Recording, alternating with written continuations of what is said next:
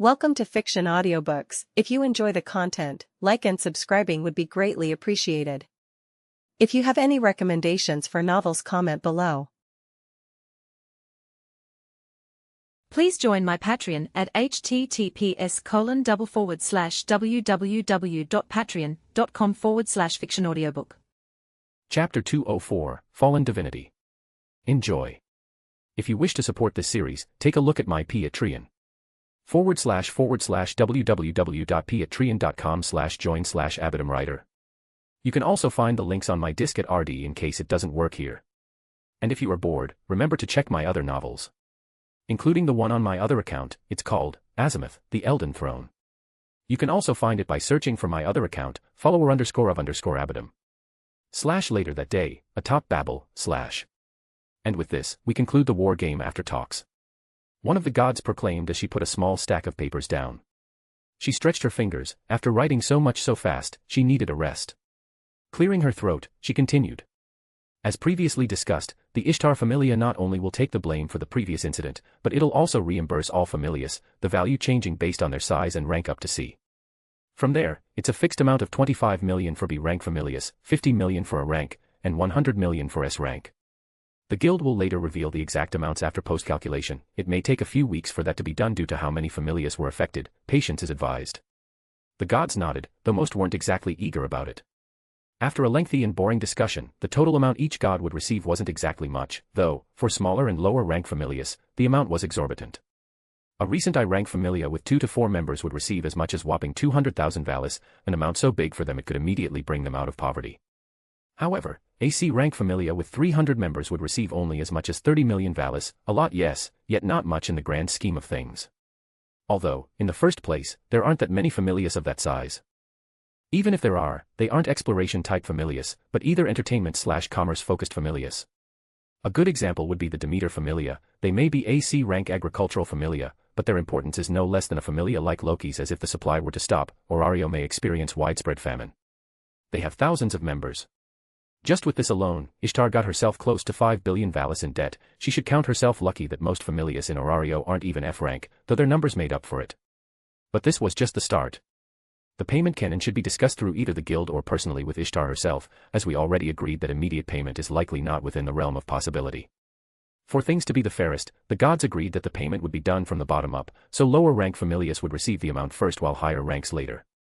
Orario would receive a massive boost thanks to this, as there were many small Familias that could make use of such money. Though if this was good or not has yet to be seen, some may question if it's good to take away the early struggle many had to go through from those gods. Growing past it was supposed to be an essential part of their lives here in the mortal plane after all. This, of course, was taken into account after Ishtar stabilized her situation and paid the person in question first. Hestia. Also, the Ishtar Familia is to immediately reimburse the Hestia Familia with 500 million valis worth of assets, not accounting property. The value can be split into multiple affronts such as armor and materials, all of which will have to first go through the guild for appraisal. Though, after some discussion, Goddess Hestia compromised and accepted a total value of 425 million as long as it's delivered by the end of the month, otherwise the deal is considered void. Adding to the list of requirements, the Ishtar Familia, starting from this day, is banned from entering the dungeon for 5 years. This includes any activities associated with it, such as the exchange of magic stones from within the dungeon and the taking of commissions. If any adventurer directly associated with the Ishtar Familia is reported to have entered the dungeon secretly, a bounty of up to 20,000 valis shall be issued by the guild and paid by the Ishtar Familia themselves to the one that reported it. In case the Ishtar Familia refuses to pay, or fails to do so within the given time, a fine ranging upwards of 50,000 valis may be issued by the guild atop the already previous bounty. Not paying the fine will result in the ordinary consequences everyone is already used to, such as a demotion in rank and further ban from taking commissions directly from the guild, this adding up to their 5-year time. The exact details will be later delivered to Goddess Ishtar for reviewing and approval. Lastly, the Ishtar Familia will have to pay a small fine to the guild for. She started to say quite a long list of infractions, such as public chaos infringement, and illegal distribution of items. It seemed all of her private business have been brought to light, and the guild has decided to show it to the world. The better word might be kick her while she was down. There it is. Ishtar. Your business is finally being brought to light. Arenas. No, I should say the guild. It isn't holding itself at all.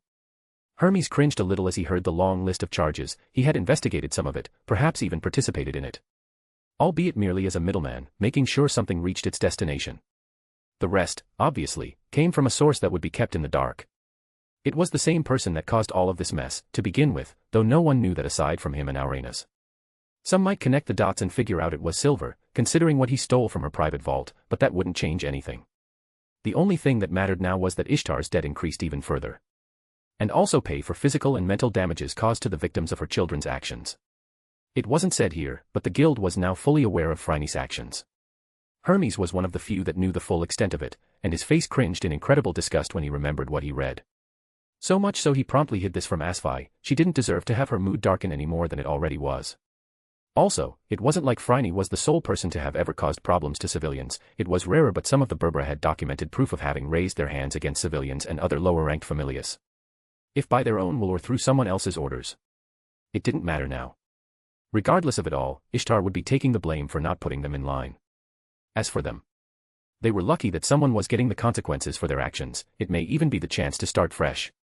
It's all on them. Tisk, Ishtar dug quite the stinky hole for herself. Loki mumbled as she looked down from her seat. Might as well call it a tomb. Looking at her face, it seems she realized she's completely and utterly over. There's no way out of this dung heap. In total, after a slight estimation, she'll have to fork out over 6 billion valis. Just thinking about it makes me shiver. She said as she shook her head. 6 billion. More than enough to arm Finn and the others, together with perhaps some of the level 4s such as Raoul with the best equipment possible, the kind of equipment that would cost over 50 million apiece. You opened your mouth to take a bite out of the meat. But the bull was still alive and well, kicking you right in the face. Now you'll forever live in the mud you so desperately tried to flee from. Given your pride, I'm surprised she hadn't ended herself yet. Back at the center of the meeting, A few extra words before we end this. Chatter, The gods were already impatient. This subject had been going on for over 2 hours already, and they were super duper bored. Enough with this already. I already understand that Ishtar is fucked, can we proceed? A rude man said as he crossed his legs. Cough. His words are a bit unsightly, but he's right, enough of this. Ishtar can take care of the rest herself. I have no need to hear the intrinsic details. I'll pass by the guild tomorrow or whenever they're ready to hear the rest. Let's end this already. Yeah. Sigh. The goddess reading the papers was also bored and tired, but she had a job to do, and with each complaint, this meeting was just pushed further. Gulp. Things are getting out of control. Hestia on the other hand tried to keep herself composed. It was hard at first, to be at the center of everything, but as time went on, she realized she had very little to say as the discussion progressed on its own. Everything she had to say had already been stated. It was now the gods and Ishtar that had to discuss with each other. Her back may be hurting from sitting on a stone chair for a few hours, but she had to. MNN. As for Ishtar, she looked terrible. Her clothes were all over the place, stained and ragged, she looked half drunk, and she smelled of booze. It seemed she had truly and utterly lost her mind and composure, to the point she drank herself to sleep yesterday, and had to be dragged here by someone. It became an all-out beating as she couldn't defend herself. No, she didn't want to. As everyone kicked her down mercilessly, she only smiled in a silly way, giggling. And honestly, Hestia felt pity. She didn't like conflict, she didn't like to see this. But then again, Ishtar kind of dug this for herself, she deserved it. So she could only sigh silently and wait for the verdict to be proclaimed. Because even if the total amount was completely absurd, it wasn't like she couldn't pay for it. Ishtar owned many businesses all over the entertainment district, and now that she had lost, many people were willing to pull her down from there. Without Phryne, she could only rely on her other warriors and Tammuz, but she knew that they wouldn't stay for long. Tammuz was loyal, but the others? Perhaps her male servants, but their loyalty was wavering, and with her current looks, there was no one to stop them from rebelling. To recover from this, she would have to give up everything she built and go back to step one where all began. Ishtar would truly be reduced to a one-member familia with a simple home, at least so if she wished to pay for all of this. Although she had many prostitutes and workers under her blessing and name, they would definitely move together with the brothels they worked at, so it wouldn't make sense for them to still be under her name when they transferred from her possession. She already saw other gods slowly extend their hands into her private territory. Even if she couldn't rule over everything within the entertainment district, she was still the sole god within it. However, it didn't seem like that would be the case anymore. The only good thing going on for her was that Tammuz was level 5, no one without a level 4 would even dare to touch her. That was why they were kicking her here of all times. It might be the only time they would ever be able to do so. No amount of dirt and secrets she had stored in her coffers would do to save her from this disaster. Even then, she lost a big portion of it as Silver stole it. Even if he wanted to, Silver wouldn't steal from her big coffers. There was no need to. After all, the money would come to him in legal ways. There was no point in making it illegal. He would be the biggest suspect anyway. And worst of all, Ishtar might just declare bankruptcy and she would be forced out of Orario without paying anything. Then everything that was said here would become useless, and the gods might become dissatisfied. It's unreasonable, yes, but people often choose someone to vent to. The same went for gods. They were also people, even if very weird by mortal standards. As for the future, the sober Ishtar would have to deal with it. The current drunk Ishtar could only stare at the ceiling with an absent gaze, mumbling something incomprehensible as her stained makeup marked her face like scars. Broken ego, shattered glory, fallen. Later, with everything out of the way. Hestia. Ishtar, you two may take your seats. We'll be starting the naming ceremony we've all been waiting for. The goddess said with an eager smile as her job was completed. She could finally take a breather. Though Ishtar will need some help with that. Commotion. The gods reeled up, screaming in ecstasy. Yes, this was the moment they've been waiting for. It was time to give a name to the fierce warriors that shone during the small time between the last Donatus and today. Although the schedule had been all messed up due to the many meetings they had, the gods would still follow the tradition. Because they simply couldn't hold themselves and wait for the next Donatus in several months, they had to scream their ideas out and let everyone hear them. Also, with several dozen Amazons making their way to levels 4, 3, and 2, it was time to choose their names as they would likely enter their familias. Someone had to absorb Ishtar's forces, right? It was no secret that many Amazons fled the entertainment district after the war game yesterday, causing quite the trouble throughout all of Orario. They had to go somewhere. Some found inns to stay at, some had people they knew, others directly joined a familia. Everyone already knew they had resolved themselves to leave the Ishtar familia. Now it was the time to fight for those girls. Many were already expecting Ishtar to be stubborn and not let go of them easily, and as such, they were willing to negotiate, which would likely be how Ishtar would make her situation less terrible. With the inability to go to the dungeon, the Berbera were useless to her apart from looking tough to the people that competed with her. Even then, without the ability to enter the dungeon and grow, Ishtar was between a rock and a hard place as it would take no time for the Berbera to grow impatient. So the best way was to drain as much value out of those girls as she could. If she could decrease her debt by a few million for each girl, in total, she might even be able to decrease her debt by $500 million, if not more. Valis. It all depends on how well she negotiates and how kind the person she's dealing with is. It may seem hard to give up several million for a single level 3 or 2, but remember, this all came to them pretty much for free. In fact, most gods were even starting to see Hestia in a very good way as now, they were technically heavily indebted to her for giving them such a good opportunity. The Hestia familia pretty much butchered the Ishtar familia, allowing all to feast upon it. She was still the big booby lowly, but she was now the big booby lowly. Just like the flatboard, who was unmistaken, Loki, her reputation had risen greatly. Just don't say that to either of them, else your end won't be a good one. With this naming ceremony, many gods would determine how people would look at these girls that were now part of their familias, so they wanted to give them good aliases. The question was, who would grab the big fish? Aisha. Out of all of Ishtar's forces, Aisha was without a doubt the one with the biggest potential. Her fighting capabilities were almost on par with Tammuz, and there was an entire level of difference between them. Her fierceness and combat ability made many gods nod in approval. They had to get her. But she vanished. No one knew where she had gone. Either way, there were a few level 4s to fight for, one less wouldn't make much of a difference. Chatter. So as the previous goddess, the host of this Donatus pulled a small stack of papers containing many faces and details. Those were the profiles made by the guild of all of the adventures that leveled up during this time. And in no time at all, the gods started their fierce debate. Sharp Bronze. Wisp of Nightfall. Conductor. As the gods voiced their cringy names forward together with the reasoning as for the why, mayhem soon took over the room as their voices mixed in with each other. Some gods like Loki and Freya remained silent, not very interested in all of this. For them, there was only one name that mattered. And of course, the best plate was served last.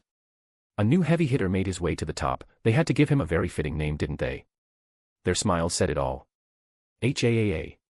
Hestia sighed as she covered her face in worry. They are incredibly eager. What do I do? If it continues like this, the name I choose won't pass at all.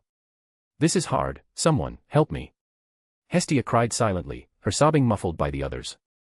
This meeting would last a little longer, the day had only just begun. And time was the thing the gods least needed. Notes. Just one more chapter before the special side chapters, with one of them being Hephaestus. That is all from me, see you later, peace. Chapter 205, The Supreme One. I like this chapter, it's a good one to stop for now as we introduce the two side chapters. This inter-chapter was the biggest I made so far as we cover many characters' POVs together with the consequences of the MC's current actions. If we put everything together, this inter-chapter was about 25 to 30 chapters long.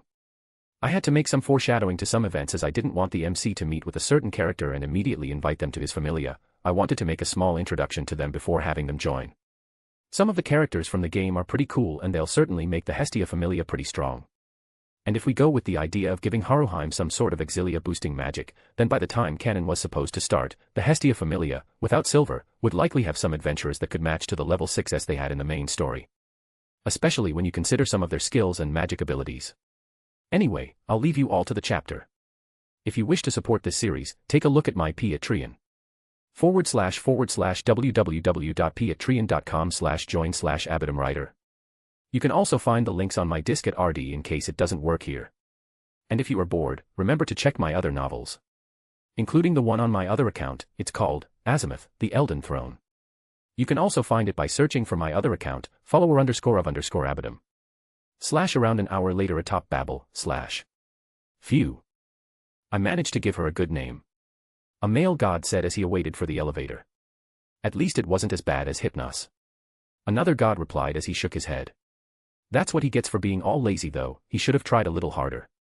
Chatter. The Donatus had ended, and the gods slowly left Babel with satisfied expressions. Most at least. As everything had been resolved, it was time to calm down and wait, to let the dust settle, and that was especially true for the guild, that now found themselves with a lot of work to do thanks to the slow deterioration of the Ishtar familia. Though the repercussions of this event would affect many for many months to come, the brunt of the matter had already ended. C. Sitting on the stone benches, Hestia rested her head on the stony benches as she sighed loudly. Her expression was heavy as she stared at the ceiling teary-eyed. She had tried to fight, but everyone's voices were so loud. In the end, she ended up defeated and her carefully built alias ended up being thrown away. Many names were proposed, most stupid, yet somehow fitting. She used her very best to refuse all of the ridiculous ones. Her friends tried to support her, but even then, there were still names that, when directly translated, would mean something along the lines of Hot Boy, Unmage, Blazing Romanticist. She mumbled as she rolled from one side to the other. I can understand where they are coming from with some of those, but Burning Fighting Fighter. I also want to know who dared to call him pimp. That one really set her off. And a few others too. No wonder the guy in question got beaten up and thrown out of the Donatus while everyone laughed at the poor. Stupid sod. Why did they even think of that? Hestia complained as she shook her legs like a kid throwing a tantrum. However, the gods had already left so no one heard or saw her. Even her close friends said that they would meet her some other time. This was because they knew what would happen now. There was someone Hestia needed to meet first. Ding. As her emotions took over her body, the elevator bell rang, indicating it had once again made its way up, its last for today. Excuse me. Someone said as he left the elevator. Calming down, Hestia raised her head, staring at the newcomer.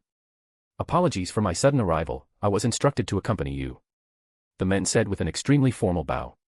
It wasn't someone she knew, but it was someone she recognized because it was impossible not to. A fat elf with white hair, green eyes, and short legs, wearing a black suit that follows the basic guild design while also being of much better quality than any other employed by it. He was very fat, but not enough for him to be distorted. He was an orderly fat person. Image. It was. You are. There is only a single fat elf in the city. It's an honor to meet you. I'm Royman Mardiel, currently acting as the guild's head. If I may be allowed to be blunt, Auranus wishes to meet with you. He said calmly and formally as he tried his best to bow, though his fat made it difficult for him to do so without losing balance. Auranus. Looks like I won't be able to escape it. Hestia bit her lips in frustration. Now that the matter had been brought forward, she knew exactly why he wanted to meet with her. Or at least thought of a reason. She was just a tad slower than the others who already realized this was going to happen. There was no point in refusing, just like how he wanted to meet with her, she wanted to meet him also, and now that he sought her first, why not go and have a talk? So without any excuses, she followed Royman into the elevator. 20. 13. 8. 2. 1. As the elevator descended, she quickly realized something strange. The elevator went beyond the first floor. Royman quickly saw this. No, he had been waiting for it. Do not fret, in order to guarantee your safety, I'll be escorting you through one of the secret passages overseen by the guild. Secret passage. This one isn't exactly a secret, many know of them. This includes Goddess Freya, Ganesha, and Loki. They just aren't used that much. However, they were constructed in order to facilitate movement and communication between all sections of the city while maintaining a certain level of secrecy. Albeit, this one, in particular, has been built to facilitate communications with Goddess Freya. They were greatly expanded after the Royman went silent, but even Hestia knew of the event he was talking about. The Dark Age, a period of death and war, where numerous gods were sent back to heaven and innocent souls were deprived of their lives. Ding slash. The elevator stopped, and it opened its doors, revealing a long stony corridor that went on and on, illuminated by many pairs of magical torches that went as far as the eye could see. This path connects directly with the guild. It is of immense importance it remains hidden, he said as he walked forward. He didn't imply anything, but Hestia understood he was asking her to keep her mouth to herself. Or at least to those she trusted greatly. So she nodded and followed. Step. But the more she walked, the more she realized her surroundings. So many magic stones. By their size, they must be at least from the deep floors. Silver had a habit of showing Hestia some of the things he acquired in the dungeon. Her job working for Hephaestus also helped her in getting accustomed to the many materials the dungeon had to offer. So she recognized it all without much trouble. Indeed, and if you noticed, the walls are also made of dir adamantite, an impure version of adamantite, as making entire corridors out of it would be an incredibly costly endeavor. Royman said as he sweated slightly. The very thought of such expanses made him shudder. They were made to resist blows of up to level 5 in strength, albeit that in itself is a stretch. Even then, despite their cost, their security is guaranteed because above us are many meters of hard stone. Royman wiped his forehead with a handkerchief as he spoke. Even then, maintenance costs are in the tens of millions. Gulp. Hestia could only wonder how much money the guild used daily. Crack. Finally, they arrived at the end of the corridor where Royman pushed a small metallic lever, and the wall moved on its own. Passing through it, Hestia was quick to notice the guild's traditional decorations that can be recognized everywhere.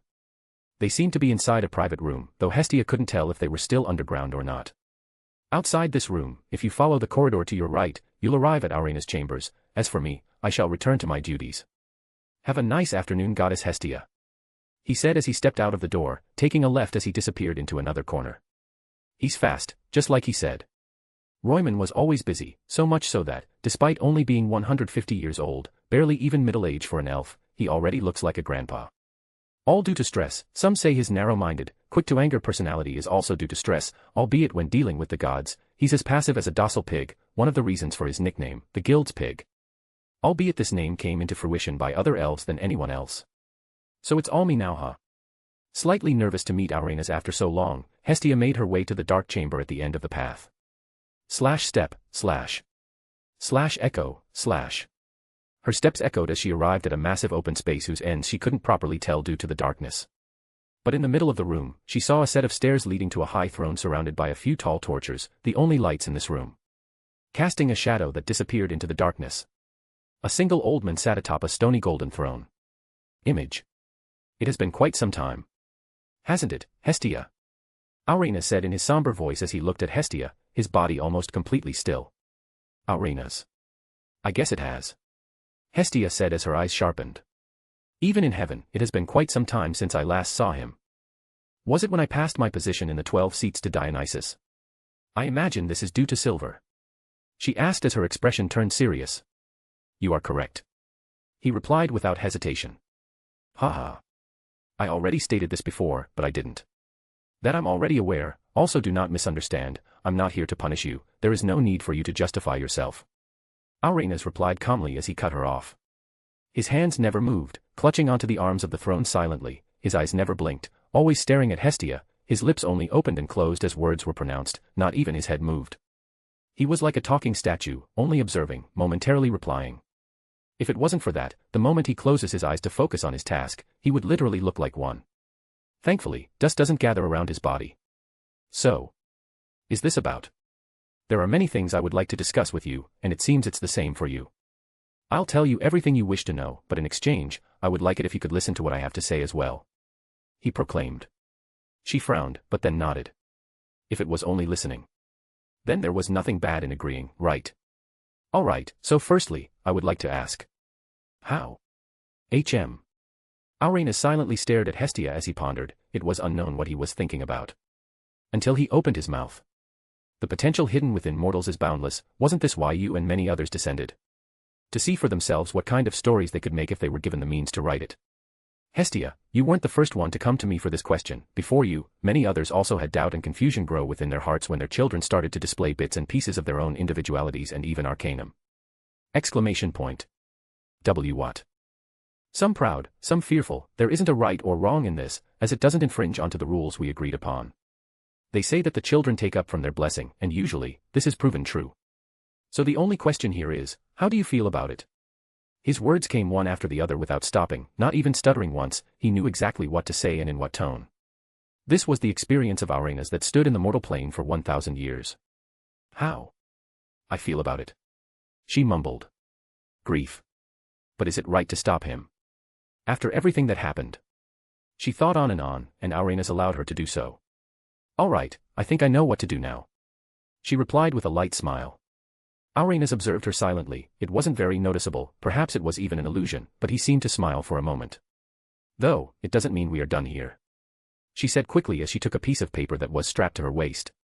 I've had a question for a very long time, and many times I considered coming here to ask it since no one could answer it.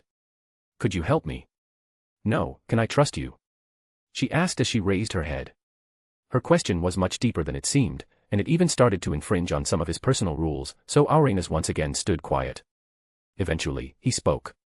I cannot promise much, however, I'll not push away someone in need of guidance, and neither will I speak of this once it's done.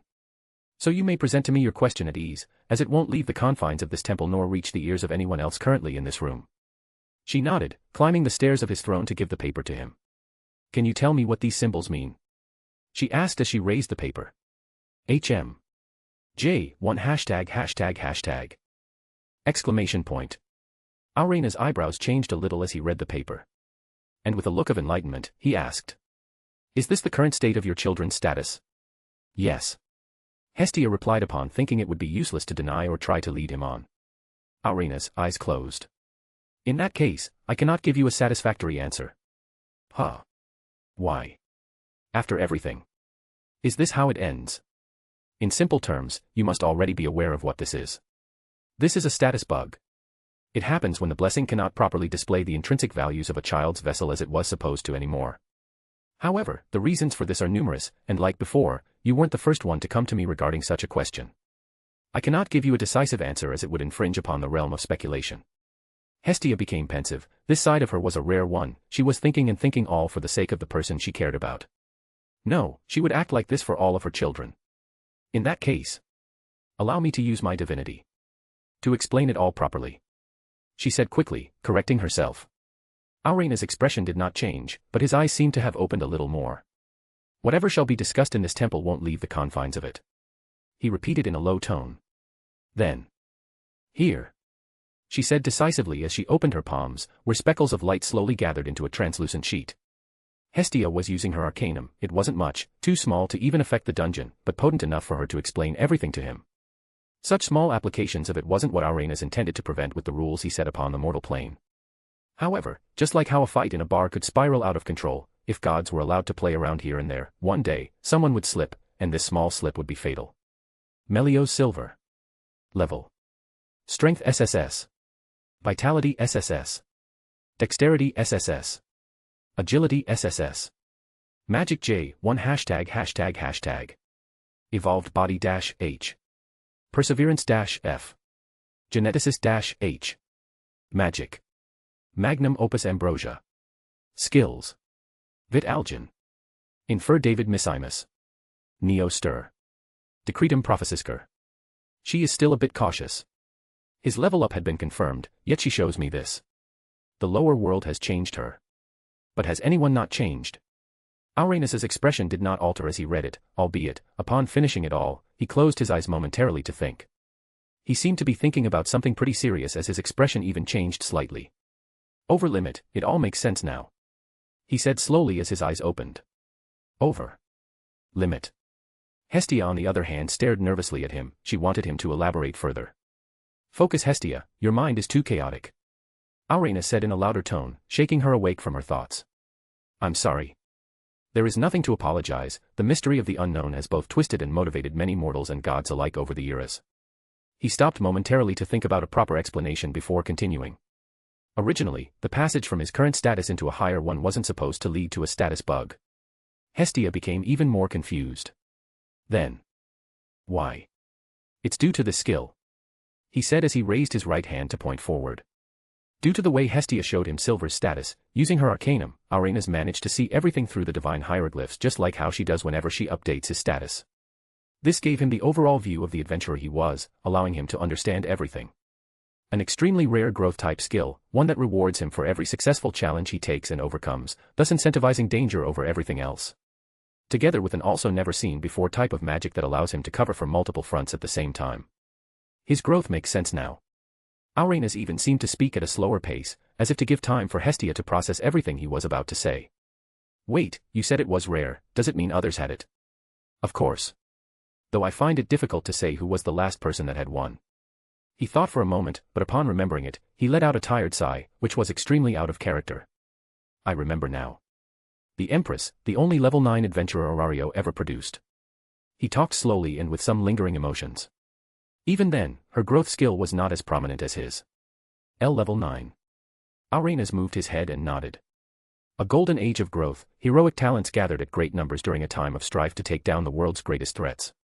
At those times where talent gathered, even the weakest supporter was borderline what is now called a first-class adventurer.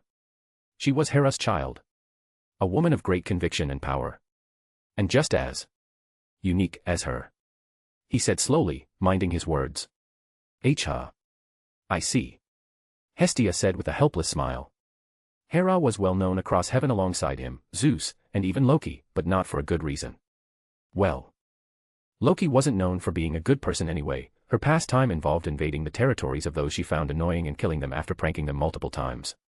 While Zeus was a worldwide pervert, or as he called, romanticist. Hera herself was a hysterical and nonsensical woman that never lost an argument. Because she always refused to admit it. So crazy even Loki would stay away. In any case, we are stranding off topic. Arenas said as he focused. Just as the skill allows him to go beyond his limits by rewarding his efforts, it wasn't what allowed him to go over the status limit most are acquainted with. His first skill is the culprit, one that heavily alters his body, and through it, his vessel's size increased, albeit not enough for him to reach these values. Only through his hard work and effort while under the effects of his skill did he manage to grow beyond that, stretching his limits. Yet, just as his skill gave him a limit higher than most, it also limited him. His voice became deeper as he questioned Hestia. You're also aware of that, aren't you, Hestia? You must have never thought he would even reach those, didn't you? She bit her lips. In the end, this was the reason why he stopped growing, and as you saw, it eventually stopped at a set value. But he went beyond that, didn't he? She asked him with a frown. Yes, that's exactly where the problem lies. His vessel was large, and his blessing had no problem displaying his status as long as it was within its bearable limits. The hieroglyphs were capable of displaying his changes as they were within the parameters set up by the gods, everything was explainable. But somehow, he outgrew it, and with his vessel changing to hold more, problems started to arise. The blessing wasn't capable of representing the values because they didn't make sense anymore, as he outgrew his vessel, but it wasn't a level up. His body had changed and it could now hold more, yet that wasn't supposed to be possible due to his skill's effect. As such, a status bug occurred. Hestia's eyes opened wide as an answer was finally given to her. But then, she grimaced, it seemed there was no way for her to fix the root of the problem. There is no need to look down in grief, there is a way to fix this problem. Really? Arenas exhaled slightly. It seems there was a lot more to discuss than what I initially thought. Arenas stated as he looked at Hestia. And indeed there was, Hestia still had many questions, and Arenas had yet to say his line to her. What did he want to share with her? She wondered. Their debate was only beginning.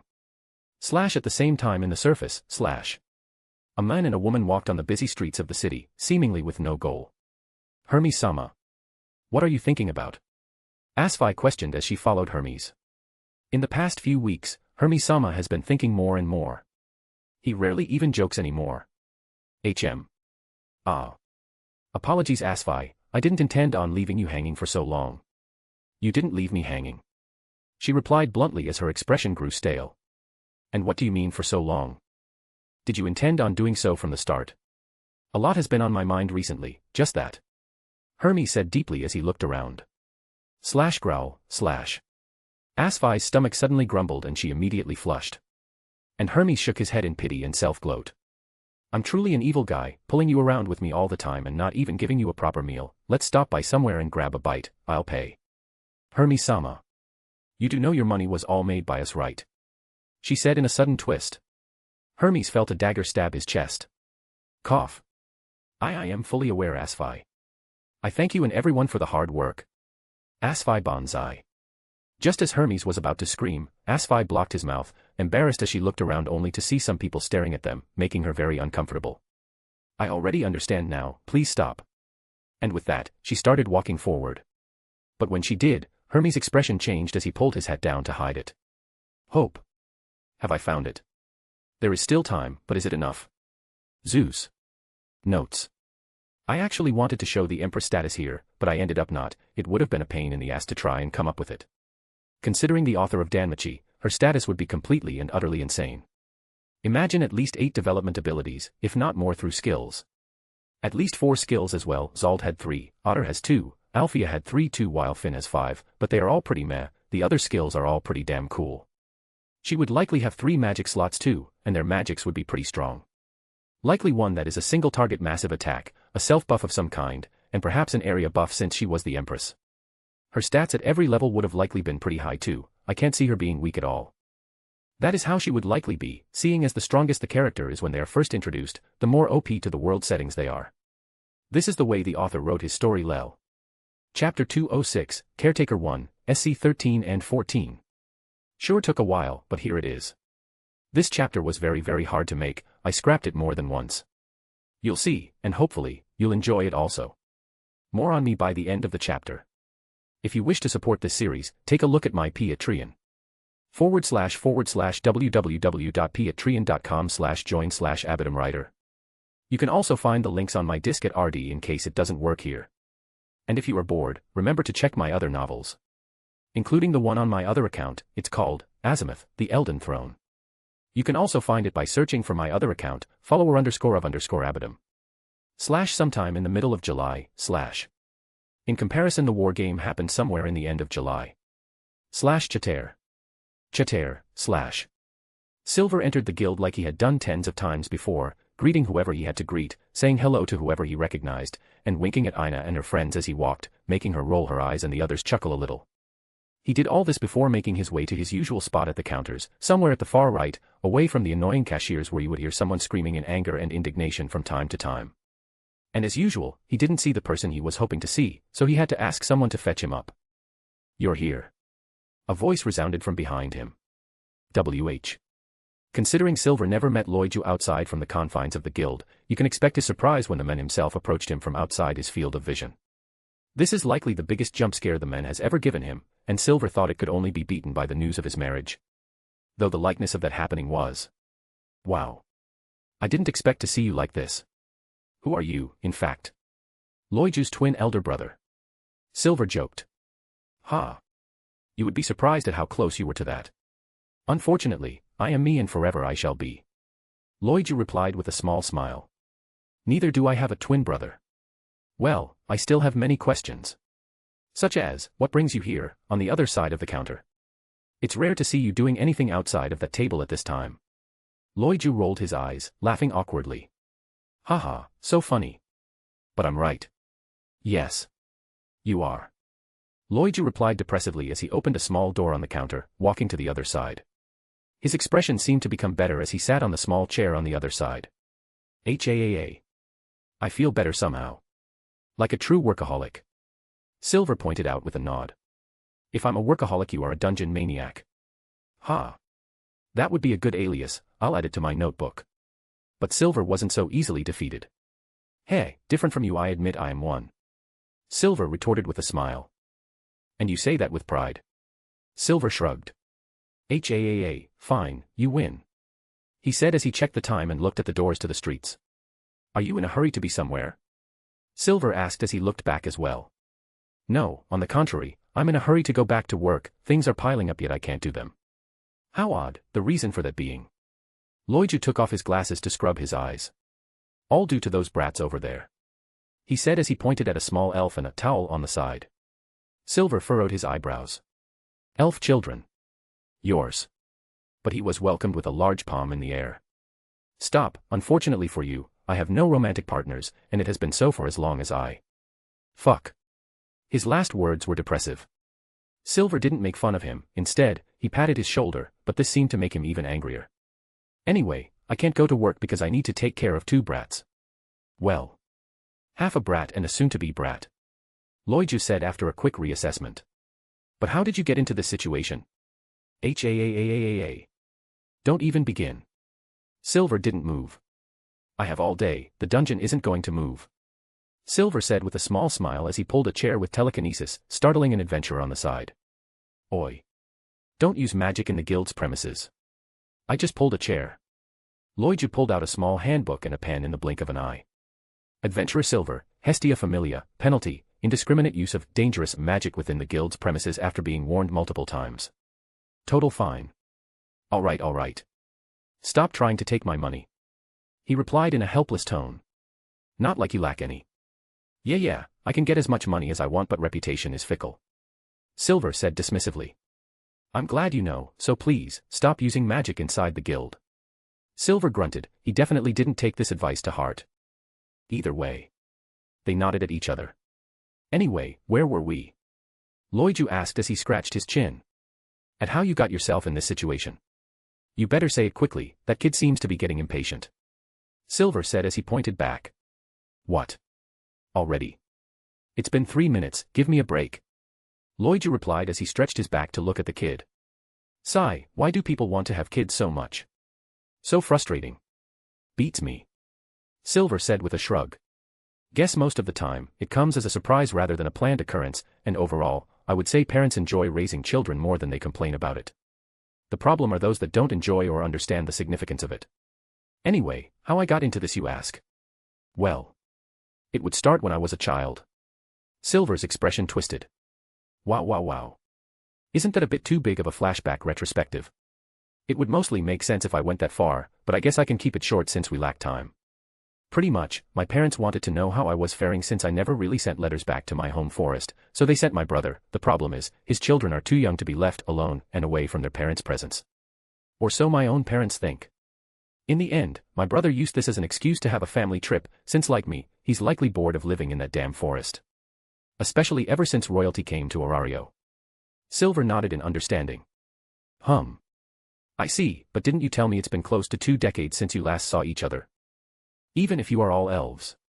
Loiju shrugged. We did talk through letters, as it's not like I have any sort of beef with them. Though when I left the forest, it left a sour taste in everyone's mouth, that's for sure. Even then, 20 years is more than enough to wash away any bad feelings between us. I did get a bit angry when I left, but that barely lasted a few months. However, I was never the sort to seek them out, never really saw the need to it. During these 17 to 18 or so years, there were 3 times where I sent them letters from my own accord, mostly because I missed them. As for them, at the start, they used to send more letters quite frequently, be it due to what happened when I left and also because they are my parents. After that, at least once every 2 to 3 years. I don't know, I just kind of reply whenever a letter comes. Silver looked at him with an awkward expression. You don't seem like the ideal child to have. Having spent that long without seeing your own kin. And it doesn't look like he's angry at all. He's a bona fide loner. Loiju looked at him with a slight frown as he pointed at his chest. Do you have a problem with that? None, though I'm sure your parents have. It mustn't have been easy to send a child away like that. Loiju had a few flashbacks before his smile vanished. It surely wasn't. I used an excuse saying I was going to find a wife. Never did though, haha. His face suddenly grew cold. I didn't. My condolences. Fuck you. They looked at each other for a few moments before Loiju continued. Anyway, my brother was here until a few moments ago. Leaving behind those little goblins. What happened? His wife. She has a bad constitution, not anything serious. Either way, when she went from the lush deep forest to the middle of a stone city full of smelly adventures. I guess you can see how her body didn't adapt well. She got weak all of a sudden and my brother's a softie, so he rushed with her outside, telling me to keep a tight look on the kids. He pointed at the other advisors before saying. They helped me for a while, keeping them entertained in intervals, but it's been over half an hour already, and everyone's full of work. My boss told me it was okay to take a time off, but that's a ruse. He just wants to find a reason to pile work on me and take out my eternal extra time bonus. His grunted once he was done, while Silver remembered this detail. Oh yeah. That. Silver shook his head. This lunatic was so ahead of his job schedule that at this point, he was always being paid extra time, so every time he lost work, he would go on a frenzy because that would mean he could permanently lose his extra pay. Because of this, his boss keeps trying to have him rest for a few days so the others can catch up and he can get a reason to reduce his pay. And once he lost it, it was difficult to say his boss would allow him to accumulate such extra hours again. Sigh, it was also very hard to keep the subject of a wife away. Is that really important at this point? Silver asked with a complex expression. Of course it is, without that as a shield, and now that my brother is flaunting his married life to me, if I don't have something to back me up as my parents won't leave me be. Even then, it's not like they can force you. Unless they also come. This bastard likes to joke, but it seems he still has his own pride. Old elves are patient, and at the same time not. Silver nodded. So, what do you plan to do now? What else can I do but wait? Wait a minute. He looked at Silver. And Silver immediately understood what was going to happen. Bro. I don't. Loiju held his hands with fierce determination. Make me a favor. Loiju then looked rather pitiful as he made the most lackluster weak expression he had ever seen. It's not like I did anything for you, after all. Like drinking until I fell unconscious. And going to the... Fine. Just stop talking. Silver said as he face-palmed. Thank you. With a smile on his face, Loiju's expression suddenly twisted. Just saying, no dungeon. What? Who do you think I am? Why would I bring children to the dungeon? Silver replied as his smile started to break apart. You are a tad too unpredictable for my tastes. I have my principles, man. It was Loiju's turn to shrug. So. We have a deal. He asked as organized some papers. How long do I need to take care of them? About an hour. That should be enough for my brother to come back with his wife from a nearby pharmacist. There are quite a few nearby, not like that's a problem. Is your brother rich? No, why do you ask? Silver rolled his eyes, taking his pouch on his waist, and dropping it on the table. This is money. The pharmacists in this area are quite expensive. I don't think you brought any money with you, did you? I rarely bring so much with me. But you're right, I overlooked that detail. My brother would likely not have enough with him at the moment. Or if he had, he might burn through his travel expenses just like that. And it would be too awkward to leave to grab some money at my home. Yeah, I should go after them to make sure they're okay. I can't keep quiet now. Thank you, I'll visit them right away. Try to find them at least. For now, you keep watch on those kids for me. I'll pay you back when I return. I just need to talk with someone first. Won't you introduce them to me first? Ah, right, I forgot. This guy looks like that type of parent that would go to the market, leave, get home, only to realize he forgot his kid in the ball pit. Loiju led Silver to the small table by the window where a small elf child, likely a 6 to 7-year-old, sat grumpily, swinging his tiny feet as he awaited for something to happen as if he had been disciplined. On the other chair, a small wooden casket with a tiny baby clad in blue towels was currently located. The baby slept soundly, unaware its mommy wasn't nearby anymore. It was very cute, both children in fact. The child's grumpiness and his tiny sharp ears made many female adventurers whisper as they moved on with their day. Uncle, did you bring the sweets? The boy asked with a frown. Sweets? Loiju asked as he started to sweat. Shit. I forgot I made a half-assed excuse. Sorry but I want sweets. This kid. It's all due to my damn brother. It was obvious this was going to happen. How can you be so careless and give a poor elf child candy, one that likely never ate such things in his entire life? Loiju had already lost his patience. He would surely be a terrible dad. Man, that's not how you do it. Silver whispered as he touched his friend's shoulder. Who? The child asked, a little apprehensive. This is Silver, the adventurer I'm charged with. The child didn't really seem impressed. For an elf, much less a child, it seemed odd that he wasn't interested in the famed adventurers. Though at the same time, elven forests were normally isolated from the world. Albeit, as he looked at this kid, Silver cringed a little as he remembered what the Kratso did in the extreme north next to the Empire. He shook his head in the end, focusing on the child. We brought you the sweets, there's no need to fret, your uncle always keeps his promises. Silver said with a smile as a bag of paper appeared in his hands out of thin air. Exclamation point. The strong scent of the sweets was obviously captured by the child, who immediately grabbed the bag without any embarrassment. Munch. It immediately started to munch on the small biscuits without caring in the least. Why do you have such a thing? Loiju asked with a frown. I also eat okay. Is it weird for me to bring biscuits around? Silver retorted. I was going to eat that later, not a problem anyway, I can just buy more later. He isn't wrong. Unfortunately. Loiju didn't reply, he should have expected it, who knows what Silver brings with him. Little Hyge. I'm sorry but I won't be able to keep you company. So you would mind going with my friend here for a while? He looked at Loiju and said. Don't wanna, gotta wait for mommy. You. Sigh. Loiju's head dropped. Silver thought he was rather weak, such little patience for something so simple. It's not like we need to leave. But I can't keep giving the kid food to pacify him. In the first place, can't Loiju just go with them after his brother? Seems a bit redundant to drag me into this situation. Regardless, it's not like this is going to affect my schedule. So he once again touched his shoulder, displaying his incredible power. Do you want to go eat some jagamarukan?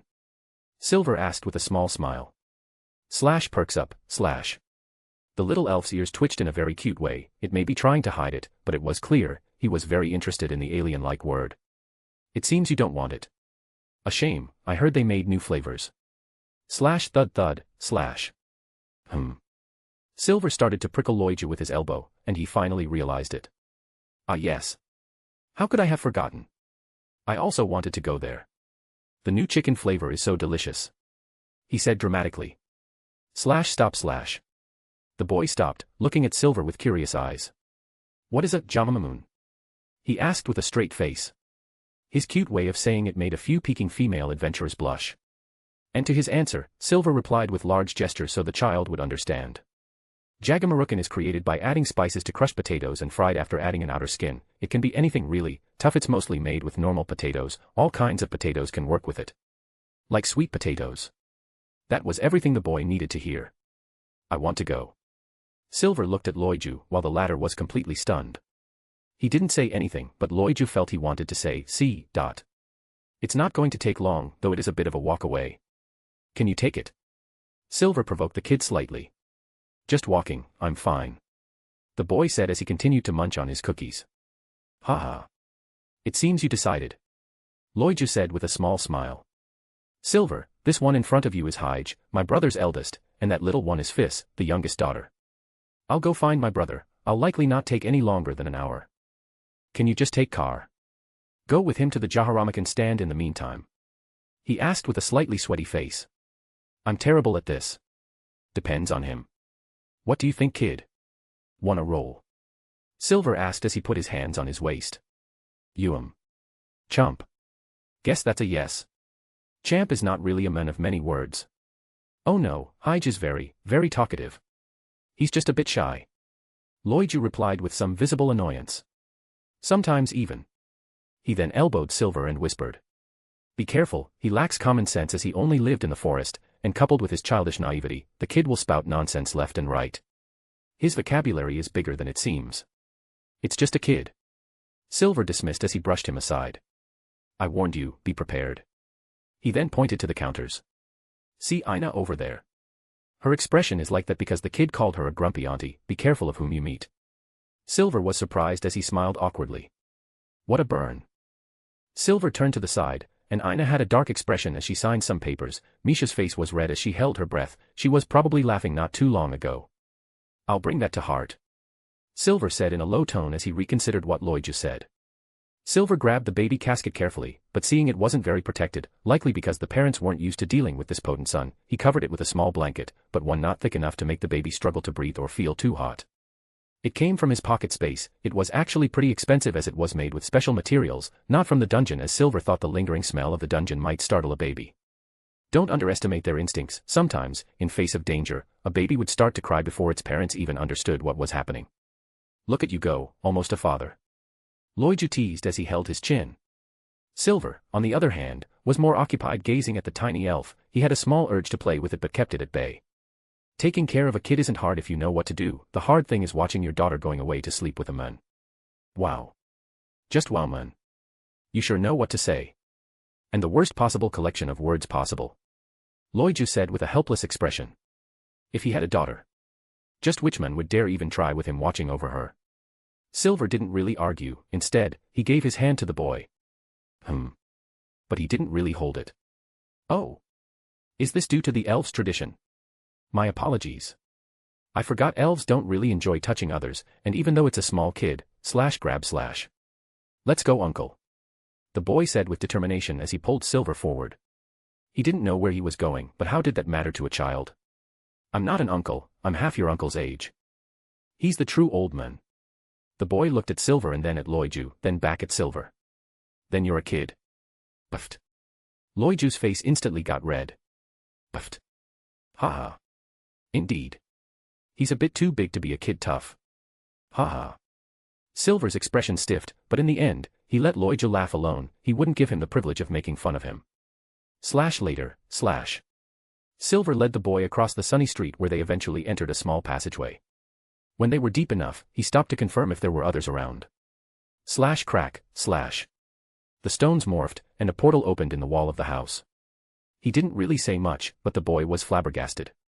They eventually crossed the portal and the boy stared back in disbelief as the stone gate closed. Let's go, the stand isn't too far away. Wait. What was that, uncle? First, I'm not. Whatever. I don't care about being called an uncle anyway, I'm not that petty. Much less with a child. That was my magic, Hilly. He said with a small smile. Oh. The boy seemed excited. What a change. Are you interested in it? Yes. It seemed he wouldn't be able to keep this short. Fine, let's talk about it on the way, but you must promise me to not talk about it with others, okay? Magic is very important for adventurers. So this was the key. My job is 10 times easier now. Why, yes. So. What you just saw was my iconic magic spell. Teleportation. Silver led both Hilly and Fizz across Orario until they finally arrived at the stand. There, he proceeded to go and buy several flavors of the stuffed potatoes before sitting at a bench with them. Well, only one, the other was still mostly sleeping. What a heavy sleeper. Silver though, not even a single reaction throughout their entire adventure. Apart from a few gazes from a few ladies in the park, Silver's time in there was pretty uneventful. Until he decided to cause some mischief. Hey kid, who do you think is the prettiest elf in the world? Pretty. The boy seemed to understand what the word was, so he went into deep thought before saying. Grandpa Sesei's daughter is pretty. At least the others say that. Oh. How does she look? A relative, or is it the kid calling an old man grandpa? She has reddish-green hair. A few freckles on her left cheek. The boy gave a long description of the girl. It was quite impressive at how precise he was, together with his vocabulary. Or perhaps, because he was a kid he had fewer things to think about so it was easier to explain. In the end, Silver pictured what she would look like, so he drew a light image of her in the air, shocking Hyde once more. Does she look like this? And no. They spent the next 10 minutes trying to fix the image until Hyde said. This is it. Sister, sorry. No image for you. Silver stared at the image. It was indeed a very pretty elf. She's pretty good, but I know a few pretty elves myself. Silver looked at him with a smile. What do you think? How about we hop around as I show you the pretty elves of Orario? Now that's a dynamic way of taking care of a child. Hyde didn't seem interested in this at all. I'll buy you some sweets on the way. Silver proclaimed as he used his trump card. Yes. Silver thought it was a tad too easy. Of course, where to begin if not? Hostess of fertility / Something smells good. Hyde said as he sniffed the air cutely. Of course it does, there are many pubs on the street. Silver said as he scratched his chin with his forearm since both of his hands were occupied, one holding Hyde's hand, and the other holding the basket. Shall we go in? If you still have some space, we can even order something to eat. Though I doubt it, kid already ate 300 grams of street food, if he can eat any more I'll applaud him. Creak. He opened the doors, getting inside with a slightly devious smile. Chatter. Chatter. Noisy. Hyde commented as he rubbed his ears. That's how an adventurer pub usually is, even at this time. Though it's rare for them to open at this time, considering it's 9 in the morning, they usually open after 11 for lunch and then close again before 13 to prepare for the hush hours after 5. But Mia wanted to do something different for a while, albeit I don't think it'll last long. Though the noise isn't good for an infant. Without anyone noticing, Silver cast a small bubble around the baby, preventing sound from reaching it and the contrary. He could easily hear everything the baby did. Of course, it would be irresponsible to be isolated from the child like that, but he was making everyone a favor by making sure the baby slept soundly. Silver looked around, thinking where he should sit, and he easily found it, his usual spot near the counter. Come. he said as he pulled Hige. He quickly found a spot to sit, putting the basket on top of the counter carefully while he helped little Hige sit on the tall chairs, like a father. Shine, slash. With a bit of magic, he morphed the seat so Hige wouldn't slip out, and just like that, a personalized seat for a child was made. Hige was completely entranced by the process, however. Tap, slash. Well, I didn't expect to see you so soon. Much less like this, Mia said with a small smile as she approached him. From their perspective, no more than an hour ago, Silver had passed through the pub to talk with them on his way to the dungeon. Thankfully, today, Seer hadn't made a bento for him, otherwise, it would have been pretty awkward to come back like this all of a sudden. But the weirdness of the situation was still there. Yours? She asked with a teasing smile. You jest, I'm not that good. Silver replied awkwardly. Some things happened, and I'm now helping a friend. This is Hige, and this sleeping girl is Fizz. While he said that, she gave the small kid a gentle smile. Hello. Hige said with a small nod as he waved his hands cutely. Once again, a few adventurers found it very cute. Zzzzz. The baby didn't do much. It kept sleeping away. Mia seemed to soften considerably as she looked at the two of them. Below all the toughness, she still had some soft spots. Even then, she didn't do much apart from staring. Perhaps she felt she was too old, or too young to play with kids like that. Will you order anything or just? How about a small plate? I'll still go to the dungeon later, albeit late. I still have to work, so eating sooner shouldn't be a problem. I'll divide the rest with him. Bois. As he asked for his food, the baby girl on the basket woke up, immediately starting to cry. But as he planned, no one apart from him heard it, albeit Mia seemed to notice the change. Silver carefully took her from the basket, holding her in his arms, but she only seemed to cry harder. I can't hear it. Mia soon noticed how weird it was to not hear the baby. Sorry, to not startle her and everyone else, I'm controlling the sound around her. Though it doesn't seem that changed anything. Where's her mother? Mia asked with a frown. Hopefully recovering, she had a small lapse of strength not so long ago. And her father ran away with her to a pharmacist, leaving them with my friend while he was in the middle of his working time. The rest of it you can kind of imagine. How irresponsible. Mia said with a grunt. I do agree in a sense, but given he was with his family, leaving your children with them isn't really supposed to be irresponsible. He can't really run while carrying a baby and his young child while also supporting his wife. That's true. Mia said as she exhaled slightly. As he talked, Silver tried to calm her down. He even used his abilities to try and soothe her, such as playing a calm sound only for her ears, or trying to reduce the strong smell in the background. Though he feared the only thing that was causing the girl to cry was the lack of her parents, and for that, he couldn't really do much. He never saw them, so he couldn't try to replicate their presence, smell, or warmth. The baby wasn't hungry, didn't seem like it, much less popped its pants. But he had an idea regardless. It may be a bit strange, but do you have milk? I do have something light enough to feed one. I'll add it to your bill. She said with a small smile. Ah yes, you wouldn't be you if you didn't. What they say? She asked with a fierce glare. You're stunning today. Glib tongue. Mia left after taking his orders and to fetch some milk, though she wondered how he was going to feed the baby. In the end, there was no need to worry as Silver controlled the wood to create a makeshift baby bottle. This action wasn't missed by a few girls around him. Not long later. What about her? Silver asked as he pointed at a pretty adventurer on the far right of the pub. 4. Your standards are sure high. What about that Palom over there? She looks like Jeremy. Who's Jeremy? The son of the neighbor. How old is he? 12. Damn. The kid's roasting left and right. What about that cat girl over there? Silver asked as he pointed at Chloe. As if noticing the gaze, Chloe turned her head to notice a rather bizarre sight, Silver holding a small baby elf that had just gone to sleep, and another elf child cutely gazing at her with his blue eyes. She had already noticed them before, but now that they were looking at her, she felt it was her chance to approach. Naya. Her tail moving in interest, she moved close. Hige said cruelly. Huh? Why so low? I don't like her gaze, makes me remember the old lady from across the tree. Mother said she's a baddie. The definition of baddie sure depends on race and age, huh? Hi, Chloe said smugly as she approached them, her tail waving in the wind. Hige tried to move closer to Silver, somewhat uncomfortable around the girl. Chloe felt awkward. Had she done something wrong? So she turned to her target. Your son? She asked playfully. A bit too soon for that, I'm afraid, son of the brother of a friend. That is quite the title. It's a strange story. Silver said helplessly. They're quite cute, care to share your names? She asked as she looked at Hyge, her tail moving in the air. Come on Hyge, tell her your name. Silver said as he patted his head. Hyge. Naya. I. But before she could say anything, Silver shook his head. It likely wasn't a good idea to play with Hyge. If she wanted to interact with him at all, that is. So Chloe shut her mouth. He looks quite different from the usual. Interacting with a child does bring out a different side in each of us. Albeit they talked and played a little, in the end, her duties called her, so she had to regretfully leave, despite doing barely anything at all. She's gone it seems. Silver said as he placed Fizz in the basket again. Phew. A single streak of sweat fell from his forehead.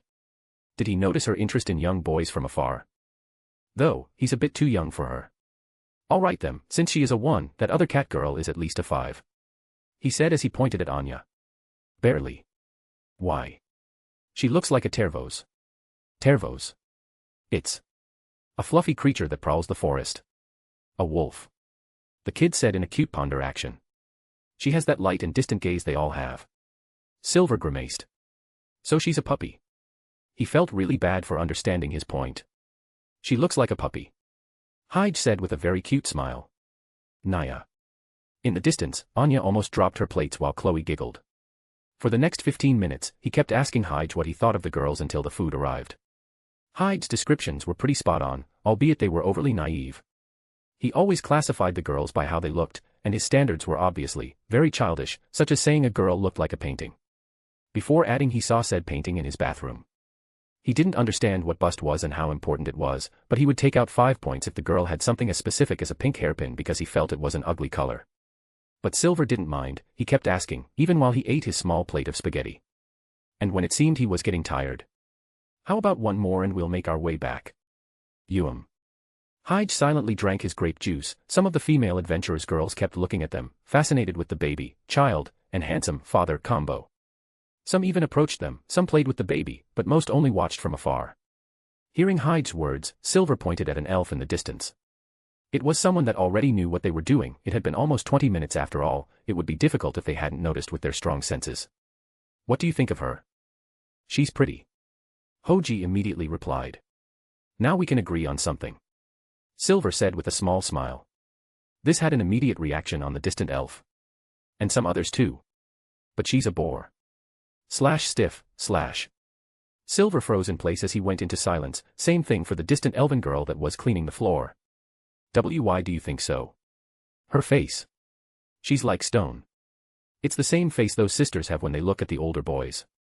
Mother also has that look when she sees Auntie. Her hair is beautiful too, I like the color. Oh. She makes me think of what my mom tells me. What exactly?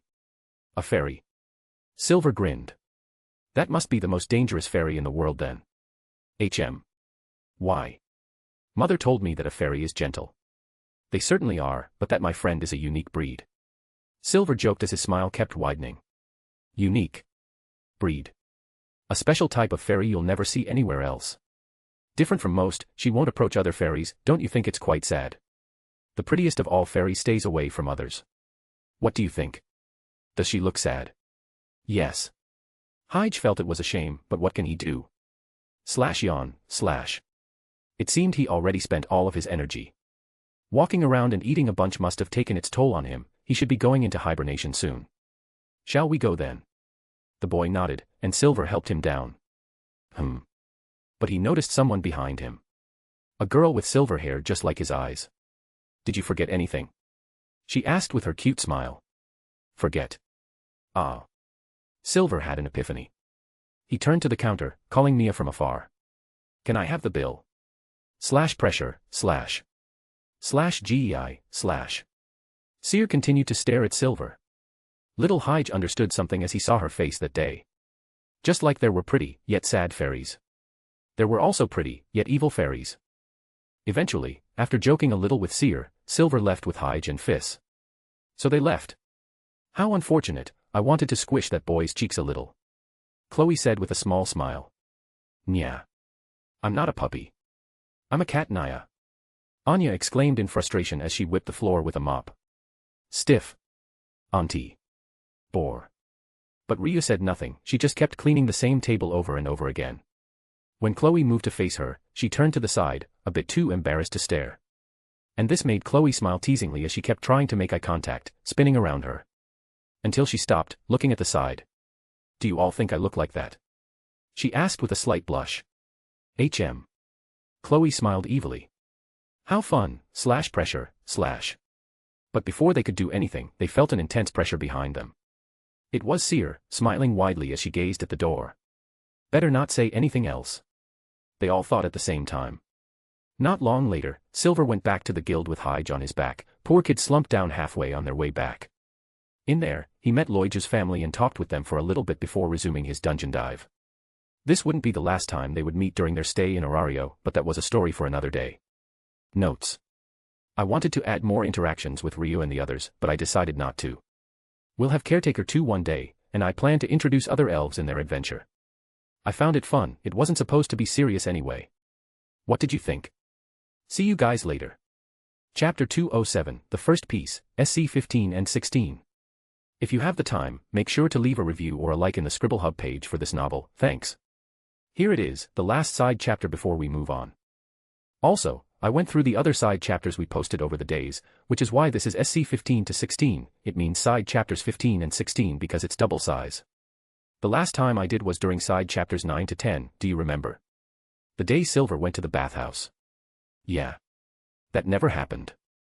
I am unsure if this is precise, there may have been one side chapter that fled my search, but that's not a problem anyway, it's just a way to properly see how many we did. Around 16 chapters of side chapters in a 210 chapter long novel, well, it would be more appropriate to say 9 chapters or something like that since many of these side chapters were double or even triple the length of the usual chapter. These side chapters' main objectives were to expand the world in a fun way while also exploring other characters and situations in ways we don't usually see in the main story. Anyway, I'll be going now. Make sure to check the end of the chapter for images, I made more. If they are not there, give it a few minutes, in the meantime, you can think about ideas for images. That is all, peace. If you wish to support this series, take a look at my Patreon. www.patreon.com/join/abatumwriter. You can also find the links on my disk at RD in case it doesn't work here. And if you are bored, remember to check my other novels. Including the one on my other account, it's called Azimuth, the Elden Throne. You can also find it by searching for my other account, follower_of_abatum. Let's go back into the past, on the morning right after Silver's and Loiju's adventure into the entertainment district. The day they ripped off all casinos lol. Chatter. Chatter. Inside the guild, the traffic slowly increased as more and more adventurers woke up, making their way to the dungeon, and stopping by to gather up their commissions and also to hear the latest news of the dungeon. Being up to date with all sorts of occurrences such as, if there was any expedition from the big Familius, or if there were any signs of an irregular. Though, as per usual, there was nothing out of the ordinary. Yawn. Amidst them was a man with silver eyes, waiting patiently by the counter, striking a wink at a busy half-elf, who was too absent-minded to react to his actions as she approached him with a tired expression. Another all-nighter? Silver asked, noticing that Ina was holding a large coffee mug, clearly full of steaming black goody, bitter to the end, but that was how she liked it. Although that was a lie, she only drank such strong coffee because it kept her awake, it wasn't for the taste, much less the smell as some might say. Her eyelids were heavy, and dark circles stained her pretty face, the usual Ina as many may point out. Is it that obvious? She asked in a tired and slow voice as she stared at her reflection in the coffee. Well. Your face says it all, you should splash some water in it when you have the chance. Ina frowned. Rude. But Silver shrugged. Being flowery won't recover your energy, nor your mood, will it? He said dismissively as he rested his hands on the counter. Would you even appreciate it? Or would you like me to say my pickup lines? He said with a slight smile. I have several good lines. See. Slurp. Silently drinking her coffee, Ina looked rather pitiful. Despite it all, it's rare seeing you not doing work, something happened. Well. But before she could answer, Silver raised his hands to interrupt her, saying. Let me guess, you were literally kicked out of your chair and told to relax despite not finishing your work, and being the serious person you are, you refused, this caused some trouble, and your superior came to see what was going on, and this resulted in your current situation. Silence. Did you read my mind perchance? She asked with a frown. He's like Misha in this sense. But he's an overachiever like his advisor. Not that I can complain given my position. Aina. It's not like this is the first time this has ever happened. Silver pointed out with a smirk as he looked around. You talk as if it was common. The fact it has happened more than once is already strange. Fine, you win. Slurp. Drinking her coffee, she turned to him. What about you? I'm waiting for that elf of course, as per usual. It seems he isn't here in the front, not a problem anyway, as I can wait. Loi Juha. Do you know what happened to him? What do you mean? The only thing that could have happened to him is an upset stomach. He didn't really drink, much less eat a lot, though he tried some different things. And the aphrodisiac of course, although he isn't intoxicated anymore, it might have caused some indigestion. If it's just that, I can help him with that, it's the least I can do after dragging him around. Well. He's been a bit distracted today. Distracted? How so? It's like. He's always thinking of something to the point he's neglecting his surroundings. Silver scratched his chin. So he's pensive and overly distracted. Pretty much. I think I know what's happening. Silver said with a smile. You do. It isn't really much, he must be thinking of what we did yesterday. Yesterday.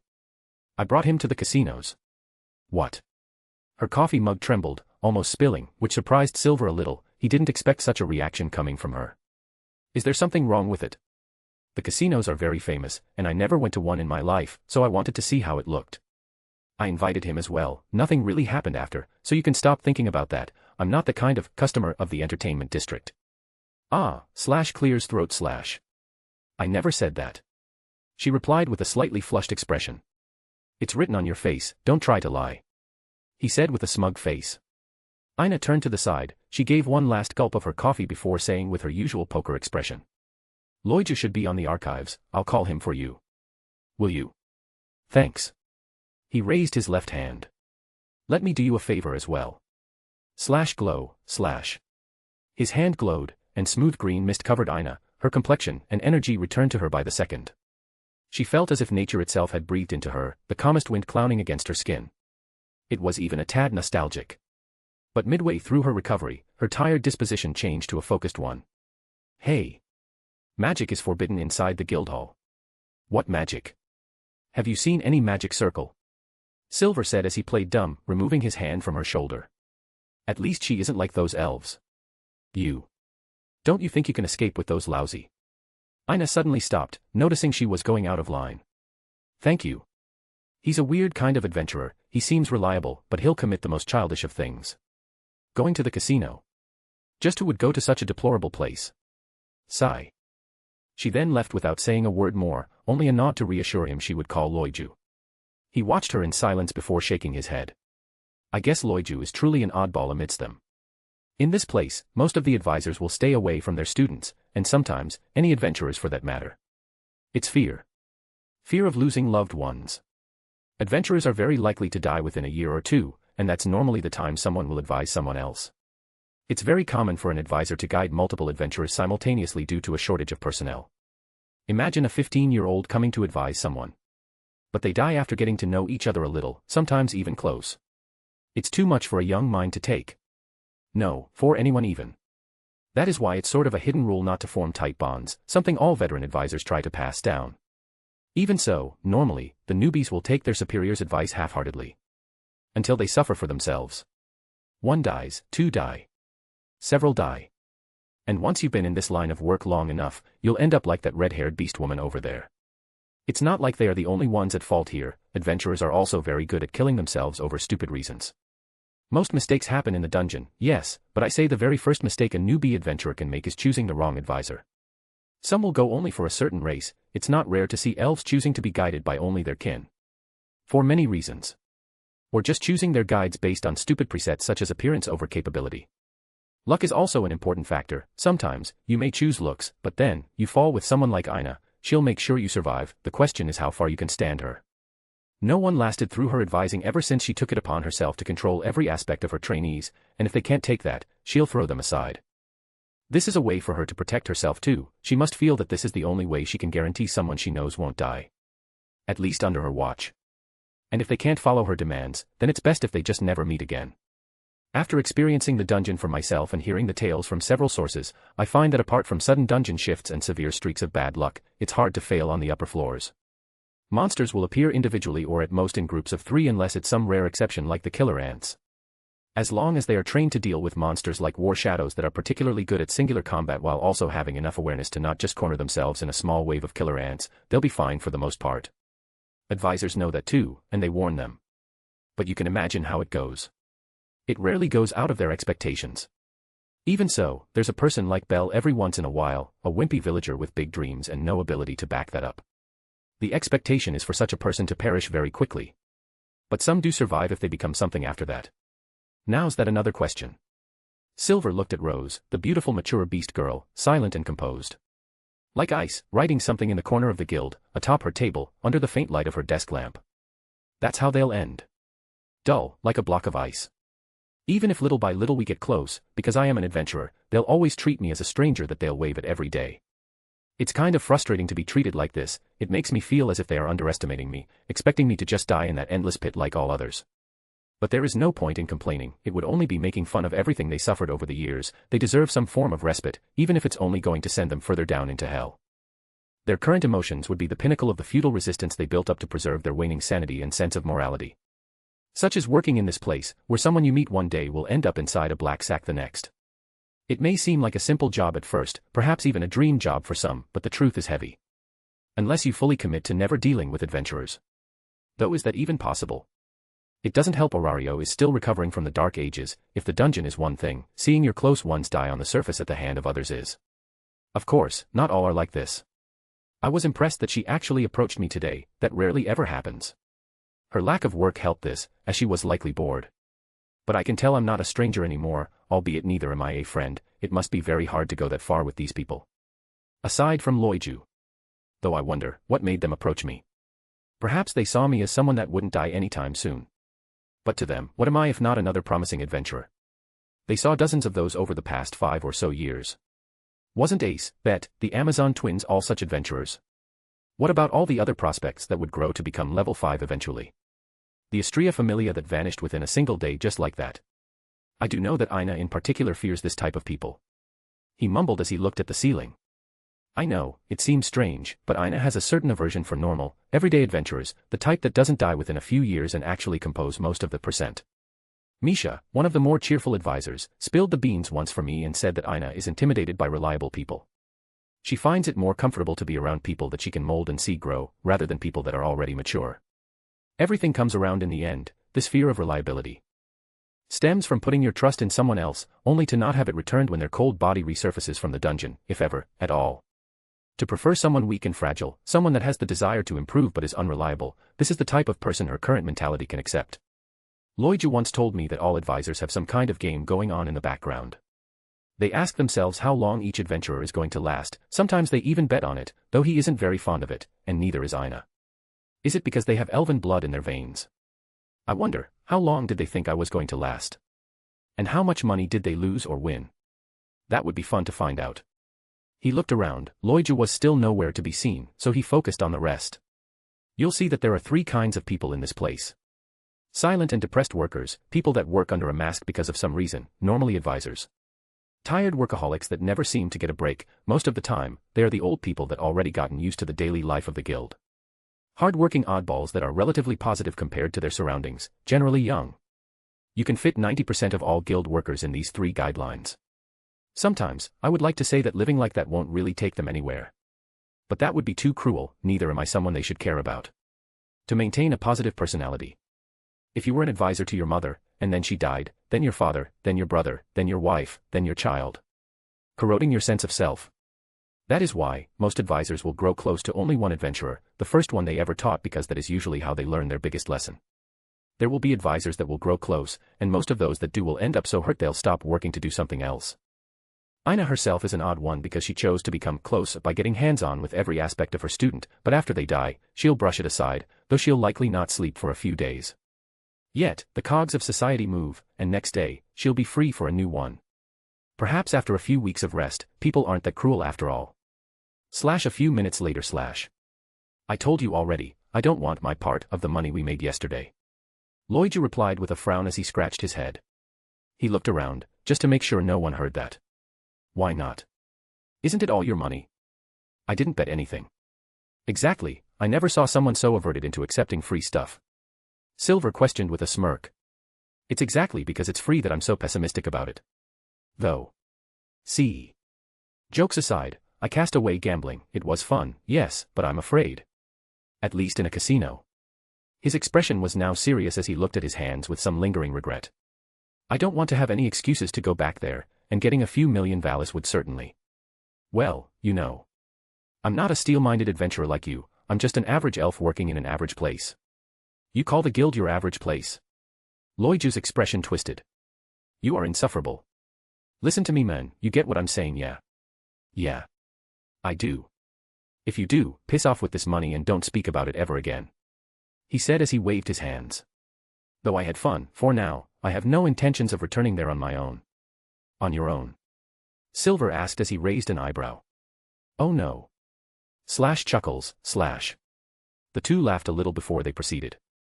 Though, you'll be paying for all food from now on. Loiju replied as he adjusted his glasses, making them sparkle light onto Silver's face. Silver stared at him with an emotionless gaze. Care to repeat that? You heard me fully, mister. Millionaire, food, you. I'll give you a discount and go with a decade. A decade, you say? This son of a. He's a failure to elven kind. Silver was about to refuse, but he thought of something before smiling genuinely. Sure. You will. You know that was a joke. I'm being serious. Silver turned around, saying. For the next decade, all food on me. Just to make sure, I won't allow any extensions, 10 years and that's it, make sure to mark it on your calendar.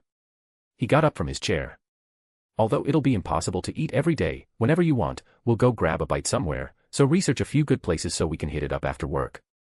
With a slight smile, Silver left the guild waving his arm in a carefree way. 10 years. Loiju looked at the outside through a window. How much will everything change by then? Loiju grabbed the papers on top of the table and organized them quickly before shoving them beneath his arm, turning around to leave the counter. He understood the meaning of his words now. It wasn't a bet anymore. It was a promise. On this exact same day, they would be there, somewhere, eating food, and on that day, he would pay him lunch. Until then. Loiju. Someone called for him. It was a man with a heavy and serious voice.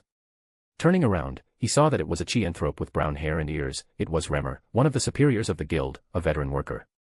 Don't let his appearance fool you. Remmer has been working in the guild for close to 3 decades. He may look to be in his mid-30s, but that is only due to how kind time was with him. Had he actually chosen a more simple and carefree job, he might have looked even younger as stress had its hand on him. A good example of how stress can affect you is by comparing the 100-year-old Reveria with the 150-year-old guild head. One looks to be in their mid-20s and the other in the late 60s. Are you still not going to listen? Remmer asked with a worried frown. Loiju, however, brushed his hand off as he replied with a small smile. I understand your concerns, but this is how I wish to be. Just. Don't be so cruel to yourself. Remmer said as he touched his shoulder. Cruel. Cruel is how you all live. Remmer didn't deny it, but neither did he agree. Seeing the conversation had awkwardly stopped, Loiju looked at the entrance of the guild and said. Honestly, I'm more concerned about just what sort of creature would be able to take that guy down than in anything else. Question mark. Passing by him, Loiju smiled. You'll understand one day. Slash outside, half an hour later, slash. Well, here I am again. Silver raised his head to look at the faint smoke rising into the skies. Slash clang. Clang, slash.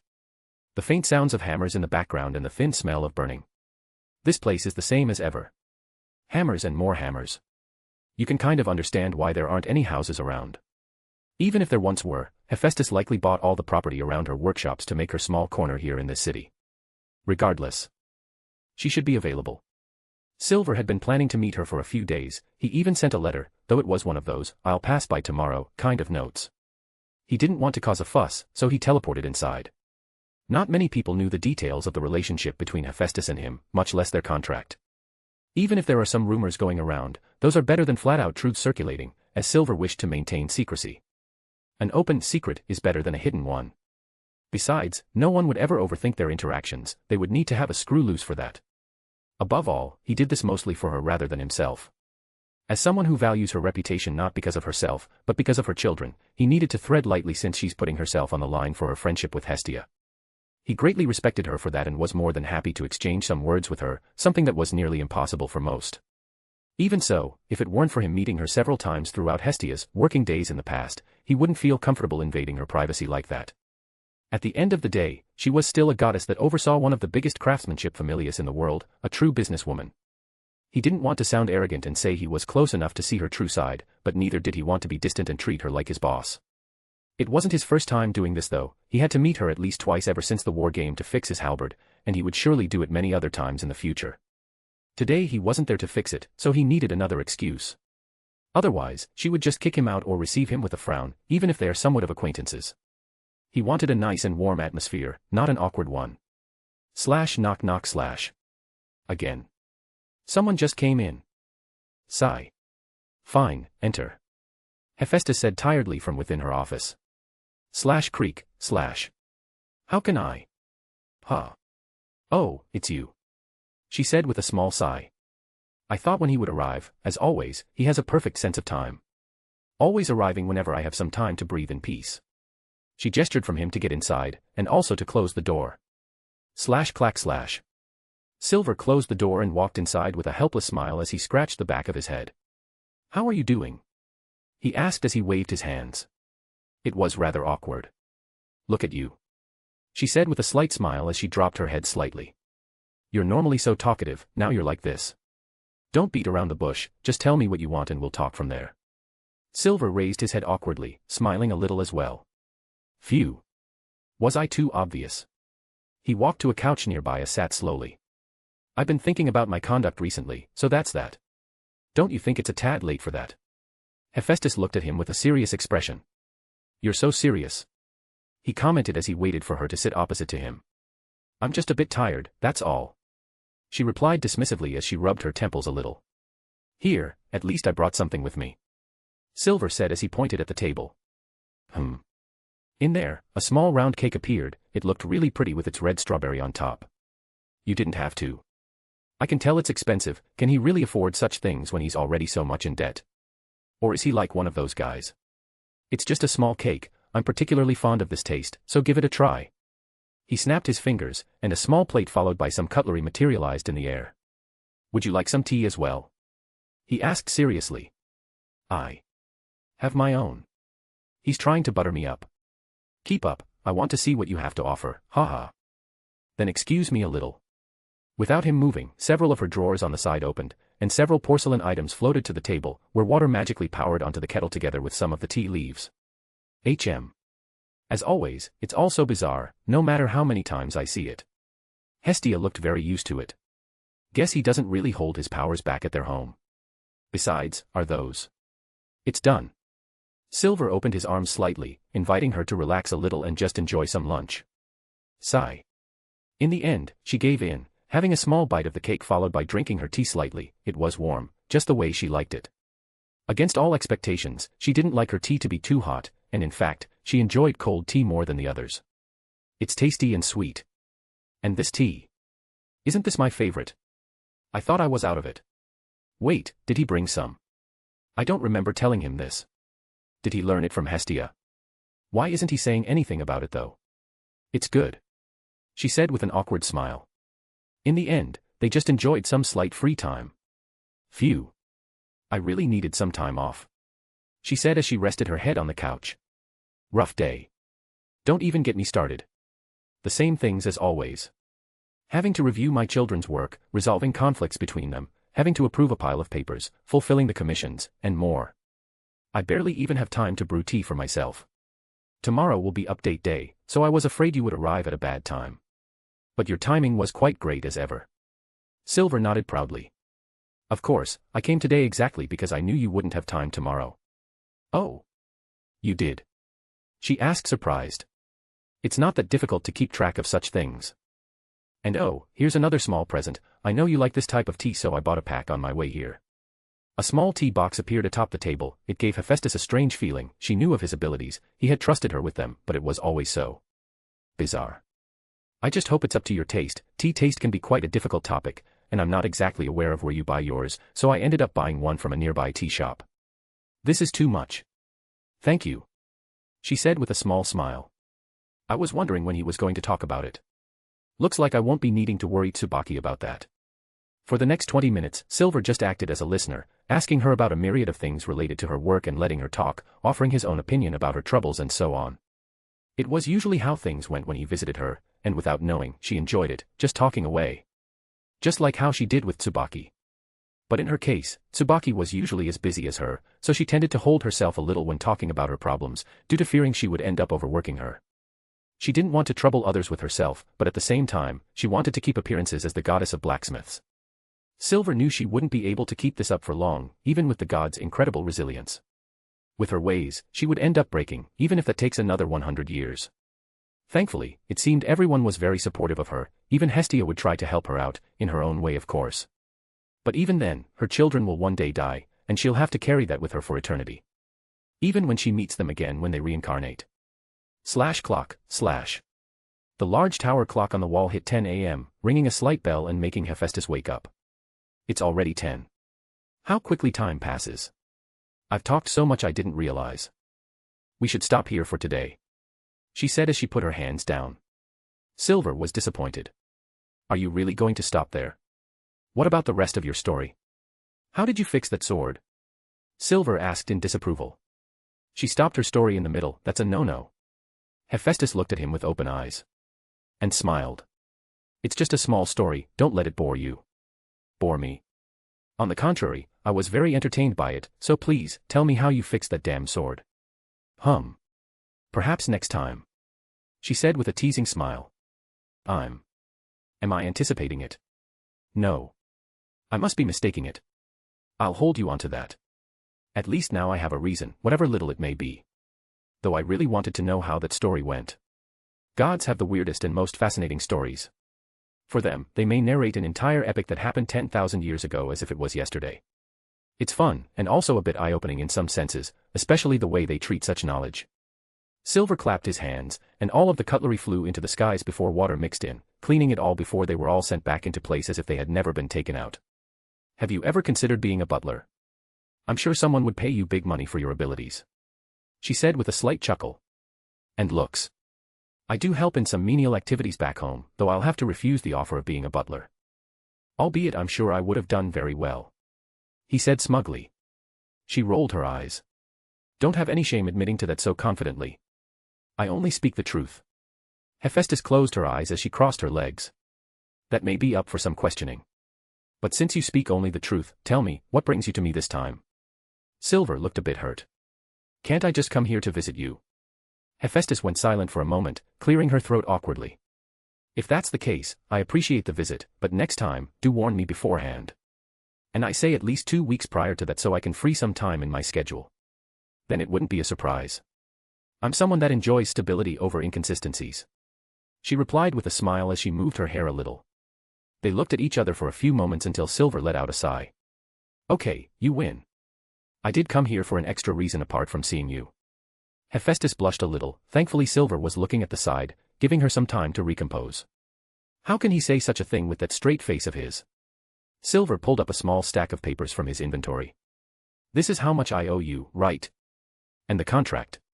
Indeed it is. Are you keeping track of it?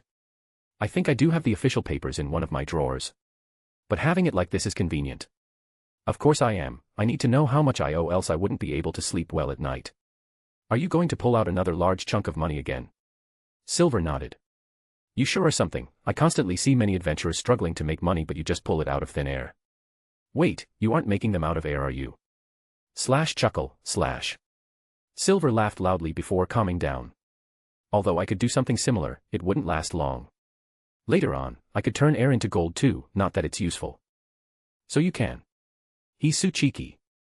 That's not the point here, Silver said with a helpless expression. Whoosh. A dark sphere appeared in the middle of the room. It stood there for a few moments before it vanished, leaving behind several boxes. Hephaestus got up with his help, and they moved to the boxes, opening them. How much is that? Boxes full of shimmering gold and gems. It's about what I owe. I made the calculations.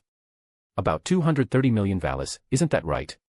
If it's beyond that, then keep it, if it's less than that, then hit me up later. Silver said as he scratched the back of his head. Though I doubt it, still, it's a lot of money, if one Valis is missing. Hee hee. Hephaestus swallowed dry. Even for her, it wasn't every day she could hear such a massive number being pronounced so casually. Where did so much? That's a long story, but don't worry, it's all legal money, I even have the papers here. Silver said as he pulled something from his pocket. Although the money is legal, the way I got these papers isn't.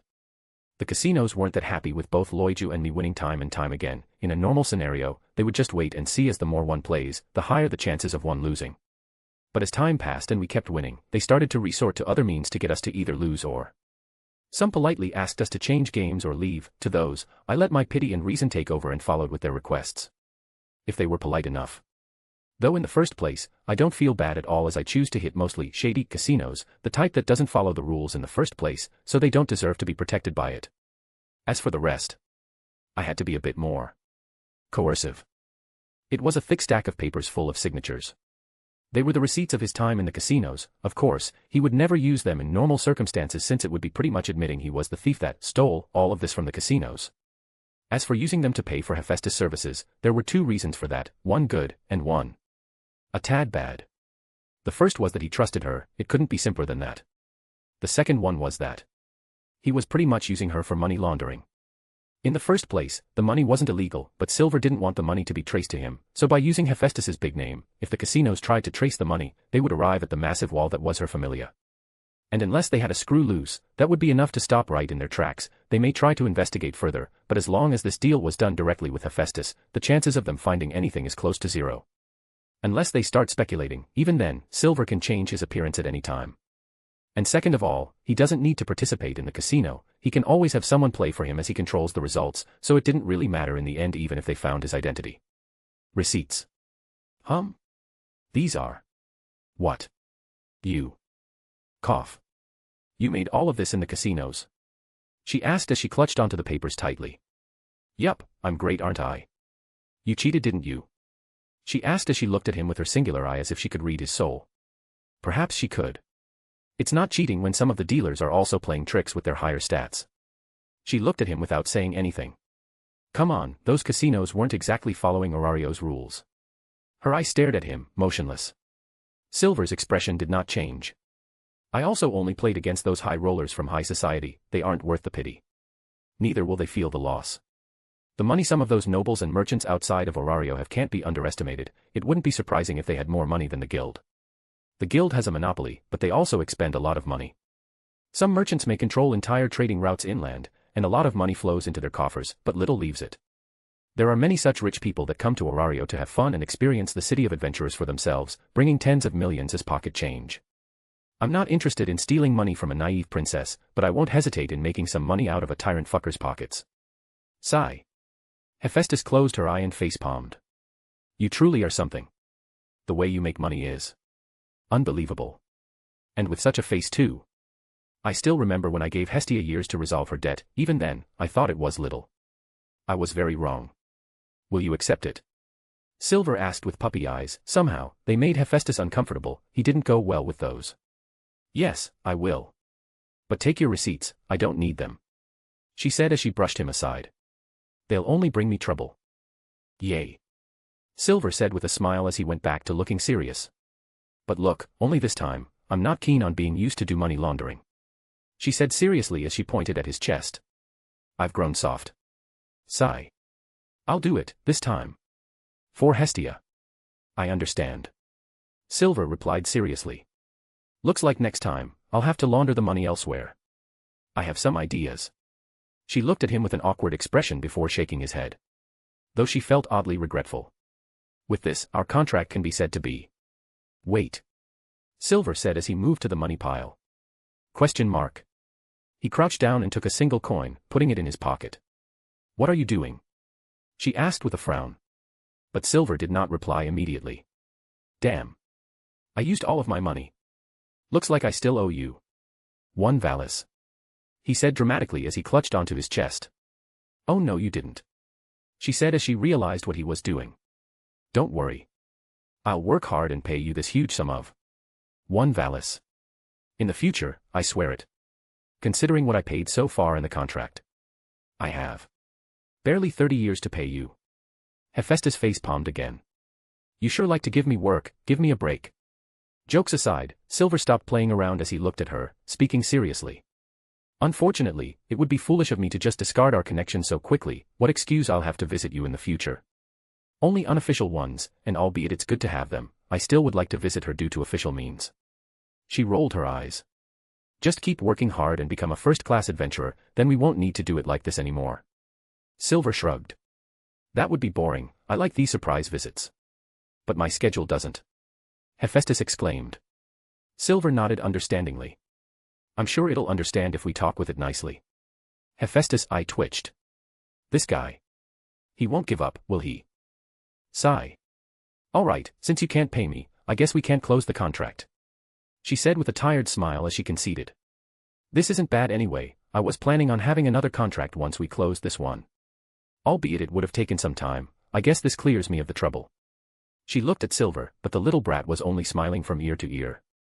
It seemed he had no intention of turning back, and it's not like she couldn't understand.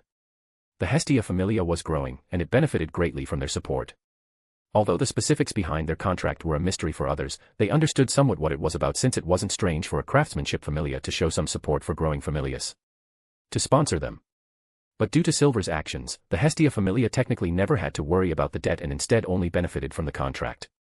Of course, what most didn't know was that it was a deal where the Hephaestus Familia lost more than it gained. But that was under the pretense of the debt.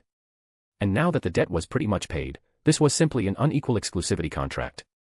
If you ignore how much profit Hephaestus made. One where the Hestia Familia was completely tied to them, but currently, they could offer very little, and in exchange, they got their services. While they could pull out of this deal whenever they wished. Hephaestus was truly troubled as to how she would fix this situation. After all, she never expected them to pay up so soon. The contract said they had to pay a certain fee every month, but that was over several decades. She knew he wouldn't just leave, but she also didn't know how to confront this in a way that could benefit both sides. Where both her reputation and theirs remain untouched. As always, the biggest problem was how weak the Hestia Familia was in the eyes of the world, and until they were worthy of their services. I won't make you wait for long. Silver said suddenly. But for her confusion, Silver did not reply. There are still 2 more things I would like to go over quickly, if possible. There's more. You're a busy woman, and I can't overgrow my stay by interrupting you every so often. At least you're aware of that. All right then, I'm all ears. Silver nodded. First, I would like you to see if a little project of mine is even feasible. I have been working on it for a very long time, but honestly, I just kind of left it behind as I focused on my growth as an adventurer. One of the first things I asked Hephaestus was related to this, and although I was extremely busy in the last few months, I have no intention of leaving this project behind. Because the more I learned about magic and the world of adventurers, the more I realized my project had some weight. A project. Do you remember how I asked you about magical swords in the past? I've been working on something similar. My own take on such weapons. Oh. It would be an honor to see then. She replied with a small smile. So this is what he wanted. To have my view on his work. How cute, he should have been more direct. Hephaestus loved to see the work of others, especially when it involved new things she had never seen before. Although due to her job, unlike when she started, she couldn't personally observe her children's growth anymore. She only needs to see their work every once in a while, since she needs to rate it as suitable for whatever they are aiming towards. That normally being prestige as a smith, to be recognized by Hephaestus and become a ranked smith. Normally, it takes a very long time for a smith to apply for one such test. But the sheer number of people working under her meant that she always had a few to appraise. Also, although it's a bit of a stretch, the way men courted her throughout the ages tended to be through the making of weapons. And despite the fact none have succeeded, she kind of accepted it as a tradition. That she'll accept the man that can impress her with a tool he himself made. Would that be applicable to this situation? She wondered for a small moment.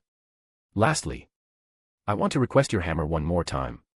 She didn't say anything, so Silver continued as he raised his hands. A pair of gloves, ones that I can use without the fear of breaking or losing. Mostly importantly, gloves that can fit my magic. Burn. His hands started to burn, startling her. Do you think it's possible? He asked as the fire extinguished, leaving only a small trail of smoke that dissipated in the wind. Why wouldn't it be? She asked, focused. Silver's expression turned dark. My abilities are extreme, to say the least. As he said that, his arms turned into smoke, then fire, then water, then they turned into wood. Vanished. And finally, they returned to their normal looks. With his point laid across the table, he said, "A normal pair of gloves won't cut, and most armor will just end up limiting me.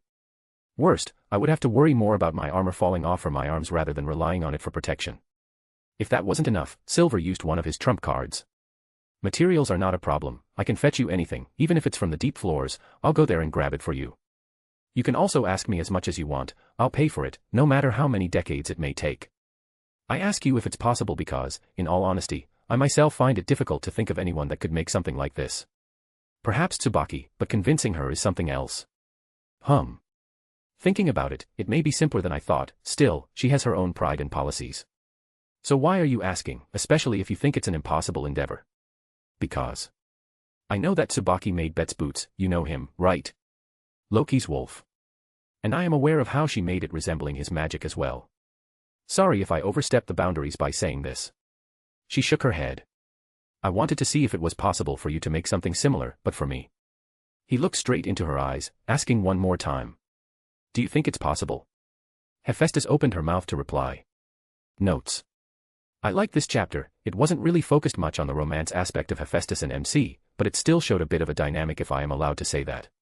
Hephaestus is a very busy person and this was shown in the original. The way I'm paving for a possible relationship between them is similar to the way Welf did in the original. He didn't frown at her eye and then he made a good weapon when he resolved his blacksmith while asking her out. I'm not saying the MC will do that, but at the very least he'll pass through all of her challenges before anything conclusive happens.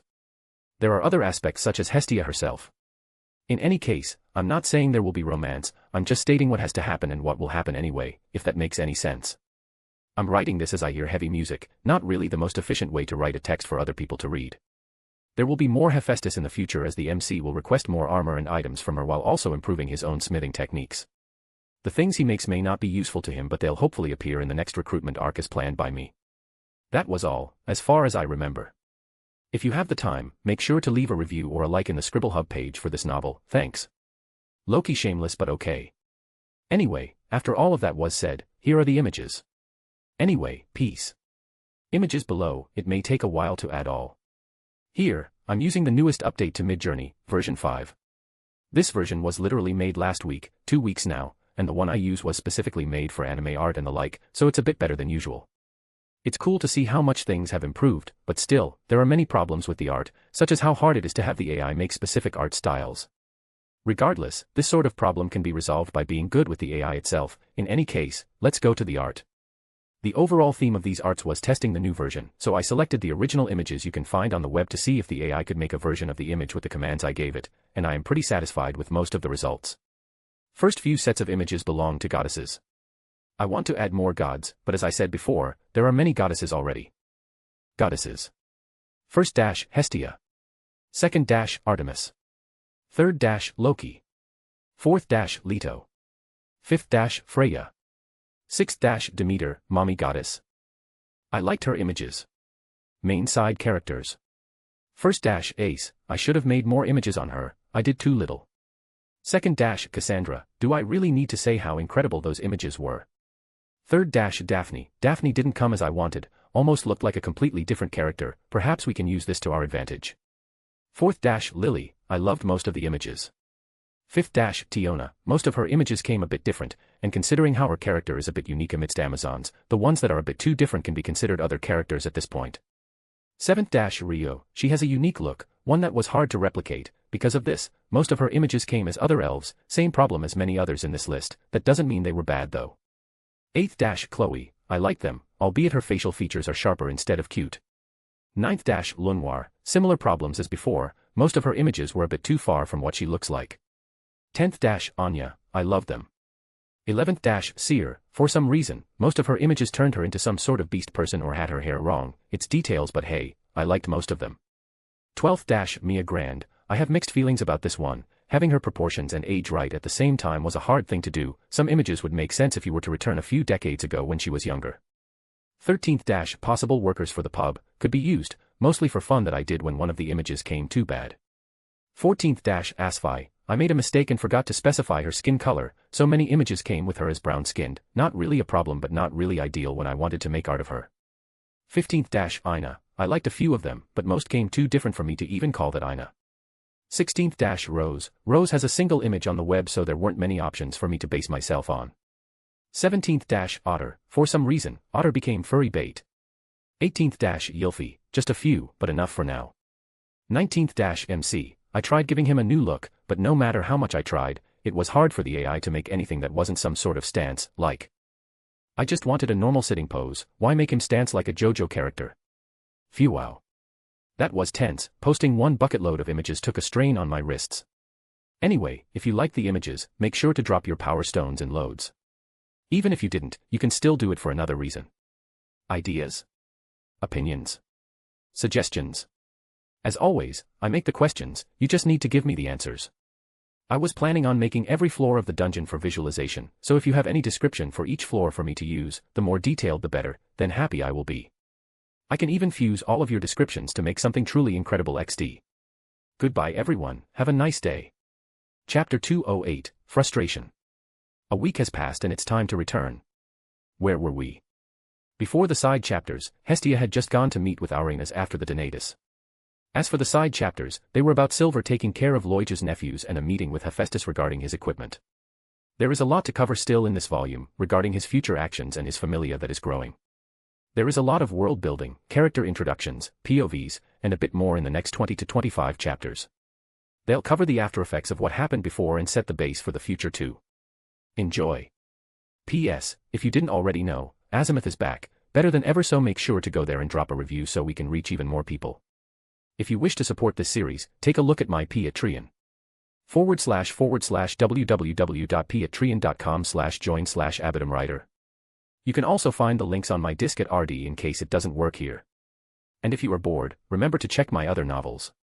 Including the one on my other account, it's called Azimuth, the Elden Throne. You can also find it by searching for my other account, follower_of_abatum. Around a week after Amphisbaena was killed, Bellow babble at the grand staircase leading to the first floor. A large crowd of people made their way up, forcing some of the descending adventurers to make way. But they didn't feel offended at all, in fact, they felt it was proper to give way. Step, wise purse, I can see it. The sun. Someone said meekly as he rested his hand on the walls. Sniff. I can't believe it. Another adventurer said with teary eyes. You guys. Can you all be any more dramatic? A beast girl replied with a helpless expression. Most of them looked haggard, or at the very least, tired. Their weapons were slightly dented and cracked, their shields worn and dirty. Carrying a banner on their backs, it was the Loki familia. Sigh, this expedition took its toll on everyone. Finn replied as he shook his head. Can't blame them, we've been down there for far too long, even I am already past my comfort zone. Gareth said as he carried his war axe on his shoulder. Nod. Next to them, a reasonably tall elven girl nodded, saying. I believe they all deserve some rest, we should push the next expedition a little and give them time to rest, it's a bit embarrassing, but I would also like to take a breather. You heard her. Gareth said with a smile. I wasn't planning on taking away their rest in the first place. Finn replied with a helpless smile as he lowered his head, slightly defeated. Even then, he soon raised it, staring at the golden light that faintly made its way down. Let's go, knowing her, Loki should be waiting for us outside. This has been one of our longest expeditions, as we had to time it in order to hunt down both Eudius and Amphisbaena. We managed to determine Ace and the others' growth, it's certainly fearsome and their newfound prowess made it all that much easier, but it doesn't change the fact everyone's tired, and Loki is also surely eager to see us well and in one piece. Though. I'm pondering if her appearing now is a good idea or not. Loki's way of being could, oftentimes, be more tiresome than soothing to a normal person. I need to at least have everyone settle before the others dive again. Finn looked back to Stair and Ace and company. Compared to the others, they participated in the front lines from start to finish, having exhausted themselves long ago. Their desire for growth has pushed them forward constantly, even Bet was so tired he barely snickered or bickered with anyone. While Ace herself had a look that seemed to indicate she was about to melt. Tioni had already wasted all of her saliva complaining about her discomfort with her body and hair's condition, while her sister was much more contained, which was uncharacteristic of her.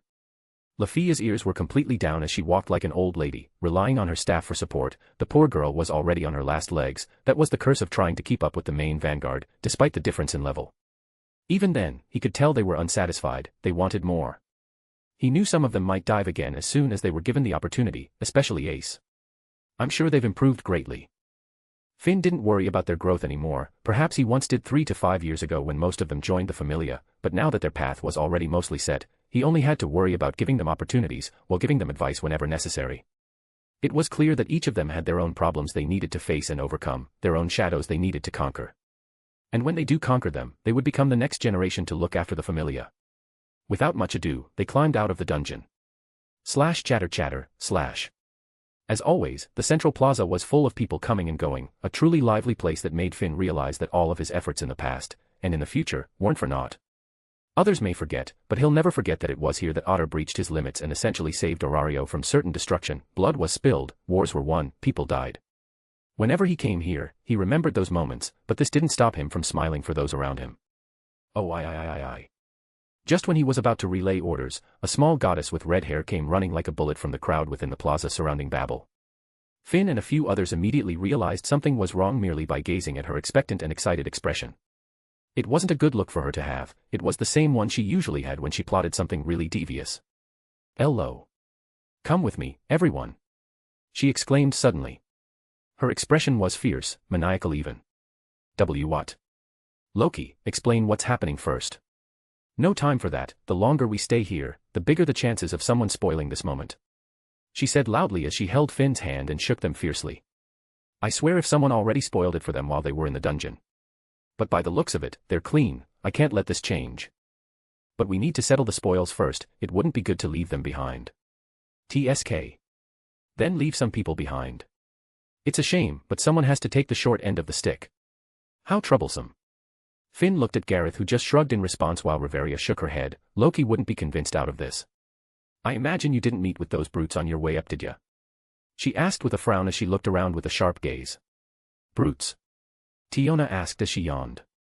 Were Otter and the others in the dungeon? Finn asked with a frown of his own. It seems this may be more serious than I expected. Finn immediately recognized who she was talking about, and in view of that, for Otter and the other important members of the Freya Familia to have descended. It meant something pretty serious had happened, though he was somewhat thankful for not having met them. The last thing he wanted was for some conflict to arise and their schedule to be pushed back. Oi, someone tells me what's. But Tiona was interrupted once more. By the looks on your faces I say you didn't, which is great. Now, follow me before it's too late. She said as she turned around and marched away. Sigh, Raoul, I'll leave you behind to deal with this, meet me in my office by noon. Finn said as he looked behind. Understood, Boss Sue. Raoul replied with a salute. Raoul was relatively far away, as such, he didn't hear what Loki said, only Finn addressing him. Had he heard what she said, he might have complained a little due to his curiosity. As for the others, make sure to help Raoul unload, come meet me in the manor later so we can plan for the update ceremony. Understood. With this, you're all dismissed. With a loud voice, the members of the Loki Familia started working, albeit most were still on the first floor holding onto the loot and waiting for the others to help. The back-line group composed of the people protecting and driving several wagons were still considering behind on the fourth floor, and they needed help to unload it all. But that was for Raoul to settle. As for the executives, they all left after Loki. Around an hour later, Inside Finn's office, everyone gathered one by one. Their clothes had changed and they looked at least somewhat presentable, but it was clear Loki herself was already at her wit's end. I'm glad you all took your time. I told everyone to shut up if anyone opened their beaks. It isn't going to end with a mere scold. Smiling evilly, she turned back. Now that we are all gathered, I can finally use this, she said as she took something from beneath the main table. It was some sort of strange object. A pyramid. Riveria and Lafia immediately recognized that it was some sort of magic tool. What is that? Tiona asked as she helped her sister brush her hair. He. It's something I have been dying to use, Loki said with a large devious smile. A surprise tool I was holding onto for later. This very moment. You have no idea how much I pestered that fat elf in order to get my hands on this. They all could imagine merely based on her excitement, and Riveria felt a bit bad for the guild's head. The moment Loki learned about the existence of Silver's new magic tool, she needed to get her hands on one. After all, from what she knew, only a few such objects existed. We'll have to give it back to him though. Well, I'm sure I can come up with an excuse, this is too good to give it back, hee. Loki said mischievously. Loki. If you borrowed it, at least think about giving it back, Riveria said with a sigh. Ha.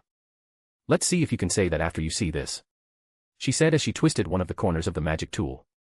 While you all were away, a lot happened, you see. And it's all connected to the person that made this very item I'm holding. Her smile grew wider while Finn quickly understood who she was talking about based on her actions and tone. Don't tell me. But is that even possible? Finn asked as he looked at Loki. Oh. Did you all meet with him, perhaps? There was no need to lie now, especially with them. Huh. Though not all of them seemed to understand. So amidst their confusion, Finn said a bit more clearly. If you're talking about the captain of the Hestia Familia, then yes we did, we meet him on the lower floors and he accompanied us to defeat Amphispana around a week ago. A week ago. Well, I guess that if he came running back from the 24th floor, then it's indeed possible for him to arrive at the surface within a day. Loki added as she pondered. Regardless, that's not the point here. As she talked, the magic tool displayed an image. It was one of Hermes' divine mirrors. And its presence meant. By now you should have already realized it. Hee hee. While you were all down there. Something incredible happened. I'll let it show you the rest. Show us. This thing's a marvel, I'll tell ya, a magic tool that can record image and voice. He calls it video, rather proper I must say. The others didn't seem to understand what the word meant though. What's important are its contents. So sit back and relax, let it do its job. Loki said as she sat down next to Ace, taking Lafia's spot, /step. I'm sorry I'm late. No. Is the seat next to Ace already taken? Lafia came back running, a white towel still around her hair as she dried it. Too late, kiddo. Ace looked at Loki and Lafia, she then tapped her legs as if indicating Lafia could sit there, making Loki's expression ashen. Hey Ace. Let me sit there. Loki stuttered as she looked at Ace's slender legs. No. Arg. Faced with an instant rebuttal, Loki's mood plummeted. Wah. While Lafia sat down next to Gareth since she couldn't take the embarrassment of sitting on Ace's lap. And with that, they all focused their gazes on the mirror, what sort of events it'll display. A few minutes later, With a decisive scream, the video playback ended, leaving only silence in the room. Step. Ace. Oi, Ace. And there she goes. Loki said with a neutral smile as she saw the golden-haired swordswoman leave. I'll go after her. Riveria said as she got up from her seat. No, I find it difficult to stop her. Isn't that right, everyone? Finn said as he looked at Tiona and Tioni, who were about to sneak out of the room. Ha. You can go if you wish, just promise us you all won't go below the lower floors, though it would be best to not even go there. Make sure to say that to Ace as well. I comprehend her feelings, but she must rest properly before doing anything like that. Understood. Tiona spoke eagerly, leaving the office after her sister, Lafia going after them silently as she held onto her dress. On the side, a grumpy werewolf pondered deeply. You'll be going too. It's rare to see you so pensive. Gareth joked as he looked at Bet.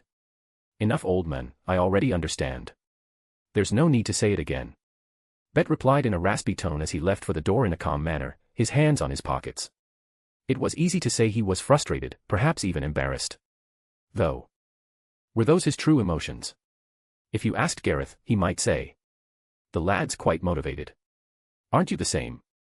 Loki teased on the side. Can't say that I'm not, it's been a few years since I rooted for someone that much. He replied as he crossed his arms. Would you like to go after them? I would, but legs are sore, besides. He smiled as he looked at both Finn and Riveria. Someone has to stay behind and prevent the others from doing the same. No. Thank you, Gareth. Finn replied with a smile.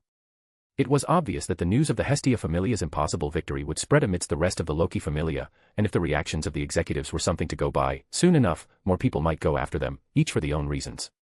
If Gareth were to go as well, they would have little to no sway in stopping them. No, that's wrong, no one would ignore them. But it's true this might cause some adverse effects later on. And they couldn't let that happen. So despite his willingness to go and split some Minotaur's skulls, Gareth chose to stay and help Finn take care of the rest, so did Riveria. So. What did you think of my surprise? Loki asked with a big smile. A bit overwhelming. Riveria replied as she closed her eyes. Isn't that right? Loki said with a chuckle. I can understand now why Otter and the others went to the dungeon, as I myself felt the necessity to go. Finn mumbled with a smile. Perhaps later, after all of this is done, we can end a good month of hard work with some good beer. Gareth said with a large smile. That might be a good idea. Finn said as he rested his head on the couch. An impossible victory, level 3 against level 6. Phryne wasn't weak by any means, she might not be the most agile and dexterous adventurer, but she was strong enough to contend with both Tioni and Tiona in strength. When Ace became level 5, they fought and Ace could be considered the victor, but that was after the use of aerial. Ace still struggled to defeat her at the time, though it could be said to have been an overwhelming victory. A new level 5 defeated a veteran one that stood on her podium for a decade. Then, what is there to say about a new level 3 that defeated her upon turning level 6? It's... Wait. Someone call Ace. We need to update her status. Loki exclaimed in a loud tone as she stormed out of the room. How can I lose the opportunity to touch her pristine back, /whoosh, /. The executives watched with helpless expressions as they saw Loki run outside. Notes. And we're back, for real. I won't repeat everything I said above, everything I wanted to say has been shared. Though, if you do like my work, consider dropping a power stone. And if you're bored, you can always go to my other novel and check it out. Peace. Chapter 209, The Legends Expedition. If you wish to support this series, take a look at my Patreon www.patreon.com/join/abadamwriter. You can also find the links on my disk at RD in case it doesn't work here. And if you are bored, remember to check my other novels. Including the one on my other account, it's called Azimuth, the Elden Throne. You can also find it by searching for my other account, follower_of_Abadam. While Ace and the others entered the dungeon again, another group made its way deeper.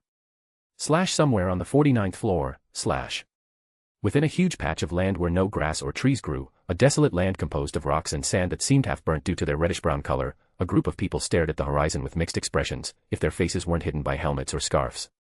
A land devoid of life, a place that seemed frozen in time after a great disaster, dark fumes rose onto the ceiling from cracks on the ground, so far above even clouds formed in this endless abyss. A floor large enough to fit a kingdom and its surroundings within, a place big enough to be taken as a world, yet no monsters could be seen for km on end. Molten rivers of magma flowed throughout this land, and some cracks on the ground grew in faint red light. This was Moitura, the 49th floor, home for the monster Rex Baylor. No image. Gee, barely enough for me to call it a warm-up, what's all this fuckery about? A catman grunted on the side, clutching his spear as he walked forward, its tip had blood dripping from it. Perhaps the reason there were no monsters here was because they killed them all. Where's the fucker? Don't tell me some no-name son of a bitch ended it before us. Next to him were 7 adventurers consisting of 2 elves, a light and dark elf, 1 boars, and 4 palums. The air around them was extremely tense as if they were about to bite each other, however, their focus seemed to be elsewhere. I believe there aren't any familiars capable of coming this far, much less taking it down. Unless we presume the Braver, together with 9 Hel and Elgarm succeeded in eliminating it during their most recent expedition. An elf with white skin deduced as he adjusted his glasses. He looked like a calm person, different from the beast cat that had an awful personality and facial expression. That does seem possible, but wouldn't it be way outside of their current capabilities? One of the palums asked calmly. The Loki Familia is indeed inept to come to these depths right now, however, it shouldn't be impossible for an elite team to make it all the way here, they aren't that incapable. The question is whether or not Braver would risk it, even if he could defeat it, he isn't someone to go out of his way like that. He's someone that loves to stick to his plans after all. Fuck. Then does it mean? Twitch. Just as the catboy started complaining once more, his ears twitched, turning towards a location. Not only his but the ears of the one next to him did also. The extremely tall and menacing boars. It's coming. Otter said as he clutched onto the handle of his large blade. Get out of the way, meathead. This one's mine. Alan declared as he held his spear, pulling it from the ground. Who said so? One of the Palom warriors asked. Are you out of your mind? The other Gilliver brother said.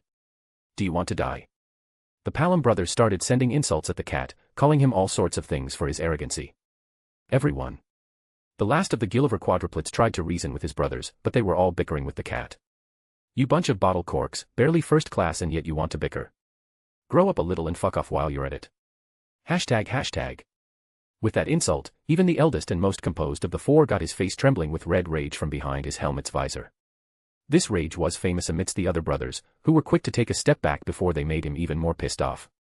This is, by far, the worst time to bicker.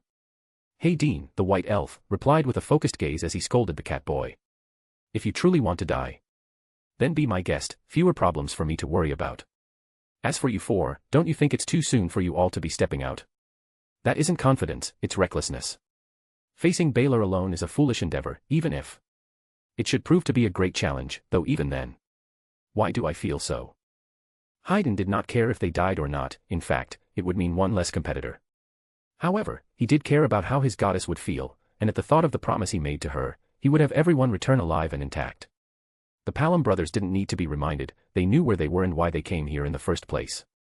For them who were recent level 5s, being this deep in the dungeon is a miracle in itself.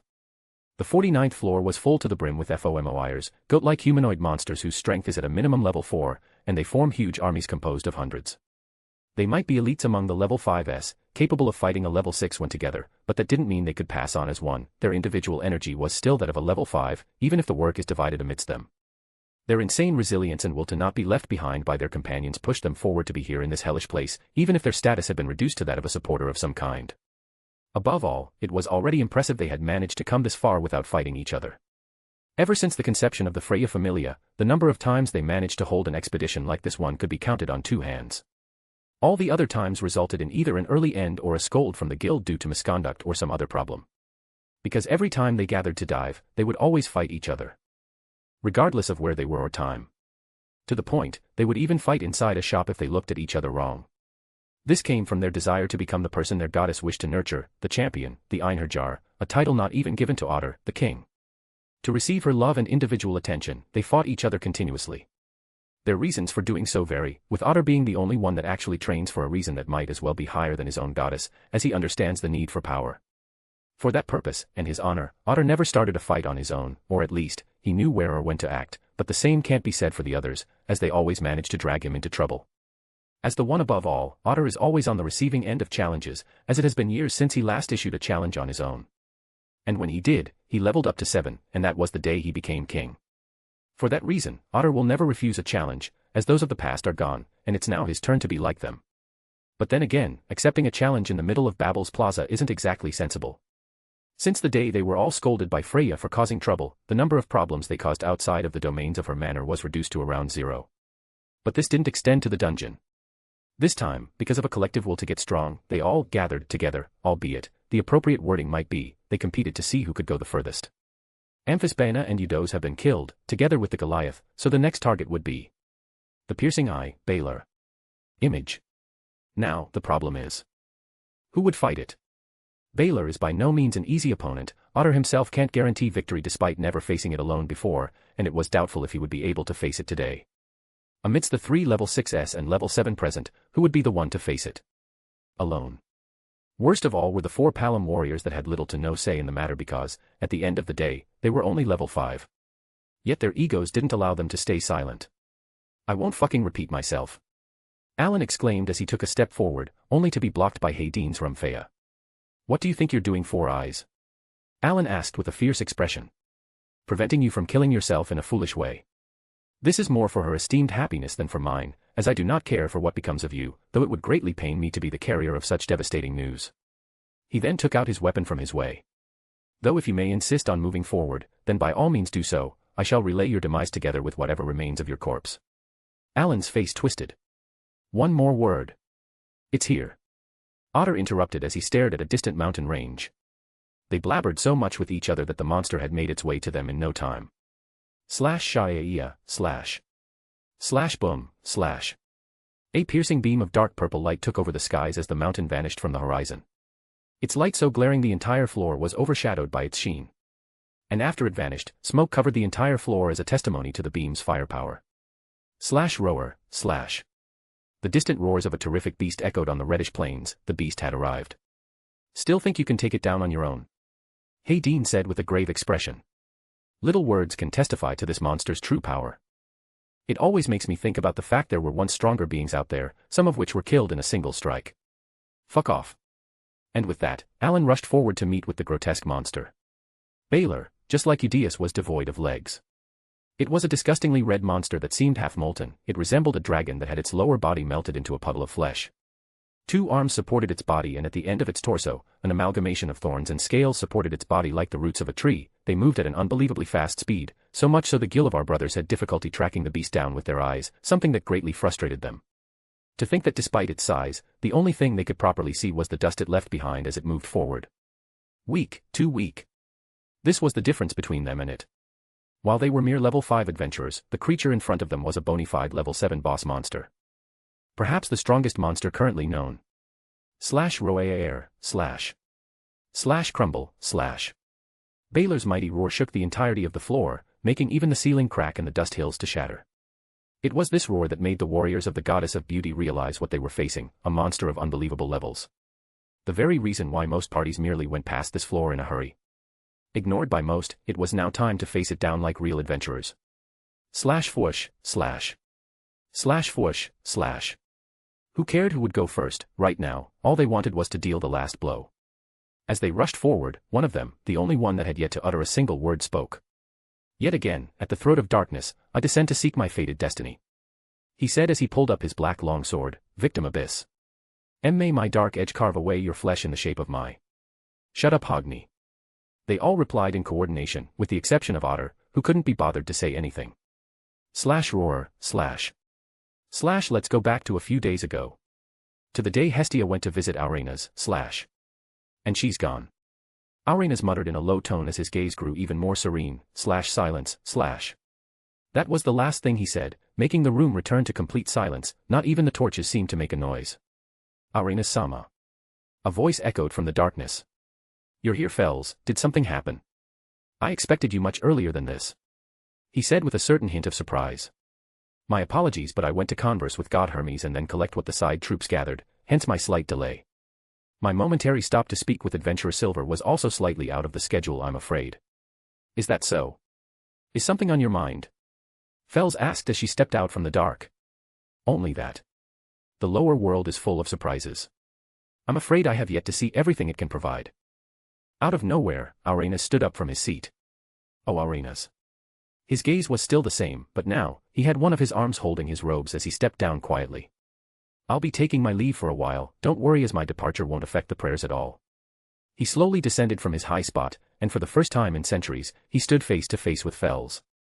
There is something I need to confirm. It is more of a curiosity of mine, but I can't demote its importance either. I hope you may forgive me for my lack of responsibility. Aurenas said as he dropped his head. Oh, Aurenas-sama. He seemed to smile slightly. Crack. His hand moved to the side, and a spark of light ignited within the darkness. Give me a moment, I'll be back soon, make sure no one enters this room in the meantime. If someone were to realize I left, if even for a moment. Especially if it's. Aurenas vanished as the white light overtook the room, leaving a flabbergasted Fells behind. Just. Notes. Oh ho. Things are happening. As I said time and time again, we are seeing many POVs now, this was just one of many. We'll be following Otter and the others for a little while as things happen. What do you think will happen? Do you think I got something wrong? Until the next chapter.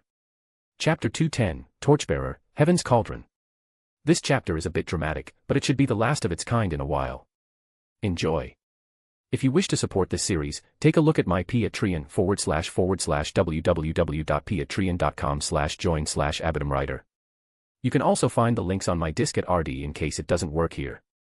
And if you are bored, remember to check my other novels. Including the one on my other account, it's called Azimuth, the Elden Throne. You can also find it by searching for my other account, follower_of_Abadam. Later that day, humming, After a tiresome Donatus and a meeting with Aurenas, Hestia made her way back home to relay Silver the news of everything that happened within. I want to eat some pancakes. She hummed a pretty simple song as she walked on the streets, she seemed relaxed, yet tired. Later. And that's what I discussed with him. Hestia said as she rested her head on Silver's chest.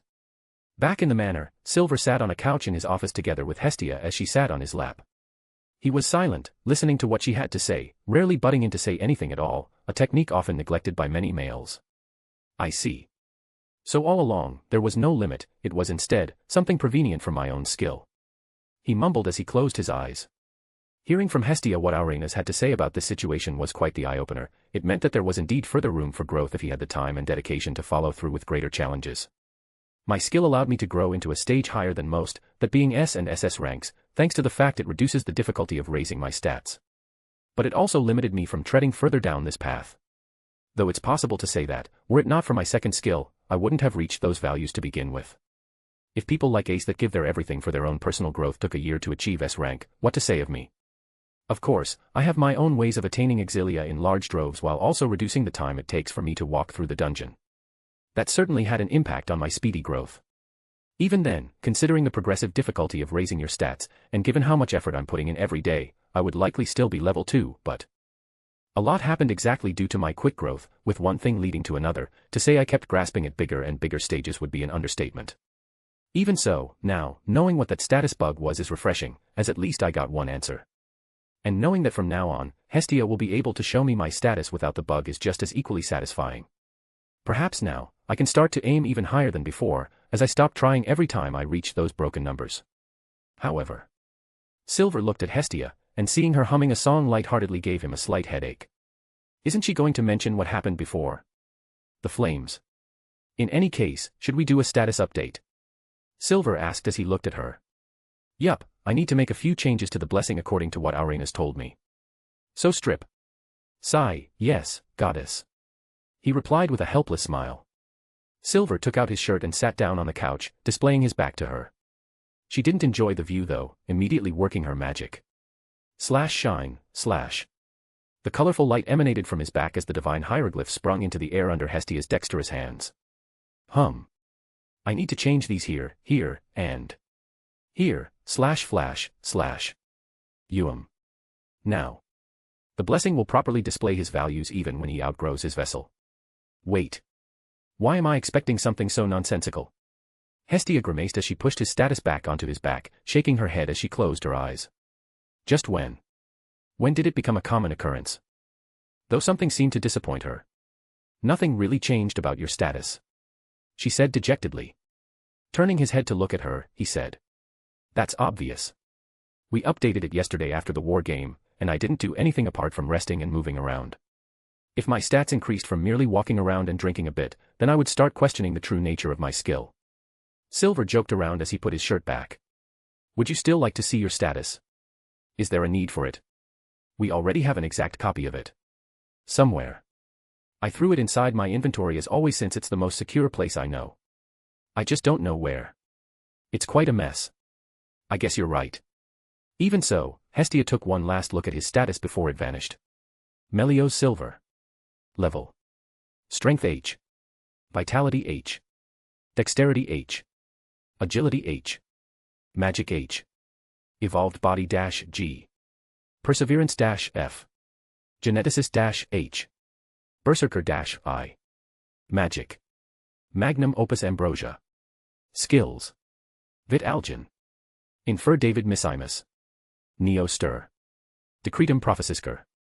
#######. There were two things that made her cringe, the first being the development ability she detested, the other being. It may grant incredible options. But the off chance of having him lose his mind in the middle of a fight is daunting to say the least. It took a lot of convincing from Silver for her to even consider that as a possible development ability.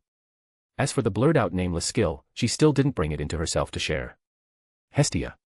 I lost myself there for a moment, she said apologetically as she let him put his shirt on. /awkward silence/. Hey anyway, you sure grew, she said after coughing awkwardly. Yeah, I did, not without help, he replied with a smile. Perhaps a bit too fast. This is a good time for that. He gently grabbed her waist, putting her on the side. Silver. This is not the time. He got up from his seat, staring down at Hestia as her face grew extremely red and flustered. From now on, I don't want you to update my status anymore. The way he phrased that meant. /crack/. Her heart started to break. Perhaps noticing this and Hestia's ever-growing tearful expression, he was quick to add. That's not what I meant, I have no intentions of breaking up with you anytime soon. /thud/. Never. She cried out as she hugged him. She hit her head against his chest, and Silver felt the full power of a divine existence as his chest muscles ached slightly. She is so dramatic. Makes me remember my childhood. When Silver was younger, he used to fake cry in order to convince his family to do things for him. Her exaggerated honest tears brought forward those lost memories of his, though he felt no happiness either way. No, that would be wrong. Silver did feel happy because he knew she cared greatly for him, and having someone like this in his life was honestly very fulfilling.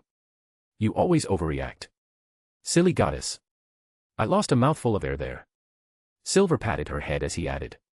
As I said, I grew too fast. Challenges I could take on before are now nothing but slight chores now. Adventures I could have taken are now mere inconveniences for me. I grew so fast that sometimes, I lack a proper understanding of what I can and not do. I don't want to grow arrogant if I don't already sound as such. Just like now, I defeated Phryne, but now, I leveled up, hence, how strong am I now? If I were to enter the dungeon, I would keep fighting monsters, and then what? Raise my stats rapidly again. Like that, I won't really have a grasp of myself. So I decided to try something else. Do not update my status, so I'll only be able to grow through experiences and challenges, not through the blessing. He kept brushing her hair to calm her down. There is no need to worry about a time loss or anything of the like. Exilia doesn't simply vanish, it'll accumulate and wait for our next update. You could even say I'll accumulate even more as my stats are low. Whatever challenge I face will be a bit harder. Or not, it'll depend on what the future has to offer. I need some time to see for myself what I can achieve, and even if not testing my limits, at least get used to my raised status. The boost from level 3 to 4 is significant, albeit not as big as from 4 to 5. I'm a level 4 that can face a level 6, I should be more than capable of descending to the deep floors, perhaps even further than that. It's time to start preparing to go beyond into the unknown, places that hadn't been explored. At least for a long time. Give me some time for me to figure out things for myself. Is that possible? Hestia looked at him for some time before nodding, albeit she didn't stop hugging him. In fact, her arms became a bit tighter. Silver. There's something I need to tell you. She gathered a lot of strength and courage to say it. Is she finally going to tell me what those flames were about? I'm pretty confident in what they are, but hearing it from her is most ideal. Smiling slightly, he took her off guard by raising her chin and giving her a slight kiss. Why you? That's cheating, she said as she turned her red face. Who makes the rules? Humph. Even then, his action was only good enough to lighten the mood a little. Hestia was still feeling a bit down. I've been hiding something from your status. Your new skill. Silver took a deep breath, and so did her. She expected to see some sort of disapproval, but she only saw his usual supportive expression as he held her. Is it related to the flames? Why, you're aware. She exclaimed in surprise as her eyes trembled. Shaking his head, Silver said, it's difficult to not notice it, they burned me after all, as he brushed her hair again. When he said that, Hestia's expression immediately became somber and depressive. Indeed. They did. Clutch. Her hands clutching onto his shirt, Silver held her tight. I once heard from Hermes that Hestia had been in charge of overlooking the sacred flame until Prometheus stole it. This tale isn't exactly secret, though most are unaware of the latter fact. I'm unsure of what happened to it after though. I think it's worshipped somewhere. Might be worth it to visit it if I have the time. Regardless, at that time, she used to be pretty serious and had a personality as fiery as the flame itself, similar in a way to Artemis. But after she saw herself jobless, Zeus gave her another job that made her 100% free, and her personality transformed into the caring and cute Hestia.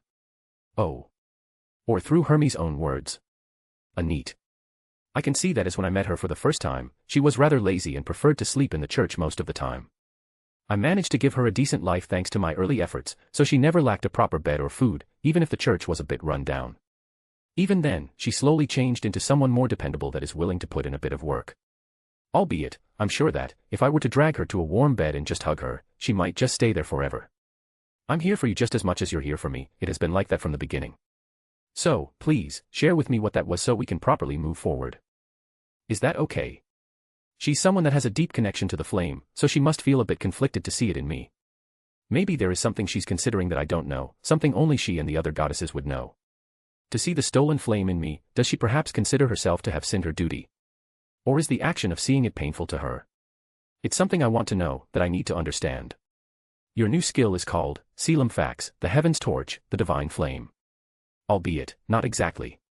The original flame of heaven was stolen long ago by Prometheus and sent to the mortal world, long before the age of the gods.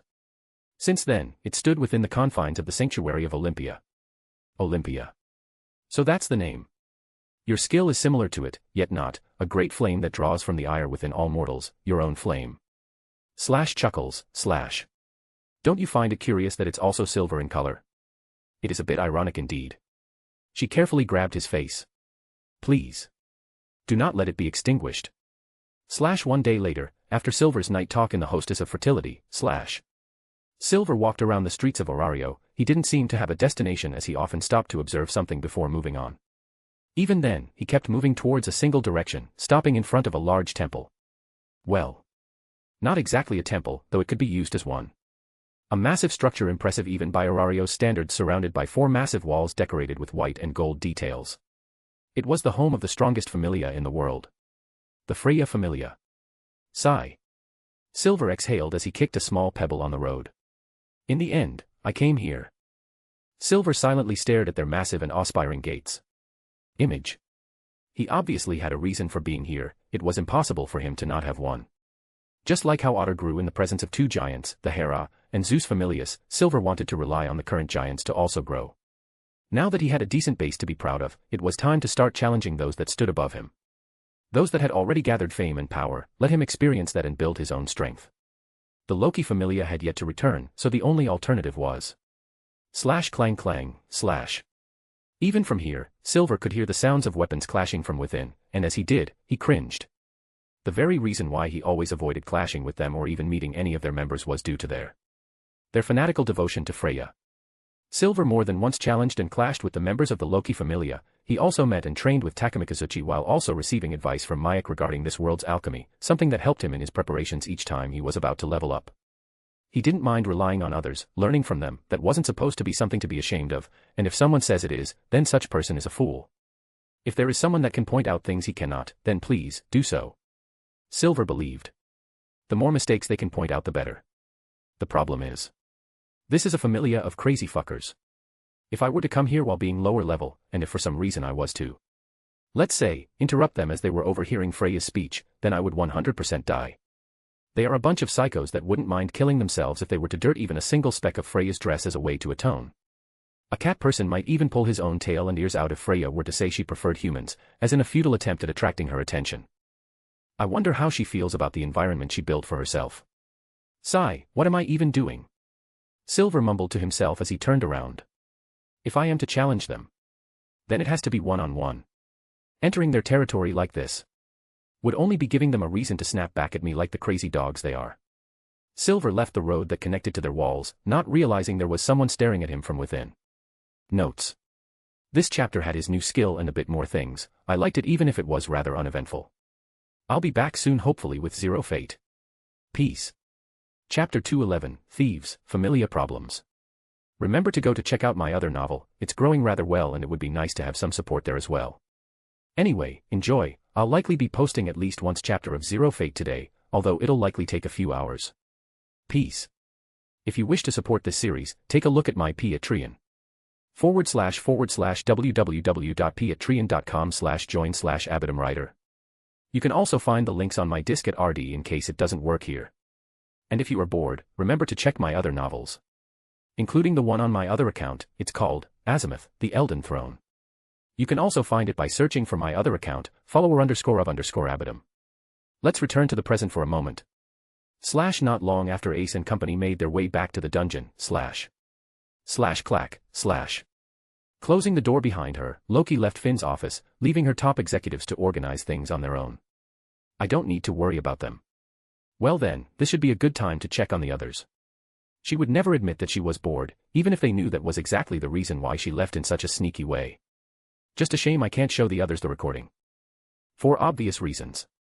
What they needed now was stability, and if Loki were to show them the video, not only would it delay the processing of the materials they collected, but it might also affect everyone's mental state just like Ace and the others.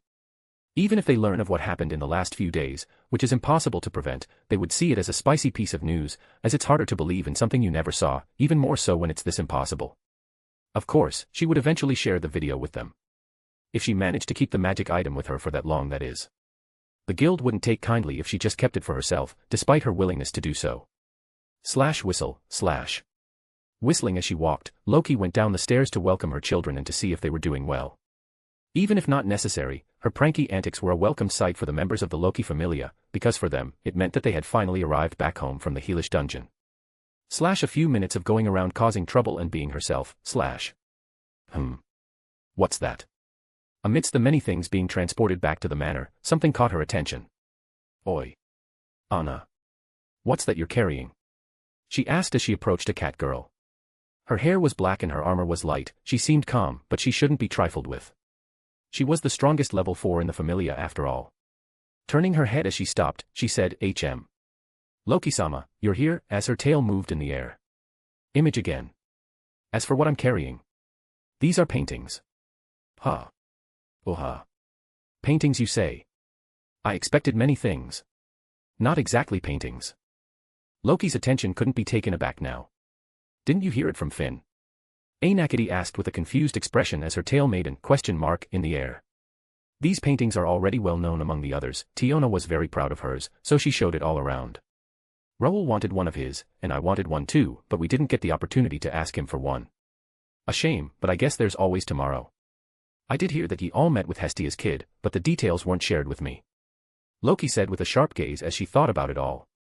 I let Finn and the others rest first as they should, but it seems I almost missed something interesting. Loki felt there was more to this story, and she would dig it up. Can I take a look at them? She asked with a smile. Anna looked around as she moved her tail around, thinking. I don't think that's a problem, but how about we do it inside? This is supposed to be the last one, and the sun's quite strong. Loki didn't mind waiting a bit, and Anna was right, the sun was damn hot. So she followed her as they moved inside and into the storage room where many things were scattered about with people coming and going. Though I would like to stare at them again, I already appreciated them long enough on our way back, and I have things to do. Sure, I can handle myself just fine, good work out there. Loki said with a thin smile. Anna smiled as well before turning around and leaving the room. Left alone, Loki opened her eyes slightly. Without further ado, show me thy contents. She said as she pulled the rug that covered the painting, revealing its contents. Oh. It was Tiona's portrait. That's surprisingly good. Loki said as she nodded. It's extremely vivid as well, it almost doesn't look like a painting. Well. What about the rest? One after the other, she saw the paintings, squinting her eyes with each painting she saw. I didn't know he was so good at it, he made all of these in the dungeon. I might have to call him again to make a few more. Lafia's is definitely my favorite so far, though Ace is also pretty. I want them all. She deflated a little. They wouldn't let me stay with them, would they? There are 2 more left, who else did he paint? She pulled the rugs of the painting in front of her, revealing. Oh damn. She exclaimed as she saw the painting of Riveria in a swimsuit. Now that's what I'm talking about. At that moment, the lingering thought of having Silver paint something to her went from an idea to a future plan. This one's definitely staying with me. Hee hee. She said sneakily as she hid the painting behind some boxes. She then stared at the last painting. It was bound by several ropes, as if the person that did so wanted no one to see it. What's this? Who would do such a thing? URG. It's so damn tough. She tried to unbind the ropes, but she got tired. The ropes were too well bound together and they were extremely tough. So. You there. Bring me a knife. A sharp one. The guy she was talking to froze in place before running away. Because there was one thing he knew, and that was to never refuse Loki's orders. Soon enough, he came back with a knife and under her guidance, cut the rope loose before going on his way with a relieved expression. Loki, on the other hand, smiled evilly as she held onto the rug. Now. Reveal thy contents to me. She said as she pulled the cloth. Silence. What she saw shook her to her very essence. And then. Ha ha ha ha ha ha ha. She started laughing and wheezing, dropping onto the ground as tears left her eyes. Many turned to look at her, but due to the angle, they didn't see the painting. In the end, most decided to simply stay away, or they might be dragged into whatever trouble she was brewing. Ha ha ha. This. Ha ha. Is pure. Gall, D. Ha ha ha ha ha.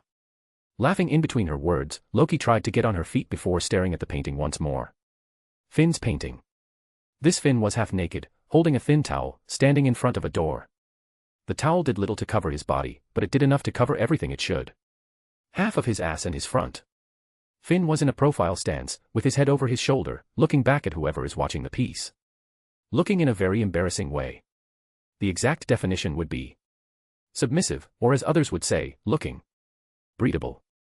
His skin was light and his pose made him look weak, adding to his embarrassed and frail expression. He even looked like a girl. The best way to describe this was Finn had been painted as a femboy. It was the painting of an effeminate Finn, holding his towel, trying to cover his body as he passed through a door, embarrassed at whoever was gazing at him. I can't. This is too perfect. Ha ha ha ha. And my knees are giving in. Loki cried as she grabbed the painting, but she suddenly remembered something, so she covered it. I see now why this one was hidden. Finn would have burned it down if he saw it. No can do, I can't lose such a precious specimen. I'll put you in a place where you can be enjoyed, hee. She said with a large smile. If Finn sees this. Alright, everything makes sense now. Loki could already envision what happened. Tioni liked was the culprit behind this piece of art's existence. Unfortunately for her, Tioni's proud painting, the one Finn believed to have destroyed. The same one that he restored under Tioni's request, was now stolen by Loki. And who knew what she would do with it? Regardless of it, Tioni would rage once she realized she had lost it. Trouble was coming. Later that day, back in the Hearth Manor. 5 girls stood together in one of the many rooms of the mansion. One sitting on a chair, another right in front of this girl, holding medical supplies, and 3 girls staring at this scene with similar yet varying expressions. Wearing adventuring clothes, they all looked rather haggard, likely due to just returning from the dungeon. However, instead of taking a shower and commemorating their return, they all sat around a table, helping a girl heal from her wounds. Ouch! The one sitting on the chair complained as another girl applied something to her face. It was clearly bruised. She was a pretty cat girl, her tail jumped from time to time as her pain spiked whenever her face was touched. Don't move, else it'll hurt more. The other girl replied seriously. Her skin was tanned and her hair was short. She was an Amazon. It was actually Igva, one of the executives of the Hestia Familia and one of the few level 2s. It's not doing much. One of the girls watching on the side said with a helpless expression. She was a human girl with shiny brown hair. Shouldn't we just use a potion? One of them asked with a concerned expression. She was also a human, although her hair was black, and her eyes were a beautiful tinge of green. And then? Who is going to report it to Daphne regarding the potion wastage? Igva asked with a frown. It's just a simple basic potion, we can just say we used it in the dungeon. That is true, but then we would receive a scold for not paying attention on the upper floors. You know how she is regarding that. Better than telling her what actually happened. The cat girl on the chair said in a low tone as she closed her eyes. We can buy one and take the slight damage, it won't hurt much. They all nodded when. Well then, why not share it with me? Daphne asked as she stepped into the room. All this time. Was she hearing what they said from the corner behind the wall? Step. Daphne walked slowly, but her first priority was the cat girl. She stopped near her and carefully touched her face. This isn't an injury that is made in the dungeon. Unless one of you punched her in the face by mistake. Or if a goblin punched her face. You guys aren't going to use that as an excuse, right? Silence. Sigh. She turned to look at Igva. Her expression showed some disappointment, but it changed once she saw that she was also injured, bruised just like her. Upon turning her gaze to the others, she saw that they were fine, not hurt in the same way. She really had no idea of what happened, no matter how many times she tried to think about it. What happened? They all looked away, not wanting to be the one to answer. Lying or keeping yourself silent won't change anything. I'll call the goddess. Or worse, the captain. Albeit he did many reckless things, Silver was known by all as a reliable person to consult and talk with, answering and helping them whenever they had a problem. Be it when they were having trouble learning how to heat an ore or studying for something, Silver would be there to help them. From mundane things to more complex things such as a girl that had an argument with her sister to another girl that was unsatisfied with her progress in the dungeon.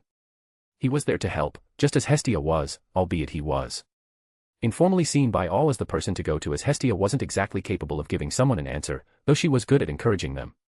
Nevertheless, that wasn't enough most of the time. Anything but that.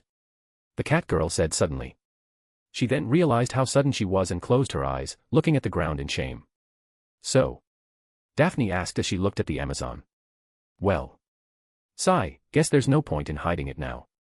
Igva said as she scratched the back of her head. Where to start? Well. You see, we just came up from a successful expedition into the 9th floor, as that's the best place to train. We could go beyond, but it's a bit too soon for that. We sustained almost no injuries. The 5th girl, that so far had been silent, said proudly. She wore a nice cloak that was both light and offered decent defenses. In fact, her cloak was made with the hide of a monster from the lower floors, so it gave her enough protection for her to be impervious to damage from level 3 monsters. Though it wouldn't save her from being pushed around if such a monster were to punch her, it might prevent her from being cut, but her body will still suffer a bit. The same can be said about the others' gears. They were all of high quality and it may be seen as a waste from the perspective of other familias. Even then, for them to go into the 9th floor and return with few injuries despite how little time they were given as adventurers. It's a pretty decent growth rate. That's good, you're all improving at a fast rate. Though now's not the time for such commemorations. Continue. Daphne asked seriously. From there, we returned as per usual, spending around 5 to 6 hours in the dungeon, any more and Iris might fall flat on the ground. Igva said as she looked at the fifth girl, a beast person. I'm a mage, it's good enough that I can follow you all. She replied with a pout. Their expressions varied as they looked at her. In any case, we stopped by the guild on our way back to exchange our findings. That's when it happened. Igva's expression grew a bit remorseful as it contained a bit of self-loathing. As we came back, in order to cut down time, I had the stupid decision of using a side alley to go from the main street into one of the side ones. And you got mugged? Daphne asked with a frown. Pretty much. Igva said in a low tone. I find that difficult to believe. You're telling me that you were mugged despite being a group of 5 consisting of 4 level 1s and 1 level 2. They weren't normal thugs. That I figured, but this is getting complicated. If they were mugged, then this might be difficult to resolve quickly. Hiding this from him and the goddess will be problematic. It's possible for a day or two, but over time. At least, did you find out anything about them? We did. Iris said with a nod. They smelled of alcohol. She said deeply. Silence, Is that all? Iris got slightly embarrassed, so she looked at the side to avoid Daphne's gaze. Not quite. I saw their familia emblem. Igva pointed out. When we passed through the alley, we were ambushed and our 2 exits were blocked, meaning they tailed us. It seems they were after our money since the guild, as we made quite a lot for a low-level party, around 42,000. They were both level 2, and quite experienced too. I had to use everything I had to block one, but by the time I realized, everyone else had already. They all looked at the ground. The bastard used Jean as a hostage to force us to stop, and once they mugged us, grabbing even our weapons. Iris said as she clutched onto her cloak. Once they robbed us, they actually dared to go and beat Igva. Daphne's expression darkened. The only reason why they left was that we showed them the emblem of our familia. Once they saw it, they left in a hurry with their tails between their legs. That's why only Igva and her are injured while we. Daphne closed her eyes, already understanding the gist of it. Someone locked onto them from the start, perhaps envious of their wealth despite them being newbies. Once they saw an opportunity, they acted. They might have done something else were it not for them showing the emblem of the Hestia familia. Igva likely asked them to not act so as to not aggravate the situation, but before she had the chance to do anything, the robbers mobbed her, and she was attacked. The others probably tried to intervene, and when they did, the thieves fled. Robbers are one of the many problems Orario has, and even if the Ganesha familia tries to keep things stable, they can't look everywhere. Albeit it's stupid to bring pride and ego into this sort of thing, they can't rely on their captain forever. This is the kind of problem they had to resolve themselves. If they leave small problems like this to him. For now, it might be manageable, but in the future, when the familia increases in size. If a problem occurs and he isn't here to resolve it, what will they do? Frowning, Daphne said. I'll call Cassandra, she'll heal you all, and make sure to clean yourselves well before the goddess comes back. She isn't home. No, she left not long before you all came. Now go, Jean and Igva stay behind. You. Are you going to report this to the captain? Not yet. Daphne replied. They exhaled in relief, but then they tensed. If the familia that did this to you all is beyond what we can handle, I'm going to pull him into this mess. But I'm sure none of us want that. The captain is undoubtedly tired and hurt from the war game, and despite him trying not to show it, everyone saw it. Not only that, if he were to learn of what happened, I'm afraid he may just do something rash. They all knew that. If the captain were to learn of what happened to them, he might as well just bulldoze through Orario until he finds the culprit. As for you, draw me the emblem, I'm going to research it and see what I can find. The first problem is how weak we are. To not even be able to defend themselves. Even then, I can't rule out the possibility of this having been planned by some other party. If we were, then it would be wise to warn him beforehand, just in case. There is also their pride, they're all brimming with anger and embarrassment. Also, their equipment wasn't cheap at all, their gear is something even most level 2s like myself would covet, gear that when put together would be evaluated in the millions. The captain will notice their disappearance, he's really perceptive in that regard. And once he does, it's going to be a pain to explain it. It's also bad for the others to learn about this. Now that we pass through a small crisis, the familia is in a slightly tense state, not everyone can forget what happened or pardon his actions that easily. A familia moves together, and he didn't do that at all. Even if I can perfectly understand his actions and encourage them. Everyone in this familia is good people, but they may also feel betrayed and hopeless. Though this is something he's trying hard to make up for, it wouldn't be great if they were to learn we were robbed, especially if he were to go after them and cause more trouble. That's why this is something we, as a familia should resolve, not him alone. If the others were to learn his reasons, they would surely agree. But some of them are really young, they don't deserve to see such darkness. Not yet. That's why only the executives know of this, the group leaders, and the goddess.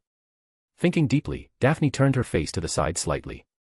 As you all go back, call Cassandra for me, if anyone asks, come up with an excuse for now, and make sure to have it planned beforehand so it fits. Understood. They all said with a salute. Sigh. Come on now, there's no need to be that serious. Daphne said in a low tone as she scratched her nose. Now. It's time to figure this out, ideally, we get this done with before the next recruitment. If we have the emblem, tracking them down won't be a problem, we need to end this by today else our equipment might be lost forever.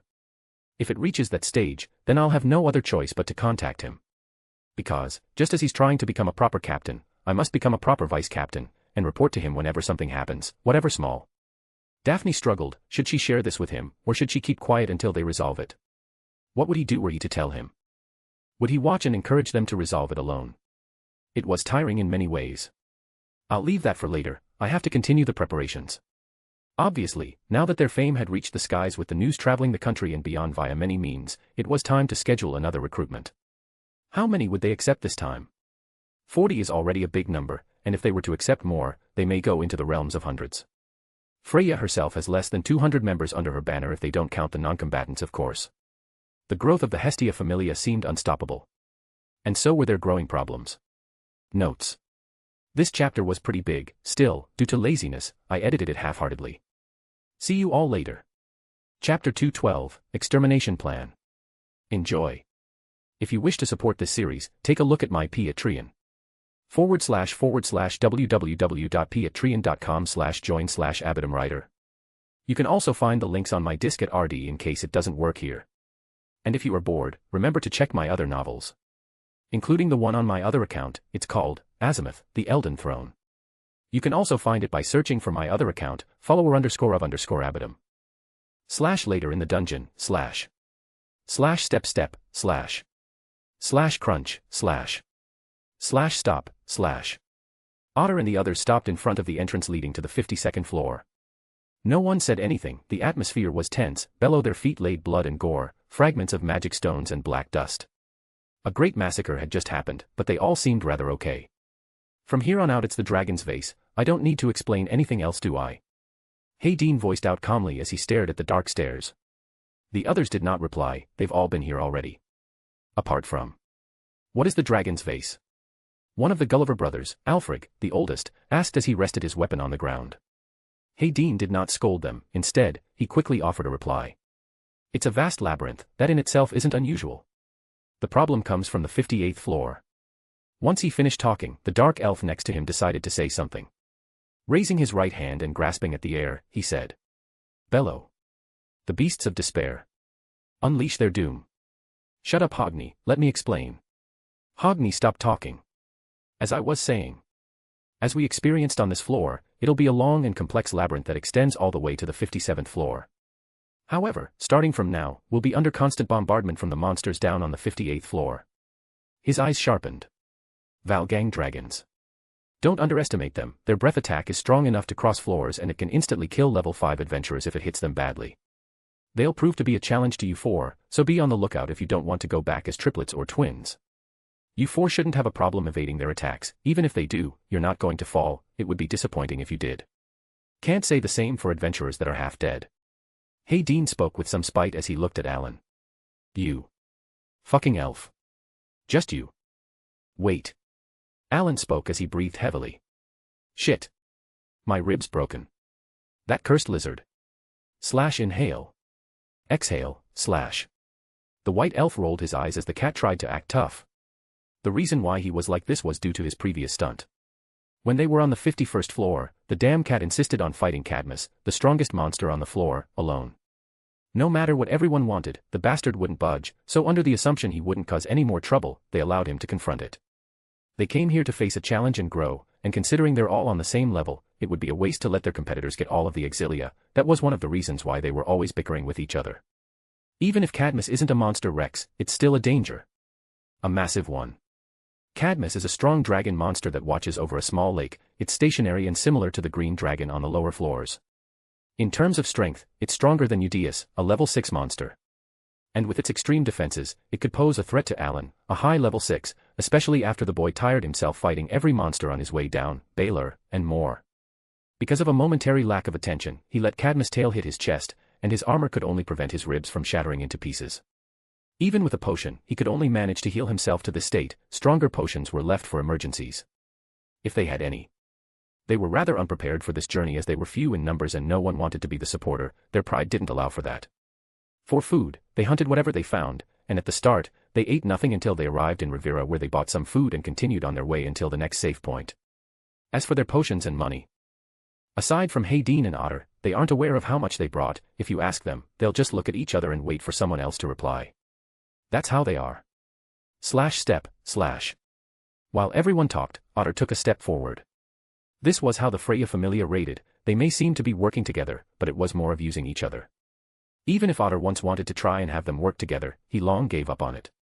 Now, he just moves first, trying to have them follow him. And they would, because as proven long ago, despite the way everyone treats each other, they still respect him for his power and his position. They just usually don't show it. In a situation of life and death where measly confrontation has no space, they will get serious and work together to a certain degree. Like that, the Freya Familia entered the Dragon's Vase. Their destination was the 58th floor. Somewhere above. On the safe room on the 39th floor, a small group of people camped within a secluded cavern, far from both the entrances and the exits of the floor. Inside it, in the middle of the cavern, two men sat together close to one another. The Freya Familia should have entered the Dragon's Vase by now. One of them said in a raspy tone as he took out an hourglass, checking the time. He tapped the table as he thought. We've set scouts on every single floor from this one until the 48th floor before Baylor's room. We lost a few agents in the process, but that was expected. Even then, they moved faster than we could relay information. Their hunting speed is incomprehensible. Hopefully, the last scout managed to contact the attack team before they arrived at the vase, or worse, found out by them. I can't wait for them to see our surprise. Someone else spoke with a large smile, a beastman with only one ear. But the cloaked man didn't share his feelings, quickly getting up from his seat and clapping his hand. There is no time to rejoice, we need to move. He said as he turned around. Contact the scouts, we're retreating. Now we go back, the rest is up to the attack team. I wanted to see it though. The other men replied with a disappointed expression. Leave it to the others as planned, unless you want to be there when they go berserk. If so, be my guest Jura. I have no plans to experience firsthand what it is to be in a conflict with the strongest of the Freya Familia as they fight for their lives. Dix, you're such a bother. Hey, don't leave me. Jura exclaimed as he followed him. Insane bastard. It took us an unbelievable amount of resources to set up this operation. From the moment we learned that the Freya Familia was diving, I knew this was a chance to take them down, but our time was limited and our personnel were scattered with few being able to partake in the operation. Convincing Jura wasn't a problem, changing the plan slightly to fit the environment of the Dragon's Vase was a simple thing as well. The hard part was preparing. It's impossible to enter the Dragon's Vase without enough preparations, or you'll be killed. Just getting there was hard. Special tools to hide from the monsters and items to lure them away. We barely had enough time to set it up. Even then, I would have preferred if we were given enough time to maximize effectiveness and reduce our losses to a minimum. Dick's eyes sharpened behind his glasses. We had to sacrifice tens of personnel for this, but it's worth it. The Freya Familia will disappear today. Their arrogance will be their downfall. After descending with little supplies, fighting everything on their path, and tiring themselves out, they now enter hell without fear. Once the Valgang dragons start to breathe their flames and destroy the floors, they'll do the rest and collapse the labyrinth. They'll have no choice but to dive deeper to escape, but then death awaits them on the 59th floor. Dix and Jura covered their body with the cloaks, and they vanished amidst the dark caverns, followed by many others. The camp was soon deserted as if it was never there from the start. Step. Sniff. In the 52nd floor. Can you stop sniffing the air like a damn dog? One of the Palom brothers exclaimed mockingly as they walked. If you don't want to die, then shut the fuck up. Alan's expression was one of pure bloodlust. There's something strange in the air, it's different from the last time I was here. He said with a shape gaze as he turned to Otter. It makes me remember molten rocks. Sniff. Exclamation point. Crack. The ground started to tremble as faint pressure came from below. Everyone jumped to the sides, as far away as they could. Slash boom, slash. A massive pillar of fire rose from the ground, being dozens of meters wide as it blasted a massive hole on the ground and ceiling, scorching the stones, melting the floors as it passed through them.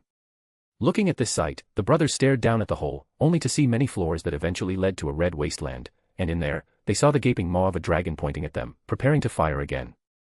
I fucking hate this place. Alan screamed as he jumped at the hole, followed by Hogni and Otter. If you don't want to be left behind, follow us.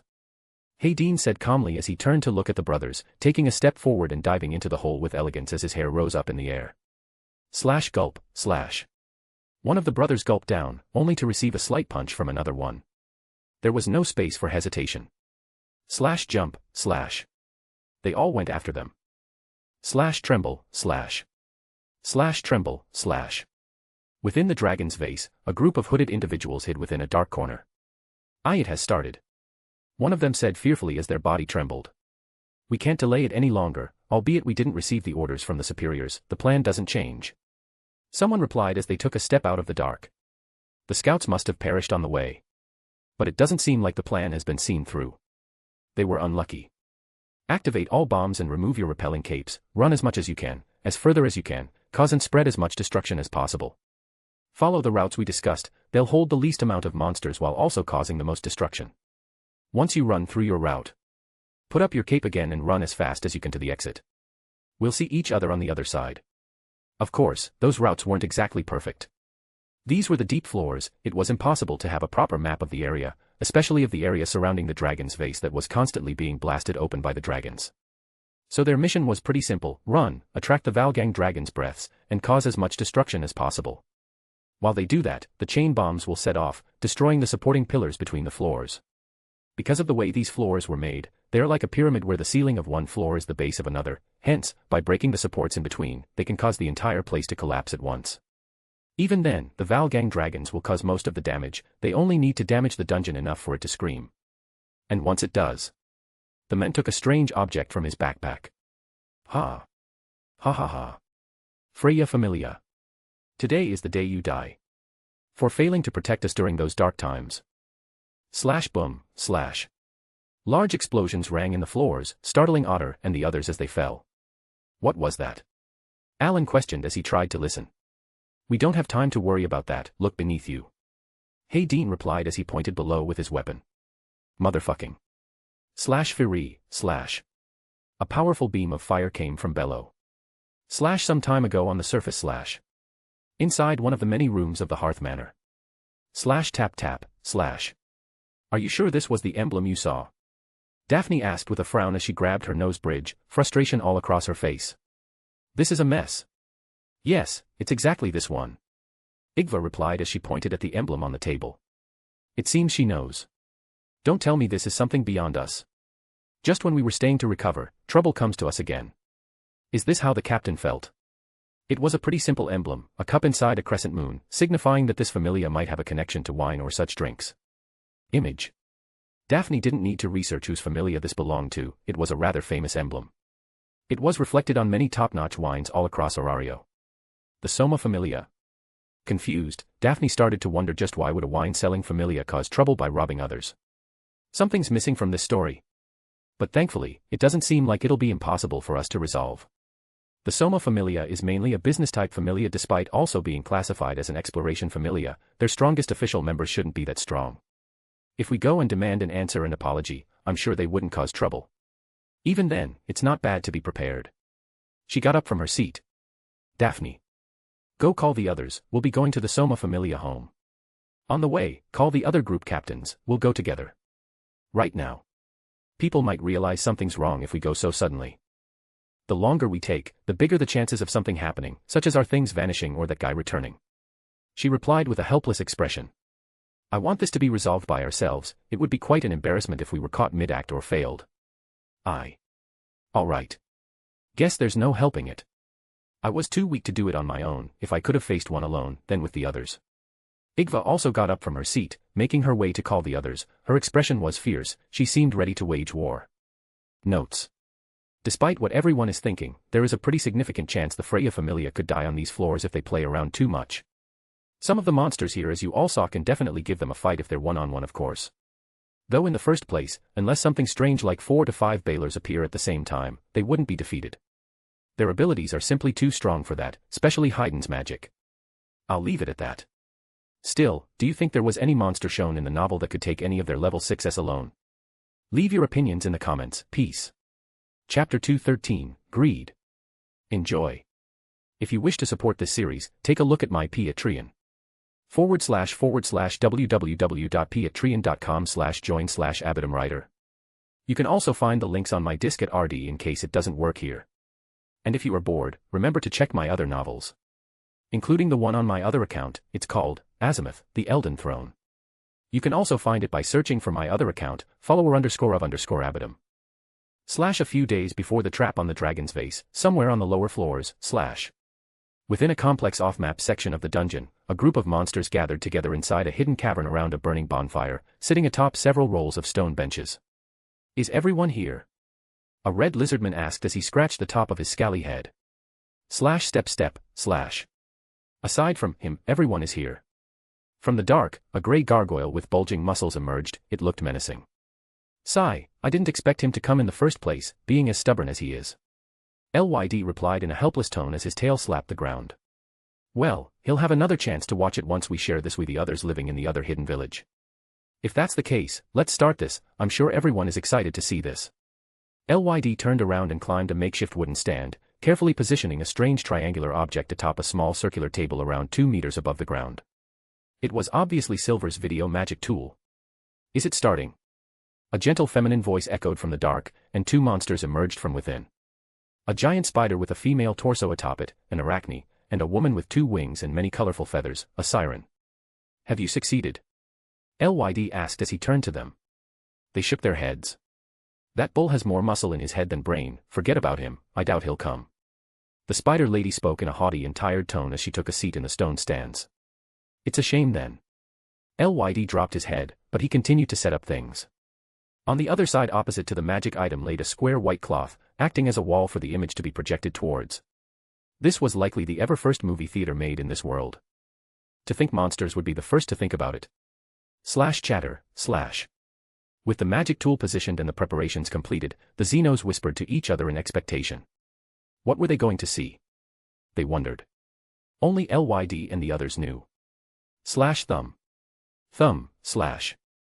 As they stopped talking, the ground trembled slightly as a large creature approached them. Gryu, you're here. Lyd said with a smile. Roar.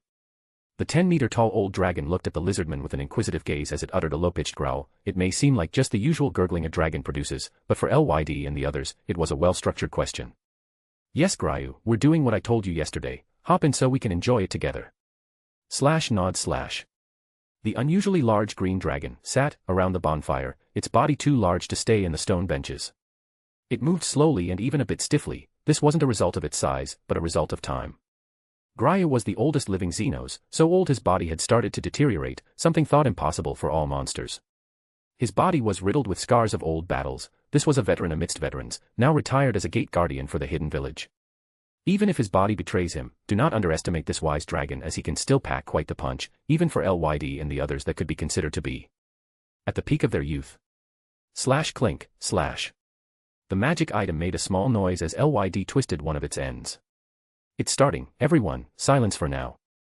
Ray spoke gently as she found a spot for her to sit on. Silence. The Xenos went to a complete stop almost at the same time. Albeit the complexity of their existence is still something widely debatable, the simplicity of their behaviors is still, in a sense, pure. No one complained, no one voiced their dissatisfaction, they all sat in harmony despite their heterogeneous appearances, they all acted like family. Sha. Wow. The projector lit up, and the first image shown was the beautiful blue sky of the morning, something all Xenos somewhat desired.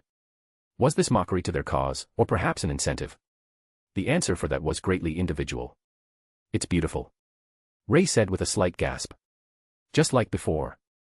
The image of the blue sky slowly shifted to the image of a large valley, the arena where the war game occurred. This was nature, the beauty of the surface. From there, history repeated itself under the eyes of these dreamy creatures. Thud. Until. Thud. Heavy footsteps echoed in the cavern, and all Xenos were drawn from the war game. So you came. Lyd said with a surprised expression as he turned his head to gaze at the newcomer. The creature did not reply. It stood in the shadows, observing, its clear blue eyes lit up in the dark for quite the eerie scene. Slash grunt, slash. Instead, it grunted, and that seemed to be a good enough response for him. Look, this is Silver Chi, the one we talked about before. Lyd said as he pointed up. The creature raised its head, staring at the projector with interest. It had never seen something like that before. It found it odd and unusual. It was yet again amazed at the creativity of those up above. It was observant, it was learning, understanding. It did not take long for it to understand what was happening, the source of the image, the magic tool. It had a large interest in the above-ground world, how it looked, how it smelled, what sorts of creatures habituated it. How strong they were. Slash growl, slash. However, it suddenly grew restless. It growled loudly as it looked at the person that appeared in the projector, a silver-eyed boy holding a weapon as his body burst into flames. Slash inhale, slash. Slash exhale, slash. It breathed in and out, its breath creating powerful air currents, blowing some of the smaller monsters, like a small rabbit, rolling away like small furry balls. Silver. The creature. Minotaur, spoke in a strong and concessive tone. That is his name. I found you. Its singular horn flashed momentarily. Slash clang, slash.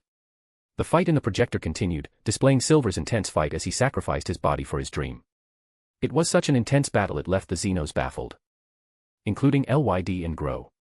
I've trained intensely in the past few months, even then, his growth stumps mine. Lyd spoke with some excitement. I'm slowly breaching into a new stage, but growth seems nigh impossible. Even then, I have changed, Grow too, Ray as well. I don't think it's enough for the classification of a level 6 adventurer, but it's close enough. Gryu is living proof that it's possible to overcome one's body. I just need to persevere. More and more. Until. The Minotaur observed the rest of the fight with an intense gaze, its emotions concealed behind its cold expression. Once the fight ended with a last swing of his enemy's broken weapon, the Minotaur. Slash grin, slash. Smiled. Slash clench, slash. It turned around, grabbing something in the dark as it left. Are you leaving already?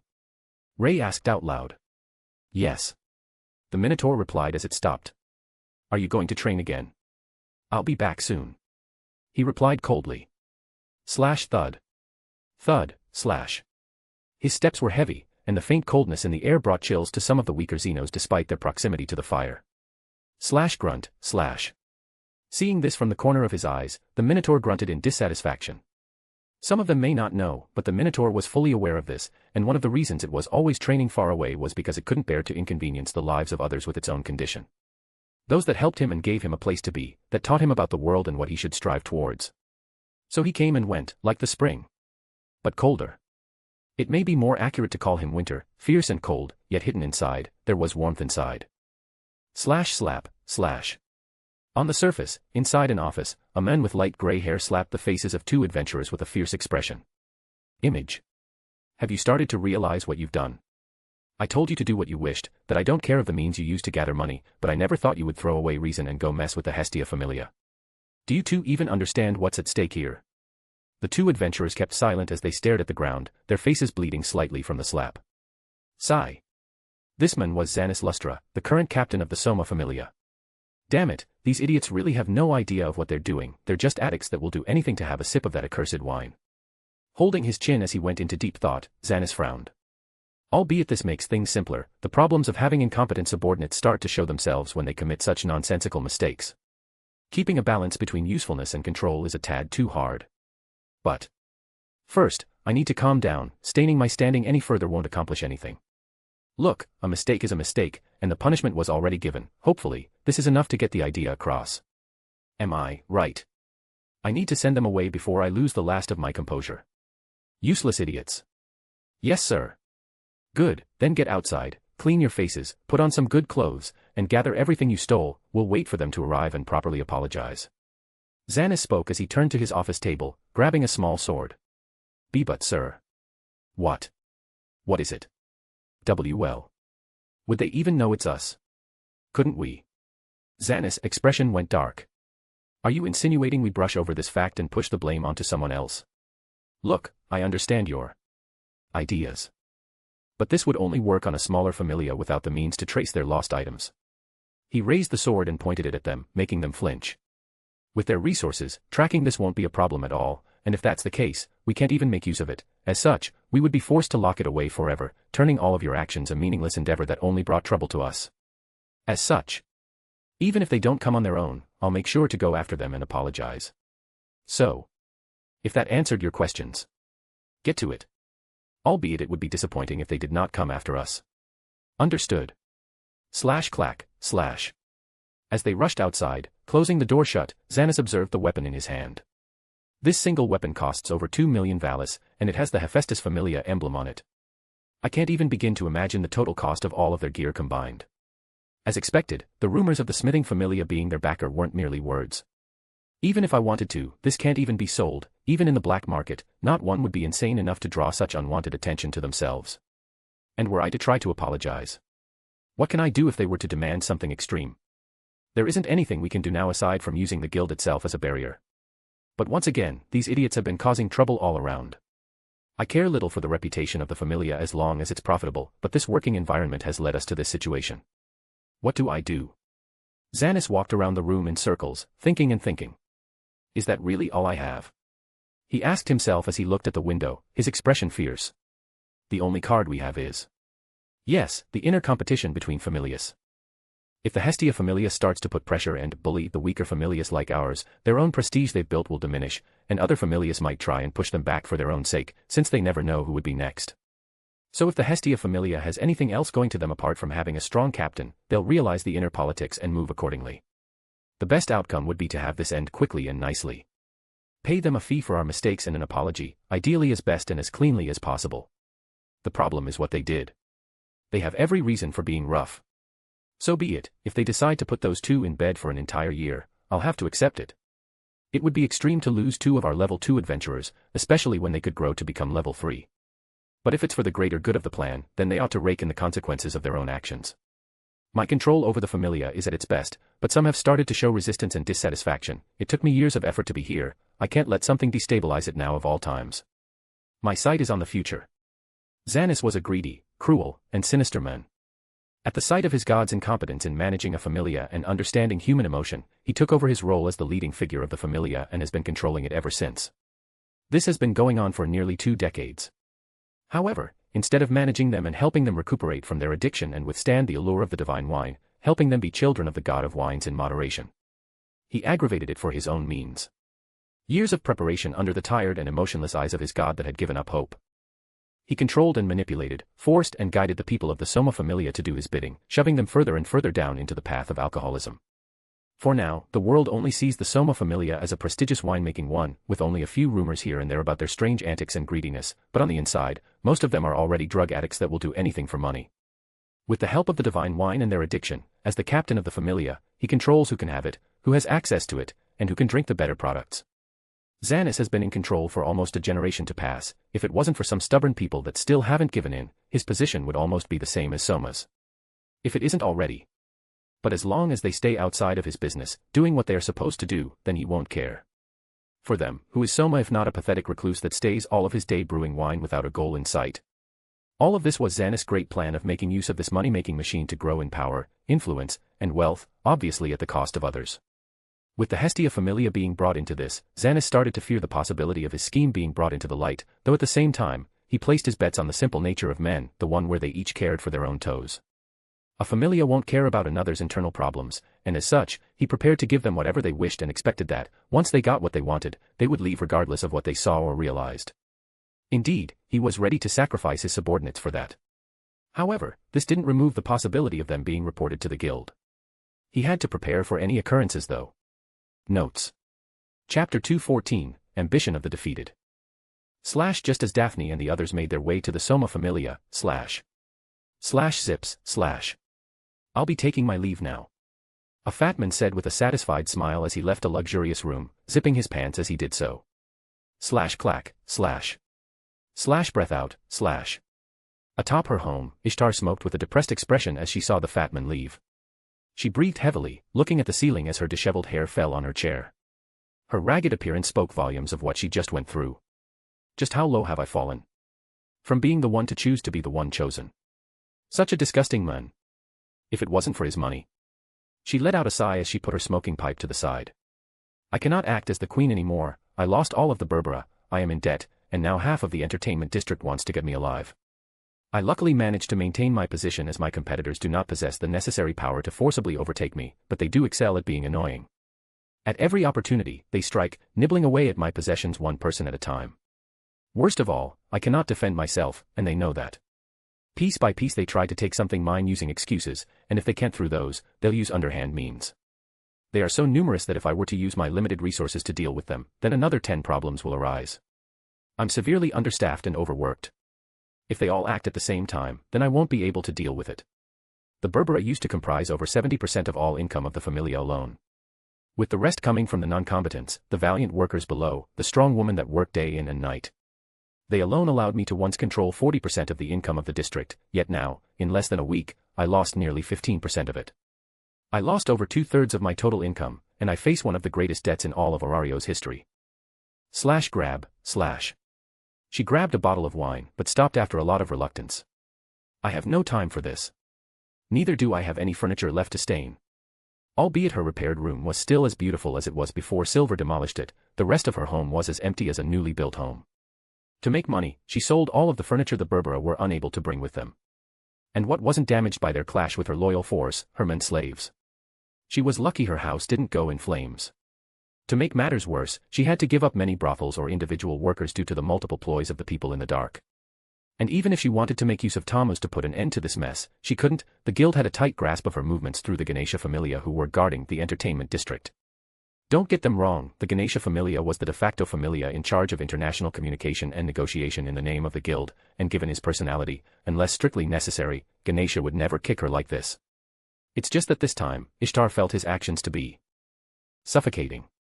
To have his 6 of his level 5s at all times in the district was a clear warning from the guild. They wouldn't accept her to make use of violent methods, and this pushed her even further down the drain. At this point, Ishtar had already started to see how the guild was against her. She couldn't understand why though. If it was only to maintain a certain level of stability in the district, or as a form of punishment, then they would be suppressing the other forces from messing with her as well, but they weren't. It was a complete unilateral treatment. It was as if they wanted her to shut up and rot silently. And albeit this greatly angered her, she had to persist through the humiliation and march onwards as she didn't have the power to voice out complaints anymore. That boy. Ishtar rose from her seat and stared below. She couldn't even muster the energy to change her expression. The people came and went on the streets, their lives had barely changed. If she was here or not, who cared? Mortals were like that, they would beg in their knees, then the next day, they would kick you out without remorse. Knock knock, Lady Ishtar, your next appointment is due in half an hour. Sigh, already. She spoke tiredly. It's earlier than scheduled. They're starting to abuse it. But I can't refuse them. Ishtar looked at herself and bit her lips. Call some servants and have them clean up the room ASAP, I'll take a shower in the meantime. At least I must make myself presentable. The day I lose my beauty is the day I stop being me. Understood. The man on the other side of the door replied as he left. As the footsteps of the man echoed into the distance, she turned around to open a small vault on the side. Crunk.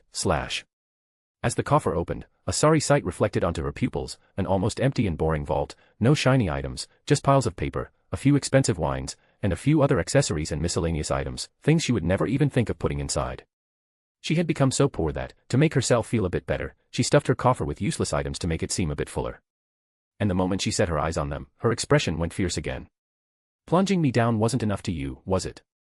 You had to go and steal everything I had as well, didn't you? I swear everything was here after he destroyed this room, so when did they vanish? Bam. Her hand smashed against the wall, but the only thing it did was hurt her. I thought about this time and time again ever since the war game, but the last time I checked was the night before the Donatus, and then, the next time I checked it was 2 days after the war game. During that time, the vault was raided, the gems stolen, some of my precious documents vanished, and even the key. She could withstand the loss of her money and documents, but the key was something irreplaceable. In fact, the key was prime evidence of a crime she could never allow to spread. And this was the very reason why she hadn't reported its theft to the guild as of yet. One of the reasons why Silver didn't steal everything in her main vault after the war game ended was because he was sure she would report him, and even with his boosted reputation, if Ishtar were to share that, he wouldn't be able to protect himself from some of the repercussions. Neither would the guild give him a helping hand. That would have been the perfect excuse for her to rid herself of her current troubles, something he couldn't allow. But now. The key. Vanished. Damn it. Damn it all. She clenched her hands tightly as she slammed the door of the safe. Every time she opened it, she expected the key to just reappear magically as if it was all just an illusion or tucked away in the corner, but it never did. If the guild realizes what the key is and what it means, then it'll be truly over. I have no idea where the key is, I have no leads. My only clue is the suspicion he has it, yet even if that's the truth, neither I nor any of my troops can seek him out. I can't solicit the black market, they can't know of it. I can't even contact them to relay this. And even if I do, what would they do to me? She rested her head on the wall with a twisted gaze as she closed her eyes to think. I lost my money, and my usefulness, my army is gone, and I now remain powerless. I lost Phryne, my lifeline. Once they arrive, they'll just cut me down and throw me away for safety, there can be no loose ends. There has to be a way. A method to guarantee my familia's safety at least until, /knock. Is it the servants? You sure we're fast this time? I lost myself and thought for so long they're already here, I should hurry as well. Silence. Why aren't you saying anything? She asked with a frown, noticing something was wrong. Creak. The door slowly opened, revealing a hooded man in a black-purple robe whose face couldn't be seen, followed by two assassins that acted like guards. Behind them laid the fallen body of one of her servants, it was unsure if he was dead or alive. You.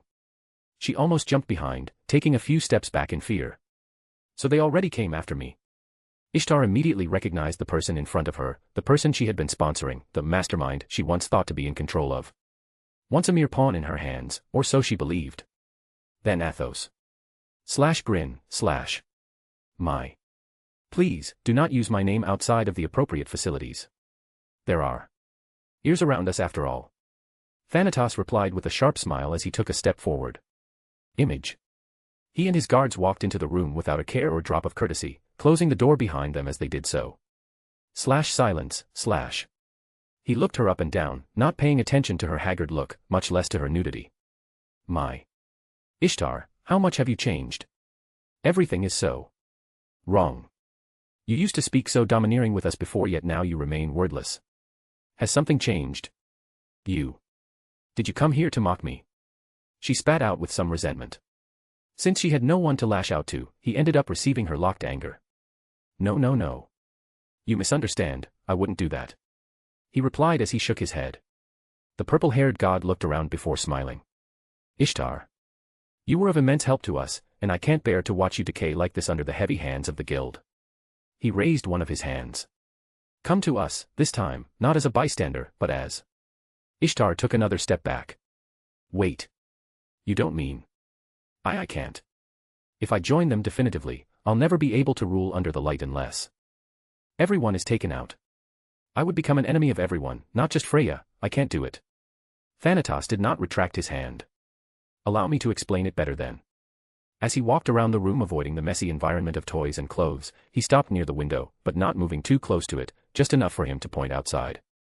Ishtar, as of now, you are slowly being gutted out by your ferocious competitors. She couldn't deny that. The guild who was supposed to be neutral won't move, the people that once worshipped you turned their backs on you, those that were once at your feet now order you around as if you were theirs. That was the bottom line. You were spying on me. From where? I barely left my room. It was due to me worrying about you. Thanatos said with a wide smile as he raised his hand. In other words, there was no need for him to think too hard, her condition was obvious. But for the neurotic goddess, the worst possibility was the most likely. Ishtar. Can't you see that at this rate you'll be devoured whole before you have any chance to rise again? Your familia can't leave the confines of their home, they can't grow, you can't make money. It's over. Without power, you'll never rule Orario. She clenched her fists, unwilling to accept it. The world already sees you as their enemy, even though you did nothing wrong but dream big. This is the kind of place Orario, the city of adventurers, is. There is nothing else you can do, so as you did in the past to us, allow me to extend my hand to you. Ishtar gazed at Thanatos' hand with a deep and somber expression. If you chose to remain, what awaits you is nothing but a slow and pitiful death as your familia rots. The only way would be to cut the rotting parts off and regrow them slowly. But she'll never accept that. I can already see it, you'll either be reduced to something like those pathetic gods that serve mortals rather than rule them, become a toy, or become their woman. He continued to walk around the room, speaking to her slowly. You'll be played with, every day until they grow tired, then, you'll be exiled, forever. And once outside, there is no way you'll ever recover, the only thing left will be to carry this humiliation with you for all eternity. Is this what you want? To be made fun of by all of heaven? Thanatos continued. Why not choose to struggle with everything you have left instead of succumbing? Thanatos' expression turned dark suddenly. Especially since you already are the guild's enemy. What do you mean? She asked as she took a step back in shock, and unknowingly, she touched the glass of her window. Gulp. She gulped down as she stared at the city below, so far. So tall. Ishtar. Don't make a fool of me, do you really think the guild would act like this to you without a cause? They already treat you as an enemy. A liability to the safety of the city. They already see you as one of us. Wait. Don't tell me. Her expression went to her vault, and she slowly understood the impact of his words. The guild wouldn't act without a serious cause, and the last thing that attained such heavy reactions from them was Evelyn. It all made sense now. It can't be. From the very start. Was there no chance for me to recover, tremble, This revelation made her weak on the knee. There is nothing else you can do, the guild has already started to follow the clues. But his expression turned mischievous. I wonder how they learned of this. I wonder. He spoke with a smile. He spoke in a vague tone using empty words, letting Ishtar fill the gaps. There was no way to know what she was thinking, but as long as she agreed. Did they ditch on me? No, this would only bring them down. This means. Her expression turned ferocious. That brat. Thanatos smiled with extreme amusement as those words left her mouth. Exactly, it is all his mistake. As Ishtar stared at the ground with anger, Thanatos' smile widened. Come to us before it's too late, the guild wishes to sacrifice you for the greater good, I cannot accept it. Arena's dominance over this place has already gone past just rulership, he is a tyrant, messing around with our lives in the mortal world. Let us rebel, together. Ishtar thought, again and again, until she finally arrived at an answer. And just when she was about to grab his hand. Crack. The windows of her room broke apart as 4 shadows jumped in. Notes. Chapter 215, Conversion, Fall from Grace. Enjoy the chapter. If you wish to support this series, take a look at my Patreon www.patreon.com/join/abadamwriter. You can also find the links on my disk at RD in case it doesn't work here.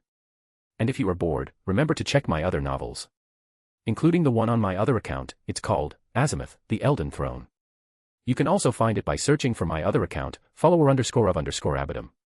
/crack/. Who is it? Ishtar exclaimed as she jumped away from the windows while making sure to not approach Thanatos as well. We are at least 50 floors above ground. How did they even? So you were expecting guests? Thanatos said with a smile as also took a step back. And by the looks of it. Quite the troublesome bunch. Sigh, a few more minutes and we would have left without being seen. Valeta-chan was right, it was impossible to recruit Ishtar without going through some mayhaps. The guild wasn't monitoring her to prevent her from causing trouble. They were on the lookout for us. Nod. Thanatos did a small gesture to the 2 guards, and they immediately started moving. Unsheath. They took a step forward to protect him, while he pulled his hood to cover his face. Their weapons were readied, just in case they had to do a strategic retreat. Splinter. And as the broken fragments of glass fell onto the ground, the 4 intruders raised their heads with different expressions as they witnessed the people in the room. 2 humans, 1 beastman, and another man with a strange aura. Ouch, my back. Asfi, you need to be more gentle, my skin is quite delicate. The blond man said in a painful tone as he grabbed his hat on the ground. He massaged his arms, feeling his muscles ache. Thud. Puffed. Hermes-sama, it's not the time for that. Asfi replied with a slight flush, almost imperceptible as she elbowed his chest. And while Hermes recovered his breathing. I should have expected it to be you. They are bold, making their way into our territory. Hermes isn't like that, to expose himself like this, especially if he is aware of who we are. What do you have prepared? Thanatos smiled. But even then, I guess I have to thank you, your presence here solidifies my control over Ishtar. Why you? Both Ishtar and Thanatos reacted to his bombastic entrance, one in shock, the other not surprised. Ishtar's body trembled as she started to realize that Thanatos' words were, from the very beginning, true. Biting her lips, she continuously moved away from the center of the room, leaving Hermes and Thanatos at a standoff. Taping his hands on his shorts, Hermes said with a serious smile. My ass almost turned into rock after so much waiting, but my patience was rewarded. Now, what do we have here? After taking a quick look around. And before they could reply, his gaze went to Thanatos hiding behind the guards. I know that look. The appearance of a loner that fashions himself like an edgy gravekeeper. I wouldn't mistake it for anything. So it was true, Evolus was never taken down. Their remnants live on. Gathered under the banner of this bastard. I always knew something was missing. The key enemies were never taken care of. Even after the massacre, their commanders were nowhere to be found. Just didn't expect it to be this guy. He was never the proactive guy. Why is he all the way down here? Ha! Do you need to talk like that to me? It's not like we had anything going on between us. Thanatos replied as he pulled his hood down once more. That may be true, but it's a different thing down here, Thanatos. Hermes replied as he pulled his hat down to cover his eyes. I've been looking for you, for many years, the culprit. But I never thought you would come down considering how diligently you worked up there. Thanatos let out a helpless sigh. I know, believe me, it greatly pains me too to leave my job behind and at the hand of others, but I had a greater goal to attain. Oh Hermes, trying to play emotional with me. Don't waste your time. As if you had any to spare. That being. Ah. Come on Hermes, it's such a let-off if I tell you everything from the get-go. Thanatos spoke as he turned to Ishtar. Introductions aside, it's about time we end this conversation. Each second here induces a greater risk of some variable appearing. And with our elites focused on the operation in the deep floors. You truly got me this time. I had no intentions of making an appearance, at least not so soon. I made extensive preparations, yet you're still here. Your patience and resourcefulness surprises me. There is no point in being so secretive. Hermes expects me to do something, so I won't keep quiet. No matter how much you think, you won't be able to figure it out. And if you try to send someone down, we'll kill them all. The first to make a move wins. He knows nothing of us, I know everything of them. The longer he takes, the closer the promised day comes. But if he rushes it. Now Hermes, what do you have under your sleeves for me? I'll take it as a compliment. Hermes replied as he lifted his hat up again, smiling widely. Though. Hermes, don't you dare think this is the end. He smiled. It's barely the beginning. So this is how this conversation ends. Hermes' expression became serious as the people around him tensed. Asphi, captain of the Hermes Familia, level 4. Voltus, ex-captain of the Tityos Familia, level 4. Falgas, high level 3 adventurer. Can you see it? It'll start soon. What will? I have 2 level 4s on my side, while he has 2 unknown adventurers. However, the problem is me. But it's the same for them. Even then. Ishtar, is it already too late? The moment Tammuz arrives, the tables will turn completely. Hermes put his right hand on his chest where his hidden weapon lay. Worst came to worst, he was ready to pull the trigger. Well. I was told to keep my mouth shut. Thanatos said with an apologetic expression as he looked at Hermes. It's been 1,000 years Hermes, an era is ending, Zeus and Hera are proof of that. Exclamation point.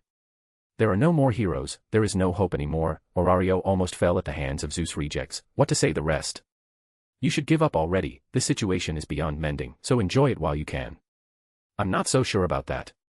Hermes replied as his face turned to the side, looking at the window and the city outside. These children can often surprise you. Don't just assume the end without seeing what they have to show first. Silence. Thanatos went into deep thought. Is that so? Well, I'm not entirely stubborn, so I'll take your words to heart. The complexity of these children's hearts. How could I not know it? Their dreams, aspirations, and regrets. It is my job to witness it all one last time before they're sent on their way. There is indeed a lot hidden within the hearts of mortals. Desires. Wouldn't it be perfect if all of their dreams were accomplished once they arrived in heaven? I wholeheartedly wish for them to become true. Thanatos turned around to leave. Where do you think you're going? We still have a lot to talk about. Hermes said loudly as he took a step forward, only to be pushed back by Falgas. Do we, Hermes? Ha. I'm sure we have. Let's do it like this. For a bit of fun. Thanatos turned to stare at him. If you can find me, I'll tell you everything, treat it as a meet-up gift after so long. Come Hermes, follow me. Into your demise. He raised his hand and waved it. Until next time, messenger, send the others my regards. I've heard Hestia has stirred quite the trouble recently. How unusual, it's like the old days. Don't you think so? He said as his guards took something from within their waist pockets. Slash poof, slash. It was a pair of smoke bombs. Damn it. Asfi, don't let them. Hermes immediately took out his hand crossbow, aiming it at Ishtar, whose eyes opened wide as she realized what was about to happen. Slash boom, slash. Slash tremble, slash. Slash crack, slash. Just as he spoke, the tower trembled as the furniture started to move, and an ear-piercing explosion shook their eardrums as an impact wave hit their chests. Slash boom, slash. Slash boom, slash. Below, screams rang, but they were muffled by the sounds of destruction and chaos. Slash creak, slash. The tower started to tilt. Slash whoosh, slash. Hermes triggered his hand crossbow, aiming directly at Ishtar's chest. Slash tremble, slash. Under Hermes' shocked eyes, one of the guards came out from the smoke, grabbing Ishtar before retreating into it again. She barely had a say in it all, too shocked to complain or move as the bolt grassed across her arms. Shit. This can't. I should have practiced my aim. But despite his worried looks, Hermes' mind was calm and still. Just as I thought, this place was a trap from the start. Yet, it's sloppy. Evelys. You've grown weak. Slash crack, slash. Asfi, grab Hermes and escape. We can fend for ourselves. Voltus exclaimed as he tried to maintain balance in the tilting room. Quick. Do it. Teleria. Slash shine, slash. Asfi jumped forward as her boots flared, creating two pairs of ethereal white wings around her soles. Slash flap flap, slash. This glorious display would shock many. This was the materialization of Asfi's desire to reach the skies, years of effort made reality. Ouch. Asfi, please, not so tight. Shut up before I make you, in fact, have this. Asfi replied with a bothered expression as she held his arms, flying out of the room with Hermes and taking to the skies. She quickly stuffed a dirty cloth inside his mouth, shutting Hermes up as his face grew ashen. Bleh. Ha. Make sure to come back in one piece. Dinner's on me. Hermes exclaimed as Asfi dragged him into the skies. I already did what I came here to do. The remnants of Evelys are up to something, the dungeon, monsters. And even that strange underground ruin. It's all linked. He said that the promised time is coming. And his goal. What would that lunar want with the lower world? The only thing he ever did was to purify souls and send them back. Hermes' expression turned grave. Unless. Slash crack, slash. As the room fell apart, Voltus and Falgus stared at each other in embarrassment, dust, and rocks falling onto their shoulders and hair. Slash thud, slash. Time seemed to slow down from their perspective, allowing them to think and talk for a few moments as everything went to hell. Welp. This is going to hurt. Falgus voiced out as he saw the ground appear in his field of vision. A week of waiting and even more investigations. And this is how it ends. Can't say it's bad, had it worst already under Hermes-sama's whims. Might very well be the most impressive of them all though. If we fall from this distance, it's definitely going to do some work on my back. There is a lake in the distance. Here, give me your hand. Voltus voiced as he turned to Falgus. All right. Wait, what are you? Slash whoosh, slash. Damn, you. Falgus was thrown far away, a perfect arc that would end with him falling in the artificial lake around the tower.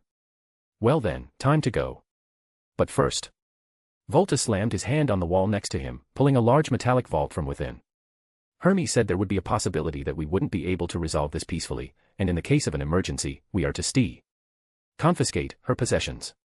Can't say I'm against it, I did worse, but it does make me feel a bit iffy. After spending a few months within this familia, Voltus had already adapted quite well.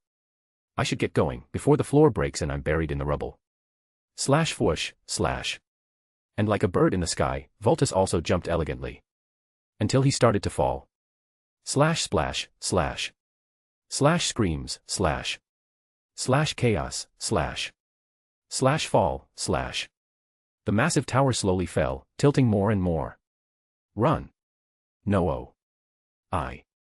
Don't stop running. On the streets, the people that saw this scene started to scream in panic and fear, trying to escape its trajectory. Slash creak creak. Crack, slash. Thankfully, it seemed the tower wouldn't be affecting the district, as it snapped in half with most of it crashing within the Ishtar familia's territory, collapsing only into a portion of their walls. Slash boom, slash. Even then, this was a disaster that would shake Orario for some time. Slash below, slash. Cough cough. Slash thud, slash. As a massive door closed with a heavy thump. Thanatos and Ishtar saw themselves within an underground passage. On the side, Ishtar clutched to her chest, and Thanatos could be seen doing something similar as he breathed heavily. The reason for this was that just before, they were being dragged in quite the awkward position at high speeds across the manor, and even with their divine bodies, they saw themselves without breath and even a bit lethargic. Phew. I hate workouts. I'll have some good rest after this is done. Thanatos mumbled to himself as he stretched his back. Cough. Damn it. Slash thud, slash. Ishtar slammed her fist against the wall, voicing her anger and letting her suppressed emotions out. Ishtar-sama. T. Tammuz. But before she started to lash out at others, a group of warriors appeared from the dark. It was Tammuz and her faithful warriors. Most of them at least. Slash clears throat, slash. It seems everyone is here, let us move while we still can. Thanatos said as he turned to look at Ishtar. Wait. Explain to me. Everything. Of course, I had no intention of leaving anything behind. But it would be best if I did so as we moved. He raised his hand. So, shall we? Slash slap, slash. Ishtar slapped his hand away, walking in front with a frown as her hips swayed in the darkness. The presence of her servants gave her some confidence, or perhaps she was simply too stressed to care about anything else. Sigh. It's impossible to reason with her. But that's fine too, a haughty Ishtar is better than a broken one. There is no need for a useless pawn, especially when it's too early to sacrifice it for the king. She'll have her uses. Eventually. Notes. Thank you for reading. This chapter was a bit messy since I don't think some of the characters acted as they should. It's difficult to write about genius strategists going about each other constantly. You see, Hermes is someone that can outwit gods, capable gods, as he made use of Freya to destroy Ishtar in the novels by manipulating a series of things one after the other. Albeit Freya threatened him later saying she wouldn't tolerate such actions again, proving she is no stupid lady either. Hermes was the one responsible for the whole arc of Season 2 pretty much. And also 3 in a sense. As for Thanatos, not only is he decently intelligent, he has Valletta in his ranks. She herself is an extreme strategist that can be compared to Finn, albeit the latter one every time because Valletta is a psycho, and hence, easy to predict in some ways. Valletta would always win in the short run but lose in the long run due to Finn's decisiveness and unique decision-making process. I have no idea if Hermes would have risked himself for this meeting, much less if Thanatos would have moved so far to pull in Ishtar. Originally, Ishtar was supposed to have been killed by the assassin group Evolus controls, but I decided to withhold them from the game board for now. What do you think of this development? The chapter was a bit small but I think it did what it was supposed to. Next chapter should put a conclusion to Daphne's and the Soma Familia's conflict while opening new possibilities for the future while also giving us another hint into what is happening in the deep floors. In that regard, would you guys like it if one of the members of the Freya Familia were to die? If so, who, how, and why? Aside from that, are you guys tired of these secondary POVs? Should I rush ahead so we go back to Silver? I don't see us returning to Silver within at least 5 chapters. We need to end Soma and the expedition in a sense before returning to him. That was all from me, thank you for reading. Chapter 216, Time to Relax. Chappy, a bit late, but it's here nonetheless. Enjoy. If you wish to support this series, take a look at my Patreon. www.patreon.com/join/abadamwriter. You can also find the links on my disk at RD in case it doesn't work here. And if you are bored, remember to check my other novels. Including the one on my other account, it's called Azimuth, the Elden Throne. You can also find it by searching for my other account, follower_of_Abadam. /tremble/HM. An earthquake. Somewhere in Orario, Daphne and the other group leaders made their way across the busy streets when they suddenly felt vibrations on the ground. Where is it coming from? Cassandra asked as she held onto a street lamp. They moved their heads around until one of them pointed at the distance. There. Look, there's smoke in the sky. What? Daphne turned her eyes to look, and her expression twisted as she saw it. It was much worse than she thought. The sky was slowly covered with black smoke, and it was likely from a pretty strong fire.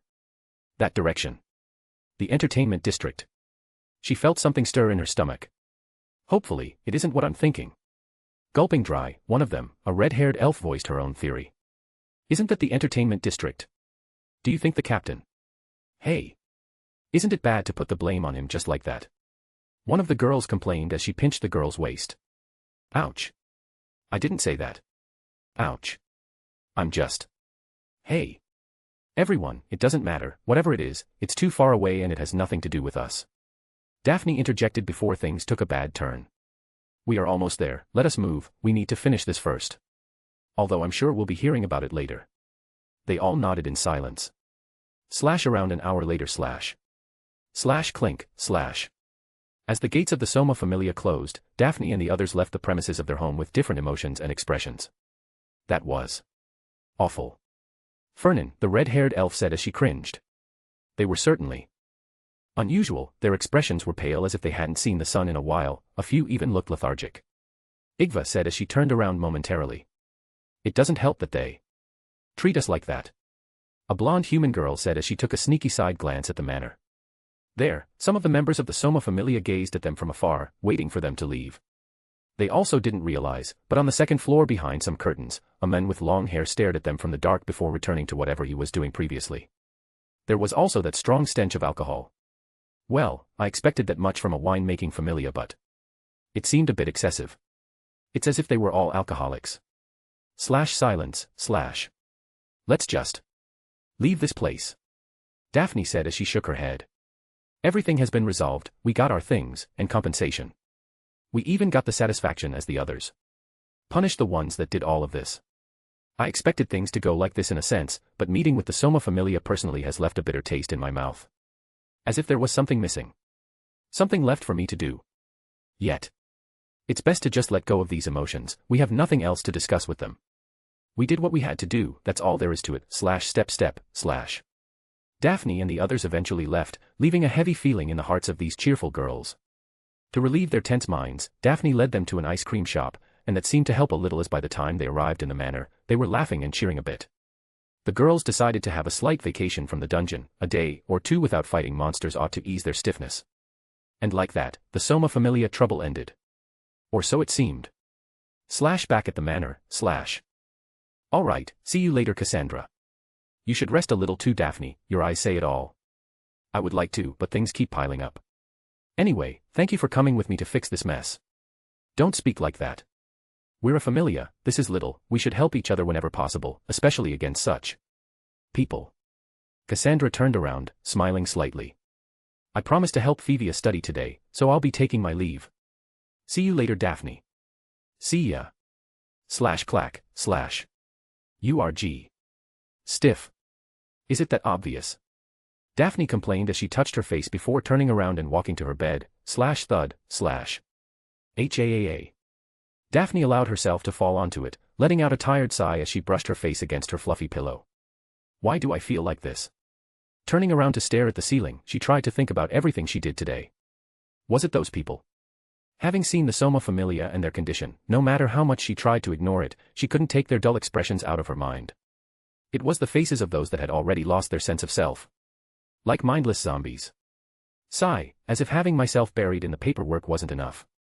I can't worry about others. At least not the ones outside my own familia. In the end, she decided to just give up the rest of her day, it seemed she wouldn't be able to do anything like that. A good shower followed by a trip to the city to do whatever was exactly what she needed to lift her mood. Phew. Just when she started to relax. Judging by your face, I imagine your trip to the Soma Familia left quite the impression on you. Someone said on the side in a light tone. Not surprising, given that. Ah. Daphne immediately jumped as she screamed, frightened by the sudden appearance of the intruder. Poof. Her sudden jump was rather comical as one of her pillows was thrown into the air in a rather cartoonish way, landing perfectly atop the newcomer's head. Wow, it seems I gave you quite the scare. Silver replied apologetically as he scratched his head, grabbing the pillow as he threw it back at her lightly. Huh. Holding onto a pillow like a shield, Daphne looked at Silver with a baffled expression. I mean, Captain. When did you? She didn't know where to begin, and her confusion was rather amusing to him. Well. I don't live in the dungeon, and I have to return from time to time. Silver said with a smile as he tapped on the chair. And I've been here from the very start, you know. I wanted to talk with you. After learning that you took all of our strongest warriors and left for who knows where, I can't help but say that I got quite worried. Though I guess I should worry more about your lack of attention. He was here from the start. How embarrassing. It took her a few moments to process what was going on. Oh. Oh no. So he. Yup, I know everything. Silver replied with a slight smile as he looked at her. It's over. Silver smiled, almost chuckling. Why the gloomy look? I'm not going to scold you. At least not for what you think. Slash crack, slash.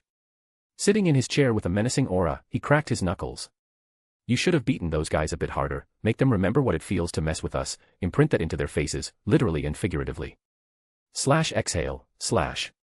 Daphne dropped her head as she let out a sigh, even smiling slightly. Yup, this was the exact reason why she didn't want to involve him in this. It felt quite refreshing.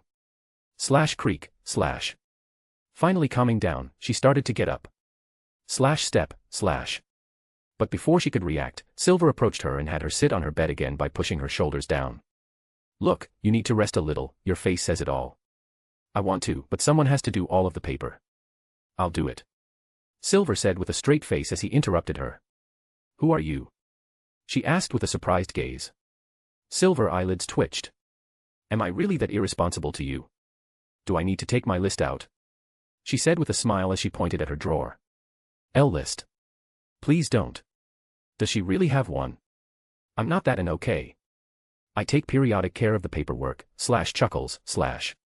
It seemed he did the impossible and managed to make Daphne chuckle, even if momentarily. Jokes aside, let me do the rest of the paperwork, take a day or two for a rest, go outside, and bring Cassandra with you too. She's been training her magic every day, and she needs some time off to get some steam out of her system. I tried to have her rest, but she won't listen, her head always seems elsewhere. It's probably her dreams, because of them, she must feel compelled to train constantly in order to avert falling victim to her predictions. I'll do so. The papers are in the office, as always. Daphne went into deep thought as she continued to speak leisurely. We need to finish the preparations for the recruitment day, and have everything ready before we advertise it. We're already late and the longer we take the more impact we lose. Noted. The recruitment. This time it's going to be big. All of Orario knows about us now, and by now, the news should have already covered the neighboring nations. I don't expect people to move all the way here just to partake in the test, but who knows? There are many families that live in those small nations, and many promising warriors too. I'm sure that, if they have someone to send, they'll consider us at least once. If there were 400 people last time, then this time, the number might be a bit bigger. Into the 5 digits. It'll be a pain, I'm sure of it. We also need to complete all of the transactions regarding the properties we acquired in the past few months. I almost forgot about those. One of Silver's wishes was that the Hestia Familia could become slightly self-sufficient, as they don't discriminate against their members' passions, instead, they incentivize it.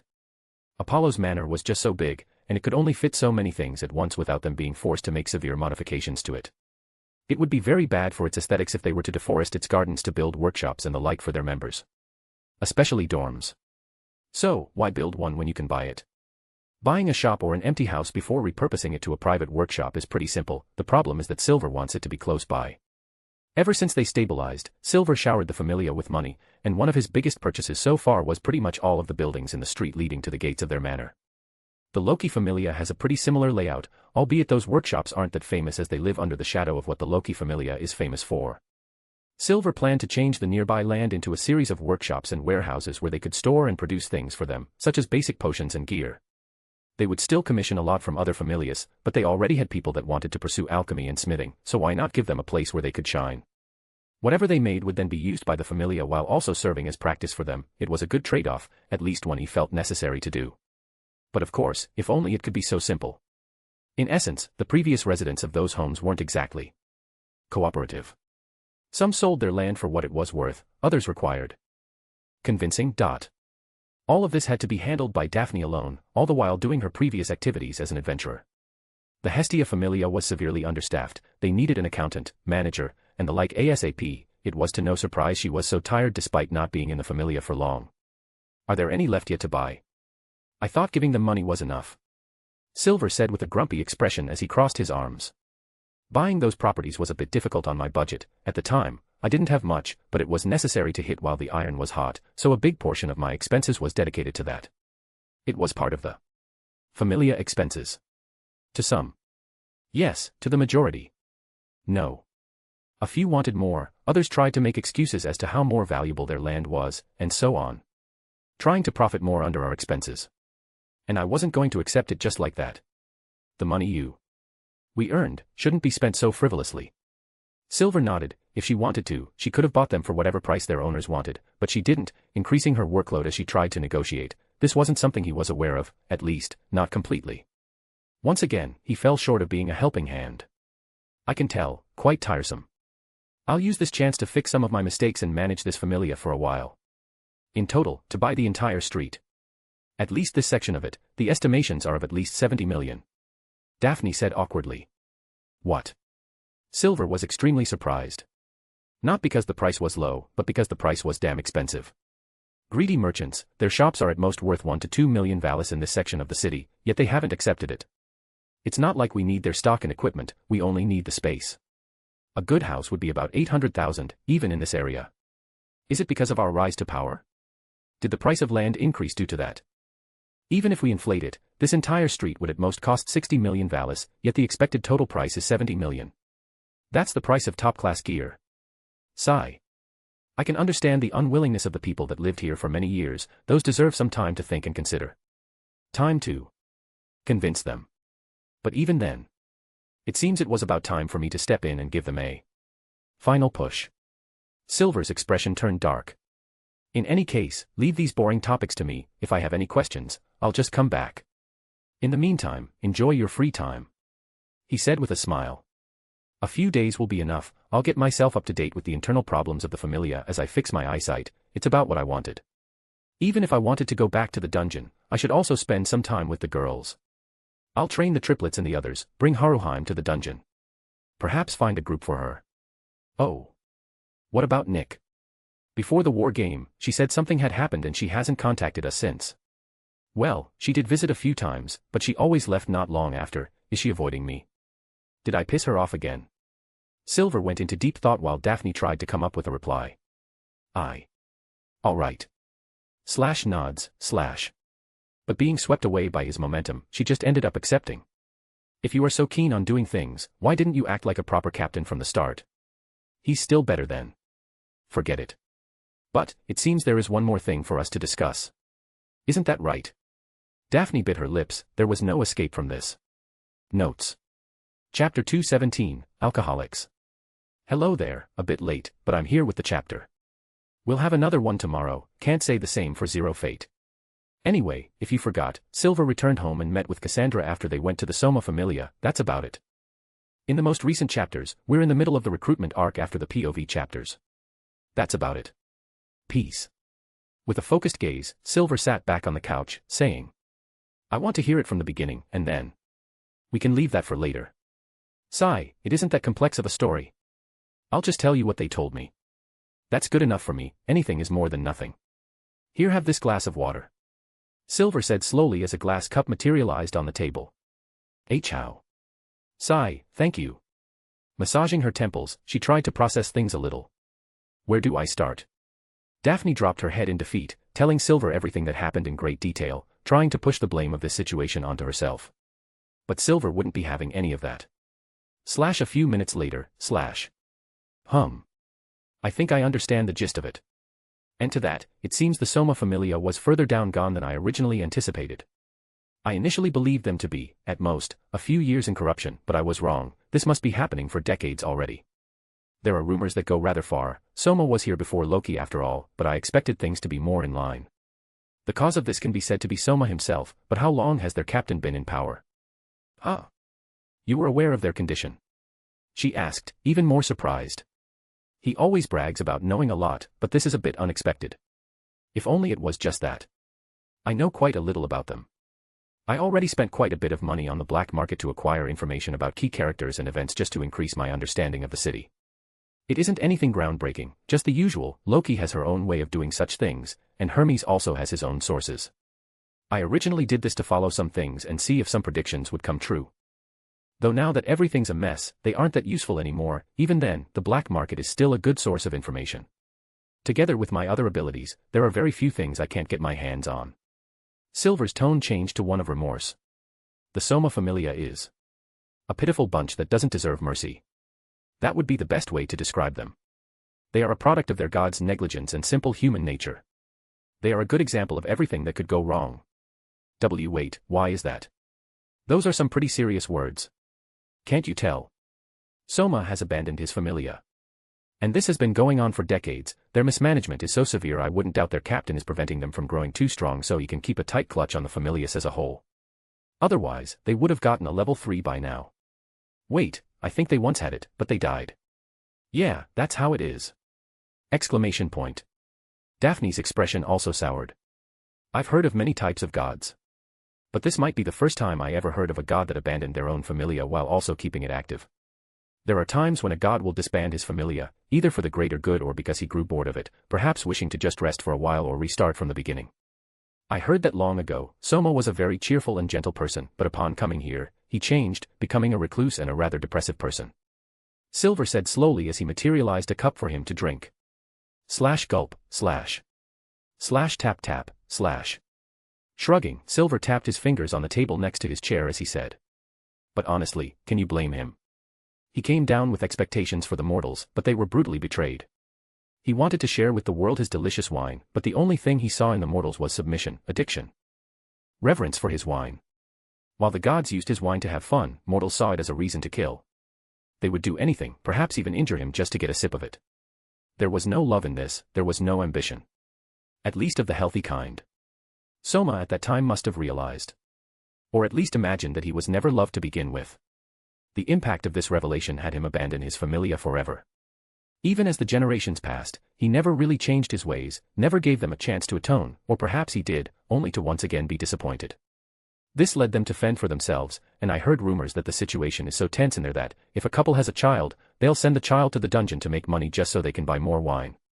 It seems their captain has no qualms about the safety and health of his companions, and neither do they seem to care about each other at this point in time. Each for themselves. This is what I believe. How horrible. It's like. Soma took a step back, so someone had to step in as their god. I see it now, so this is what was weighing in my head, the strange feeling I had when I saw them. That familia. Isn't that right? Silver spoke with a complex expression. The god has turned his gaze from his subjects upon seeing their defects, instead of trying to change them for the better, very non-divine if you ask me. But then again, gods aren't perfect, they can have their problems, if they hadn't. Silver stopped speaking, clearing his throat as he continued with the previous topic. At this point in time, the Soma familia is a familia made by mortals. For mortals, our sins can be seen there quite prominently. Greed. Daphne was silent, it was a lot to take in. But when she reflected on the situation through the perspective he just shared with her, the thugs that tried to rob them went from fools to something closer to reality, victims of something higher than themselves. Can you blame them? Tough. The divine wine is something to kill for. It doesn't make any sense. I've drank Soma's wine, and it is good, but not that good of a reason. It's expensive too, I know many that enjoy it, but it's not worth killing each other for it. Because that's the failure version. Silver said plainly. Failure. The Soma familia doesn't sell the perfect version outside of their homes. The perfect wine made by Soma isn't something so easy to forget, and that's the very reason why I never even sipped any of his products. And I would recommend you to do the same from now on. Of course, if you believe in your self-control, then you're free to try it. I won't hold it against you or anyone for doing so, I'm not that petty. Though. I have everything to believe that, this drink. It's not a wine, it's a drug, a very addictive one. Would you like to gamble your life on your mental fortitude? Who is stronger, the allure of the divine wine, or your mind? Silver got up from his chair. You don't have to worry about this issue anymore, it seems it's already time to report this to the guild. Originally, like you, I had no intention of messing with the Soma familia, I had bigger problems, greater responsibilities. And even if it hurt my morals a bit, there was nothing I could do unless I was willing to put in the effort, which I wasn't. Acting like now would only be the epitome of hypocrisy, but most importantly, I didn't feel like it was right to confront them. However, the story changed. Now that they started to raise their hands against others like this, it's time to raise the issue to the guild, let them contact Soma and see if they can arrange some sort of arrangement.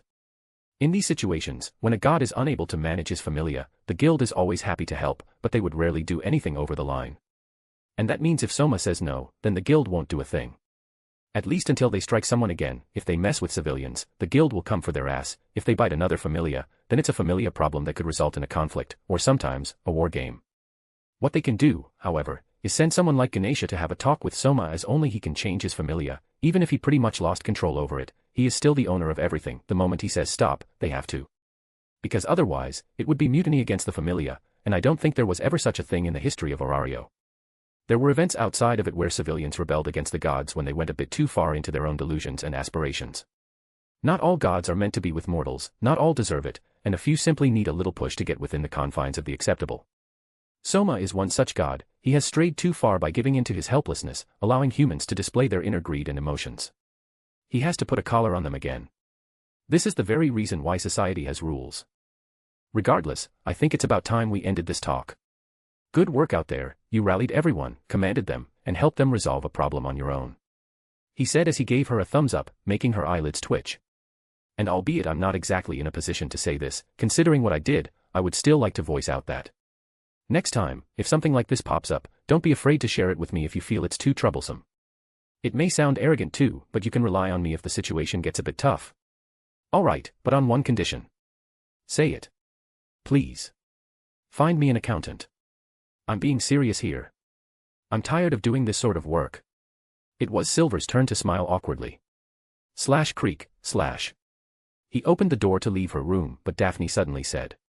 You know. It's a bit sudden, but are you related to the earthquake that happened recently? What? What's that about? Silver asked with a genuinely surprised expression. She looked at him, and seeing his expression, she frowned. Because if he wasn't the culprit, then something pretty serious might be happening. It would still be serious if he were the culprit, but that's another story. Not long before we arrived at the Soma Familia there was an earthquake followed by smoke coming from the entertainment district. And it's shameful to say, some of us thought that it was me. Ha ha ha. Okay, I kind of deserve that after what I did. Silver said awkwardly as he kicked the ground lightly. It has nothing to do with me, and if it weren't for you, I would have been late on the news. Seems it's time to hit the guild. I can also use this time and see how Loiju is doing. He was thinking about what to do with all his money, and albeit he already found a use for most of it, he should be at his home thinking about what to do with the rest. Not long after the war game ended, Loiju said he would, for the first time, take a full week's rest as he thought about what to do with his life now that he is super rich. For an elf, this amount of money may not be enough for him to live his life to the fullest, but exactly because he is an elf, he can invest this money, looking at the far future. Loiju is no adventurer, so this may also be a good time for him to join a familia and perhaps just let his stats rise as he lives his life, assuming he'll be quitting his job. And due to that, he had to grab his commissions with the help of the other guild workers. It was at these times he started to realize how much work people around him did for him. Loiju deserved more recognition than he received, that is if he even had any. And considering Loiju already voiced his opinion regarding being his advisor, Silver had at least give him a hi and see how well he was doing and what he planned to do with his long life. Perhaps this will be the Loiju will cash in on the debt he owes him. To introduce him to a pretty elven girl. Silver wondered what that sketch elf had in mind as he made his way outside of the manor, greeting the people along the way. Sneeze. That son of a. He must be cursing me. Loiju mumbled as he read a book as he sat on a couch next to a bonfire. Well then, curse you too. May you be forever troubled by women. Mwahaha. Laughing loudly, Loiju took a sip of the best drink the world had to offer. Water, before resuming his read. Notes. A rather simple chapter just so we can return to the spirit of the novel. I would say it was a bit clunky, but it works. Tomorrow we'll have another one, peace. Chapter 218, A Monster to Topple All. This chapter is quite tense, but hopefully, it delivers. I'm sure you're all tired at this point due to the constant POV changes, but this small arc should be the only one as we already finished the Soma Familia incident arc and some other characters' arcs, if they can even be called that. If everything goes as planned, the next few chapters will follow Silver's POV as he deals with some remaining problems like that. There should be a few more things to talk about, and even a few new characters to be introduced as we make our way into the next recruitment arc, but that's it for now. We're likely seeing what will be the Hestia Familia's full team for the next few years, as I don't think I'll add any significant characters after this arc, and as I said before, I don't plan on doing it again after. We'll be gathering interesting and talented characters in preparation for the future. I have yet to figure out how I'll deal with the one thing Black Dragon history end of Danmachi, but I have some ideas for that. Peace. Back to the future, screams, clang,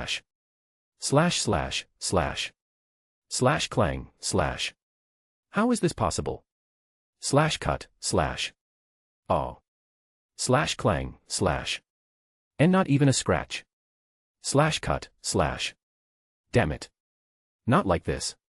Splat, Gua. Splurge, crack, boom, slice, Deep bellow. It was hell. Slash tremble, slash. Somewhere on the 53rd floor. A group of people wearing white cloaks could be seen fighting. Or better put, being massacred by a black monster. It didn't have skin. Much less flesh, it was a walking abomination of bones, a skeleton that didn't resemble any creature, be it from the surface or the dungeon. Image. It possessed no core, as such, it wasn't a monster, but it behaved like one. Its bones glimmered as it moved, displaying its protective invisible shell, its eyes burning red as it finished devouring another prey. They darted around at high speeds, seeking its next foe. It only had one purpose, to make this place devoid of all life. It was the dungeon's executioner, the beast it let loose whenever it felt pain. The beast that took the lives of the Astrea Familia without resistance. The Juggernaut. Slash screams, slash. Slash splat, slash.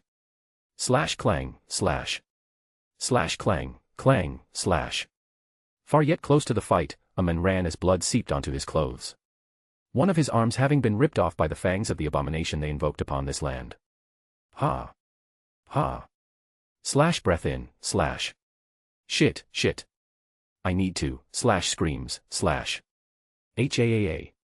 Hiding in the corner like a rat, the captain of the Evolus team, the one responsible for this part of the operation, quickly crouched on the ground as he tried to escape from the raging monster as it purged through his subordinates.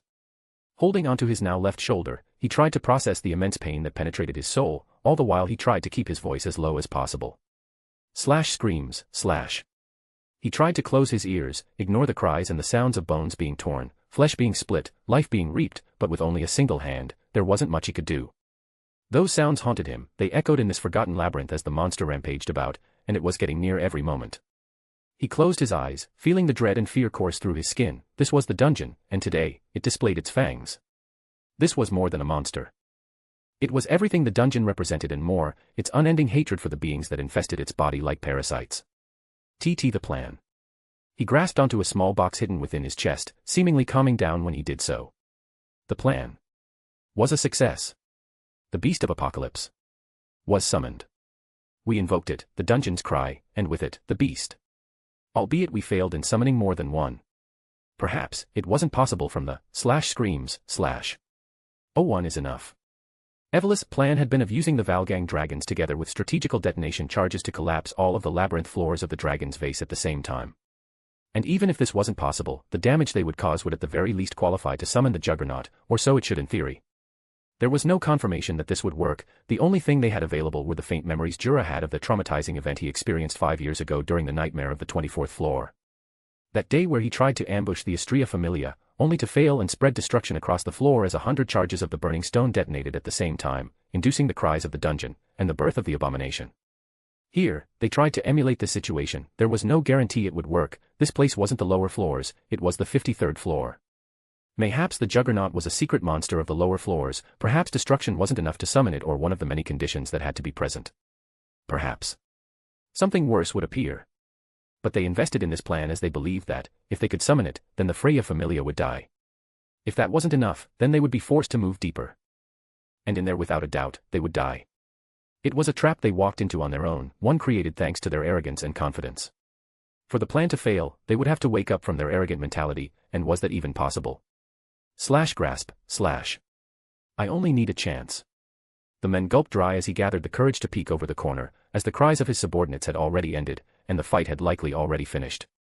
Those that fled would eventually die to stray monsters of the labyrinth. There was no way they would survive alone, here, so far below. They all came here with expectations, but those were all lies they told themselves just so they could move, even if just a single step more. Slash tremble, slash. The faint tremblings he felt from time to time were the only indications there might have been survivors, as one of the emergency plans they had was to scatter and draw as much attention from the Valgang dragons as possible so more damage could be spread around, heightening the possibility of this beast's birth. But even those were starting to draw thin. Eventually, no matter how much he tried, all around him, silence echoed. Slash bade him, slash. He could hear his own heartbeat. After some time, he decided that it was time for him to move and finish what they had started. His body was starting to grow weak. If he was to move, it would have to be now. But when he finally turned, he saw a pair of red eyes stare at him. As they looked at each other, he saw his life flash. Or perhaps, it was something else. Slash boom, slash. Arg. When he thought everything was over, a massive pillar of red flames struck from below, and the juggernaut was forced to jump aside as the protective barrier around its body flared, reflecting the Valgang dragon's breath attack back. As for the man, his skin started to burn as he felt the intensity of the red flames, sending him back slightly. HAAA. But this was exactly the chance he needed, so he left his hiding spot after stabilizing himself, jumping in the air after the immobile juggernaut. In the air, it couldn't evade, but the same could be said for him. The beast gazed at his approaching figure, analyzing his every move just like a hawk staring down at mice on the floor. Slash crack, slash. What the men didn't expect was that the juggernaut was much faster than him. Even though it jumped rather awkwardly, it still managed to reach a pillar and stabilize its body. So now, the only one at a disadvantage was him. He was the perfect target. Goodbye. As he slowly approached the beast, he closed his eyes, already knowing what awaited him. The flesh slices on the ground whispered to him the fate that awaited him. He even believed that he could hear voices, calling onto him.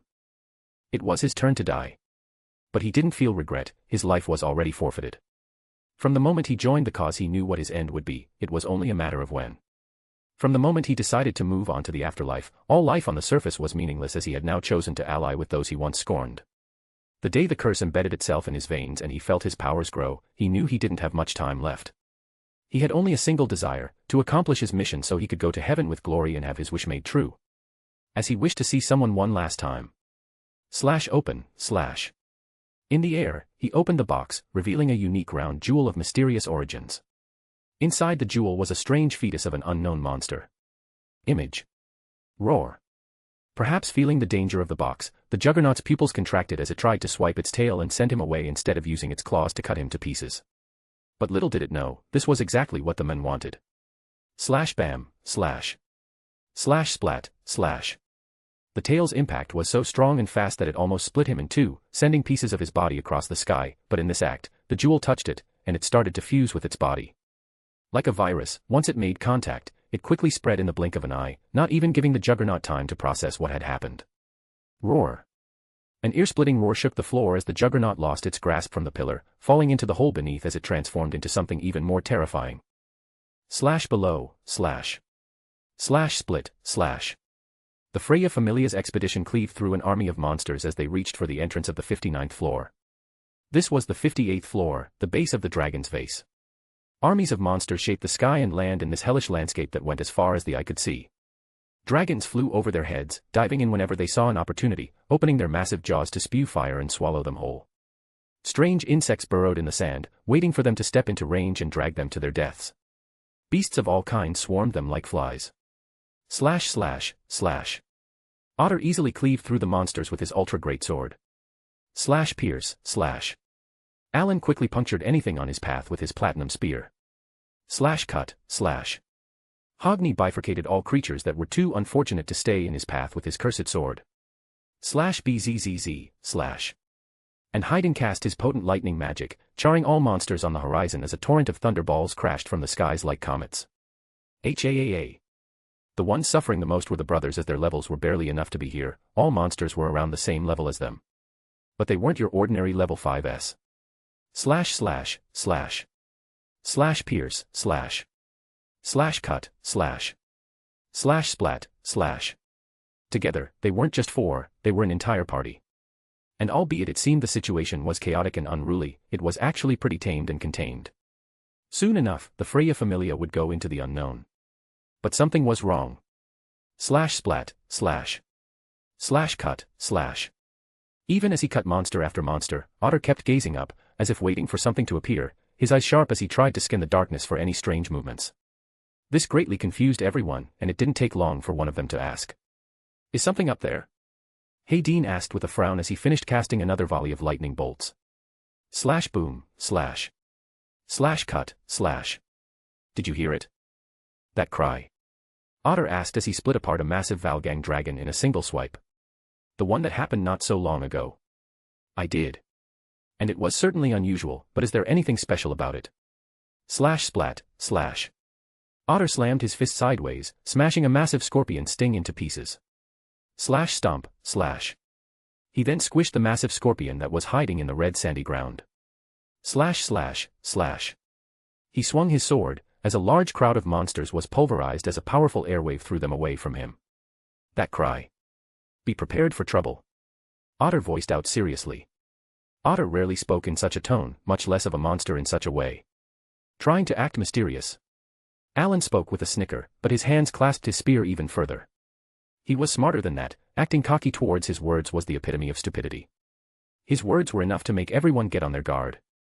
Slash roar, slash. Slash tremble, slash. From the skies, something seemed to be falling. A red ball of some kind. As it fell, the ball twisted and turned, and it didn't take long for them to realize that. It wasn't a ball, it was an amalgamation of flesh. As it fell, the ball slowly grew thinner, taking on the shape of a reddish creature without skin whose flesh seemed to be constantly seeping blood, wriggling as if alive. Due to the distance, it gave the illusion that it slowly fell from a hole in the ceiling. At the very least, they finally understood why Otter was looking up. Its body shape was irregular, like a wolf's, but its legs were distorted, and its head was like that of a dragon's. Slash glare, slash. The strange creature finally opened its eyes, immediately noticing them below it. Its glaring white eyes stared down at them from above with unending bloodlust. Roar. URG. Its presence was so overwhelming that the Palom brothers immediately saw themselves falling to their knees as they gasped for air. If it wasn't for their extreme will, they would have fallen unconscious immediately, and that might have been how they'd die. What is that? My heart. Alan's eyes opened wide as he stopped moving, as for the first time in a long time. He felt fear. His body reacted, his fur was on its ends, and his body started to tremble as he took a step back, unconsciously entering a defensive stance. Hayden let his glasses fall as his eyes shook, but he soon bit his lips as he started to chant something, understanding the severity of the situation. Magical power flared around him as he poured in everything he had, there was no time to joke around. Albeit he was the cruelest and most pragmatic of them all, he also understood when to stop and give in. And he immediately understood that this wasn't something they should look down on. Suffocating. Hogni took a step back in fear as well, but seeing his arch-nemesis chant, he also started his own after stuttering a few times. Alan. Otter exclaimed loudly as he grasped his sword with his two hands. Don't need to tell me. He screamed in anger as he started to run. Slash cut, slash. Alan sobered up, slashing all around him violently, splitting all monsters as he tried to buy time for his companions to chant. His body became faster and faster as he built up speed, it was time to run like never before. Slash smash, slash. Wake up you twerks. This isn't the fucking time to sleep. He screamed as he kicked one of the brothers in the gut before continuing his rush. Gworg. Ha. Ha. While one of the brothers was kicked away, the others slowly rose from the ground, blood seeping from their lips. It seemed they all had the same idea of biting their tongue to wake up from their stunned state. But they would never admit that it was Alan's desperate scream that made them snap out of it. What is that damn monster? One of them asked in between gasps as he looked up. The beast was approaching. It's a juggernaut. Otter claimed as his grip on his sword tightened. The dungeon's executioner. He spoke with some nostalgia. This was his first time facing it, however, he wasn't unfamiliar with its existence. Long ago he heard stories of it, dreaming of facing it one day, but due to limitations, he never got the chance to face it. Today, it seemed fate had brought them together. It was time to prove himself into an enemy of the past, as those that he once looked up to were not there anymore to see it. But this also said something to Otter, as he started to realize what was the strange feeling he was having. They weren't alone in this place, at least, they weren't at first. Otter didn't believe they were this creature's first target. Something is wrong, its appearance isn't the same. But he shook his head, whatever it looked like right now was irrelevant. Magic is ineffective against this monster, it possesses a protective barrier that deflects all incoming magic back to its caster. He spoke quickly as he weighed in the options, formulating a strategy in his head. He wasn't just a mountain of muscle, Otter became who he was through a combination of force and strategy. To be king, one must excel at everything. Exclamation point. Everyone was shocked. Until the barrier is down. Otter didn't need to say anything else, they all understood. Loris Hilder. Hayden exclaimed as a golden magical circle flared beneath his foot, covering dozens of meters of ground. Slash thunder, slash. Golden armor enveloped Otter as lightning surged, and he immediately felt his strength increase. This was Hayden's third magic, a rare, super short chant, lightning enchantment magic. It boasts an incredible potency that distinguishes it from normal enchantment magic, making it almost comparable to Ace Aerial, even if most don't know about it. It materializes around its target in the form of lightning armor that grants them great protection, specializing in both power and speed. Not only that, it possesses an unusual penetrating power that fills the target's body with Hayden's lightning, causing their attacks to create electrical discharges on both offense and defense, causing the opponent to slowly accumulate damage regardless if they make direct contact with them or not. And in addition to greatly increasing movement speed, it also improves the target's reaction speed and perception, while also fully healing the target when applied. Hayden cannot cast it on himself and can only use it on people he has recognized. And lastly, it requires him to use all of his remaining mind in order to cast it. Wiki. As such, casting it also signifies his trust in someone else, as it's not that different from putting his life on their hands. /thud/. And as expected, upon casting it, Hayden fell to his knees, but not without a fight, as he immediately got back up as one of his hands made way to his fallen glasses. Once his glasses were back in place, he took out a small potion vial from his waist, gulping its contents down without hesitation. Unleash, King of the Magic Sword.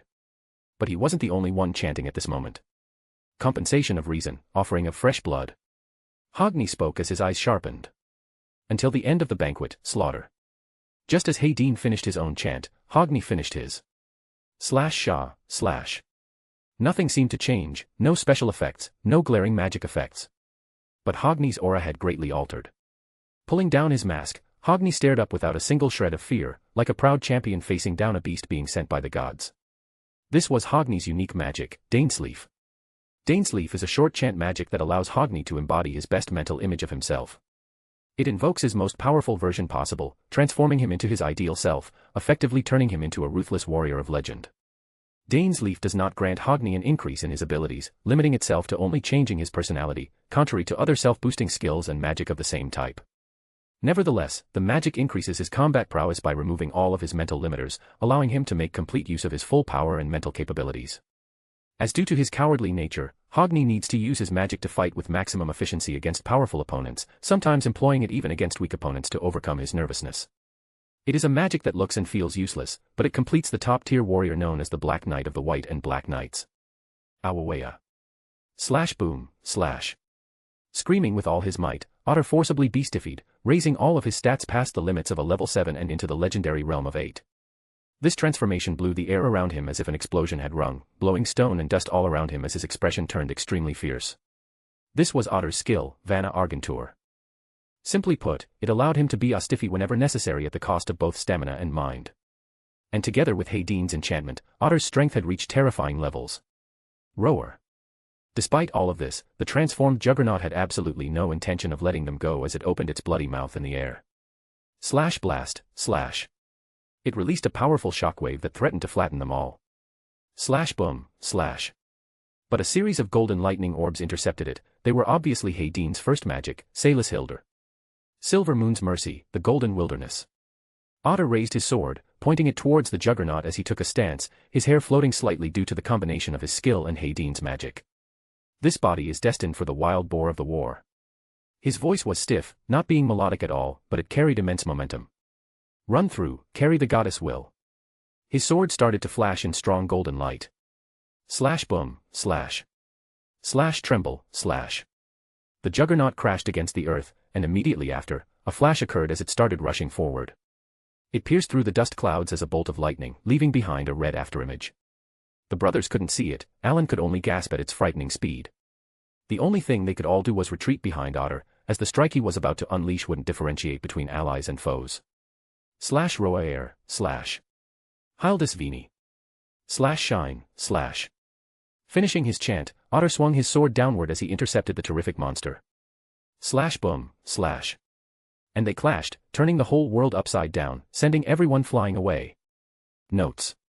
How strong do you think this transformed juggernaut is? And how strong is Otter with everything he has at his disposal used on him? Do you think it would be okay for them to defeat this monster without difficulties? Should someone die or at least fatally injured? Was Evelyn's plan that narrow-minded? Anyway, peace. Chapter 219, Bloody Juggernaut. We continue directly from where we stopped. A few things to go through first. First, my third novel, Azimuth, got contracted, yippee. This means that, if anyone wishes to gift me through webnovel, that is now possible. Although I still very much love Power Stones, as any kind of support, be it through a like or comment is still support. Apart from that, I was thinking about skipping the next chapter after this one. Why? Because I'm late on some things. Most importantly, I wanted to have Sunday's Zero Fate chapter ready on time and I still haven't posted last week's. So yeah, things are rough. Anyway, I request patience if possible. Meanwhile, this may be time to check my other novels. I heard they are good. Speaking from experience. They aren't paid or anything, and even Azimuth is free to look at, albeit I would like to put an exchange system. Power stones for chapters. LOL. That's about it. Let's see how this fight ends up. If you wish to support this series, take a look at my Patreon. www.patreon.com/join/abatumwriter. You can also find the links on my disk at RD in case it doesn't work here. And if you are bored, remember to check my other novels, including the one on my other account. It's called Azimuth, the Elden Throne. You can also find it by searching for my other account, follower_of_abatum. /boom/ /tremble/ The dungeon trembled as the impact between the blade and the claw ensued. An explosion of extreme proportions with Otter as the center spread out, blowing out everything, be it rock or monster, into pieces. This included the people of the Freya Familia. Arg. Even if they tried to resist, the ground beneath them was destroyed, their foothold shattered under the impact wave of the beastmans and the monsters' clash. Crackle. As a dust cloud rose high above, the entire floor became eerily silent, with the only sounds in the air being the noises of stone and rubble falling from the sky. Crack. But suddenly, the sound of metal cracking echoed in the plains. Thud. From within the dust, Otter's sword broke into pieces as half of its metallic blade fell onto the ground with a heavy thud as his knees bent slightly, turbid air leaving his lungs as he exhaled. Behind it, Otter stood, clutching onto the sword's handle, the only thing left of the blade. His entire shirt had been ripped apart, and many splinters could be seen embedded into his flesh, from chest to his face, with many parts of his skin even missing as if they had simply vanished. But he seemed unbothered by it as his eyes remained sharp. Drip. Droplets of blood fell like rain onto the ground from multiple corners of his body, traveling from his face down his arm and into his fingers. A single clash had caused this much damage. He wasn't extremely injured, but the pain was enough to make a grown man cry. Yet, he remained tall, unflinching. In front of him, the juggernaut quickly dug itself from the ground as it jumped back to create distance. Crack. Break. Unbearing itself from all the rubble that fell atop it, a translucent layer started to peel and crack as it moved, very much like a lizard's shed skin. Its protective barrier had been broken in a single strike. Bleed. Its flesh was torn, bleeding heavily onto the red sand from a spot that was once its arm, but instead of fear and agitation, its gaze was calmer yet even more ferocious than before. However, it contained something rarely seen amidst monsters. Caution. It was studying its foe very much how he studied it. Just as Otter was a champion amidst mortals, this creature was a beast amidst monsters. It wouldn't fall just because it lost a single confrontation. Gore. It growled, gazing at him from afar. It was analyzing Otter, figuring out his strengths and powers, while also scanning for any visible weaknesses. His last strike almost killed it, albeit its survival came at the cost of one arm and its defensive layer, both being lost in exchange to shake off Otter's strongest attack with only a few intermediary injuries. It now knew that it couldn't receive another one of those hits head-on. It had to seek an opportunity in between. It was looking for a chance. Step. But what the creature didn't expect was for Otter to recover in the blink of an eye. Given his injuries, it was to be expected that Otter would at least try to drink a potion, as his hands were completely red, drenched in his own blood. But true to his name as king, Otter took a step forward, not back. His severe bleeding had already stopped, his gaze was calm. Some wounds were still open, but that was inconsequential to him, as his body could still fight, he could still move, his sword. Whoosh. From the skies, a large dark sword made its way to him, being thrown by someone else. Grab. Otter raised his hand and grabbed it without looking back, his expression not changing as if he expected this. This was obviously Otter's second sword, as he always walked around with two black blades specifically for situations like this one. Otter was used to his weapons breaking due to his raw physical power. Even a pure adamantite sword would break to his swings, while a pure or a calcum blade was too inefficient for him to use. And right now, his experience saved him the trouble of fighting unarmed. A great problem, given the situation. He wasn't so arrogant as to believe he could face whatever was in front of him without it. Cough. I think I punctured my eardrums. From behind him, the others slowly got up. Ha. What the fuck is that? Shit. I can't feel my left arm. Alan rested his bleeding body on his spear, breathing heavily as he tried to study the creature in front of him. He looked at his right arm, noticing a small swelling around his forearm. Fucking marvelous. My damn arm is broken. At least my legs are fine. As long as I can run, nothing will stop my charge. It was difficult to say what he was more upset at, his own arm, or the potentially fatal situation in front of him. I like that pair.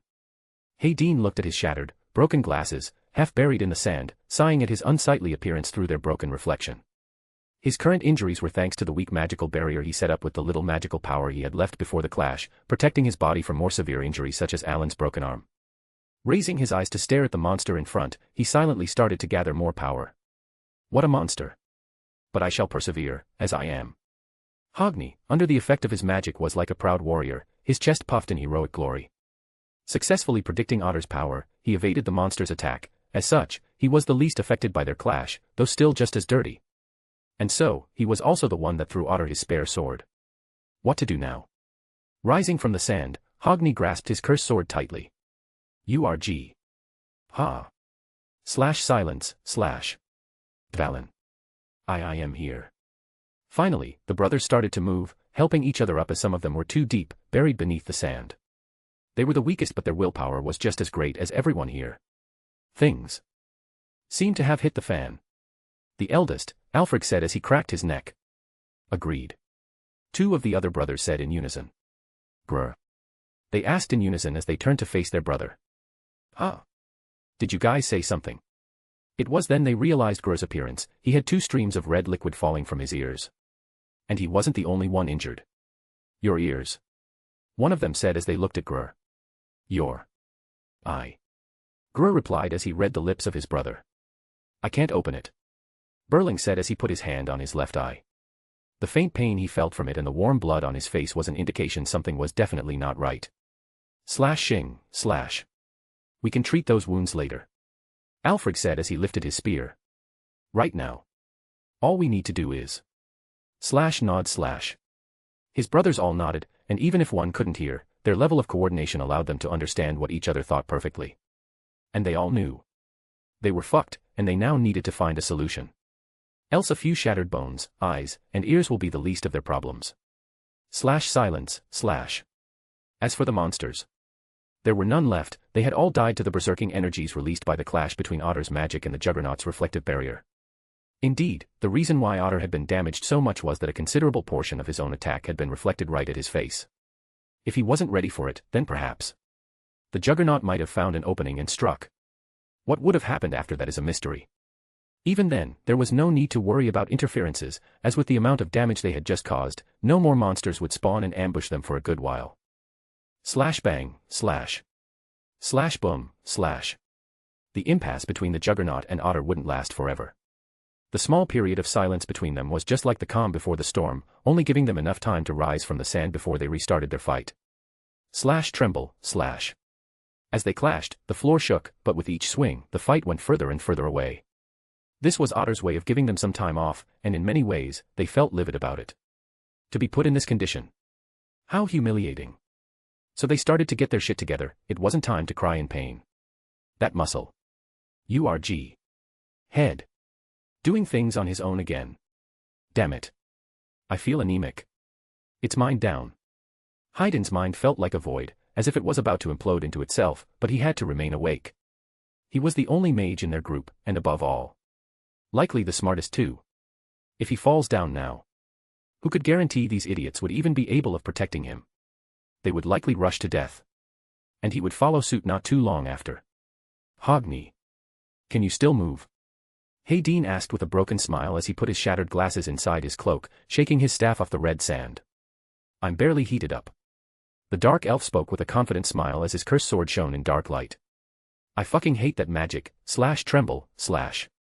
Amidst the tremblings from afar, he continued. All right then. What about you, cat boy? Ha. Bloody hell. Don't get so cocky.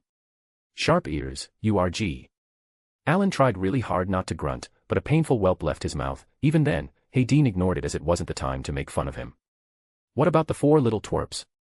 Alan asked as he raised his head from his spear's handle. Speak. For yourself, cat. Grr spoke as he lifted his great sword, reading his lips. His legs trembled, but he stood tall. If we're going to fall, it'll only be after you. Alfred said as he readied his spear, taking a step forward. Don't get so full of yourself. Dvalin spoke rudely as he smashed his hammer on the ground, only to feel his back snap. Didn't you Shit your pants a while ago. Burling said with a sly smile as he removed his axe from within the sand. The four of them spoke at the same time, making it very hard to understand what any of them were saying, so in the end, Alan just ignored their ramblings. Even their feigned coordination seemed to have been blown off due to the clash. But they were alive. Barely, as it was evident how much blood they lost due to stains on their armor and on the ground. Barely had they even seen the monster, but it dealt more damage to them than anything combined so far in their expedition. Slash boom, slash. Another clash in the distance, followed by a deadly stare between the two foes, sending each of them in different directions. Otter's sword was now slightly chipped, but the Juggernaut's front claws and flesh had been greatly damaged also. How impressive! Otter thought to himself as he stared at his foe. It's stronger and faster than Baylor. Smarter. Otter never had the opportunity of challenging Baylor alone, but from his experiences fighting Baylor with a group, he could tell this Juggernaut was stronger than that. Perhaps not as destructive, but its individual power was above it. Slash clench, slash. But the time to think had passed. And Otter could feel it. His opponent was getting serious. Slash roar, slash. The Juggernaut. No, the transformed demi-spirit gazed at Otter with hate and anger. Slash shine, slash. Its chest started to pulsate with red light as something seemed to move inside it, like an embryo under red light. If Silver was here, he might have said the monster was entering phase 2. Slash splurge, slash. Through its wound, it was possible to see that its flesh wasn't red, and it was, in fact, green. It started to squirm and contort as if something was trying to escape its confines, but the Juggernaut did not allow it. It squeezed its own chest, it was in control. Slash echo. Echo, slash. Slash music, slash. Huh. What is this music? Alan questioned as he looked around. Suddenly, as the Juggernaut's wound squirmed, faint music started to play on throughout the floor. It can't be. Haydn exclaimed loudly, recognizing what was happening. That's spirit magic. Where is it coming from? His eyes fell upon the Juggernaut. WY is a monster utilizing spiritual magic. How is this possible? For him, seeing such a thing was an affront to everything he knew, and even, in a sense, heretical to his beliefs and culture. Slash fume, slash. Just as he questioned the nature of this monster, above its head, an extremely complex and archaic green magic circle formed, and in its chest, right where the dark light was, a hole opened as a melodic voice echoed outside.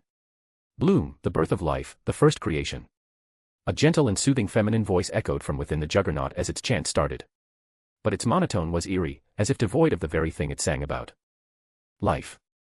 Birth and death, return to the earth to start anew. With each syllable, its chanting became faster, better, stronger, as if this creature was getting used to it. Slash whoosh, slash. Hup. Otter started to run forwarded as his expression turned fierce. He understood that he had to stop it from doing whatever it planned. Otherwise. From a sprout to a mighty tree, bring forth its unending vitality. Exclamation point. This was the call for everyone to wake up. Haydn immediately started to cast his own spells, and Alan started to chant his own magic as well, while Hogni rushed forward with courage. Even if he could not scratch it, he would give his captain the opportunity to strike it. They were putting their lives on this beastman's hand, these prideful people that did not accept anyone above them apart from their own goddess. This was how much faith they had in the king. Your envoy beseeches you, Deva. Incarnate of nature. Queen of forests. Wapa. Otter exclaimed loudly as he swung his sword down, releasing a potent air wave that continued to cut for 100 meters on the red sand dunes, slash slash, slash. Otter delivered a powerful slash against the Juggernaut, but the creature did not try to evade, it instead allowed another one of its arms to be cut. So the voice could finish its chant. Breath of life, the gentle female voice said as a green flash took over the Juggernaut, healing all of its wounds as 2 new pairs of legs grew over its previous ones. All around, all sorts of plants seemingly materialized from nowhere, rising into the skies, turning this desert landscape into a small lush forest. Slash slash, slash. Taking Otter's awkward position, the creature slashed with extreme power and speed, trying to capitalize on its foe's oversight. It was a speed even faster than before. From the start, it had been hiding its true power, waiting for a chance to deliver a fatal blow when his enemy least expected it. Slash splurge, slash. Slash slash, slash. Slash pierce, slash. Slash slam, slash. But just as it thought it was winning, it had also committed a mistake. The insects that it had disregarded, the creatures it cast aside as unimportant, appeared, slashing and piercing its body from its sides. And by no means. Despite insects, their stings hurt. Slash roar, slash. Hua. It tried to block them, send them away, but this gave Otter the opportunity to evade its stack, slamming the back of his sword against its head with everything he had. Otter would never commit a blunder like this. From the start, he had purposely baited the Juggernaut into entering his strike range. But this wasn't without some losses. The right side of his waist now had a clear hole in it. It wasn't very big, but it was considerable, and it was bleeding severely. As for the Juggernaut, even if it was smart, it had just been born, and its combat experience was miles away from them all. A being that moved based solely on instinct was only so good at the end of the day. Slash crack, slash. The Juggernaut's skull cracked. Roar. And it screamed in berserk fury, slashing and piercing away at its attackers, creating a rain of flesh and blood. Slash below, slash. Slash crunch, slash. Slash crunch, slash. A woman with red hair and simple clothes sat down on a rock as she weirdly ate a crystal of some kind, like it was a cookie cracker. Image. Slash crunch, slash. One by one, she ate more and more of those crystals, her appetite seemingly endless. I'm hungry now. It's the third time this has happened. Slash raise, slash. She looked above, feeling something, listening. Looks like those maniacs succeeded. Somehow. Slash crunch slash. But she seemed neither impressed nor disappointed. She only ate the crystals, one by one with a blank expression. From a dozen to 1,000, only small pieces were left behind around her seat, a testimony to the enormous amount she had devoured. As if everything above was inconsequential to her. Slash whispers, slash. She turned her head and looked at the horizon where a large distorted tree rose to the skies. Though it may be better to call it a flower. You want me to? What? Really? Bring her toys. That seems like a bother. Especially considering the people above are. This red-haired woman thought for a moment before getting up. I guess there's no harm in checking things out, at least see if their goals were accomplished in any way, shape, or form. It was within the original plan to force them here and deal with them once and for all through a combined effort. Though I'm sure none of them survived whatever's rampaging up there anyway. I can't even get to it, that beast is uncontrollable. It sends shivers down my spine. Even from here. She said without any change in her expression. I didn't want to get more work on my hands, but if this is enough to have them all shut up, then it's worth it. Slash crunch slash. Taking one last bite of a magic stone, she climbed to the 58th floor. Slash later, slash. Slash boom, slash. Wawaiia. Slash smash, slash. Slash boom, slash. The terrific fight between the buffed beastified otter and the Juggernaut was so intense everyone was forced to stay away. But it's not like they could have, even if they wanted to. Damn it. Alan muttered as he stared at their clash from afar, clutching onto his bleeding stomach. He had run with everything he had, delivering a blow to the back of its head with the sharp end of his spear. But it only amounted to increasing the dent on its skull. And he had been rewarded with his entire stomach having been skewered by the beast's tail, and if it hadn't been for one of the emergency potions, he wouldn't even be able to stay on his 2 feet, much less talk. He wanted to fight, but his legs couldn't move anymore. And if he couldn't run, he didn't have the right to be called the fastest. The image of an event from the past seemed to flash before his eyes. It was the same helplessness. The same crumbling feeling of before. Even after so long.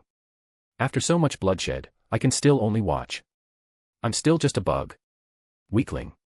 Pathetic. He grasped his spear with intense anger and humiliation. But he wasn't the only one feeling like that. Next to him, on the ground, 3 brothers kneeled next to the 4th one. With his back against a tree, Hogni breathed heavily as he held onto his left arm. And next to him was Hayden, carefully applying a potion. Despite being enemies, right now, they had to survive, only then would they be able to quarrel with each other on the surface. Slash boom, slash. Slash clang, slash. Slash shaya, slash. Slash tremble, slash. Even from afar, the air pressure from their confrontation shook their surroundings as the ground rumbled as if multiple earthquakes had struck the dungeon. After another confrontation, Otter's body slid across the sand, only stopping when he crashed against a tree. And this was all witnessed by the elves. It's way stronger than Baylor. N1. The Executioner. Juggernaut. How did I never hear about it before? There are no records of it, nothing. Such a monster. Wouldn't remain unknown.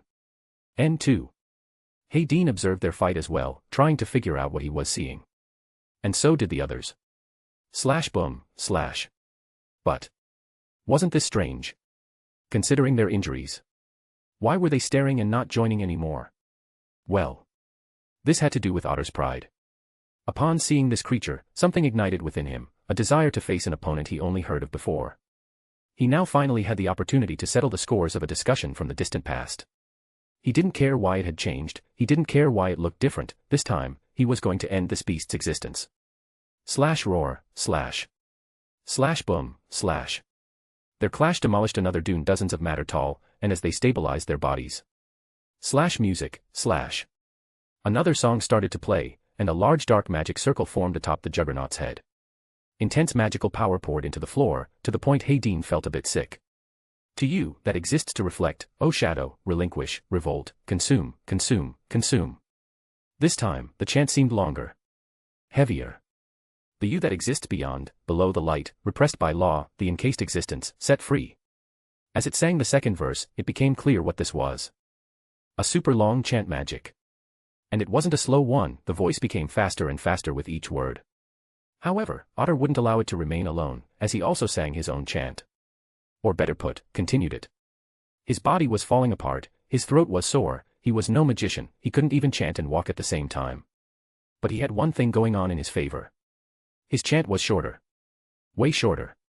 He had been preparing for this moment for a long time. He only needed to wait. For an opportunity. But the juggernaut knew of that, it knew his foe would attack it to stop its chant. And it would wait for it and thwart its efforts. A world without starts, the great veil, the true eclipse, all light shall vanish, all fires shall extinguish, all cries shall cease, let all vanish in your embrace. Night skies of bright stars, overthrow the sun, break the cycle for the arrogance of those above, as for the world welcomes a cleanse, let their greed ush forth the start of a new age. Your envoy beseeches you. Slash bam, slash. Slash crack, slash. But this time, Otter wouldn't allow it. Hildis Vini. He screamed as his sword descended. Slash slash, slash. Slash scream, slash. Just when the juggernaut was about to finish its chant, Otter smashed the ground with his foot, causing the entire place to tremble and for the nearby sand mountains to crash, forcing it to jump away. But it was at that moment that Otter finished his own chant, slashing his blade at the juggernaut's chest after he dashed forward, cutting whatever was singing in half. Otter wasn't a spell knight, he couldn't chant and fight at the same time, but he had the ability to finish one verse at a time, switching between attacking and defending whenever the opportunity rose. Otter had been holding his chant for this very moment. Ah! And with the hellish screams of a woman, it seemed he had hit the bullseye as a large exposition took over the juggernaut's chest. It was the magic backfiring. Slash at the same time, slash. Slash boom, slash. The red-haired woman stared at this scene from afar. So that is Otter, the strongest above. As expected, his strength is overwhelming, if it wasn't for his lowly equipment, his position would be much better. If this monster goes down, it's over. Her eyes turned to the other people on the side. But it's different if I take them out first. A tired boar like him won't be able to escape. At least not in one piece. Slash boom, slash. However, when she realized something, her eyes turned dark as she lost interest. Tisk. She turned around and left. Slash back at the fight, slash. Otter used his powerful body to tear apart the monster's spine as one of its claws punctured his stomach, drawing his intestines from within. Yeah. Screaming with extreme rage, Otter let go of his sword as he allowed the monster's claws to ravage his body, plunging his fists into the open belly of the beast, pushing them away from each other as he lifted the monster above the ground. Roarar. And his voice blending in with the monster, he pulled his hands apart, splitting the monster into two, spraying dark red blood across the ground as its green flesh and something else undescribable fell onto the sand at the same time as its claw cut horizontally across his stomach. The fight had ended, Otter defeated the nightmare. Slash thud, slash.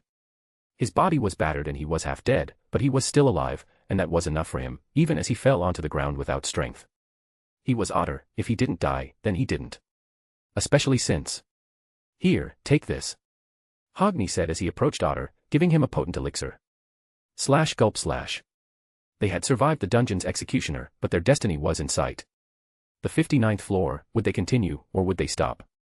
Notes. N. The reason why it's much stronger than Baylor is that I'm taking the idea that solo Baylor is much stronger than team fight Baylor. Otter was said to half kill it, but also be at the brink of death after he tried to face it alone, most likely meaning that Baylor itself is Otter's level up requirement. If he can defeat it alone, then he'll go through his own limitations and rise. Of course, the current timeline Otter didn't fight it yet, but that was only for context. N. I'm also going under the expectation no one knows about the Juggernaut's existence. I'll say Horn likely knows, given she constantly switches with Freya, so she might have heard it from Otter during their casual talks. Perhaps even the healer girl. Oh well, what do you think? So. The fight ended. Honestly. I wanted it to finish that dark magic spell, like. It looked pretty neat. In comparison, albeit it's a minor spoiler, there were indeed a few other uses of such super long magics by these creatures. So jump if you don't want spoiler. Though that is hard, given web novel doesn't allow me to hide things. Firestorm and Meteor Swarm were the two spells used, and they were both strong enough to completely cover the entirety of the 59th floor and pretty much destroy it. This one would have been as cool without a doubt. It was a bit hard thinking about the chant, but I think it came through.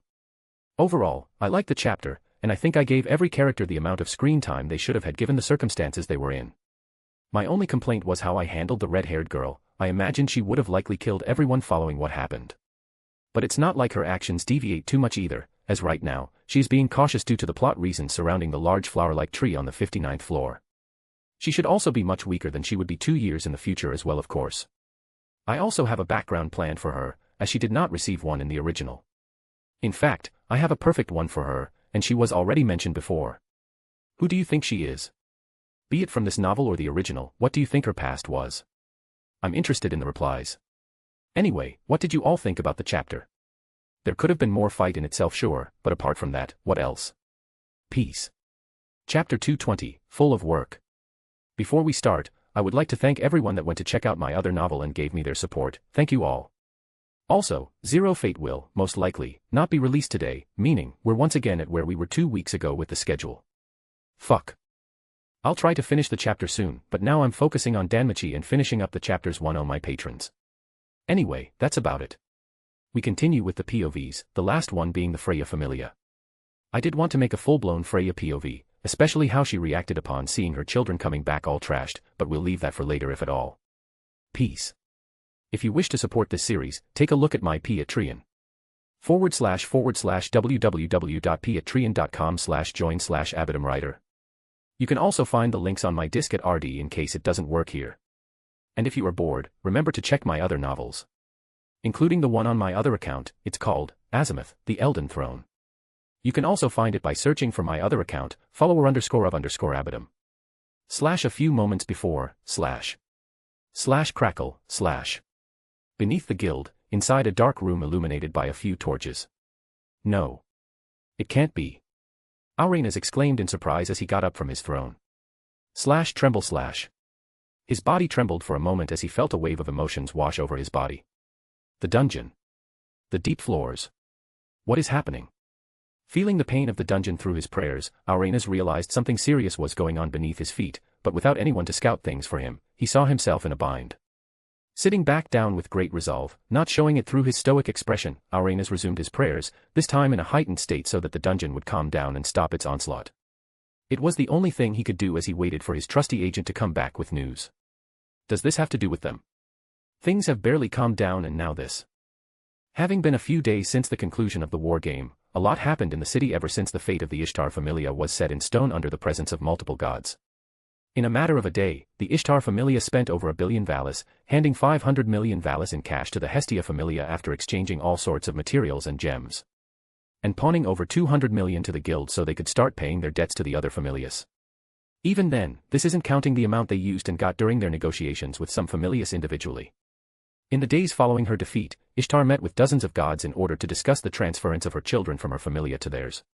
Despite her previous statements of not letting anyone leave due to her momentary outburst of anger, she was in no position to refuse their wishes. And if she were to try and pressure them into staying, it would only backfire.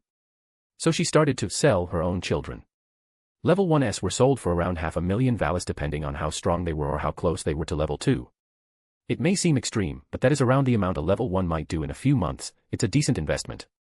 Though for some smaller familias, this amount is way over their budget, so Ishtar used this opportunity to negotiate and pull as many strings as she could so she would force those familias to make a choice, trying to reduce the amount she had to pay as much as possible if not get paid. Little by little she would win back her money. Though it was nothing but a desperate struggle in the face of her endless debt. Level 2s were sold for a few million, normally between 3 to 10. Level 3s were sold for a bit more, around 10 to 30 million, as per usual, the amount an adventurer of this stature would make within a few months if they worked non-stop while also not accounting for the materials they would use in the meantime. Some of those familias would not be seeing profits for at least a few years, however, such calculations are not that simple to be accounted for. An extra fighter joining a familia could mean a lot, especially for smaller familias that didn't possess second-class adventurers. For them, having a capable level 3 Amazon join them could immediately raise the odds of their survival in the dungeon while also allowing them to grow stronger in a safer environment. As for the price of Aisha and the other level 4s went by, that was exclusive to how strong each of them were in the budget of the gods in question. She could try to push their wallets, but neither could she try her luck, as her Amazons and other warriors were going to move away regardless if she wanted to or not. So she had to try and reach a reasonable compromise. This also included her strongest level 3s, those that grew stronger under her extreme training regimen but were unable to grow to level 4 status. These bloated numbers, of course, were reserved for the Berbera, as Amazons were stronger than other races and overall, were the most numerous amidst her combatant ranks. Ishtar had the delusions that, if she were to sell each Berbera for an average of 15 million, her 100 warriors would go as far as 1.5 billion valis. Of course, that wasn't possible. It would be impressive if she got back a billion. Worse, the equipment she gave them over the years was all stolen by them, adding to a massive net loss of billions. However, this wasn't, by far, the total amount of members she lost. If you were to add the civilian workers she lost. She truly had liquefied all sorts of assets so that they could pay off their debts. It was rather impressive how much wealth she could pull off at once, though it was to be expected. The Ishtar familia was an old one with several decades of growth, and if it hadn't been for the greedy people that forcibly took many of her assets when she was down, Ishtar might have already paid off her debt, as all of her assets combined would likely surpass the tens of billions. Just the gear utilized by her level 2 adventurers, when combined, would likely reach $500 million if not over that. As the prices of high-class weapons and armor can reach upwards of millions for individual pieces. Cassandra's staff was like that, it alone cost over $1 million, Daphne's sword from the Far East was over $2 million, and they are both level 2 when they received it from Apollo. That isn't even counting all of the potions and items, and the ones they consumed over the years to grow stronger as well. But of course, it was all stolen by them when they left, and if she were to try and account for them. Then by the time she did finish measuring her losses, all of her Amazons would have already been long gone from her grasp. She had to move and make use of what she could to recover her already immense losses, hence, her idea of selling her children. And with her efforts of negotiating her debts came into light, the guild was called to make sure nothing went wrong. However, due to this, the amount of paperwork each member of the guild had to sort through was so gigantic that the guild itself was forced to shut down. To maintain operations, they closed all branches aside from the one in Babel for a few days so they could process it all, leaving the handling of commissions and the processing of materials from the dungeon solely to it. This normally wouldn't be a problem as the branch beneath Babel was made for that. If it wasn't for the fact all others had closed to process all of the paperwork. Now, everyone had to go there for even the smallest of problems. This led to a series of obvious problems that even now were yet to be concluded. No, they were getting worse. And that was only from the guild. With so much money flowing into the market, many poor familias saw themselves leaving poverty, as the sudden injection of money came to them like a blessing from heaven itself. And to some, it meant having enough money to eat properly without the need to gather wild plants for survival. Small familias now had enough money to better equip themselves, which would lead to fewer injuries and casualties in the dungeon. The effects of this war game led to extreme economical growth in the city. And with the news of such changes, a big wave of immigrants started to make its way to Orario, including those that had been hesitant before. Of course, not everything was flowery. With more money in circulation, inflation was a given. Not everyone was part of a familia, those that were poor continued to be. Even if, in the grand scheme of things, the inflation wasn't big, considering the guild was occupied and unable to deal with everything on their own, some merchants started making use of this as a chance to increase prices unreasonably. Some out of necessity as their stocks were being depleted quickly as many familias now had the means to buy supplies, but some did it out of pure greed. Smiths were hammering day in and night, booked for entire months on end. Potion shops were half empty. Babel was full to the brim with adventurers, leading to an increase in the usual problems they faced every day. Chaos was brewing in the city, and this meant that it was time for those that swore to protect peace to move. Just as busy as the guild, the Ganesha familias stepped forward to protect the common folk and warn the merchants of their boundaries. Agricultural familias such as Demeter's cooperated with them to bring down prices. They may take a loss, but the guild promised to reimburse them in due time as they predicted these changes to not last long, at most a few months, and everything will be back in place. Smaller familias such as Artemis acted as localized elite forces. Hearing the plea directly from the public, they moved to take care of smaller problems the Ganesha familia was unable to deal with. If only the Astria familia was still here. And those were just examples of everything that had been going on in the background. Everyone, everywhere, was occupied with something. From the bakery to the guard post by the walls. As he thought about those changes, Aurenas closed his eyes as he rested his head on his throne. Just as much as he worried about above, his way of protecting them was by paying attention below. Whatever is going on, a creature of such power had once again descended on the world, and the guild had to be ready to once again silence its existence. If adventurers were to know that something capable of rivaling even the strongest monster of a floor appeared if the dungeon suffered enough damage, then it would only work as an extra worry for them. The world was not ready to understand the abominations that the dungeon could create at a moment's notice. They had to believe the dungeon was weaker than it seemed, as the less they knew, the easier it was to accept it. Stories such as the rise to prominence of the Palom hero and his conquest to conquer the dungeon, may he shine light into everyone's heart, man or beast. Though that may be an unnecessary worry, as the world already ignored the dungeon due to fear. Whatever he had to do, Arenas remained still. At the same time, on the northeastern district close to a large river, poof, arg. Finally, I'm done with this. A young lady said with a tired expression as she finished writing a book. The book wasn't very thick, neither was it very elegant with its common leather cover.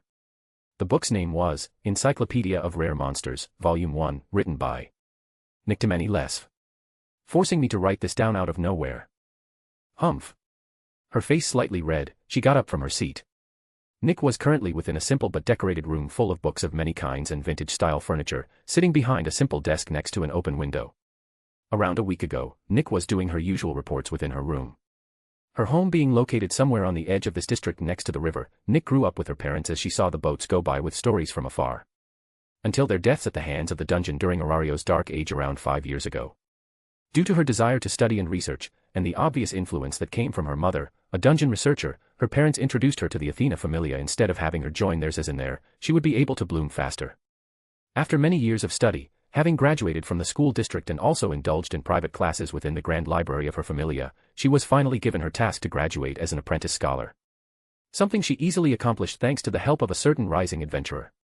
To this day, she still couldn't believe she had managed to get accepted into the school district, but then again, those were other times, before the Dark Age, during a more peaceful era. She focused all of her time on her scholarly studies and rarely fought with others, as that was what she wanted to do. And when she finished her first thesis, she graduated and joined the Athena Familia for good. That was how she came to be. And in the months that followed her ascension to a scholar, she managed to document and prove the existence of many monsters, gathering piles of research that weren't exactly organized from many different sources. This eventually came to the ears of Athena herself, who immediately had her locked up in her room so she could organize her research in the form of a decent book. Looking at her book, she frowned even more. It looks a bit boring. But she shook her head not so long after. No, first, I need to have it reviewed, after that, I can embellish it. I'm certain the book will succeed and I'll at least rake in something, but I didn't want to write it now. I feel it's incomplete. The last thing I wanted was to write another book. As a scholar, she has her pride, to write an incomplete book was a complete no to her. But this will have to suffice for now. Until I gather more data. She said with a slight smile. Looking outside of her window she saw the sun shining above Arario. It made her realize she had spent yet another night writing. She wanted to end this soon and go back to the place she wanted to be. With a pleased expression on her face, Nick made her way down the corridor as she thought of the future. Once I'm done I'll take a good rest and then. As her expression grew red, frustration covered her face. He didn't come to visit even once, that stupid guy, I vanish and he shows no concern. She suddenly stopped walking. Scrap my previous plan. I previously wanted to use this as an excuse for a date. But now, it seems he doesn't really deserve it, chuckles, Yeah. I'll do just that. Nick said as a sweet smile covered her face. After being locked up for so long, she really wanted to leave this place and do anything else. And despite her chaotic mood, once again due to being forced through this ordeal, she still merely wanted to enjoy some time with her greatest helper. Step. So she made her way up to meet with none other than Artemis. Whispers, hum. But she stopped for a while, paying attention to the conversation between two scholars. Because she had been forced to finish her book, she didn't really know the most recent news of the city. Aside from the few times she left to eat, her room had everything she needed. Even then, sometimes, knowing how focused she was on her work, her friends would come to her to deliver food to her, but they would often remain silent about anything else. And in the few times they did try to inform her, Nick blatantly refused to hear what they had to say due to her extreme focus and commitment to her work. Blah blah blah. War game. Blah blah blah. War game. She mumbled to herself as her head tilted. But shaking her head, she moved onwards. The news could wait, for now, she had a person to meet. Notes. Chapter 221, Goddess of War and Wisdom. If you wish to support this series, take a look at my Patreon www.patreon.com/join/abadamwriter. You can also find the links on my disk at RD in case it doesn't work here. And if you are bored, remember to check my other novels. Including the one on my other account, it's called Azimuth, the Elden Throne. You can also find it by searching for my other account, follower_of_Abadam. /knock knock, / creak, / Excuse me. Nick said as she opened the double doors to a grand office. This place is as neat as ever. The office was the meaning of low-key grandeur as its decorations looked small and self-contained, but their essence was as expensive as you could get. The wood on the furniture, the stone of the small statues, the smell of tea leaves in the air. Many rolls of books filled every nook and cranny of the room. The wood shelves were carved with exquisite designs of warriors and beasts, representing mythological battles long forgotten. On the wall, long tablets of stone were embedded, telling stories of distant eras in the language only the gods understood. Tales only the gods would remember. In the middle of the room stood a table, but not one to rest teapots. That wasn't its purpose. It instead contained a few relics of unknown origin and purpose. It was a display. Behind the display stood another, fancier table, a proper desk for an elegant and luxurious office. Atop the table were many items, from a pile of papers to a small desk lamp. But by the looks of the golden quill being used, it was clear they were all pricey too. Using the table, a woman with dark hair stood with a pair of dim golden glasses. She looked like an office lady, but her current relaxed gaze and nonchalant expression said otherwise. She looked bored even.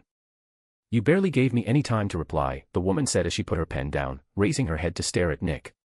Her voice was sweet, but it had a serious tone to it. Her clothes were composed of a long dress that covered every single part of her body, and the only bits of skin she was showing were her arms and a part of her shoulders.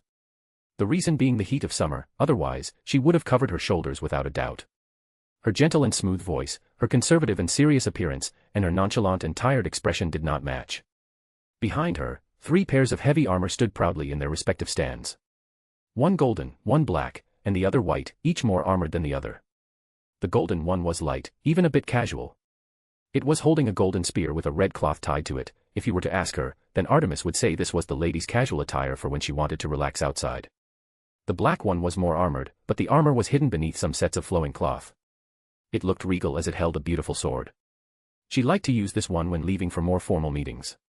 While the white one, albeit made with a pure color, seemed imposing, it held a powerful and wide double-headed axe.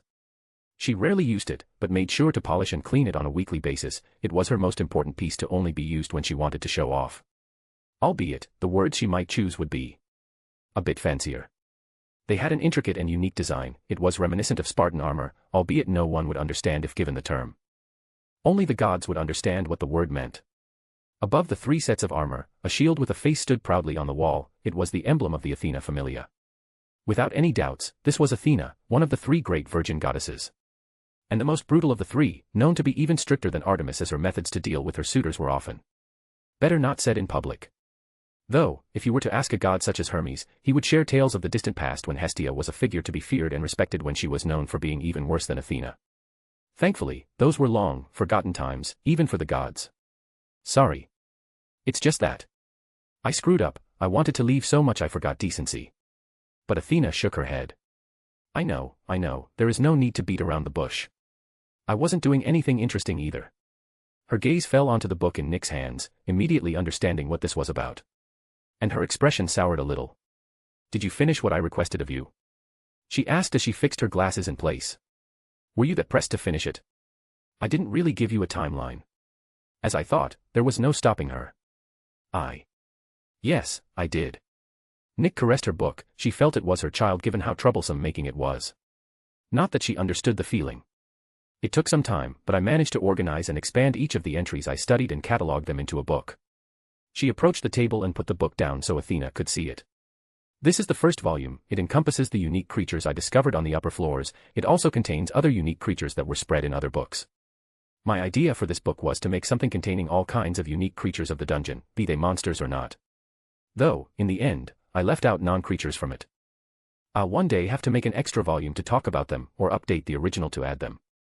I just currently don't have the will to add them also, though this makes the book's contents barely passable. She continued to speak about her book. Meanwhile, Athena opened it with a nonchalant expression, going by the pages with a serious look until her eyes opened slightly in surprise. You even added images. Good work.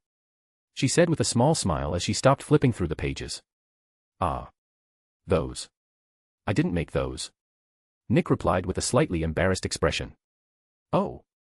In that case, did you add their creator's name to the contributors section? Yes. Yes, I did. Athena flipped the book, opening the last page to take a look at the area where the references and contributions had been catalogued. But her expression turned a bit livid. Because at the end, a name was written in golden ink. It's him again. Sigh, I need to calm down, I can't keep doing this. The reason I left that place was exactly because of this. Children have the right to pursue whatever they wish, and my familia is too big for me to be like Artemis. Or like I used to be. As she calmed down, Athena closed the book and said, "It looks incredible, it's all neatly organized, well done. She's all grown up now, though I'm a bit disappointed she didn't stick to her ideals as much as she promised me when she was smaller. Though. Mortals are like that. She got the opportunity to study abroad like she always wanted to, but returned early because of a man. I'll give it a quick read and send it to a reviewer. Once the book is published, we can see how it goes from there. Is that okay with you? If the book goes well, there might be a possibility of increasing your scholar rank." She thought to herself. Of course. Athena smiled before pulling a paper and writing something down. But Nick thought and thought before raising her head and saying with conviction, "I have been thinking. You wish to leave the familia temporarily to join Hestia's, don't you?" Athena interrupted without even raising her head. Ah. Nick was stunned. How? It's too predictable, child, your recent growth, the speed of your research, your intentions. They are all as clear as day to me. Even seen it all too many times to even count, this isn't new to me. Nick's expression turned red, making Athena sigh. In the past few months, you put more effort into your research and in your private life than the past few years combined. I'm happy that the little girl that used to spend several nights awakened to study is now taking better care of herself. Even if this effort came for an impure reason. You graduated from an apprentice and now you're even level 2, your growth has been astounding. It wasn't hard for me to figure out the reason for it also. So. You can go, of course. Athena said as she rolled her eyes. Yes. She whispered to herself. But I have a condition. As long as you promise me to not get in too much danger and to publish at least 2 books a year, then I'll allow it. 2 books. That's a bit much, even with his help, it took me years of research to reach the point for me to get ready to write one. It's not like I would need to go through all of it again, but many terms and specifics would need to be restudied. Perhaps I can do it, but I may be cutting it close. Is it too much for you? No. Athena looked at her eyes for a moment before switching her gaze back to her papers. Then we're done. She stopped to bow. Thank you for taking care of me. You make it sound as if you're leaving for good, you're making me jealous and nervous. Athena said with a smile as she stopped writing. Seeing children grow is such a joy, hopefully, she can grow and become the person she aspired to be. Albeit that is likely not going to happen. She chose another path, one that will hopefully be even greater than the last. I can only pray for her safety, she's old enough to make her own decisions now. It has been like that for a long while. No. Nick replied slightly embarrassed. The two smiled and chuckled for a little while before Athena raised something concerning. Before you go.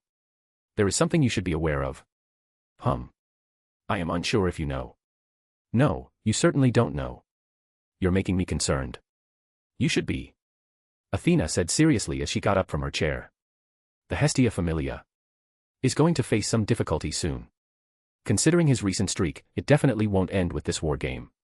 Child, if your determination to seek him out is strong, then whatever I'm about to say won't make you waver. If you do. Step. Walking silently in the dungeon, a red-haired woman made her way down into the forgotten territory that is the 59th floor. She had no expression on her face as if she was a robot. But she had something on her mind. Strong. Witnessing firsthand the final bouts of the fight between the Freya Familia and the Juggernaut, she quickly understood why they were so deeply respected above ground. And with it, she started to think of ways to face them, even if the possibility of such was unlikely. The 4 knights aren't a problem. But the other 4 are. The 2 sharp-eared humans and the cat boy are strong on their own. I can tell I'm on the cusp of a change, but even if I were to become stronger than I am now, facing even one of them on my own may prove to be difficult. The dark-skinned one has a very brutal form of swordsmanship, but it should be manageable. The white-skinned is a magic caster, but his staff is shaped in a way that indicates he is experienced in close combat, he should be as capable as the first. Lastly, the cat has a pretty direct but effective combat style, to move fast and strike true, even for me, his movements were fast. But if that is all he has, then defeating him wouldn't be a problem, though it would be foolish to believe that is all they have. The bloodthirstiness in their eyes. They have seen death many times. Yet, they can't compare to the big guy. He possesses everything they have but more. Defeating him is an impossibility in my current state, and I'm still uncertain if I would even last long if I were to change. Even if the fetus was undeveloped, the strength of the resulting demi-spirit was extreme, certainly, the highest we achieved so far. But it was defeated. The fight wasn't long, yet it was brutal. Still, even then, when it fell, the group didn't seem that hurt. They all have exceptional endurance and strength, to the point I believe luring them below is a risk. If they had descended together with the demi-spirit, then perhaps, by working together, they could have been brought down, but in their current state, if they descend. She squinted her eyes. Nevertheless, there's no point in thinking about this, they already left. I should, however, focus on the demi-spirit. Even if the overall qualities of the vessel were high, we have no use for berserking beasts, albeit it's not like it's the first time the fusion resulted in a berserk demi-spirit.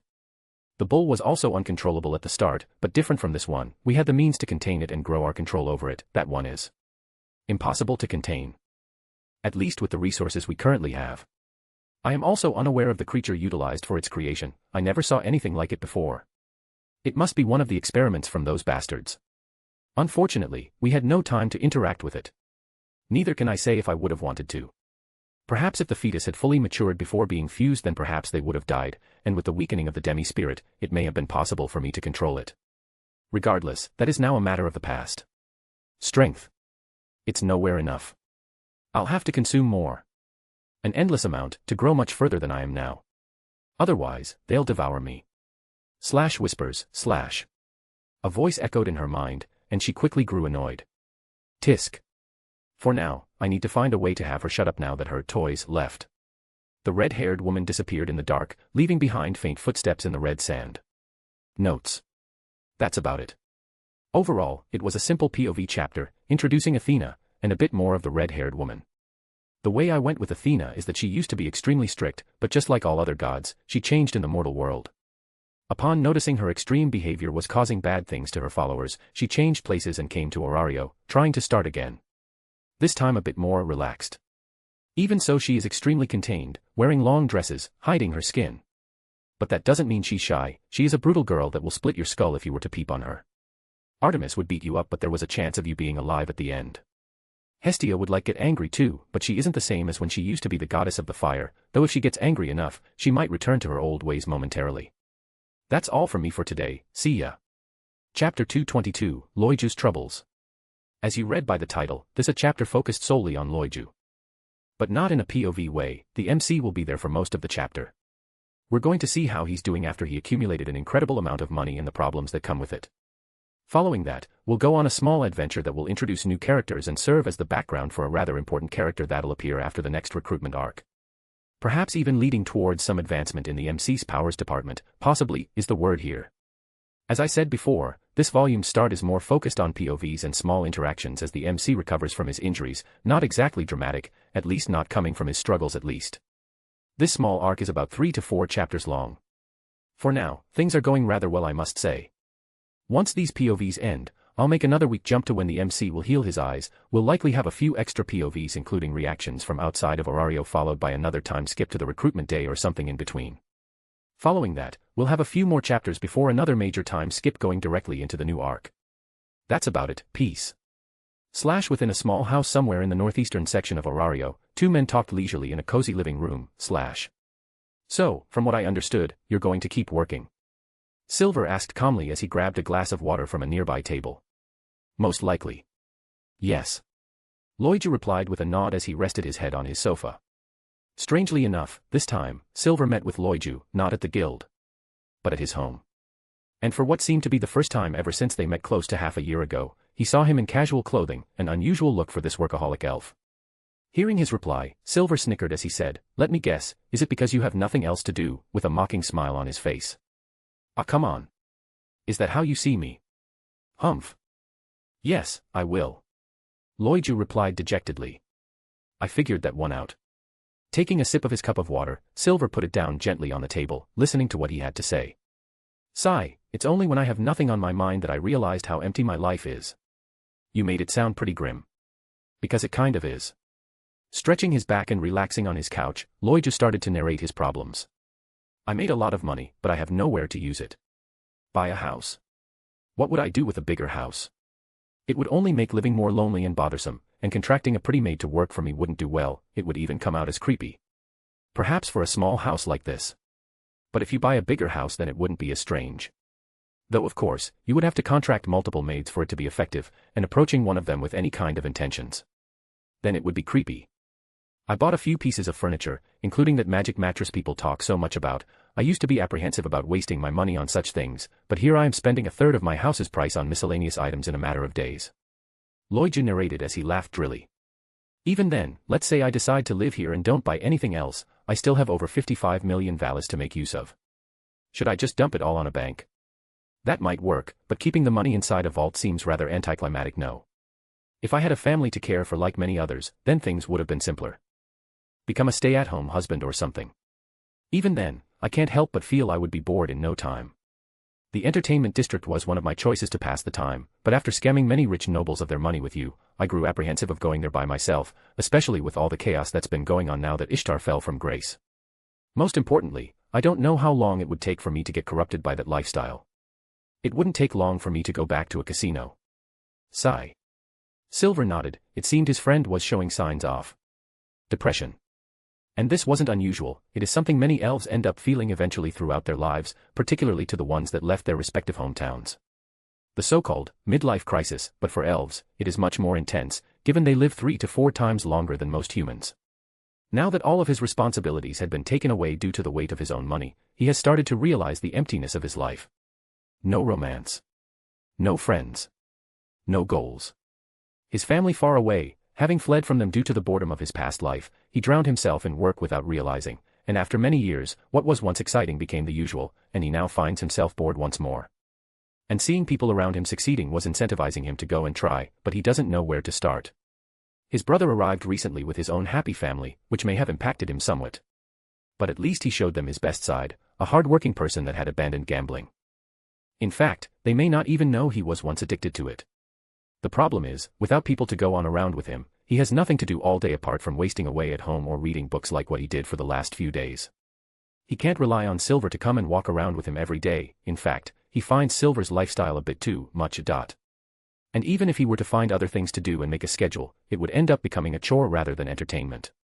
From time to time, going to the entertainment district to watch a play in a theater, or go somewhere else to enjoy the scenery is fine, but if that is all he has for his life, he'll get bored pretty soon. Honestly, he got bored just from thinking about it. This isn't the age where he could have bought a PC and be done with everything he needed for his entertainment. Even with the gods present, there is only so much a mortal can do to pass time. Above all, he is just a normal elf, he can't move around the world as a hobby either. Especially if you consider how unsocial he actually is. His options are limited, and he was never given the chance to think about what to do next. He's been living like this for close to 15 years. To stop now and receive freedom is rather overwhelming. Lloyd was lost. I can understand where you're coming from. Silver replied seriously as he watched his reflection in his cup of water. Any ideas? I have many. Then out with it. Lloyd said with a smile. Well, as a first, perhaps finding a hobby might help. A hobby, you say? Yes, having a hobby is the best way to not only kill some time here and there but also to meet new people. Considering you have nothing at all to do, looking around the place might be a good start. You can go fishing, collect things, even become a small-time merchant by opening some sort of shop. You have the funds to do a lot of things, though that last one was more of an exoteric idea than anything. Since you said you have no interest in leaving Orario for now, then the first two are good options. There are several rivers in Orario and many hotspots for fishing, and many families use them for sustenance. If you go there every now and then to fish, you may even find a lady. He said with a few chuckles. That can wait for now. But to continue. Fishing is interesting, but I never really got interested in those kinds of things. But it may be good to give it a try since I'm on vacation. Seeing his expression, Silver continued. If fishing is not something you're interested in, collecting is a nice way to learn about things. You can collect seemingly anything, but I would be careful of starting it as some collections can quickly escalate out of proportion. You wouldn't want to start collecting expensive swords, for example. Yeah. I could see myself collecting something small. Like clocks. But certainly, not now, I'm not old enough for that yet. Lloyd replied with a thin smile. Let's see then. You could continue working. You think so too? Lloyd asked with a disappointed gaze. Well. Who said you had to keep working in the guild? Huh. I mean, by all means, you could sign for another position, one more relaxed and simple with less workload where you can wake up, go to work without much effort, and leave while the sun is up. If you keep working at the guild, even if at another position, this might give you time to rethink your life, and once things calm down, you can either resume your previous job, aiming for higher and better positions, or you can just retire and call it a day. If you do choose to continue, meeting new people would be a matter of course, but I don't think the guild is the best place for that if that's your goal. Silver said as his expression became awkward. I didn't think of that. Also, despite it all, didn't you like working there? Silver asked as he thought of the past. Yeah. I don't know why I simply started villainizing my workplace. Everyone there is kind of depressed with their dark faces and all, but they are the only people I know. And even then, the work in there isn't even that hard. I was doing just fine until. He turned to look at Silver. Until this crazy S came in. Something's wrong. No, continue. Well, with your money, the best thing you could do is invest it somewhere. As you said, I also think it is a waste of time and opportunity to leave it rotting somewhere inside a bank. It's not even entirely safe, especially from an elf point of view. You'll be riding for a long time. The only reason why most businesses aren't controlled by elves is that they, until recently, were mostly secluded in their home forests. Wars in the north coupled with the fact Riveria, a royal, left the forest for an adventure sure helped them rethink their life choices a bit. It's the same reason why dwarves are rich. Their traditions and history with mining made them wealthy, coupled with the fact dwarves can also easily live past 100 and you get the recipe for success. Over time, elves will likely grow to control many businesses as well. They do have the time to spare and grow, as 100 years is considered middle age at most for most elves. High elves live even more than that. Riveria is at most an adult from their perspective, albeit due to her position and career, she acts like an old lady sometimes. Or an overworked mother. Invest it. I did think of that, but I wasn't sure if it was a good idea. You did. So. I was thinking of just giving you the money. He said in an embarrassed tone. What? Well, it's not giving you but an investment. I thought that since you are the person I know and trust most in this city, lending you the money, especially now that your familia needs it as it's expanding, would be the wisest thing to do. I know I'm not the only one thinking about that. You must have received similar offers by now but refused them, didn't you? Yes, apart from a few possible people, I decided to refuse most forms of investment. Silver replied calmly as he thought about it. Hephaestus can be considered one. I have even started to invest in others as well, or plan to. Takamikazuchi, Mayak, Artemis, and even Leto are such examples. Considering 3 of them are mostly exploration-type familias, and lower-ranked ones at that, they would fit well with the current layout of the Hestia familia. Making friends as you grow isn't a must, but having people you can rely on is definitely nice to have. Even the Loki familia doesn't have this many close alliances. So yeah, why not just give you my money and just call it a day? I don't see how leaving my money with a familia that is going to rise even further is a bad deal. That is something. But it would be weird, wouldn't it? Loiju interrupted with a cheeky smile as he gazed at Silver. I think there are better places for you to invest your money. Silver said with a serious expression as he tapped his fingers on the armchair. Yes, leaving your money with a growing familia can benefit you, but we're not a business. It's not like you can give us money and take out a small part of our winnings every month or something.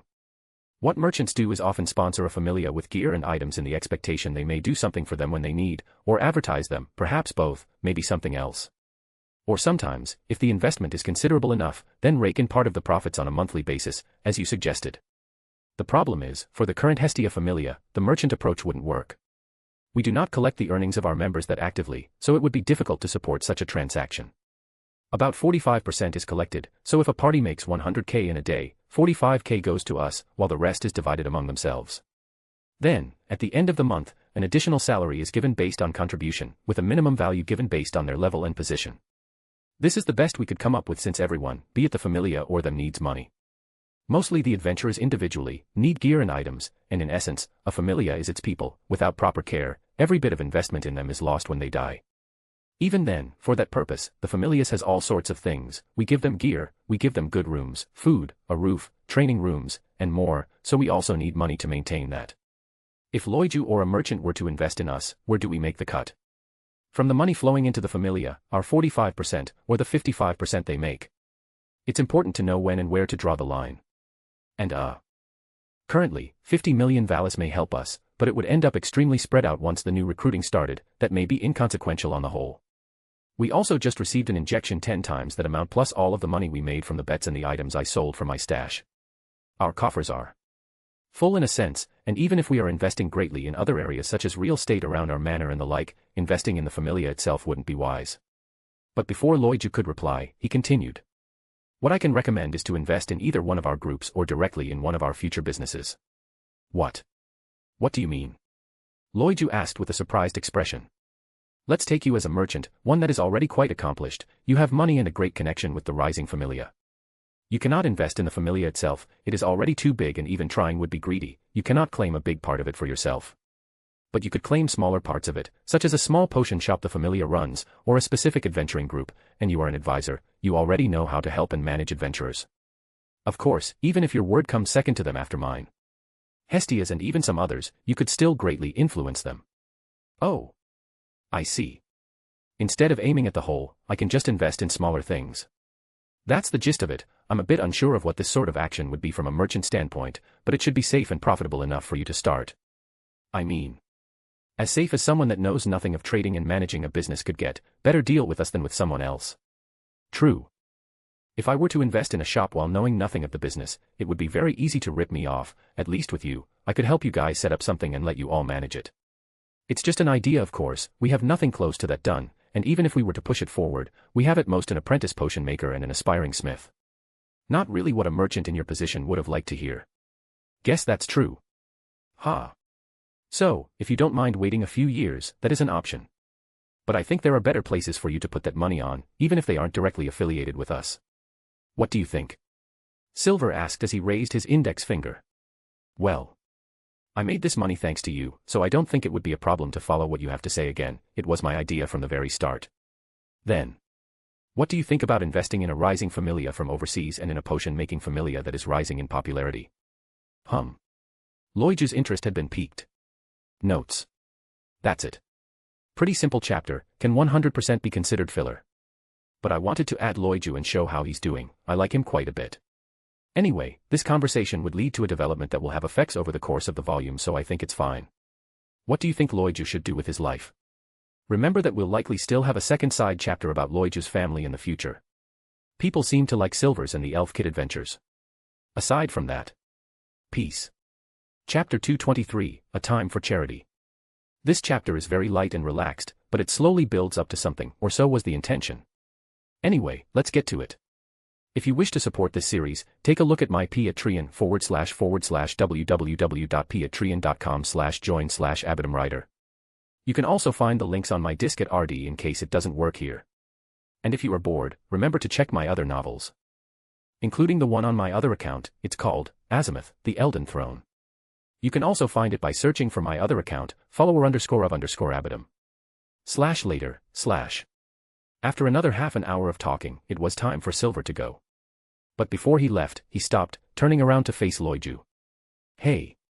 HM. What is it? He asked with some suspicion. That look. Is he going to propose another one of his incredible ideas? Slight annoyed to be judged before even talking, Silver said, I'm going on a walk around the city, how about it, as he ignored his expression. You aren't going anywhere crazy, right? Not really, I was planning on visiting an orphanage. I didn't see it at all. How did you? Are you planning on doing charity? Yes. But why? Am I really that bad of a person for you to ask me that? Silver asked with a poker expression. You know I didn't mean it like that. Buffed. Fine, I wanted to do something different for a change, and it just so happened I meet a few children one of these days, so I just thought that I could go there and give them a hi, nothing much. Also, there was something unusual about those kids I met on the streets. I don't think it would be that bad to just say hi to them and see if I can help. Next time, I plan to bring Hestia too. She is too stressed, and playing with a few kids should help her relax more. Charity isn't all about lending money to those in need, it can also be a form of therapy and relaxation. If that is what you want to do, of course. Some types of charity can be quite extreme. But above all, I want to do it, not because it would be good for my image, but because I want to. Not even Finn would do something like that for his image. He knows more than to think people would look well at him if he did that. He wishes to be perfect in all scenarios. Doing something like that would only be giving fuel to someone to spit at him later on. Doesn't it seem a bit cheap to just do it because it became convenient? That would be a pessimistic way of putting it. In my view, having the opportunity and willingness to do any kind of charity should be welcomed, and one shouldn't be shunned simply because they didn't feel like doing it before. Are only perfect good Samaritans the only kind of people allowed to do charity work? Even if it's someone with other intentions, charity is still charity as long as it doesn't take a bad turn later on. I'm sure the people receiving the charity would prefer it if the person helping them truly cared for them and meant it, as things like that can be seen and felt. Though I don't think they would refuse simple charity. It isn't a complicated process really. But it's not like I'm being forced to do it either. I want to see and do it for myself, even if it's an excuse to go and see how those kids are doing. This doesn't make me a good person, but I don't think I'm a villain. Yet. Still, if you want the plain boring answer. Yes, it became convenient for me to move around now. Anyway, you in? Fine, I wasn't doing anything impressive anyway. Lloyd replied as he got up from his couch, taking a look at a book on the table. The book was entitled, The Realm of Beasts. It was a narrative about the extreme northern mountains and the sorts of creatures and things that are there from the perspective of a boy that went on an adventure to explore it. If it's true or not, it doesn't matter, it was good enough to pass time. But if Silver were to read it, he would drop it after a single chapter. Because the way people wrote stories in here was too boring, even for him. Years of growing up wasn't enough to make his tastes change much, he still very much prefers the tales of the past. Of a world too distant now for him to reach out for. Just give me a few minutes to get ready, can't really go outside looking like this. He said as he touched his hair. Lloyd was currently wearing his stay-at-home clothes, something very similar to a pajama, there were even a few holes in it. The old reliable, the comfy sweaters he used for many years. His hair was also quite a mess, and he also had to brush his teeth. So while shaking his head, Silver said he would wait for him and so he left. 5 minutes later, Let's go. Lloyd said, already transformed. Even his long golden hair was now sparkling. What? Is something wrong? No. I just forgot how quickly men can get done. Silver replied as he closed his eyes, remembering how long it takes for Hestia to get done. How long did I brush her hair the last time she asked me to do it? Was that supposed to be an insult to make me envious? I was talking about my mother. Silver said deeply as he lied without a care in the world. Ah. Well. Slap. Silver slapped his shoulder as he made his way past him to the door. I'm just messing with you, you're too easy, man. Hashtag. His expression changing, Lloyd left the room after him. Following their departure, they made their way across Arario in a non-linear way. Going through a series of places neither of them had gone before, making use of roads they never bothered to cross, they explored the innards of the city in a carefree way as they bought things along the way. Food, clothes, even some simple toys, the likes they thought an orphanage would need and appreciate. Though that was mostly ideas taken out from their own heads, neither of them ever had children, so they would have to go with their assumptions and common sense. Most of it was thrown inside Silver's inventory when they weren't in public, but they would take everything out once they arrived at the orphanage for the sake of convenience. After all, it would be very sketchy to approach an orphanage for charity with nothing in their hands. In fact, they had no singular target in mind. They were going in blind as neither of them knew where the orphanages were located in the city. So they eventually made their way to the most obvious of places. Here we are, Deadless Street. Lloyd spoke as he raised his head. Image. Deadless Street was a wide residential area for the poor class located in between Arario's east and southeast main streets, almost big enough for it to be considered a district of its own. In essence, it was similar to the entertainment district, a place that covered a good chunk of the southeastern area of Arario, but it was still not big enough to cover all of it. The street itself was designed by an eccentric man known as Deadless long ago, and is a complex and intricate place akin to a maze due to the multiple layers of planning done to it. Even now, 1,000 years after his death, Deadless Street is still as mind-blowing as it was intended to be, and unless one has the ability to quickly move on the ceiling of the houses or a deep understanding of its inner structure, it would be no understatement to say one could easily lose their way inside. It is rumored that one will never find their way out once they enter, and is often called the Other Dungeon.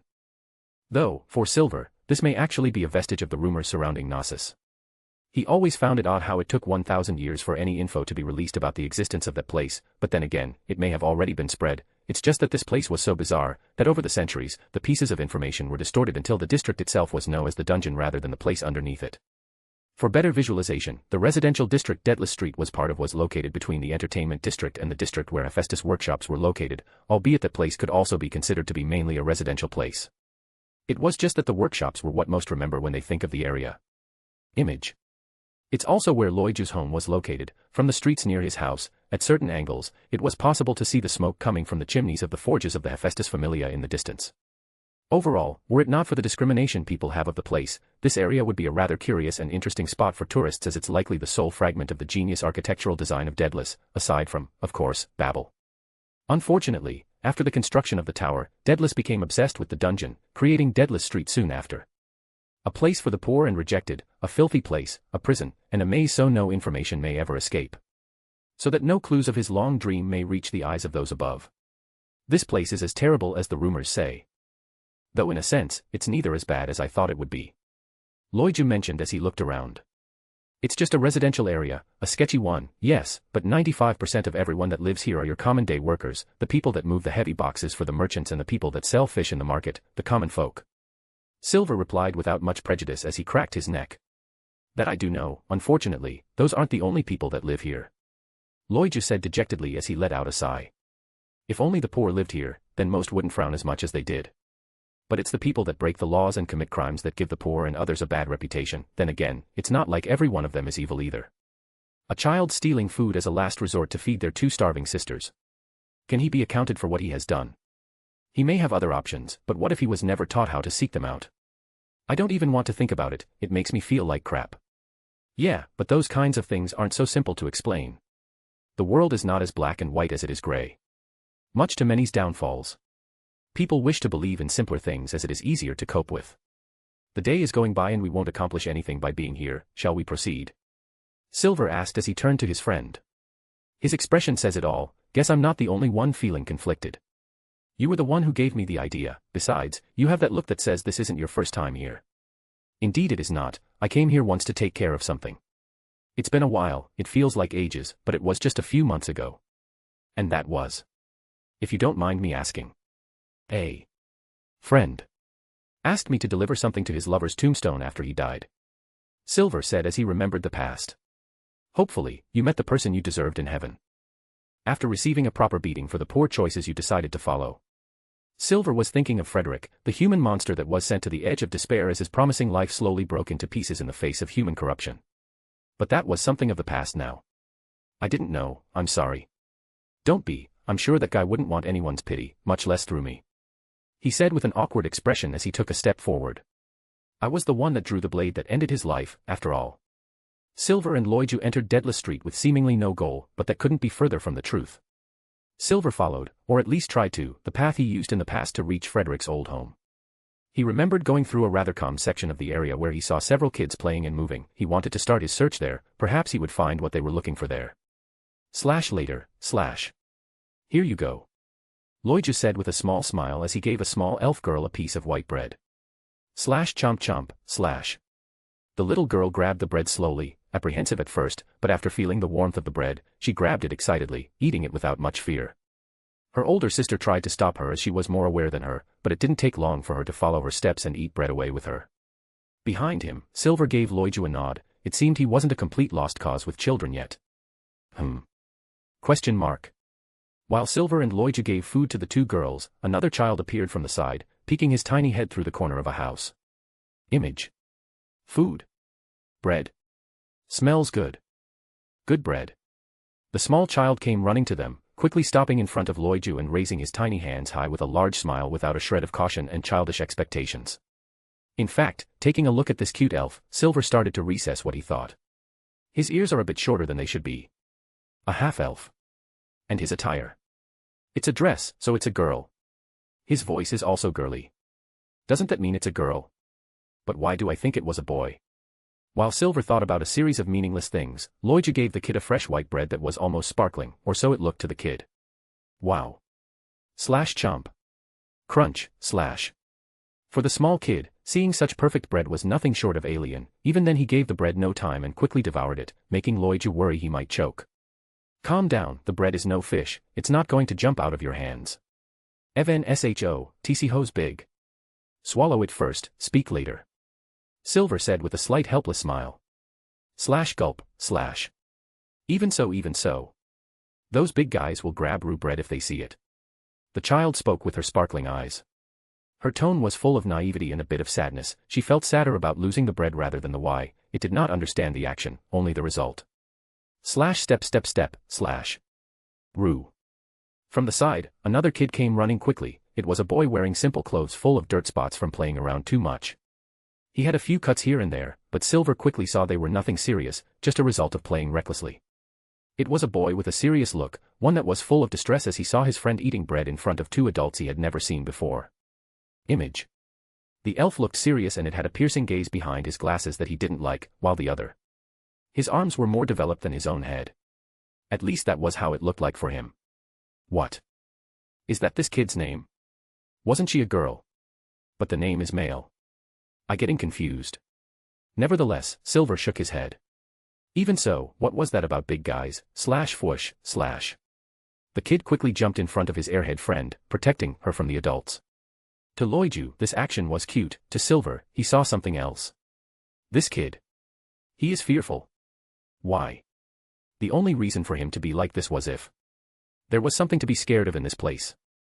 I saw a few kids on the way here. This was supposed to be a calm and tranquil zone where kids can play. Why is he like this? Hello, kid. Stay away. He retorted quickly as he looked at Loiju. Flinch, /. Loiju took a step back, shocked to see such a reaction from him. He turned to look at Silver, but the latter just shrugged. Chomp, /. The only thing strange about this atmosphere were the three kids eating their bread and watching from the side as they blinked their eyes quickly. The newcomer kid turned around to look at his friend, letting out a sigh as he saw nothing wrong. Loiju took this opportunity to try and approach the kid, but the boy just took a step back. Step, /. Kids, are you all there? Perfectly on time, the voice of a lady resounded from the side behind the corner. Maria. Miss. All of the kids reacted, making their way to meet with the woman that had just turned the corner. Everyone. Oh. A woman with a gentle gaze appeared from the side of the old houses, wearing a long robe. She looked to be in her mid-30s. Image. Finally, an adult. Loiju thought to himself as he saw her appear. While Silver relaxed a little, he would figure things out over time. Notes. Peace. Chapter 224, Meet the Engineer. Peace. If you wish to support this series, take a look at my Patreon www.patreon.com/join/Abaddon You can also find the links on my disk at RD in case it doesn't work here. And if you are bored, remember to check my other novels. Including the one on my other account, it's called Azimuth, the Elden Throne. You can also find it by searching for my other account, follower_of_Abaddon. /later, /. After clearing the misunderstanding with the fearful child and awkwardly explaining why they were here, Silver and Loiju followed Maria and the other children to a small debilitated church nearby. Image. This church had been abandoned for ages, but after the death of her husband long ago, Maria took the place for herself and started to raise children in it as she never had any of her own. Even after many years, no one ever came to bother her, so in that regard, she already stopped worrying long ago. Whoever its original owners were, they certainly wouldn't mind a kind-hearted lady using it to raise orphans. Even if they did, would they be so cruel-hearted to throw them away after all the work Show poured into the place? Laughs, /. As they walked inside, Silver and Loiju heard the laughs and sounds of children playing around. It seemed they were having a good time despite the looks of things. It was at this moment that Maria had the children go play in the living room while they went to a side room to talk and learn about her and the orphanage's situation. As a single woman, taking care of dozens of children is no easy task. The only reason why she could in the first place was thanks to the children that grew up and started to give money to her since, unfortunately, most of the children she took care of grew to become adventurers. In her own words, most of them joined a familia and shared their earns with this church. That is, until they didn't come back. Maria never wanted any of the children to become adventurers, but fate is often cruel. And now more than ever, she wants to prevent yet another batch of little souls from losing their lives in that terrible place. Perhaps it was due to the fact she lived in a dark place, but Maria quickly understood that Silver and Loiju were there to help and spend some time with them rather than anything else. From the way they walked to the way they spoke and looked, it was completely different from the usual hooligans she commonly saw hanging around.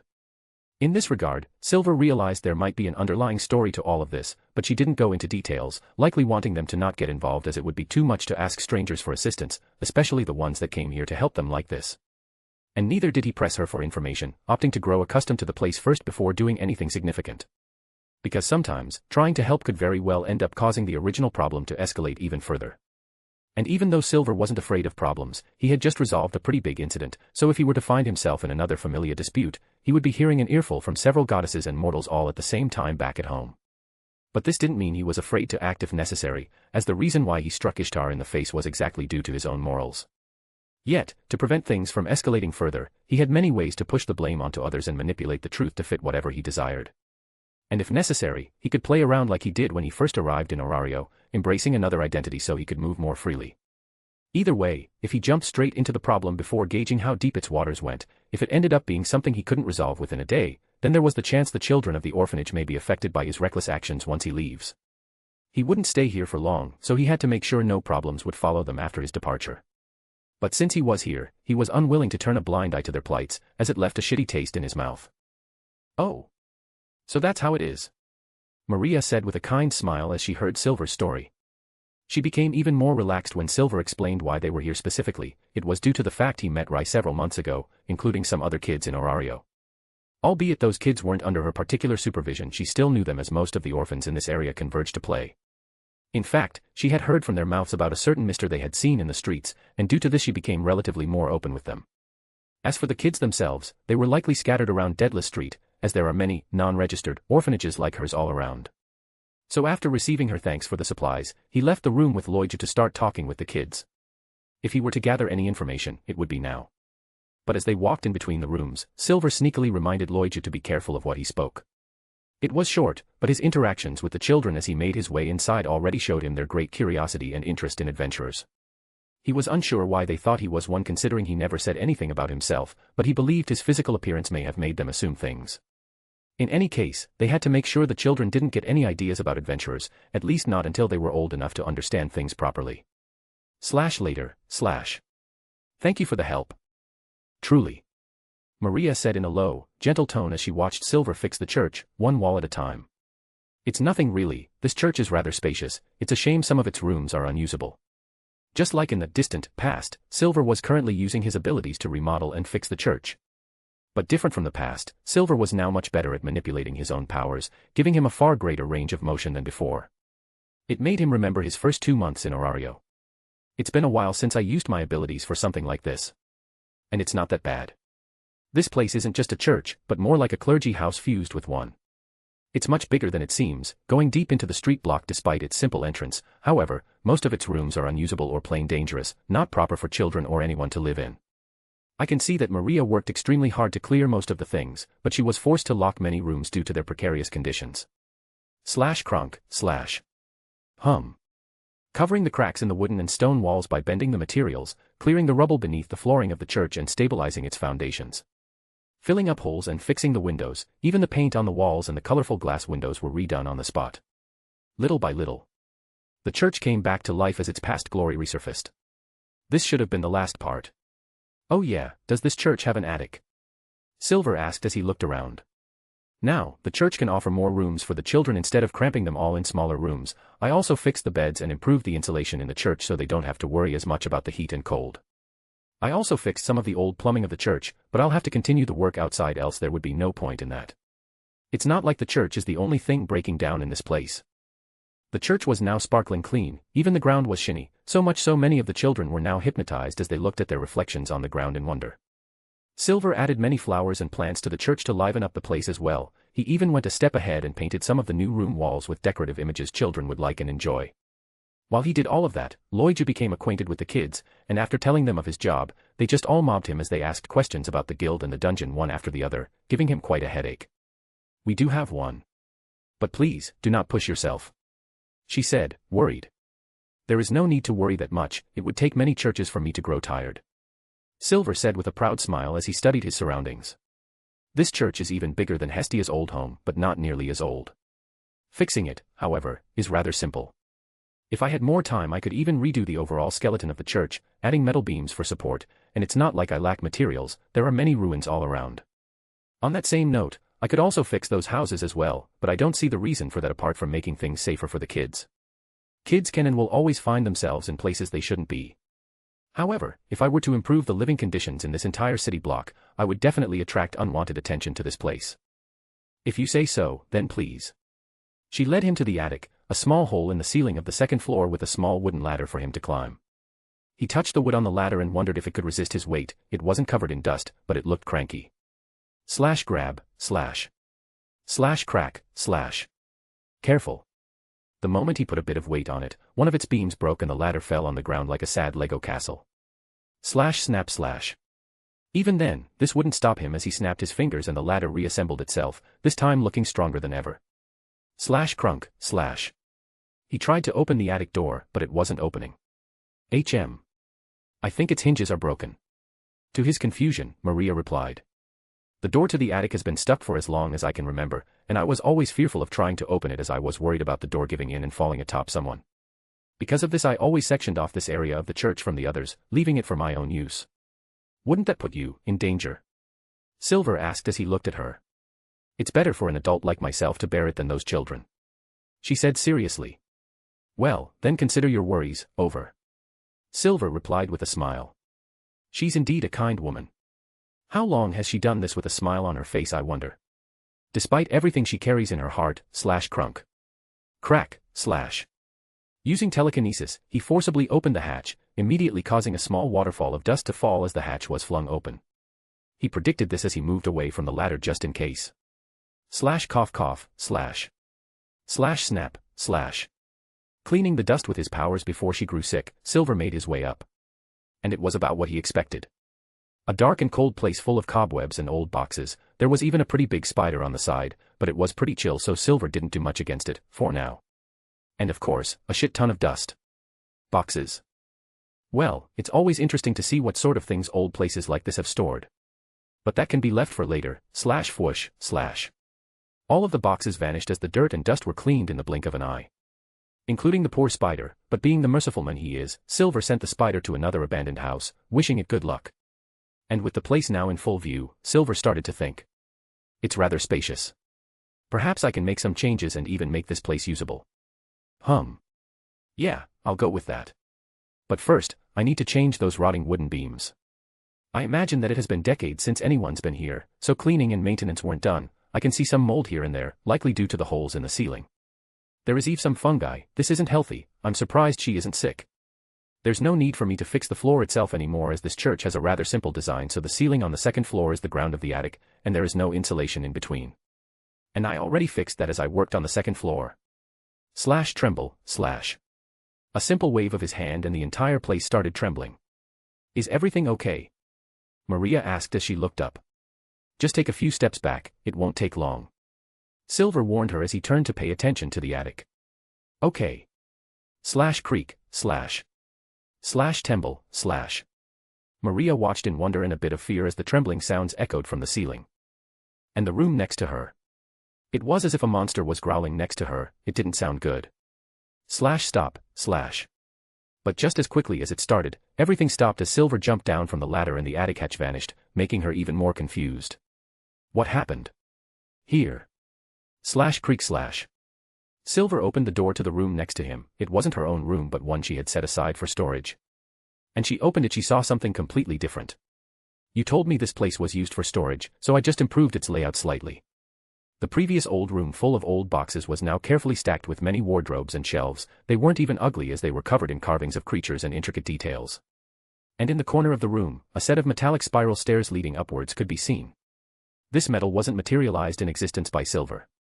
Instead, he made use of a few scrap piles of metal he felt from the nearby ruins, and with a bit of teleportation and telekinesis, it made Maria feel as if it came out from nowhere. Follow me. Silver said as he made his way to the stairs. Full of awe at this magical sight, she climbed the metallic stairs to the attic, seeing its changes. Or its original look. This was Maria's first time in the attic, she had no idea what it looked like from the beginning. I completely changed things here. First, the wooden beams were in a rather critical state. They weren't going to fall, but there was a chance certain sections of the roof would cave in, and this would result in water infiltration during rain. If something heavy struck the church, then everything might come falling down. Why yes. We were having a few infiltrations, but they weren't common. Maria replied as she thought deeply. It's been a while since it rained though. Silver nodded. It was a minor problem, but it was good it had been resolved either way. In any case, you won't have to worry about it anymore. As you saw, I also changed the way you can access this room, and it shouldn't be as dangerous to enter as before. So if you wish, you can also use it as extra storage or merely as a recreational zone. I did improve the insulation in the ceiling. Southwest, this place should be warm in winter, and rather cold in summer.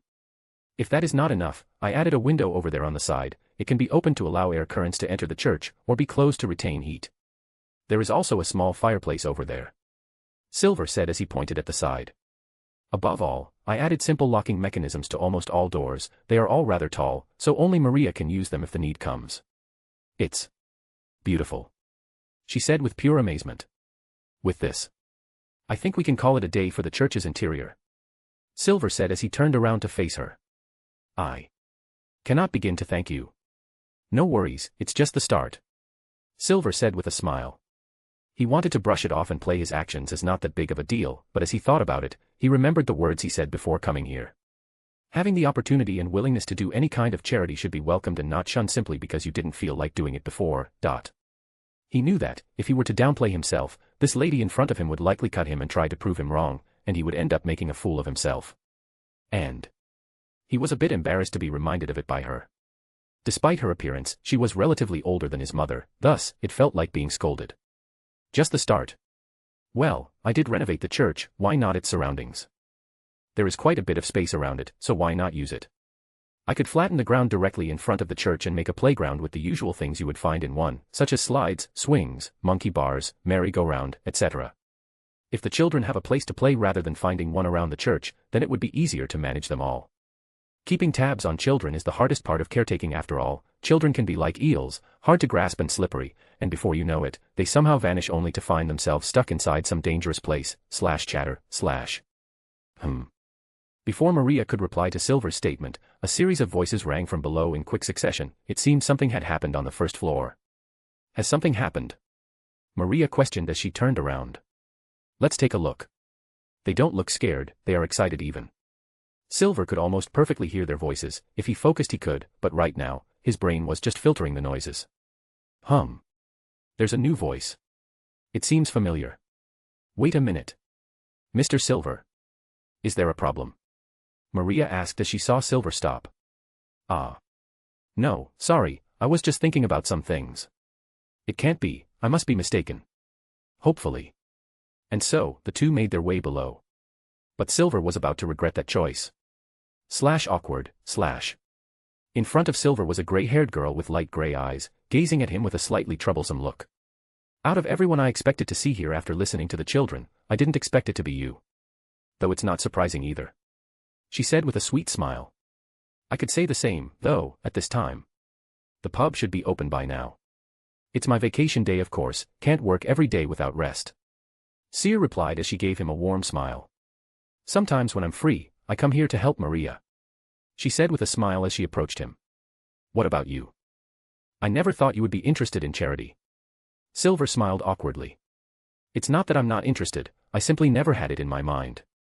Silver then thought about his words. Wait, that came out badly, let me rephrase that. Too late, she said with a slight chuckle. It's just that. After that fight, I decided to take some time off, and amidst the many things on my to-do list, I thought, why not? Hopefully that doesn't pass off as bad. Seer shook her head. Any charity is a good charity, don't you think so? Grab, /. Question mark. Out of nowhere, Seer grabbed his left hand gently. It was smooth and warm. Different from his rough hand. The touch of a woman, keep dreaming kid. Well then, since you're here, why don't we have some fun? I heard it from the children and your advisor that you were renovating the place. This place now looks like a proper home. She stood still for a few moments before turning and flashing a grand smile. I thank you for that. You don't need to. Maria already did that. Quite a few times too. But I want to. Pulls. She pulled his hand, forcing him to follow her. Calm down, I'll follow you, there's no need to pull my arm. No can do, the day will end faster than you think, now, let us enjoy it. Show me what you did, she said with a smile as she started to chuckle. She was having fun, Silver just couldn't quite understand why. Was it because she was genuinely surprised to see him there? Sigh. She seems to be in a bit of a hurry but it doesn't change anything. I came here to relax a bit. Now I don't know if I'll be able to. Still. It's not that bad. Silver followed Seer as she dragged him around, having fun with the children as he played the role of weird magician and Seer as the older sister. Later on, they made their way outside, and Silver started to renovate the place while Seer voiced out her own ideas, almost bossing him around. She was having a lot of fun watching him complain and use his abilities, finding it all too magical. And in the blink of an eye, the hours passed. Notes. A cuter chapter, but it was meant as a bridge to some other events. I don't know if the church will ever reappear in the story, though the people within will likely be mentioned a few times, so there's no need to worry about such fillers repeating themselves. That's about it. Ciao. Chapter 225, An Old Familia. Enjoy. If you wish to support this series, take a look at my Patreon. www.patreon.com/join/abatumwriter. You can also find the links on my disk at RD in case it doesn't work here. And if you are bored, remember to check my other novels. Including the one on my other account, it's called Azimuth, the Elden Throne. You can also find it by searching for my other account, follower_of_abatum. /later//laughter/ Phew. Using his powers to morph the ground, Silver sat down on a bench next to Seer as he finished her request. It's done, I can rest for a bit now. For a waitress, she has quite high standards, almost had me redo some things 3 times until she was satisfied. I don't really mind, but for a task that was supposed to be simple and easy, it became a bit of a chore. Seer and Silver proceed to watch the children play in the newly made playground as Lloyd rested on the side, completely worn out after being used as a sandbag by those small demons. At the same time within the church, Maria started to make dinner using the ingredients they brought. It was a very peaceful scene. To pass on the time, Seer talked with him about the things that happened within the city while also asking how he was and what he planned to do in the future. The usual icebreaker. As such, Silver came to learn about the fall of Ishtar's tower and what exactly had happened in the entertainment district earlier this morning, resulting in the unofficial and sudden disbandment of the Ishtar Familia. He knew something serious was happening there due to what Daphne told him after they returned from the Soma Familia, but he was completely shocked to learn about the intricacies of it. What would come of this was a mystery, now that Ishtar was missing. He wondered in silence. With the Amazons all around and with the impossibility of keeping them all silent, Silver started to worry for her safety. He was unsure if he could trust all Amazons to keep her existence a secret, even if they kept their mouths shut. There were over 100 of them, and one or twice might end up speaking more than she should have.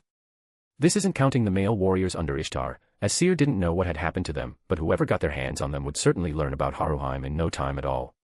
Above all, Ishtar vanished, and it was pretty much confirmed that she hadn't returned to heaven. Then there was a good chance she may still be out there, and if he is allowed to be bold, things might have become more dangerous than ever. Before, Ishtar was secluded and limited to her tower, while now, she is out of sight, in the dark. It was much simpler to monitor and control her within the confines of a single Familia home, especially considering he had stolen her Gnosis key. Not that this would stop others from coming to her, as there were multiple such keys all around. And lo and behold. This exactly what Silver deducted. Who would strike Ishtar like that if not those she struck a deal with in the dark? The kind of people that would desire her to be silenced. Now, it was only a matter of time until something happened. He could only hope that by the time they did decide to act, he would be there to shield those that needed it. Looks like I'll have to bring forward those plans. Since I'll have to contact Fells anyway regarding this event, I'll just cut 2 problems at once.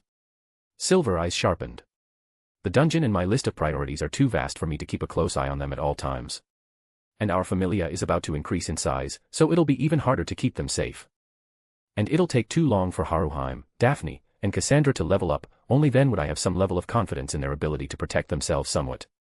However, given her value, if the enemy decides to go after her, no matter how much time I give them, it'll be inconsequential in the end. Just one more thing for me to worry about. Silver didn't realize right now, and neither would he in the future as this matter would quickly vanish from his mind due to his responsibilities, but Seer's information was rather odd as the guild was withholding anything about this event from the public. And for a normal waitress to learn of it before many others was definitely very suspicious. Whoosh. The warm wind of summer brushed over them as they waited for time to pass. Having nothing better to think about, Silver started to think about their conversation, only to realize that Seer was actually pretty bad at talking frankly. Seer was very good at joining in mid-conversation and at joking, using small remarks to provoke people. But she was rather awkward when it came to serious person-to-person talks, at least regarding the subjects at hand. This was proven by how she is great at teasing others but loses her composure completely when someone teases her back. Without a doubt, she was very wise and knew how to lift someone's spirit and to be professional, but something about her today seemed odd at the very least. He couldn't tell what exactly, but he knew she was pondering something as several times already had she tried bringing up a subject only to not go through with it. Laughter. The kids continued to enjoy their new toys with great enthusiasm, making Silver relax a bit. It's almost time to leave. He looked around him and thought about what to do. Now's a good time to go back and ask Maria about the troublemakers she has been dealing with recently. Despite the fun he had and the amount of work he already performed, Silver still had an objective left to fulfill. To find out, understand, and clear the orphans of the thugs that have been causing trouble in Deadless Street. It may be hard to do it alone, but if he pulls his cards right. You know, if there's something on your mind, you can share it with me. Silver said with a cheeky smile as he turned to face Seer. I may be no Mamma Mia, but I'm a good listener, and a rather decent problem solver too. Buffed. Are you sure it's not the contrary of that last one? Also, don't let Mia hear you calling her that. Mama is a nickname exclusive to us, okay? Cringing a little, he said, people commit mistakes from time to time, as he closed his eyes slightly. Obviously, Silver was maintaining his abilities to keep up appearances.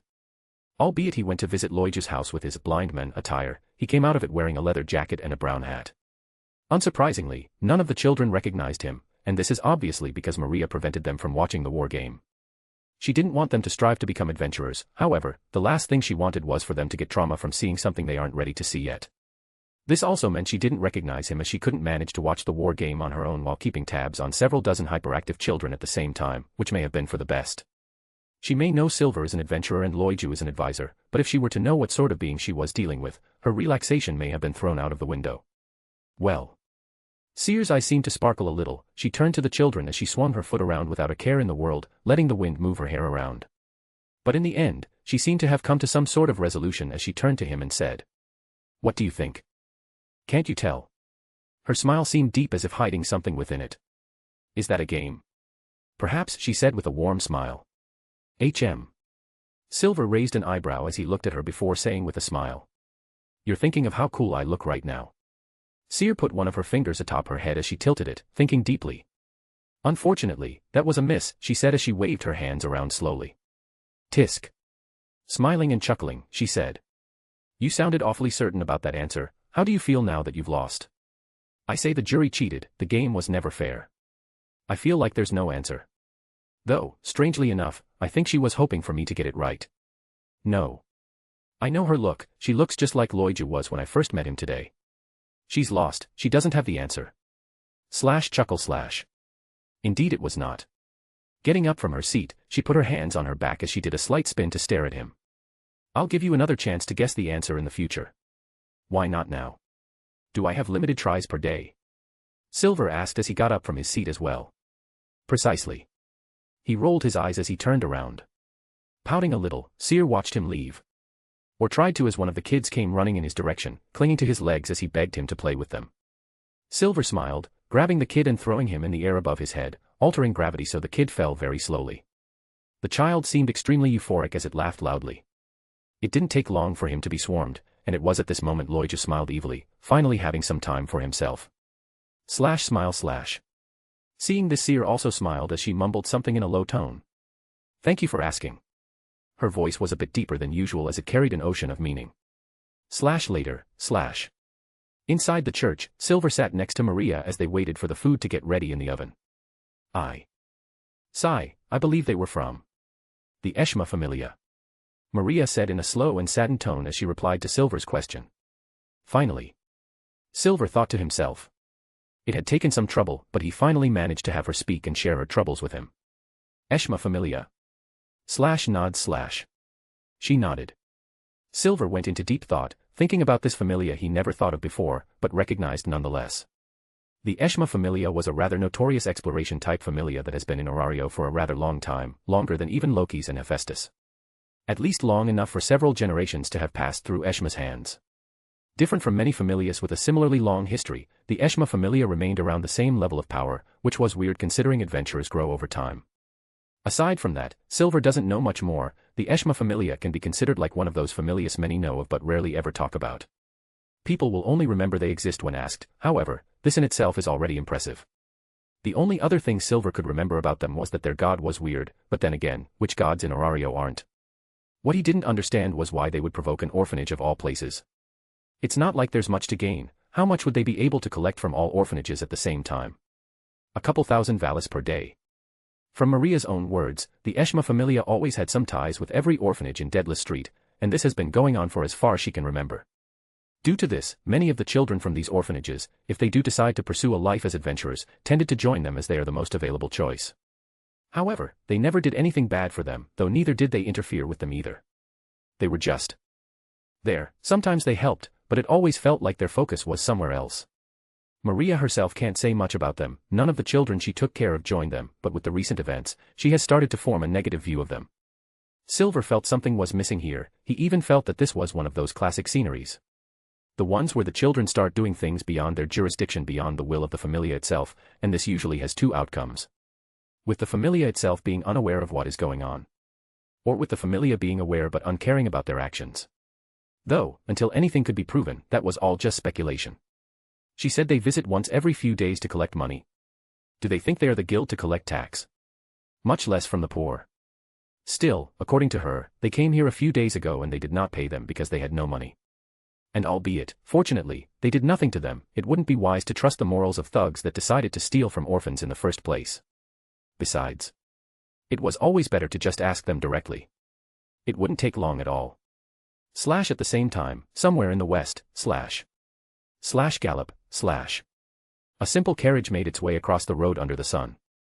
Open, a girl with pinkish hair opened the windows to stare at the distance, gazing at the grandiose city in the distance with hopeful eyes. Sister. She mumbled as she thought of the past. Nay. The horses moved with the wind, the start of a tale. Notes. These chapters were pretty much my attempt at introducing characters from one of the Danmachi games. There are many interesting characters there, but for the sake of convenience, I won't spend too long on them as we have other things to do. To make this more meaningful as well, this arc with the Eshma familia will have an impact on Silver's power development, though we may have to wait quite a bit of time for that to happen. This arc will likely last quite a bit, but it isn't a main one but more of something that'll happen in the background. At least that is how I see it for now. Peace. Chapter 226, The Diva. Enjoy.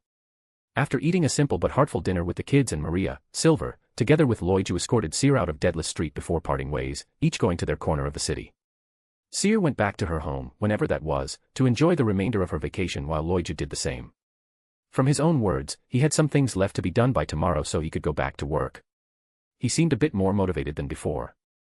Silver was glad he would be able to see his friend again at work, though a bit sad for him too. He had finally become rich, but he could not enjoy the life of one yet. To enjoy life, he had to first understand what life was to him. Perhaps it was a partner, or adventuring, whatever it was, he had yet to find it. Although from his tone, Silver noticed that he may have the intent to go back and visit his parents, something he was sure would be beneficial to him, especially considering how much his brother's visit had impacted him. No matter what feelings they had for each other in the past, after 2 decades without seeing each other, everything was already well under the rug. Seeing his kids in person had been kind of a rough wake-up call for him. At most he would be beaten up by them for a while, but after that, there is no one better to guide him than his parents right now. If he can get over that pride of his. Silver mumbled as he stopped walking. Lloyd promised to go back with a wife, but he has none. If he goes back like this, then it would be a humiliation. I wouldn't put it like that. I'm sure they would laugh a little, as if he were to explain what he did in these past few years, they wouldn't mind. At least, that is how I think parents should behave. I have no idea what kind of elves they are. Some elves are so isolated they may not even understand what the guild is, despite it existing for 1,000 years. Turns. As for what he himself did. Silver turned around. He had yet to figure out the purpose of the Eshma familia, and because he didn't want to tension the atmosphere while they were still together, Silver prioritized enjoying his remaining time with everyone rather than seeking answers. Now that everyone had parted ways, this was a great opportunity to seek them out and figure out what was going on. The Eshma familia's home wasn't in Deadless Street, but he decided to start his investigations there, considering they do not exactly operate in the dark. If there were any members of their familia around, he would be able to find them pretty easily just by asking some questions here and there. Once he was done with this, he planned to go to Babel. At this time, Hestia would be working at Hephaestus' shops, so he wanted to visit her and give her a small surprise.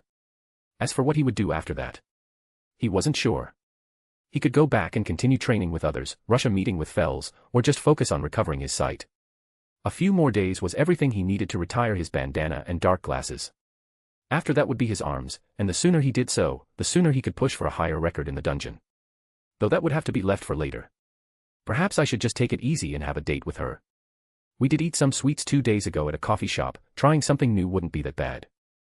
Later, slam, arg. Clap, Inside a dark alley somewhere in Deadless Street, 4 men could be seen fighting each other. Though it would be rather extreme to call this fight. It was more of a one-side beatdown. Smack. Good, make sure he doesn't wake up. Silver commanded as he pointed at the adventurer on the ground. Understood. The other adventurer said, his eyes flashing white as he raised his right hand to grasp his companion's neck. Gah. What are you doing, Ryro? The man on the ground exclaimed in pain as his neck was violently grasped.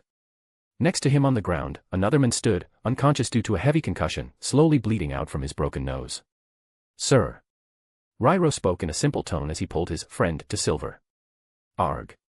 What have you done to him?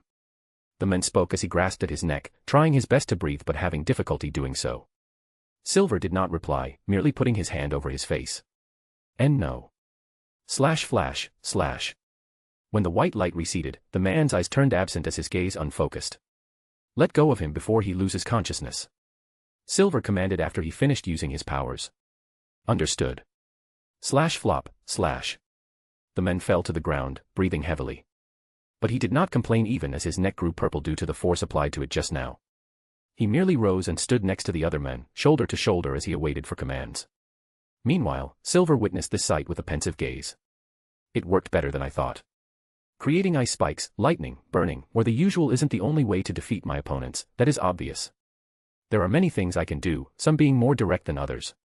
Making the floor slippery, removing the floor, silencing them so they can't communicate or cast magic. I particularly like reducing gravity, albeit doing so tires me considerably, it's much simpler to just use telekinesis. Teleporting their weapons to me is also very viable, though I have yet to test that out against a proper opponent. However, due to the existence of magic resistance, I can't use these sorts of things on the usual opponents I face. I'm always fighting above my level, and because of this, most intricate plasmids can't really be used. Control, enrage, to mess with someone's mind and body. It's just resisted. And other forms of attack such as fire, ice, and the usual, the kinds of simple plasmids I can maximize its effectiveness are usually just brushed aside by my strong opponents. In this sense, when faced with strong opponents, I lack the means to deal direct damage apart from the old brawling method, which isn't bad by any means. My plasmids have always been behind in terms of offensive capabilities, albeit currently, with my high magic stat and my development ability that enhances them, I've started to see some of those restrictions loosening. I don't know if I'm strong enough to blast a level 4 adventurer's head from the inside out yet, but I should be able to mess with his ability to properly make judgments, like these guys, albeit lighter. Don't misunderstand, if I try my hardest, I can still create flames strong enough to damage level 5s and even a level 6 like Frine. If I risk damaging my own body to push my output to higher levels, then I could even. But then, I would likely end up killing myself. I like to say, average level 5, and average level 6, but in current times, is there anyone average that can reach these levels? Even 14 years ago when Hera and Zeus were around. In any case, more intricate plasmids tend to fall behind simple and fast-to-execute plasmids due to their complexity and cost. For example, I couldn't control Prine like this, even if I tried, she would have just brushed it off without feeling anything. Not that I would anyway, if I control all of my enemies and have them eliminate themselves, it may count towards raising Excelia, but it wouldn't work towards what I seek. What's the point of using my powers like that? Though there is also the counterpoint. If I don't use my powers now, then when? Though that point is rather weak on its own. As I do whatever I wish with my own powers. I built them on my own, after all. Sigh. Not that these guys are level 4, they are all level 2, the kind you see everywhere. I think Daphne would defeat them alone if she was here. So overall, even if I remove my skills and development abilities, my higher level is enough to make my plasmids function properly. Tell me, what are you guys doing here? He asked coldly as he brushed his thoughts aside. Looking for talented people. What? Silver blurted out in surprise. He did not expect that. Furrowing his brows he continued. We can leave the reason for later. First, answer me, were you the ones that stole money from the orphanages? Yes. Why? Because we are looking for those that have the courage to stand up. Silvers frowned even further. Explain. Lord Eshma seeks to create great adventurers with the goal of one day creating the destined diva. Silver facepalmed as he looked at the sky that was barely visible through the complex architecture of Deadless Street. Ah, of course, another god with another great plan. Great. As if we hadn't enough of those. It's as if you couldn't have a problem that couldn't be traced back to a god. What is the diva? How do you? He intends to achieve it. The man shook his head. The methods of Lord Eshma are beyond the likes of us, we merely carry on his orders.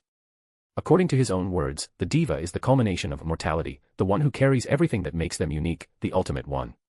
He wishes to see him in action, to push mortality to its very limits, the birth of the strongest, not a hero, something more than a fable, a legend. This is the will of Eshma. When we were younger, we used to be orphans too. We were selected by him, raised by him, and those that weren't fit to become warriors were left behind long ago. To replenish our numbers, we constantly seek out talents, preferably children that have a lot of space for growth.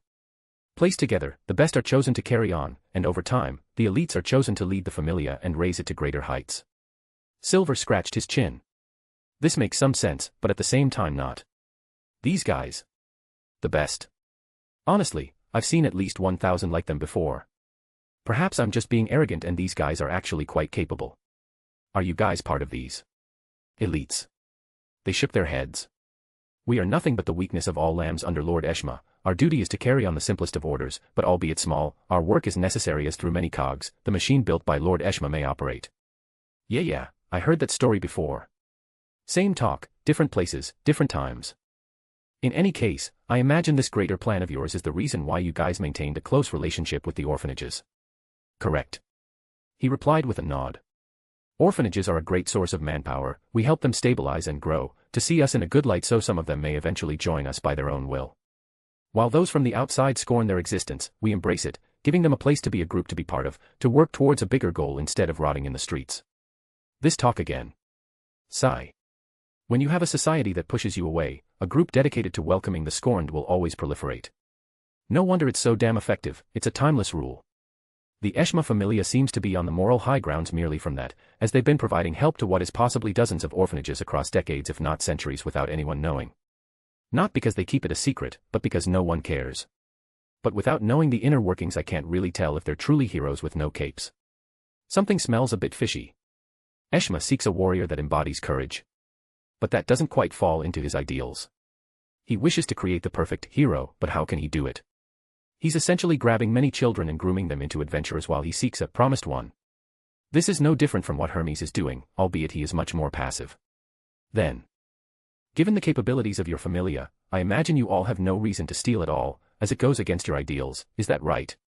Lord Eshma seeks one with the determination of a great warrior like the one that slew the man-eater many days ago, so to lose a bit of reputation to find the worthy one is worth it. Lord Eshma believes he embodies an aspect he has failed to take into account in his divine oracles, as power, talent, beauty, intellect, and so on aren't enough to create the diva. As such, he is seeking out someone with the will to rebel against even the divine, to incorporate it into his greatest creation.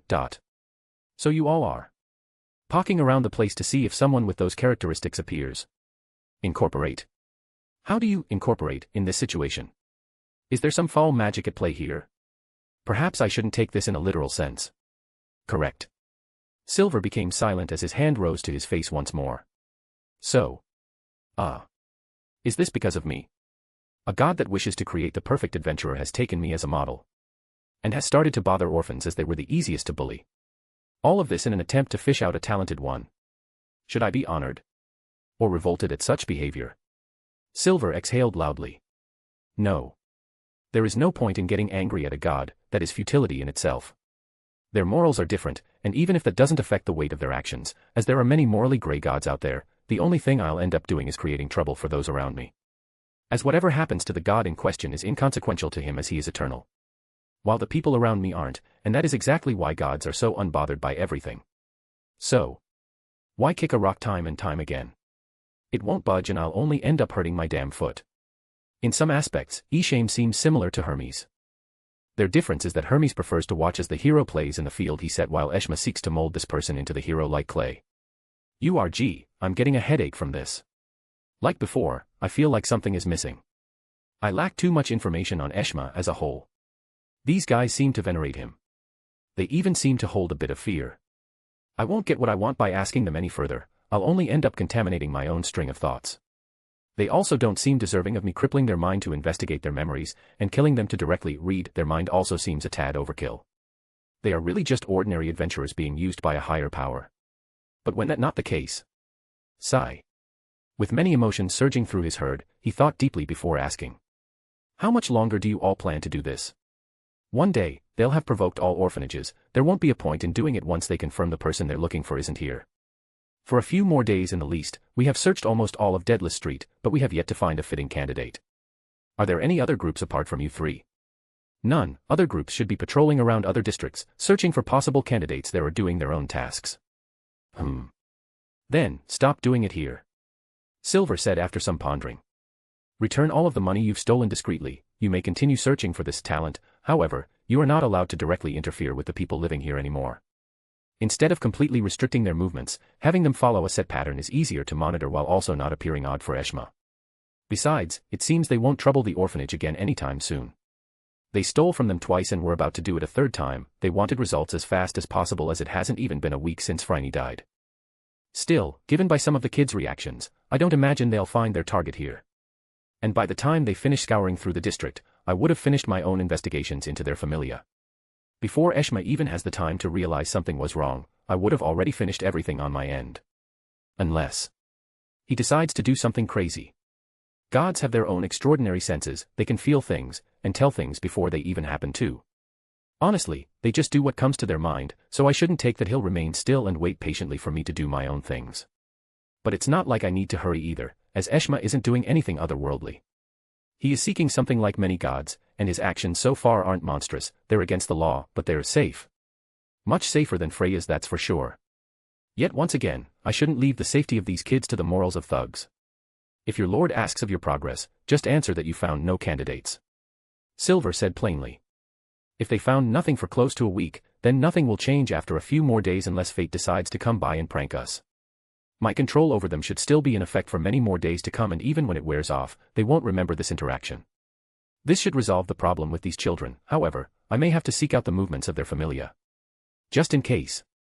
I've met and heard of many weird familias, but apart from a few I know of, I have maintained a certain distance from these strange gods as I have no interest in getting swept into their bizarre goals. If the Eshma familia leaves the children alone after they're done with their search, then it's fine, though it could be a matter of priorities. From children to adults, they could just alter their requirements. Even if not, I would still like to see what they'll do to achieve their goal. If my previous actions have caused others to suffer like this, even if I'm not to blame for other people's actions, I'll at least not ignore it now that I've come to learn of it.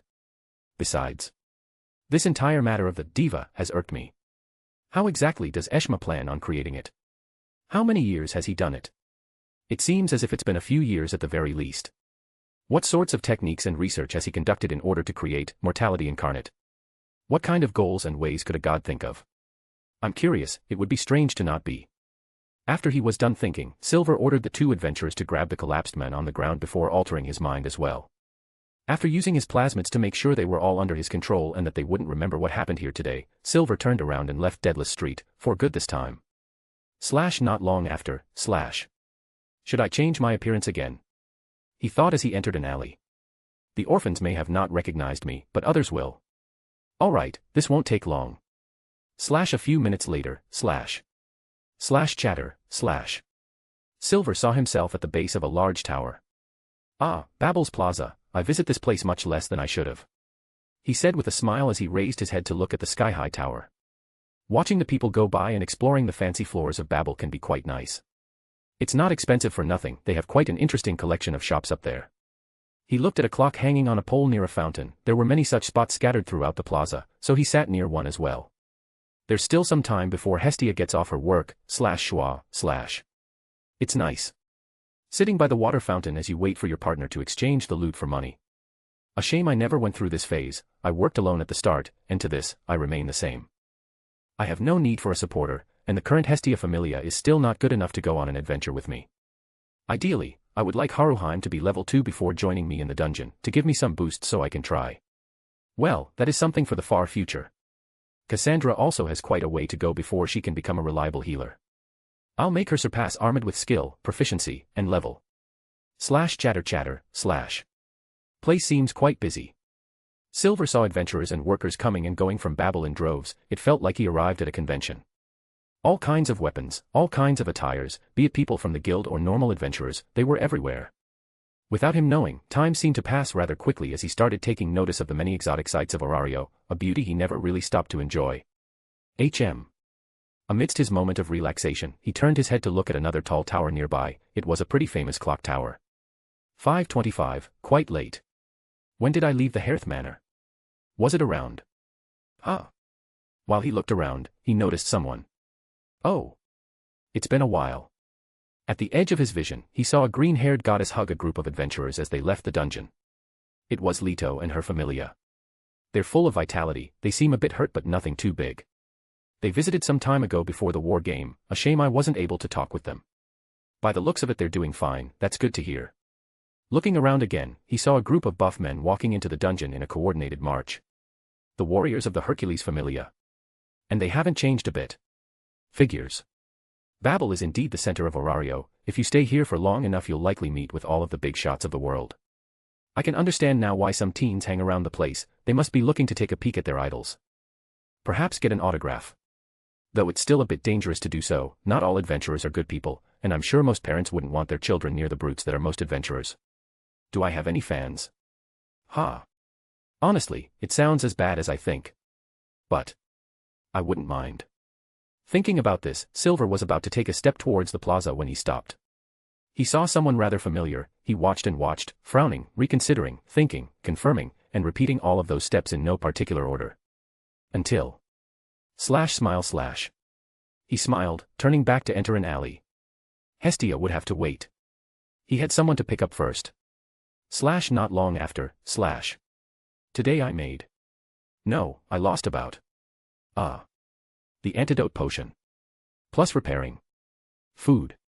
Bandages. And. It totals to. About 970 Valis deficit. Damn it.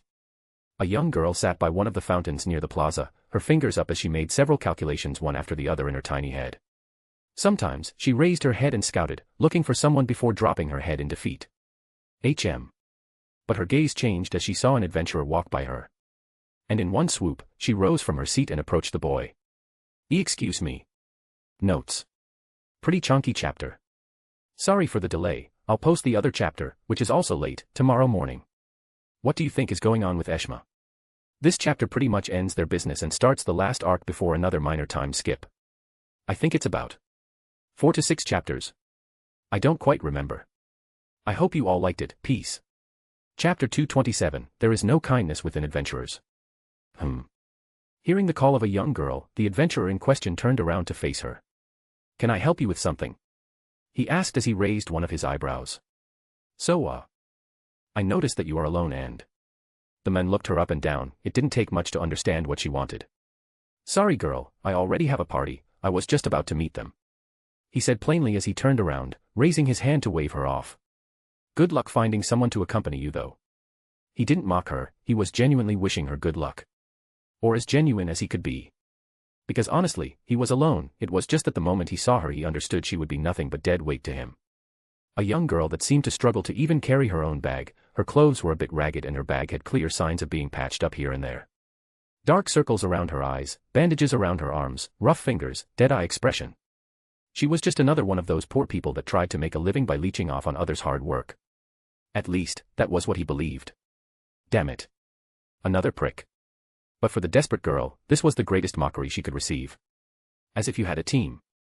You were fully equipped to go on a solo hunt. A bag, good equipment, weapons. All of it together is at least 180,000 Valis. Sigh, what can I do? Looks like today I'll be in the red. Again. All because of those newbie idiots.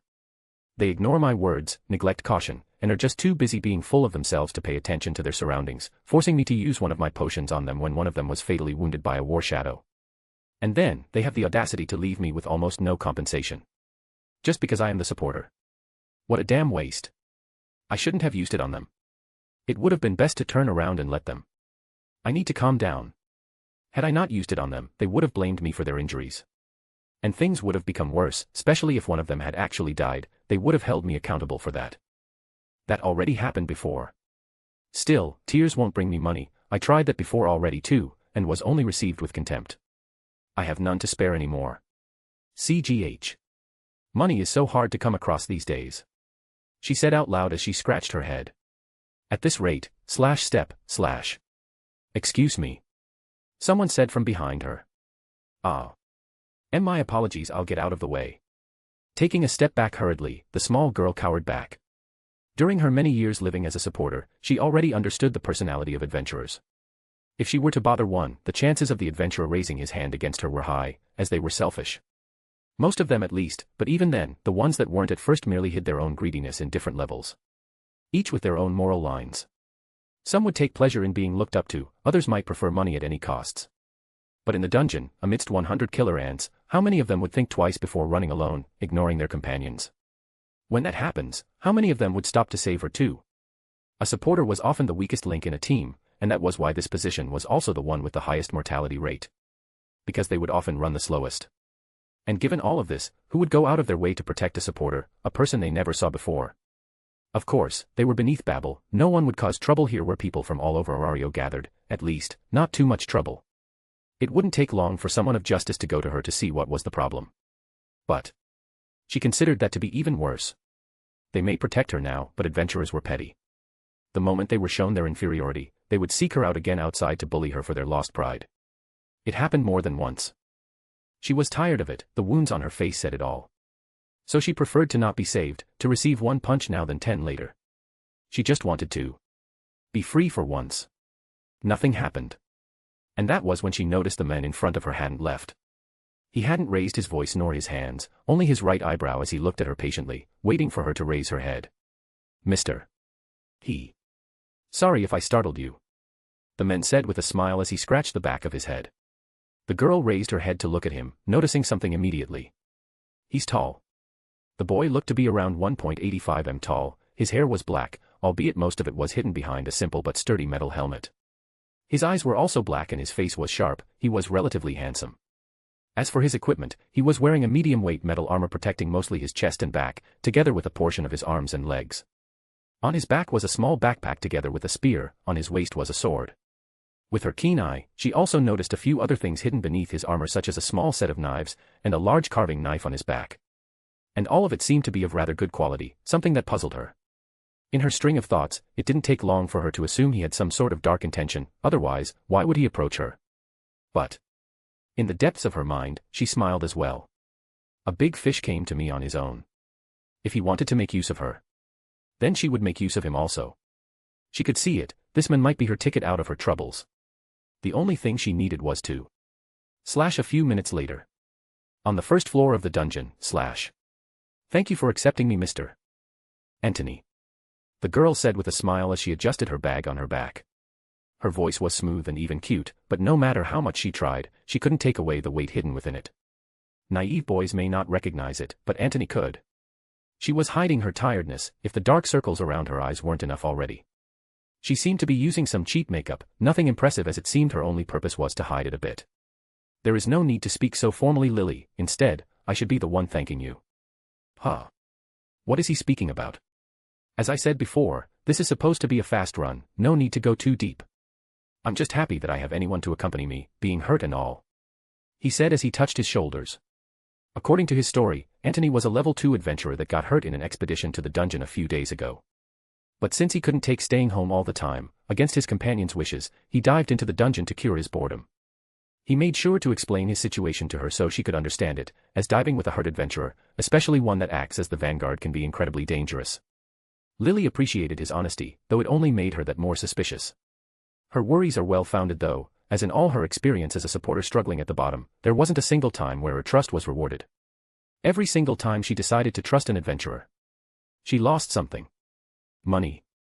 Freedom. Blood. Family. Home.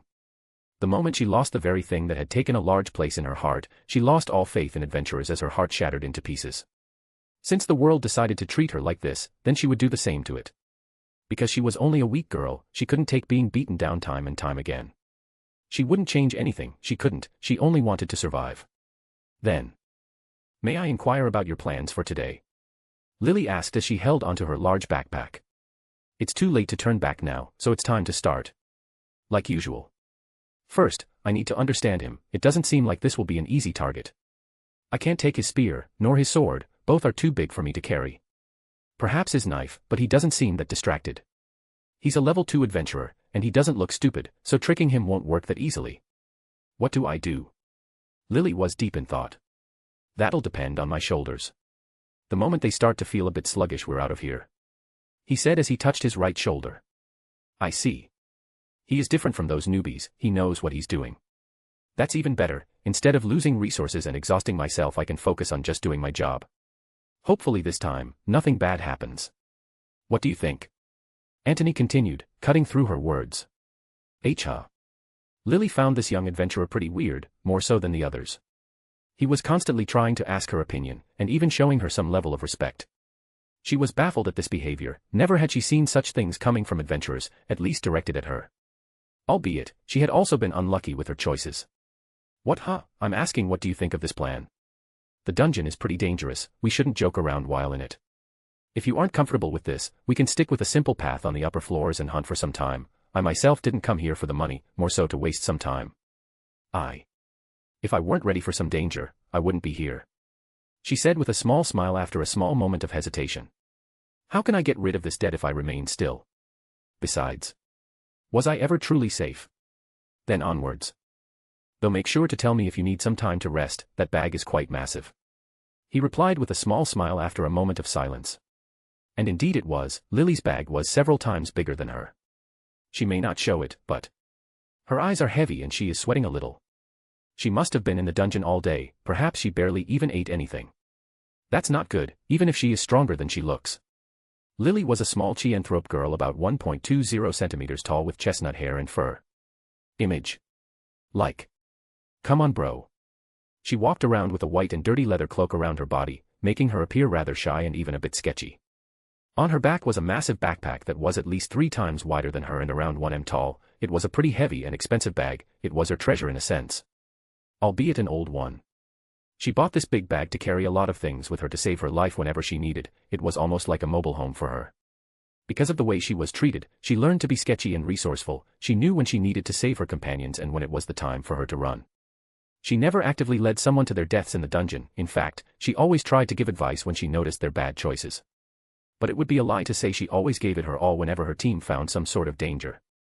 Lily only helped until a certain point, the moment she realized this wasn't enough, she would be the first to dip, even more if her team wasn't being respectful.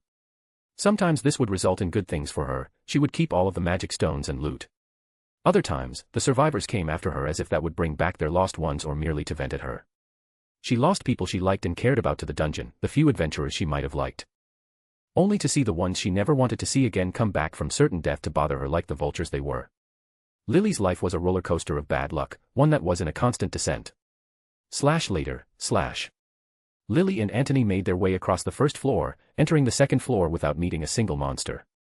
Things are quite busy today, ain't it? Anthony joked as he looked at the dark corridors of the second floor. Well, they weren't that dark, the light on the ceiling was more than enough to make this place clearer than the roads of Arario during the night. The dungeon has been quite busy these days, a lot of adventurers have popped up after the recent. You know what? Lily said quickly as she followed him. I would say this is good for business, more chances to meet with unsuspecting adventurers. But it's not really like that. A lot of small familiars manage to gear their adventurers or recruit more, and due to these news, the dungeon has overflown with newbies. Newbies with fat pockets. I heard the markets were also being stretched thin. Anthony spoke slowly as he took a peek from the corner of their path, gazing at another hallway. It's clear here too. He mumbled to himself as he turned to look at Lily. It's not rare to not meet with monsters on the path to the second floor, but unusual regardless. With all that's happening, I'm surprised the guild's still standing. I don't normally approach their main branch, but I heard they completely closed doors to deal with this mess. Going there is just a recipe for trouble, I would be spotted easily. The problem with this situation is that the branch beneath Babel is at full capacity. I had to stay in a line for close to half an hour just to exchange a few magic stones. She spoke with some annoyance as she adjusted her bag again. Each minute wasted in there is 1 minute less I could be making money. That sucks, with some luck, things should stabilize soon. He replied with a pensive expression as he turned around. Crack. Anyway. We can leave that conversation for later. He said with a thin smile as he unsheathed his sword from his waist. Finally something. Lily's ears twitched, but by the time she processed the information, a small group of monsters had already appeared in front of her. Exclamation point. I didn't hear it. Lily already knew Anthony was a level 2 adventurer, and this was the only reason why she accepted going with him despite his injuries. In fact, if he were fully recovered, she would have refused, for the sole reason she doesn't feel safe following a male level 2 adventurer into the dungeon. But a hurt one is something different. She didn't think much about his actions, after all, this was the first time they met, why would he try doing anything complex? Regardless, she was the one watching his back. /KIII/ 3 goblins. Lily said as she took a step back. Not really a problem, I can deal with that much on my own. But I would have to reveal my secret weapon. Hidden within her sleeves was a small crossbow. It was strong enough to kill these goblins, but Lily preferred to keep it hidden until the last moment. It saved her life more than once. She knew the worth of keeping it hidden even if it meant not helping in a fight. Besides, she was just a small and weak supporter. No one expected her to help in the first place. She had already gotten used to her role as a mule. She was just there to collect the loot and move on. No, stay close to me. There are 5 goblins. Antony spoke quickly as he turned around to face her. F5. Where are the other 2? Thud thud, slash. She turned around, only to see 2 goblins fall from the walls. They had been born right behind her. They were surrounded. Exclamation point. Damn it. I need to. Her hand unconscious went inside her robe. That was where many of her hidden cards were stored. Whoosh, slash. But before she could react, a pair of sharp objects flew across the air, piercing the heads of the 2 goblins. WH. Be careful, Lily, more could be on the way. Antony said as he slashed his sword at one of the goblins' head. Why yes. She said quickly as she recomposed herself, poof, slash. But by the time she did so, the other 3 goblins had already been dealt with the last one having its magic stone impaled by his sword, exploding into dark dust. Extremely surprised at his speed and precision, she became stunned for a few moments, giving Antony the time to approach her and ask. Are you okay? Lily raised her head to meet his eyes, complete disbelief plastered on her face. Yes. So fast. I'll have to change my plans. Smiling, Antony turned around, saying, sorry for being a brute. I didn't expect 5 to appear on the 2nd floor at once just like that, so I just moved hastily, as he moved to the bodies of the 3 goblins he just killed. It's rare to see such numbers so high up in the dungeon. Guess we got a bit unlucky. He said as he crouched down near the goblins. All of this was so bizarre to her she had yet to still move. Splat, slash. Taking a small knife from his inventory, Antony proceeded to remove the magic stone from the goblin's chest. It was a very bloody endeavor, but he did it without changing his expression. Perhaps I shouldn't have broken that other goblin's stone. He mumbled to himself as he got up. Wait. Something's wrong.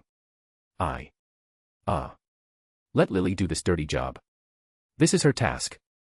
You need to preserve your strength. If I keep on doing nothing, he will. I cannot stay behind. She seemed rather distressed. Antony was a bit confused by her sudden outburst, but he smiled slightly as he removed his cleaning gloves.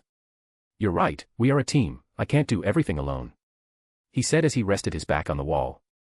I'll stay on watch, so take your time. Once you're ready and rested, let's continue. Despite her looks, she's more snappy than a cat. Seeing him do just that, standing on the wall and gazing at the corridor made her feel like she was seeing an alien. He didn't call her useless, much less forced her to hurry up. Instead, he tried to help her while also understanding her situation. This made her feel a bit weird, but she quickly shook off this feeling as she turned around, her expression growing a bit dark. They're all the same, splurge, slash. That was what she thought as her knife plunged into the heart of the goblin. Notes. I tried to make this chapter sound a bit dark, but I'm not that good at such things. I also tried giving Lily way more development than what she was given at the start of the show, so as to give a bit more detail and insight into who she was instead of the pitiful and deceitful supporter she was by the time she converted to the Hestia Familia.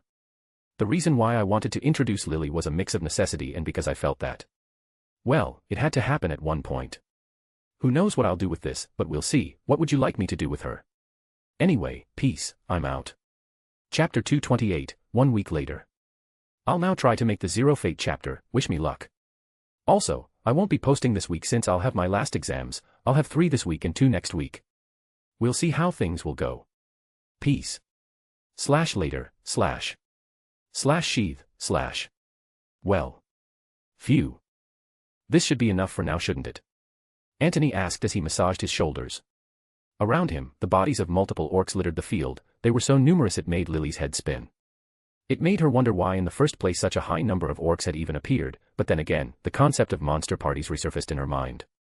A term used when a huge number of monsters are spawned at once by the dungeon. It was rare, but it did happen from time to time, even for those blessed by good luck. She was thankful, however, as only orcs appeared and not any of the equally annoying monsters that are commonly seen in these misty plains such as imps and giant bats. 20, 30, 40, if it weren't for their stupidity. This number of orcs would be more than enough to end any of the parties she worked with during her career, but they were taken all at once by a single adventurer. One that had extreme levels of control and judgment of the like she never saw before. His mental fortitude was so great it made all other party leaders she saw so far look like little kids. His facial expression barely flinched as he fought. Why yeah. Lily replied with some hesitation as she gazed around her. At first, I thought he was some recent level 2 adventurer that couldn't wait to test his new strength after leveling up. But I was wrong. This is a veteran adventurer on the verge of becoming level 3, it's the only way to explain this. It can only be that. From his initial control and fighting ability to his level-headedness even when 5 orcs appeared around him. All the while protecting me. There is no doubt, he has to be a proficient adventurer, one that has done this numerous times before. Not just that. He actively gave me commands and listened to what I had to say, such as taking cover in this rocky area to use it for our advantage. So this is how it feels, huh? To be protected, relied upon. A proper party. She thought to herself as she saw the blood of the orcs run down the hill. They were currently atop a small rocky hill full of sharp rocks. In a normal scenario, Lily wouldn't be able to climb it, but with his help, she easily managed to reach the top. At that time, she was ready to hear the heavy words of disapproval as she was unable to follow him above it, having dragged him down due to her own incompetence. But instead, he gently grabbed her and helped her climb the hill quickly, using his body to parry the orcs' attacks with the goal of protecting her. This shocked her greatly. She never thought she would go this far today after all that happened, but she ended up following him either way. As he kept fighting and fighting, showing that a mere group of goblins or kobolds couldn't do as much as make him sweat, she ended up pressing him to go forward so she could make more money. She condemned her own naive actions, she shouldn't have come this far despite the fact she knew little about him. But alas. Either way, she was ready to fight for her life as she took her crossbow out, using a simple excuse when he asked about it. But then. He was okay with it. She questioned herself if he was stupid or just unaware, but she had no time to think about it. Because as more orcs appeared, she could only think about pulling the string of her crossbow as she aimed at their eyes with precision. And after an intense fight, instead of forcing her to move her tired body, he went to her to ask if she was okay or hurt, offering a stamina potion for her. After an intense fight, he came to see if she was okay, something that should be a protocol in the dungeon. But she could count on her hands the number of times this had happened. Yet, in those rare situations, it wasn't out of kindness like now. Lily may be stubborn, but she could tell when someone was being truly kind. At least after being reminded how the contrary felt multiple times. By now, her thoughts of swindling this person slowly vanished, there was no way it would go well, and if she failed, even if she were to try and beg her familia, the one she so desperately wanted to flee from, no one there could stop him. Also, this adventurer's familia was bound to be strong too, she couldn't begin to imagine who they were. They had to have at least one more level 3, perhaps multiple level 2s. Is this the difference between a professional and those thugs? From the way he acts to the way he sees others. Even a small supporter like me can receive praise and be cherished. He's a bit different. Lily's opinion was changing. This didn't mean she liked adventurers, but she started to at least understand that some adventurers did have the right to be praised. It didn't change her condition anyway, thinking well of others wouldn't take her away from her predicament. Even if there was a good person out there, this person wasn't there for her. It was too soon as well to think anything. The dungeon may speed up the process of getting close to someone due to the many highs and lows it forces you to go through, but only through time could she determine if the person in front of her was a good person or not. Slash crack, slash. Again. Lily was astounded as the ground around them broke, and a few pairs of hands popped from within. Yup. That's the dungeon for you. Anthony said with a thin smile as he got up from his improvised seat. Slash unsheath, slash. Sorry Lily, but we'll have to leave our rest for later. I'll deal with this quickly before things get busy. After that, we'll work together to get all of the magic stones and drops before running to the stairs. There were 9 orcs, a small number but still more than enough to make her tremble in fear. A single orc wasn't really a challenge for a level 2 adventurer, but due to its strength, it was more than strong enough to deal with the average adventurer if it landed a good hit. A mage would be crushed badly while a vanguard might fracture their arm bones if they tried to block it. For a frail girl like her. Slash whoosh, slash. Like before, Anthony threw several of his hidden weapons at their heads before grabbing his spear and throwing it at the nearest orc. Guhi-ai. Slash pained cries, slash. With a single volley of attacks, he successfully eliminated 3 orc while damaging 3 more to the point they were half crippled. Once again, Lily marveled at the sight. This was how adventurers were supposed to act. This was an efficient hunter. We'll be going home in no time, Lily, trust me. He said as he stepped before her. He is actually pretty foolish. Lily's expression was dark. To show me his back so easily. Yet, there isn't much I can do, slash whoosh, slash. Slash splatter, slash. Guhi-ai. Getting in a stance, he stabbed an orc in its neck with his spare sword as it approached from below. This made her understand that, if she wasn't here, he would have been able to deal with them all alone, even in his injured state. And because of that, she realized. She had to do something. So she raised her crossbow, ready to fire.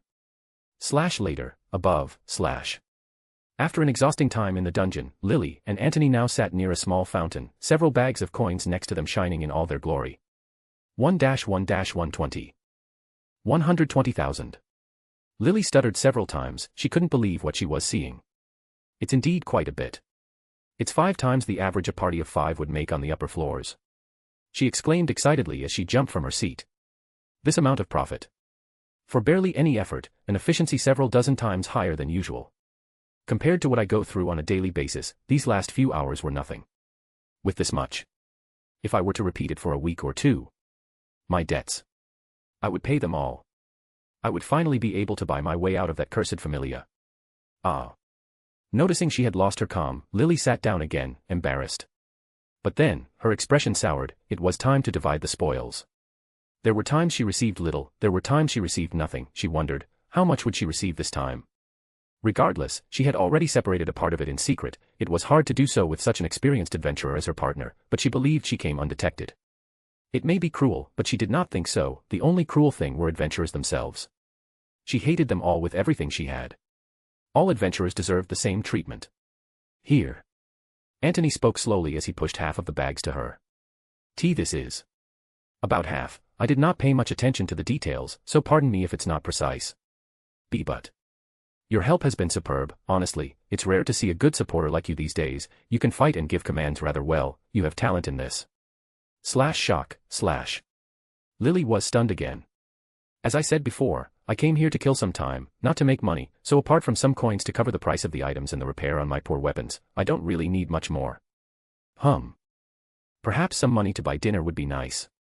He mumbled to himself with a small smile. Besides, if I went back home with several bags of money, they would realize it immediately, so keep a portion of it for me, will you? Ha ha ha. He got up from his seat, turning around. Thank you for accompanying me, I'm sure there wouldn't be many that would accept following me given my circumstances. It was fun. Tomorrow. He said slowly. If you're still up for it, meet me here again tomorrow morning. She didn't seem to comprehend what he was saying. Do you think my boredom would be cured with one go at the dungeon? As if. I still need to move my bones a bit more. Antony said as he spun his right arm in the air a few times. If that's okay with you, of course. Lily gulped dry as she thought about it, but she eventually smiled. Though if that smile was genuine or not was a mystery. All right. The two made a promise. With that promise, the days passed. Orario brimmed with activity as more and more adventurers joined the city in search of raking in the recent familia boom. At the same time, the people started to realize something had happened in the entertainment district as Ishtar's forces were too quiet considering what happened to her familia home. The guild tried their best to stop the flow of information as they tried to find an excuse, but they were unable to hold for long, it was simply too large of an event. As such, it was revealed to the public what had happened. Ishtar had disappeared together with a portion of her forces, destroying her home in the process. After a big wave of unrest in the city, the guild came up with an excuse, saying that Ishtar left Orario during the dead of the night due to the pressure of the debts. Many questioned the truth of this statement, but for most, it was a wave of relief. But for the people who had dealings with her, regardless if it was true or not, they had just lost all of their investments. Ishtar leaving the city was the same as her accepting banishment in exchange for her debts being forgotten. Of course, it wasn't like the city would forgive her, it's just that she wouldn't be able to return unless she paid it all together with the massive interest that will accumulate over time. To most, this meant Ishtar had just given up on Orario, and this meant that now the entertainment district was free for the taking. People were very divided in this regard, despite their reputation. For the residents of the district, the Ishtar familia was actually pretty decent. Orario didn't have a police force, so it's normally on the shoulders of the good-hearted familias to take care of its residents. But the Ishtar familia took care of everyone within their territory. As long as you were within her territory, of course. Not everyone in the district could enjoy being safe. Such as the many girls that were forced out of their homes due to catching the eyes of the nobles and big merchants from outside the city. The usual story of the country girl being kidnapped by the big dragon, who would stop it? The world had many heroes, but they were all occupied with something.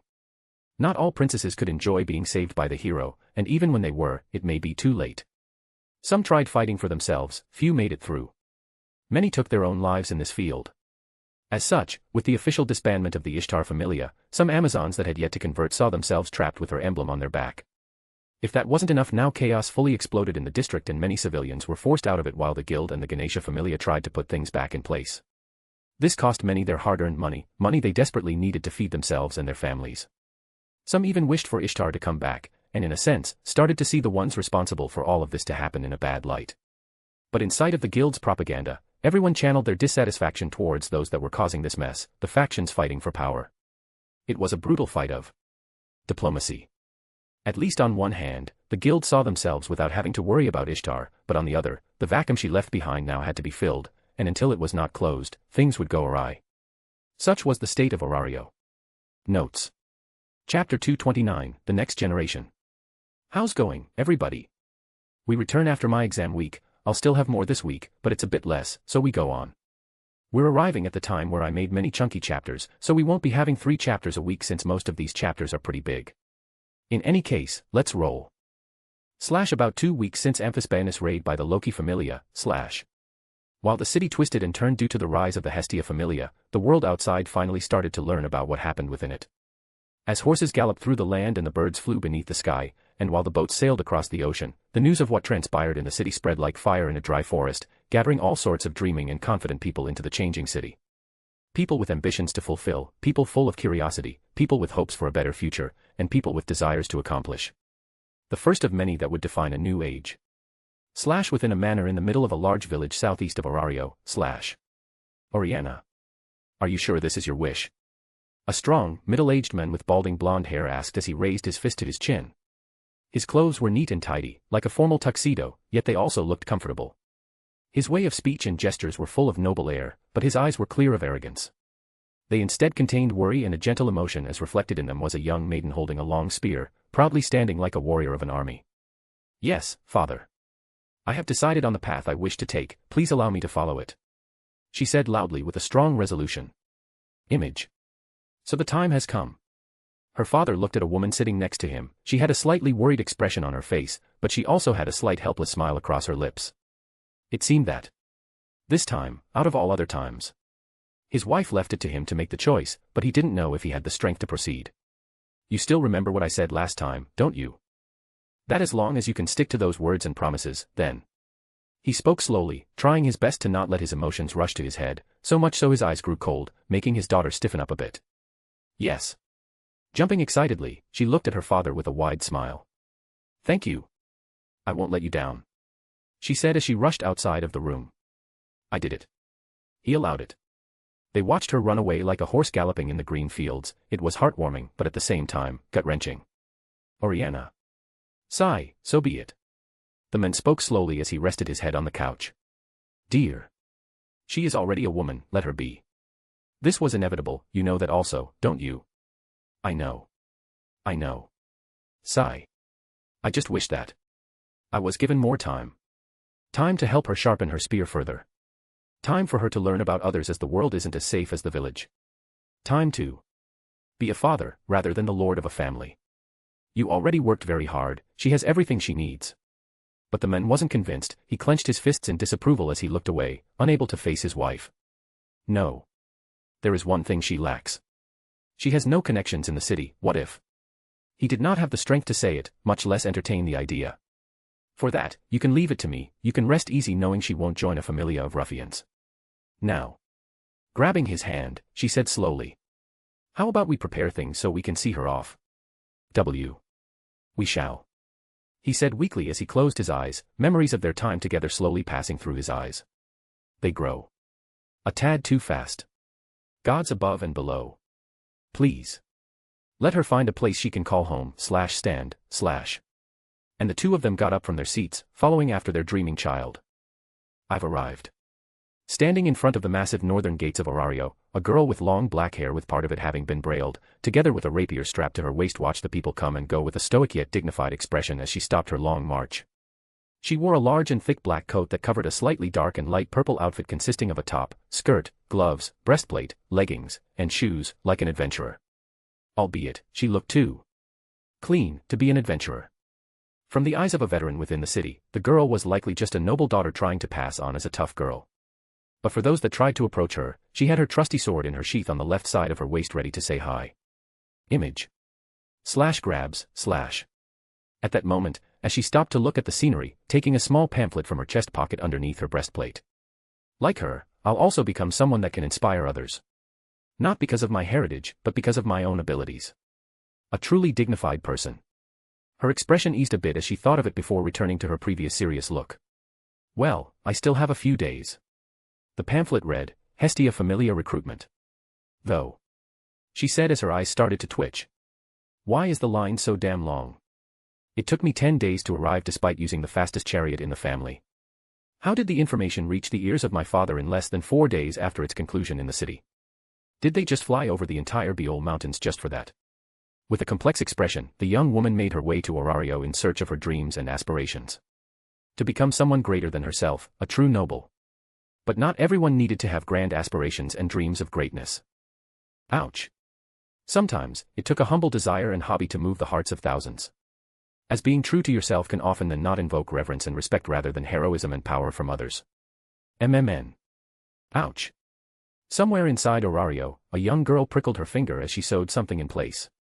It was a beautiful and cute dress with multiple flowers in it. It seemed rather odd, but someone fit for such a piece of clothing ought to be out there. If not its own creator. Image. MMNN. Putting her finger in her mouth in pain, she looked at her half-finished piece in sadness. I can't focus. Creak. Step. Child, is something wrong? A voice resounded behind her. Ah. The girl almost jumped from her chair due to how sudden it was, but she quickly calmed down as she looked at the men behind her with a silly smile. Father. I didn't even notice him entering the room. Did he knock? I bet he did. I'm such a mess. Her father was a rather tall and fat man. His hands were big and bulky, like those of a smith. But that was a great mistake, those hands were those of an agile master. Despite his looks, he was an incredible craftsman, someone that excelled in handicraft. And like his father and the one before him, he took care of his humble handicraft shop within this bustling city. Few may appreciate his work, but someone had to carve away your shelf. Fix your hanging clock, or even make the beautiful wedding ring that is in your hand. Haha. I had no intention to startle you. He said as he moved next to her, putting his hand on her shoulder. His happy smile and gentle expression slowly turned into a serious one, something rare to see in him. She couldn't remember when was the last time he saw him like that, as even one day several years ago when a customer came back to complain, something that resulted in his father getting hurt, he still smiled throughout the entire ordeal. He was someone that always showed himself in front of others with a smile on his face, someone willing to listen and guide her whenever she needed. He helped her in her dreams before, but she couldn't face him this time. It may be a tad much for him to bear, as she didn't want to worry him over such things. Though. Care to explain what this is about? He asked as he gently put a small piece of paper on the table. It was a pamphlet. MNN. Shocked beyond belief, the girl was unable to come up with a proper reply, mumbling over and over as she tried to come up with an answer for him. How did he find out? Damn it, this isn't what I wanted. I was supposed to only tell him after it had already happened. I am a fool. It seems you misunderstood me. He said as he caressed her head. Child, I am not here to reprimand you on your choices and what you wish to do with your life. However, both I and your ma would have wished that you shared with us those ideas of yours, especially when you're so determined to follow through with them. Joining a familia isn't a problem. I may not have joined one, sticking with a simpler lifestyle, but this doesn't mean I would stop you from joining one. On the contrary, I see it as a great opportunity. Joining a familia could help you go beyond anything I could ever dream to be. Though neither does that mean I would accept it that easily. We know what you want, and we don't wish to stop you from chasing that, but dear, say to me, what do you wish to accomplish there first? He asked with a serious expression as he looked at his daughter. Are you fully aware of what you'll have to face once you're there? If you cannot give me those answers, I'll have to stop you right here and now. Her father's words were simple, but they carried a lot of weight, almost suffocating to her. //43 // Ha. 44 / 45. At the same time, a bit more to the north within a housing district, a young man swung his sword again and again in the air without stopping. It cut through the air, creating a piercing cry that echoed within his isolated yard. His expression was like that of a rock. The ground beneath him was marked with the movements of his feet, a movement he had repeated 10,000 times over. His desires were completely centered around his sword. If that could be called one. // 46. A massive hunk of iron almost too big for him to carry. It was a miracle the boy could even lift it despite being a normal person. But this wasn't without a price. The calluses on his hands and the redness that stained the hilt of his blade said it all. Still, even as his hand started to tear, he continued to slash his sword. Slash whoosh, slash. 47, because he has a dream, one he wasn't too sure he could accomplish. Slash whoosh slash. 48, but all it took was a single opportunity. Slash whoosh, slash. 49, the constant swings of his sword ended up creating a slight updraft, moving a small paper pamphlet to the ground. Half. Half. Crouching down to pick it up, the boy placed the paper back in place after taking a look at its contents before resuming his training. Slash whoosh, slash. 50. Huff. There isn't much time left. I can do it, I will do it. I can also be a hero. Image. A bit earlier that day in the same district. Fufufu. My time to shine has come. With a small towel wrapped around her body, a young girl of elven origins read the words on a pamphlet as another girl combed through her hair slowly and gently. Image. She smiled excitedly and even had the urge to stance, but she forced herself down as she had to brush her. As for the other girl, or better put, woman, looked to be in her 20s, and like the young blonde elf before her, she was also an extremely beautiful girl. If the young girl could be called beautiful. She was clearly too young for any features associated with beauty to even form. And by the looks of it, this woman was her mother, as their eyes were very similar, being of a rather rare violet color. Fufufu. They'll die to have me, the greatest wizard. TTOB. She said after stuttering a little as she looked at a magic staff on the side. It was a rather simple staff with a red gem floating in the middle. It was a bit unusual, and upon a closer look, the staff was also pretty worn out. Once I successfully enter the Familia and climb through its ranks, the only thing left will be to spread my great name. Everyone shall know my name, Primo Libera. Fufu. Ha. MNN. As she finished her line, her expression grew incomprehensibly grim as a shadow seemed to cast over her now hollow eyes. I'll grow strong. And dependable. She said slowly as she raised her right hand, one last time. Just like you. Mother. She said as she finished combing through her hair. Slash silence, slash. Slash smile, slash. She felt as if her mother was smiling, but alas, she was alone in the room. The sunlight coming through the window seemed so weak. Even though she sat in her bed, doing the same thing she had done for many years, it would not bring her back. It seemed to only tighten her heart. I can do it, she said as her eyes focused. However, in her memories, her mother lived.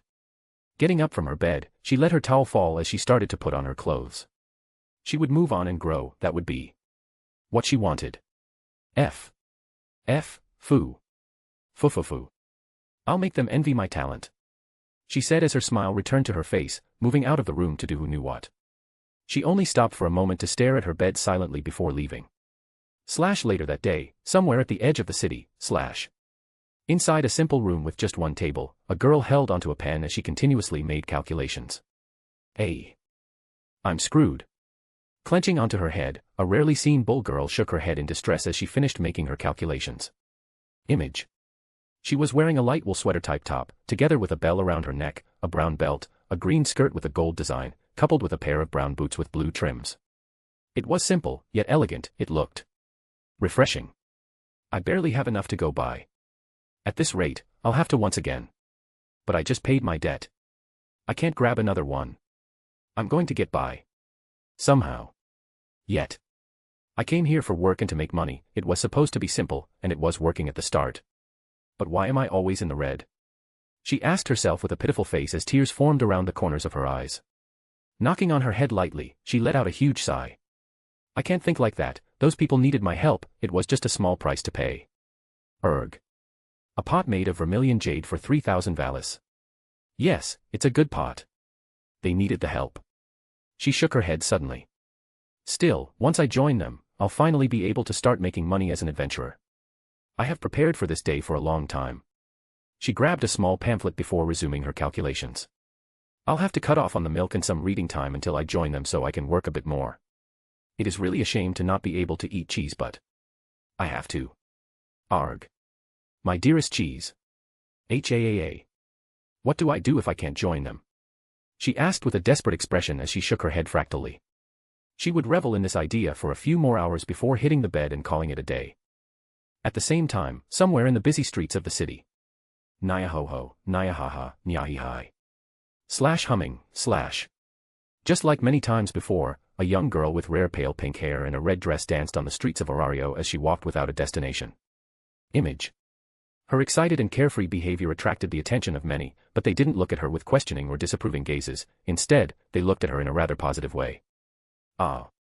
It's you, love, here, have an apple."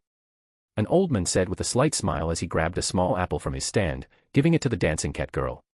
"Naya." "Thank you, Grandpa," she replied as her tail moved around like a spiral. "Ho ho.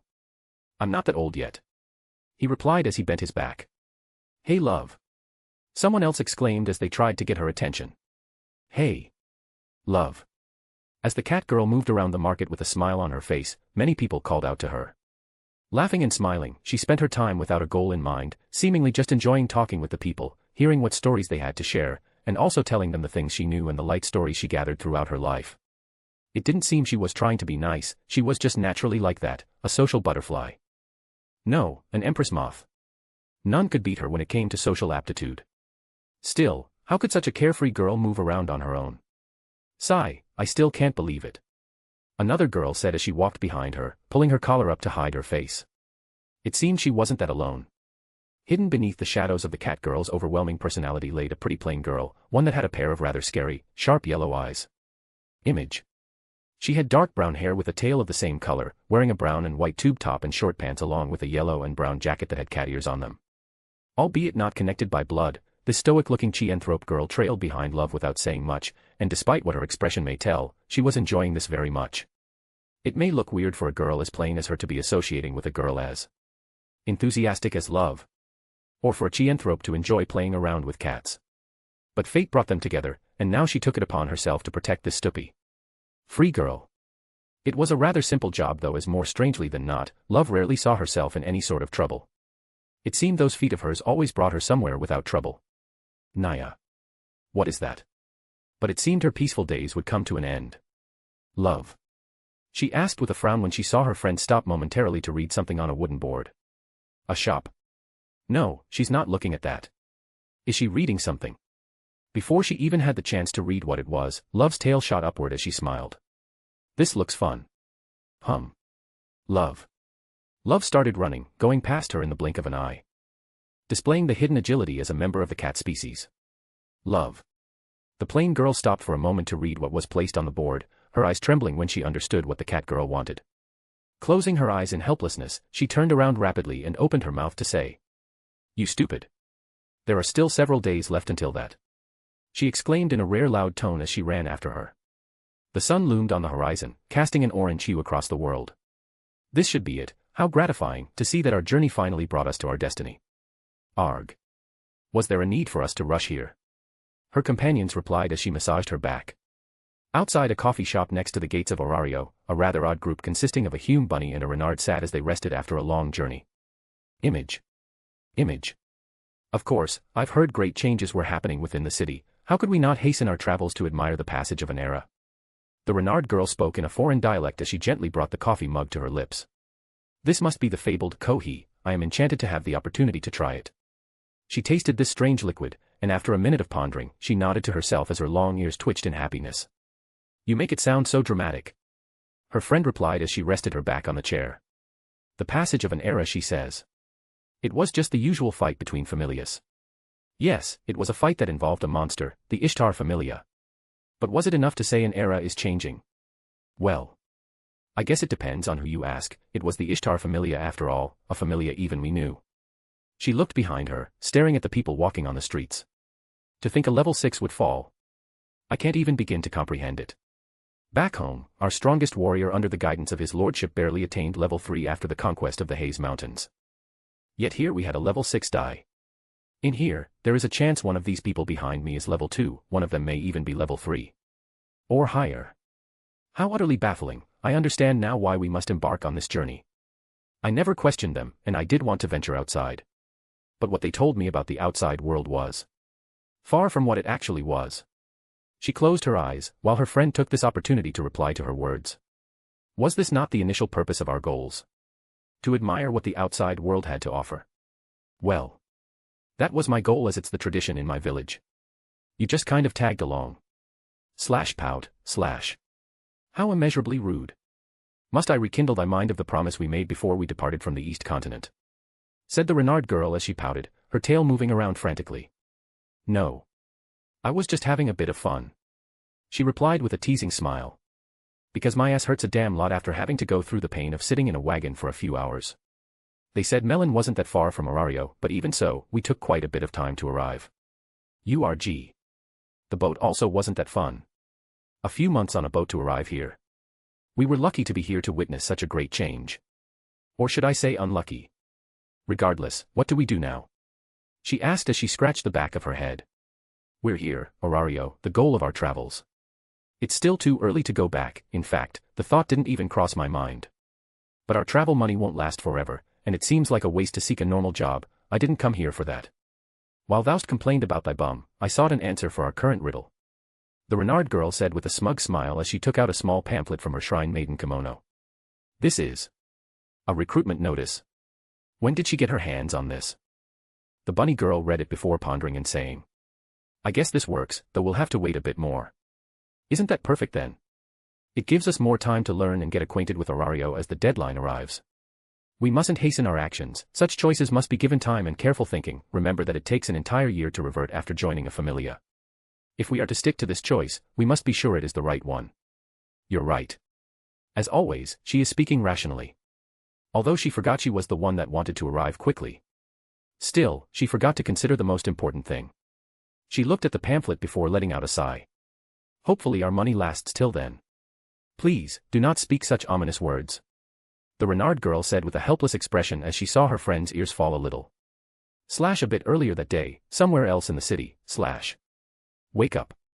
I don't wanna. Zzz. Within a rather simple home like many others around it, strangely enough, an Amazon with light makeup could be seen trying to wake up a red-haired human girl that definitely did not want to. Image. Wake up. She said deeply. Just 5 more minutes, zzz. Are you going to wake up? Zzz. Something seemed to snap in the Amazon's eyes. That's it, my 3rd time asking. Don't blame me for this. If you don't wake up now, I'll feed you Daisy's newest concoction. //. I'm up. Please don't feed me that. Said the red-haired girl as she sprung from her sleeping position and into the ground. But as soon as she got up. Wow. My vision is turning black. I got up too quickly. She said as she lost her balance and started wobbling around the room. Oh. A shame. Said Daisy on the side as she got out of the room. Image. Seeing this, even the Amazon girl was surprised. When did she appear? She thought to herself as she saw her leave. Sigh, Daisy is crazy about having people test her medicine. Daisy was a rather unusual demi-human, having a pair of curved horns on her head. She was a foreign sheep girl. She was a very dedicated girl that loved to learn about new things and had a passion for alchemy and medicine making. Albeit, her passion might be closer to an obsession. An unhealthy one. Not for her, but for those that volunteer to be experimented on. MMNN. What time is it? The red-haired girl asked as she sat on the bed. About 7 in the morning. So why did you wake up me? She asked with a heavy expression. Because this is the normal time to wake up. /chatter. The two started to argue. They looked to be one step from fighting each other. Yet, somehow, they were very good friends. Enough of this. Since I'm already up anyway, what's on the menu for today?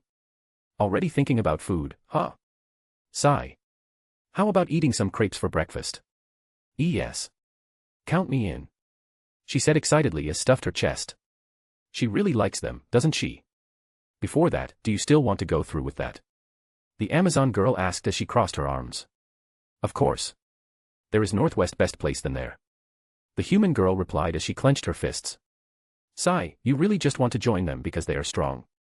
Why not everyone else? Like, let's say, the Ganesha Familia. Or the Loki Familia. Because they don't fit my style. Are you sure it's just because they aren't recruiting? When we first met, she said she would join any familia as long as they had strong people for her to fight with. Guess her goals changed. Or not.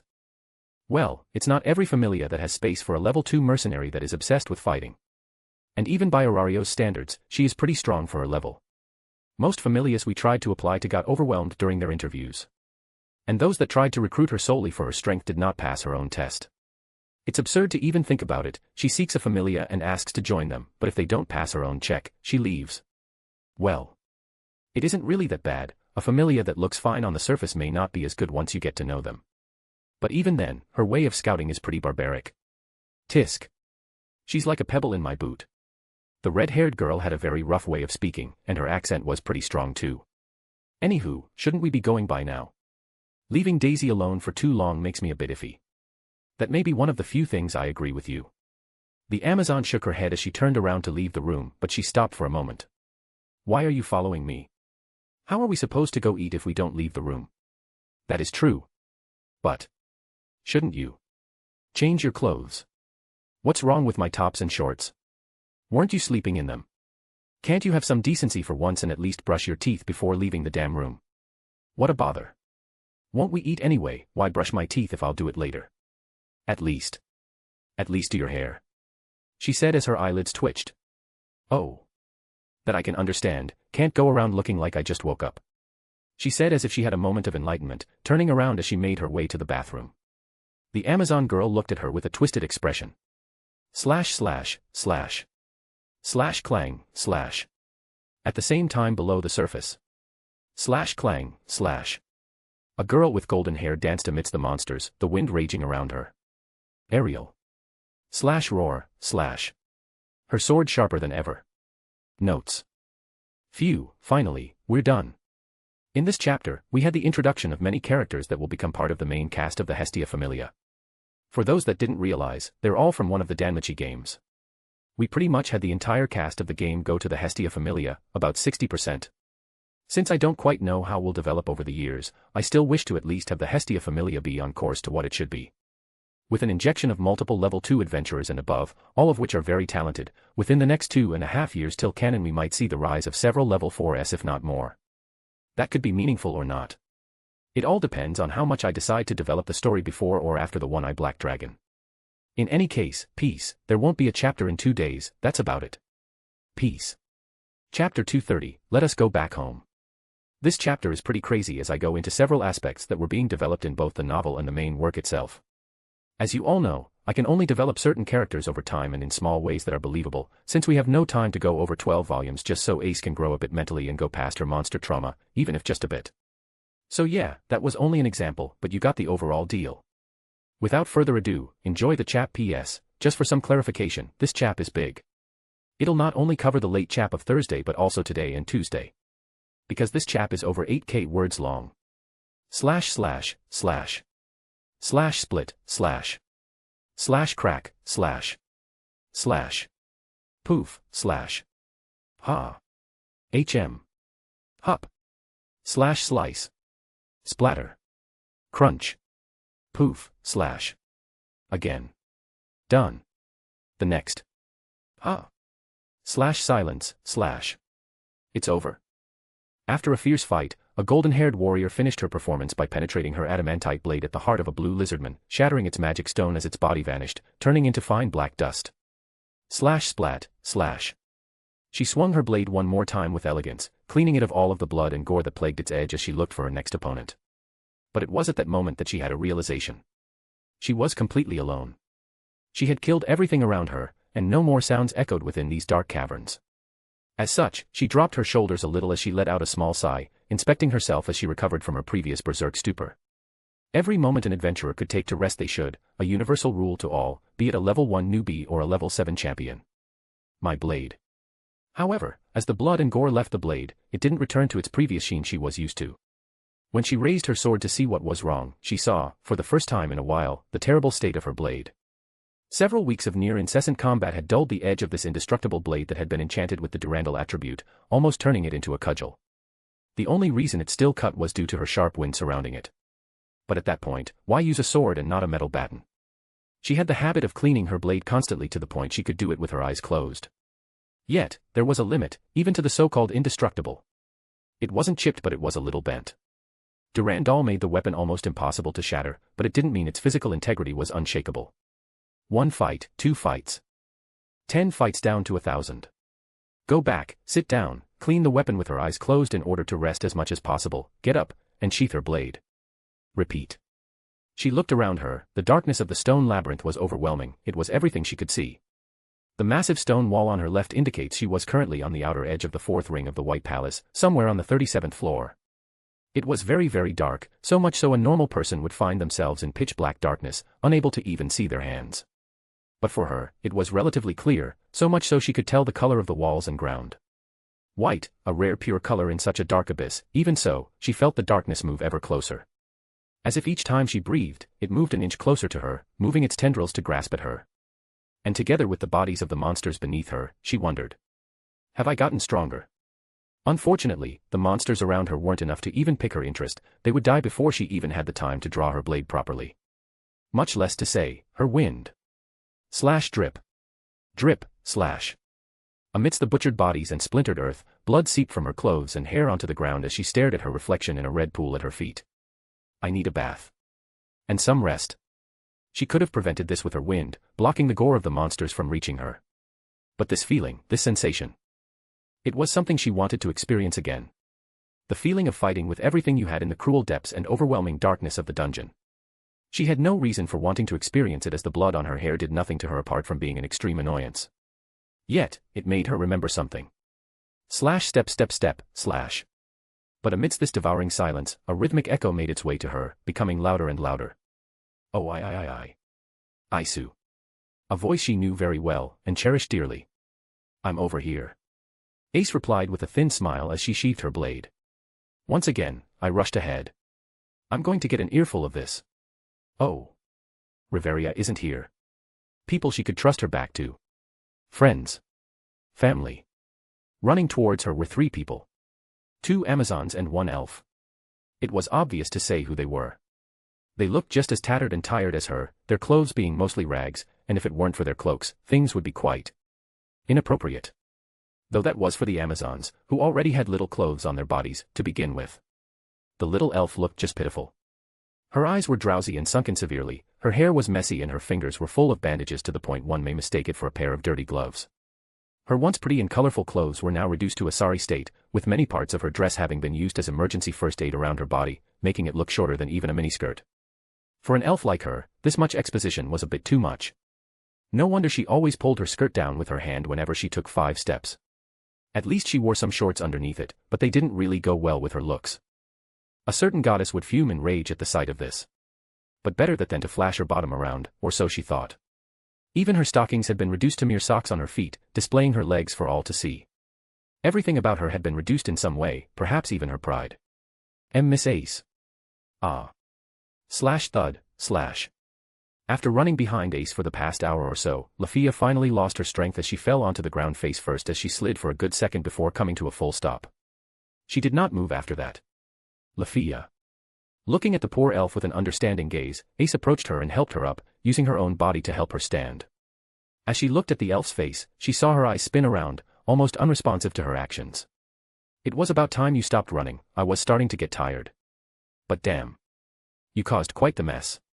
Tioni said as she put her hands on her hips, not realizing that a little bit of her vulgar speech was leaking due to being tired. Training like this is already quite taxing, it just becomes harder if we have a runaway princess to follow. We spent more time going after her than fighting properly, sigh. I'm sorry. I should have held myself back a little, I've inconvenienced them all. Despite everything they do for me.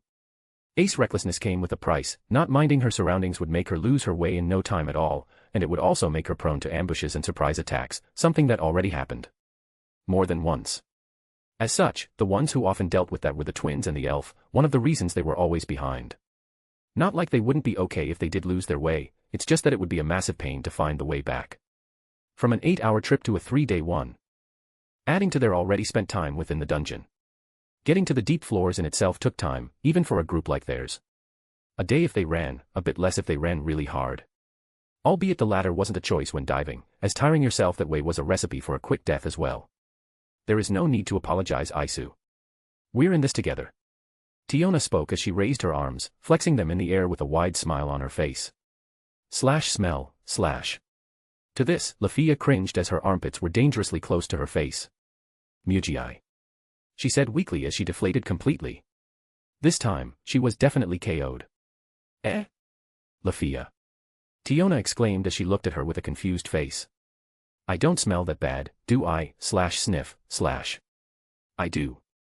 I think it's about time for us to go back, no matter how good the deodorant is, it's not strong enough to. Well, you know what? Tioni spoke slowly with a frown as she thought of the past few days. I had enough dungeon for the week, for the next few days, I want nothing but to sleep well, eat well, and laze around. Perhaps shop for a few more daggers, maybe I can strike a bargain with that old man, make him spit 6 pairs for the price of 5. We made more than enough money for that at the very least. Hopefully. It had been close to 2 weeks since they departed to the dungeon once more after witnessing the war game between Hestia's and Ishtar's familiars. Ace didn't know why she had rushed back to the dungeon in such after witnessing it, her body moved first, her will came after. But she was glad she wasn't alone. The twins, together with the little elf and a certain werewolf. Albeit the latter vanished not long after they got inside. Where he did and why. That was a mystery. Her desire to grow had overtaken her, something had been tugged within her heart. It wasn't just that, hearing about the king and his companions going into the dungeon as well only made this desire flare like a ragging fire in a dry forest. As such, for the past few days, she became a slave to her blade, more so than she usually was. She almost reverted back to how she used to be, a demon that only sought power, much to the worry of those around her. And albeit her goals hadn't changed from that time, as she had learned a lot and matured considerably as a person, the way she perceived and sought after those ideals changed greatly, not being as self-destructive as it once was. At least in that regard, she wasn't alone, as her desire for strength was shared amidst all of them. Let's go back to our camp and at least change our clothes. After that we can make our way back up, if we move fast, we should be able to reach the surface within a day. Tioni spoke seriously as she cracked her neck. Ace and Tiona nodded while Lafia lost herself within her dreams of falling into a trash can. Flashback time, To first understand what was happening, returning a bit to the past, we must. 2 weeks ago, they first made their way to the middle floors to train. But Ace quickly realized that it wasn't enough. So she pushed for a harder challenge, deeper and deeper, facing more abnormal and brutal monsters. Until they stopped at the 28th floor to set up a base.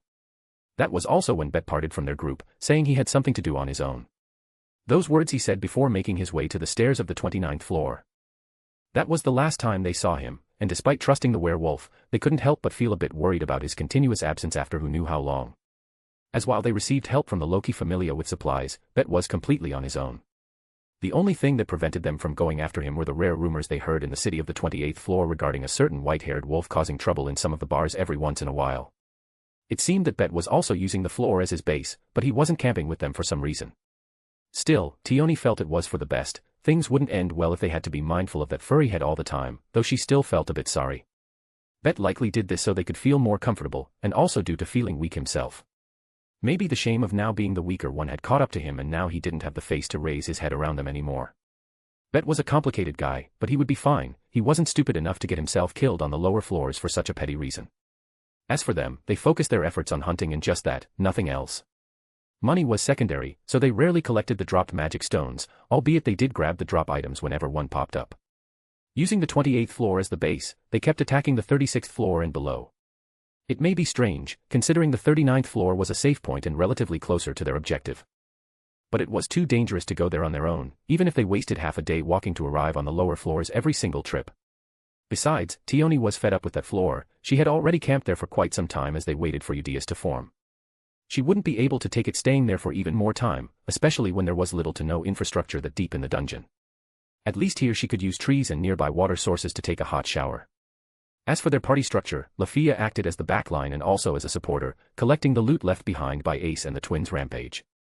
Thanks to that, they had accumulated a small mountain of magic stones back in their camp, money that would surely be of use when they returned. As for where their supplies came from, as said before, Loki couldn't bear having Ace and the others rush to the dungeon again all on their own, so she had a small team go after them, and once they caught up to them, they handed them some supplies for their trip while also handing them messages from the top executives. This only happened once though, even if she wanted to, Loki couldn't have others go after them multiple times a week when they were supposed to be resting from their previous expedition. As Finn said, they are grown-ups, they should resolve the problems they themselves created on their own. Riveria agreed, even if she had been the one to suggest sending supplies in the first place. Gareth understood their sentiments as well, everyone was tired from the expedition, they couldn't have the front lines of the next expedition waste their energy and vacation time covering up the mistakes they made. A batch of supplies would suffice. And this was the reason why Ace and company felt bad for Bet, poor guy must be having it hard going around in the wild on his own. Other than that, after living in the underground for so long, they just couldn't take it any longer, it's important to reinforce that, prior to this, they had just arrived from their longest expedition period.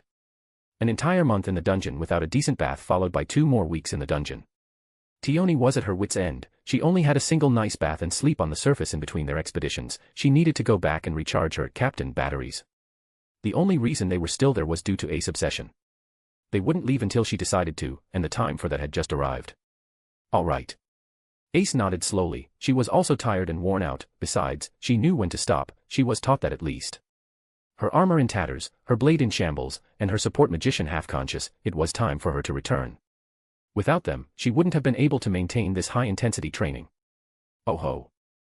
Look, Isu. A lizardman elite's heart scale. Now that's a rare drop. Tiona said with a large smile as she grabbed a palm-sized blue scale from the ground. Perhaps there was no need to worry about them. Ace thought as she let out a small sigh. Tremble. Just when Tiona crouched to grab the drop item, the walls started to shake. Well. I guess it wouldn't be the dungeon without some trouble.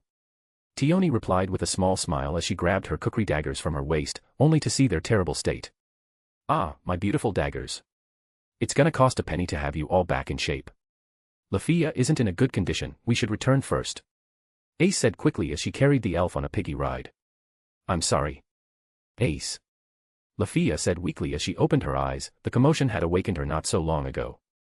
Don't be, you did well, now rest. She replied as she shook her head. All right. We'll clear the way, you just focus on running. Tione said as she turned around. Roar. Let's go, sis. Tiona exclaimed as she swung Urga in the air. Bam. Later that day. Step. Somewhere in the upper floors, Lily and Antony made their way back up after their daily routine of dungeon diving. You did it again, Master Antony, we've once again accumulated a lot of magic stones. Lily spoke enthusiastically as her tail wagged beneath her large bag. Most of them are from the middle floors, this is going to be a haul. There is no need to put me on a pedestal, you did a lot too. He replied with a smile as he touched his shoulder. She keeps undermining herself and her efforts. Albeit my injuries are still far from fully healing, I still manage to make quite the recovery while also curing my boredom, all thanks to your support. You're incredible, Lily, you surpass all supporters in my familia. Antony wasn't lying. Thank you. She said with a slight blush. That's why I've been thinking. Lily, would you like to make a contract with me? A contract? After spending an entire week with him, Lily had mostly given up on all of her previous plans. Because not only were they impossible to accomplish, they were also not necessary. She made way more money by keeping him next to her rather than by swindling him off to make a bigger profit. And even if she wanted to, there was no way for her to pull her leg on him. Lily believed it was okay to swindle adventurers due to the harsh treatment she received from them over the years.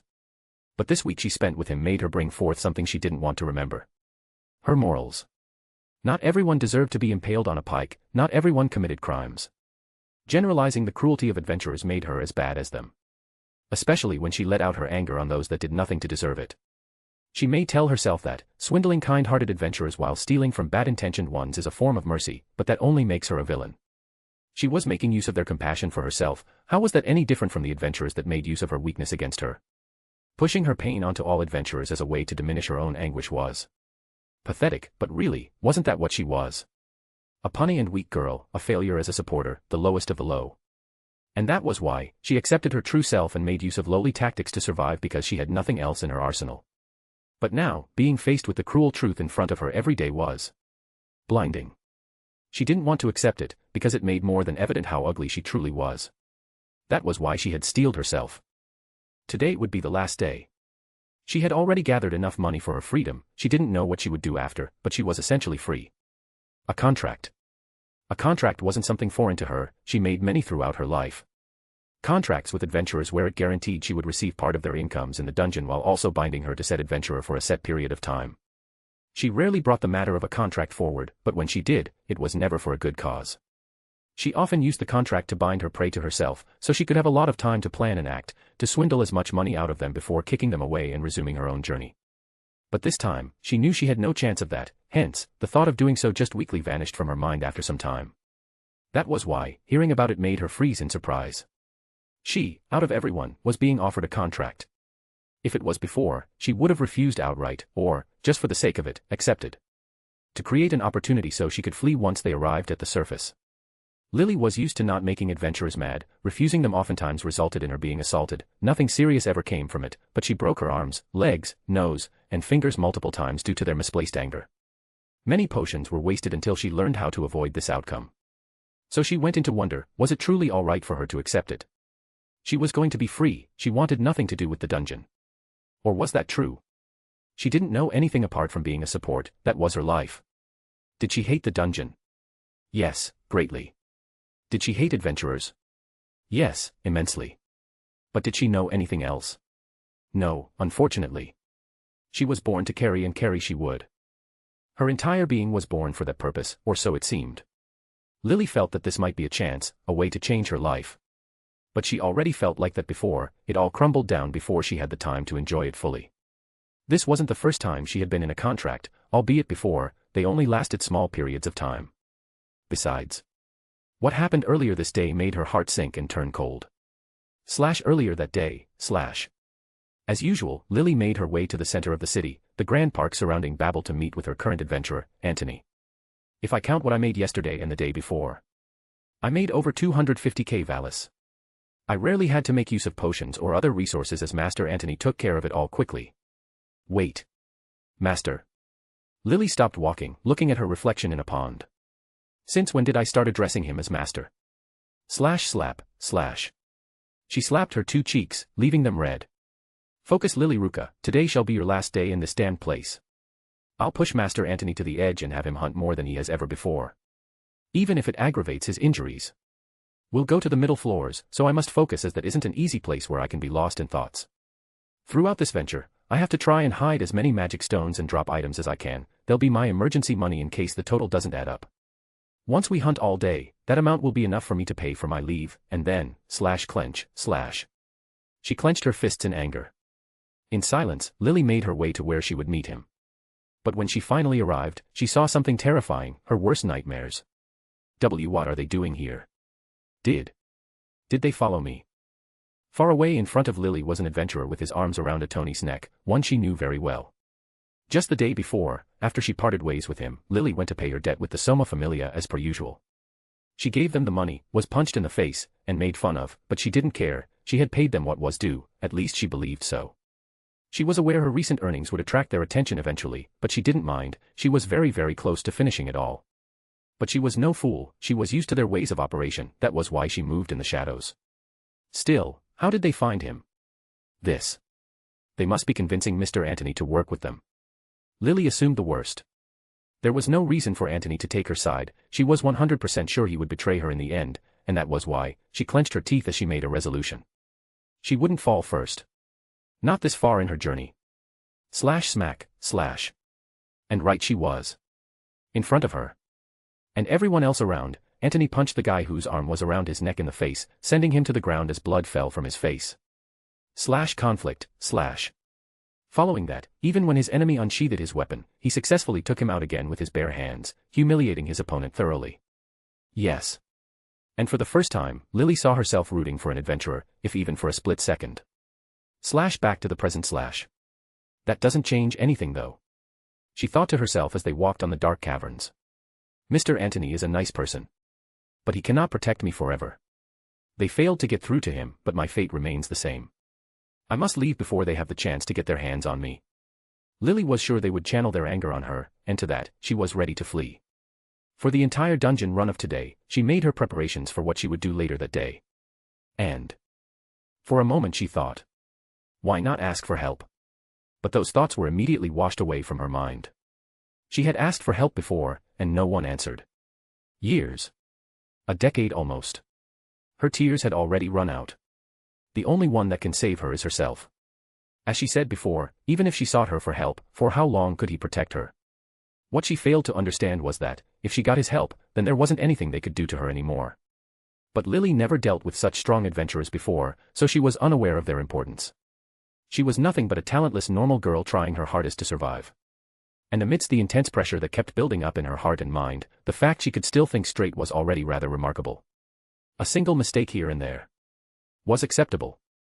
Even if their origins aren't the cleanest out there.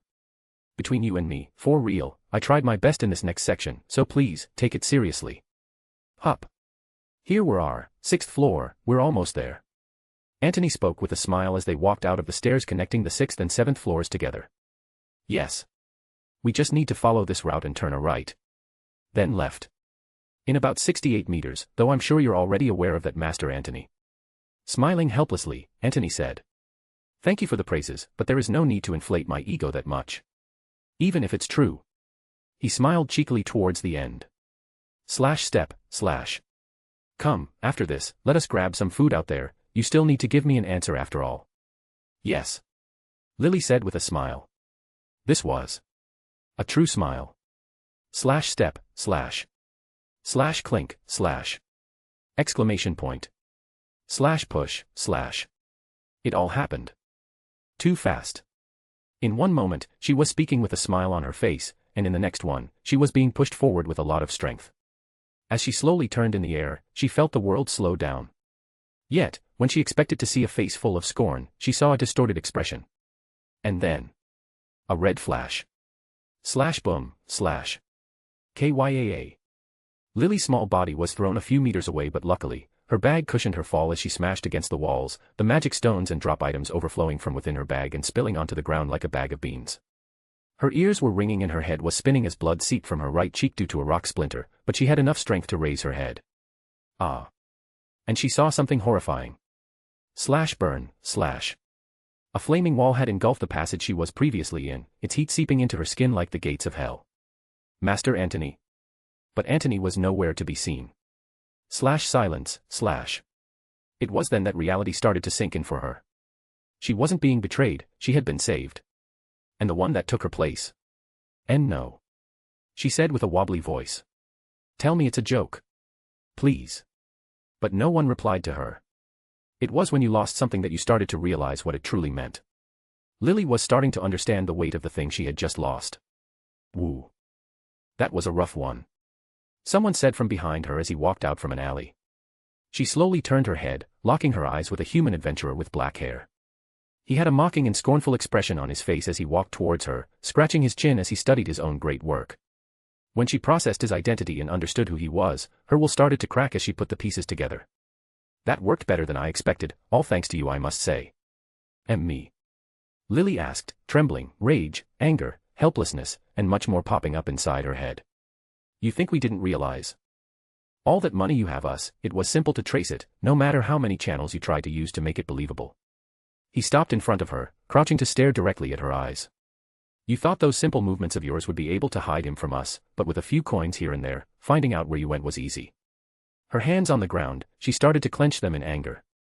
An entire week making a lot of money, it wasn't hard to figure out when you would try to hit it big, the only thing we needed to do was wait for you to do so. Tracing your movements, seeing where you went, what you bought. You prepared quite a bit, didn't you? He asked out loud as he looked at her ripped bag. Given your circumstances, it was obvious what you would try to do. You killed him. Lily exclaimed in anger as she pulled a dagger from within her chest, slashing forward with everything she had. Burn. Bang. A flaming ball exploded from within the knife, it traveled across the cavern before hitting a distant wall, causing a loud explosion. Her ultimate trump card, a magic weapon. Crack. As the magic was released from within it, the magic blade shattered into many pieces, hundreds of thousands of valis for a single slash. Lily was a patient girl, she invested a lot of money in her own safety above her freedom, but to think she would use it here. On a day that was supposed to signify the turn of a new leaf. She was ready to sell her magic blade for more money just so she could leave Orario behind and live a good life outside. Bitch. You almost burned me to a crisp. Smack. The man barely managed to evade the fireball by rolling on the ground, but his weapon was now on the ground behind him, falling from his hands due to his desperation. Not that it mattered anyway. Kick. Crack. He kicked her right hand, aiming at her crossbow, shattering it from her wrist while sending her to the ground with an angry and disturbing expression. I knew it, you had a lot of money hidden in you, a waste that you used it, but I'll blame it on me this time, I should have dealt with you immediately. He said as he shook his head and wrists. That was dangerous, if it wasn't for my agility, she would have been given time to set the crossbow. It was likely laced with poison bolts, I'm sure of it, given her cowardly nature. Arg. He grabbed her hair with violence, pulling her up from the ground. It doesn't look like you have any surprises left for me, so I'll make this quick. He seemed to be having some weird pleasure from this interaction. You dragged him to the middle floors and had him work to the bone just so you could make more. You dirty supporter. Slash smack, slash. Arg. He threw her on the ground and kicked her stomach, making her recoil back as he raised his foot to step on her head. But she did not resist, she didn't have the strength to do it anymore, it was all over. All of her struggles, all of her pain. The only adventurer that ever reached out his hand to her was dead. And it was all her fault. A great plan, to maximize on the gains since you were going to part your ways with him. Or did you perhaps choose this path because you believed you could stay with him after this was all over? Wake up, bitch, he was way beyond your league. Though not beyond the range of our trap, such a shame really, he was so young. Slash kick, slash. Arg. He continued to kick and punch her in between his lines, taking some sick enjoyment from this. Still, that enjoyment of his was the sole thing keeping her alive. But was it that better? Oh. I don't quite like your expression, do you still believe something might happen? Didn't I explain this before? I obviously brought some people with me, I may be level 2, but I can't cover every single path.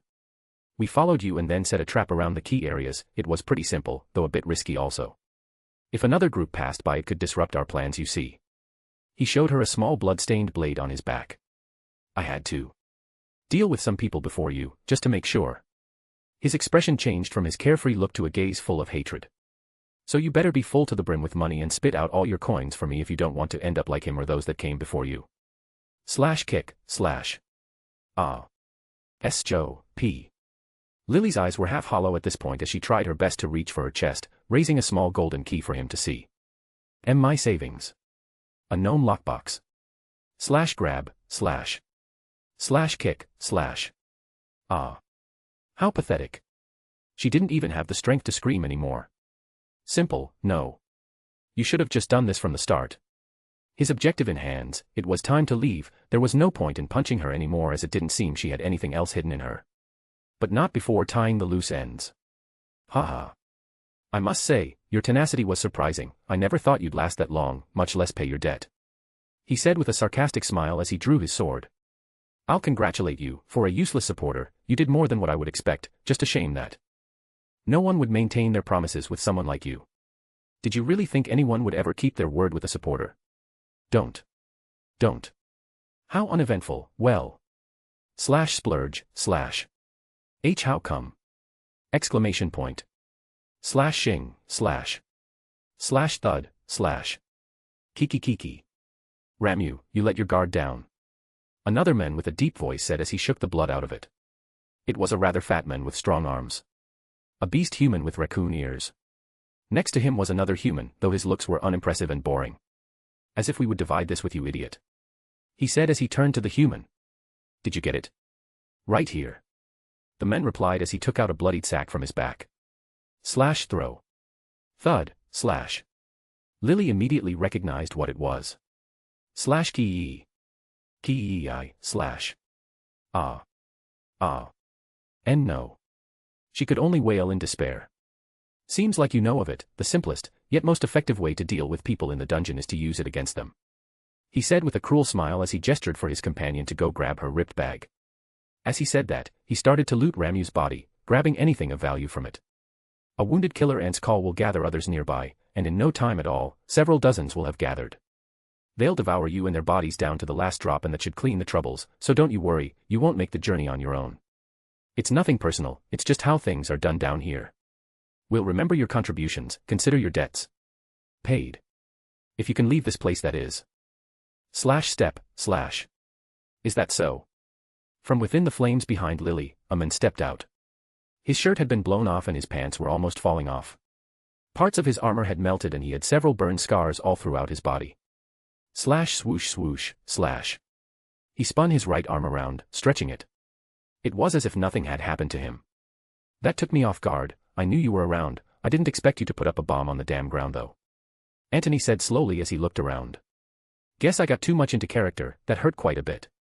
Son of a bitch. You're not level 2. The beastman said as he took a step back. He looked at his companion who had just finished packing Lily's bag, some of the loot had fallen on the ground, but it was better to be ready to retreat than to cry at the loss of a few dozen thousand. Tisk. He took that explosion head first.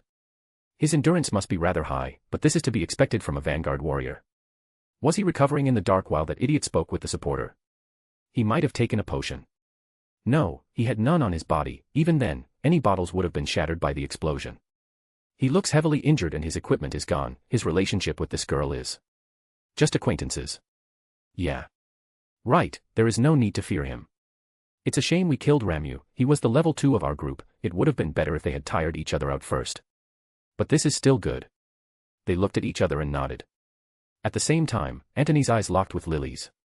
Master Antony. She felt relieved, but equally devastated. PP please. Rue. Hearing what she was about to say, a small smile seemed to form on his lips, but only for a moment before he continued. I'll only ask you this once. So be clear with me. He said in a heavy tone as he interrupted her. Lily's eyes opened wide. What do you want me to do? Lily was confused, her head was a mess. But she still had the will to say it. Run away. Please. Don't stay. Because of me. It was only in a time of desperation Lily truly spoke from the depths of her heart. What she truly felt and wished to say. Because deep down beneath all that rust and crust that covered her personality, wasn't she just a hurt girl in the end? Maybe, there was more kindness within her than she even realized, albeit her concussion might have done quite a bit towards her sense of judgment. Antony looked at her, and then at the two adventurers across them. All right. Ha ha ha. That's right, there's no need to fight, she used you and now she's going to pay for it, why risk your neck for her eye? The man said with a large smile as he took out a large scale. Here, take it. He said as he raised the scale to Anthony. Meanwhile, Lily's face dropped to the ground. That's right, soon enough.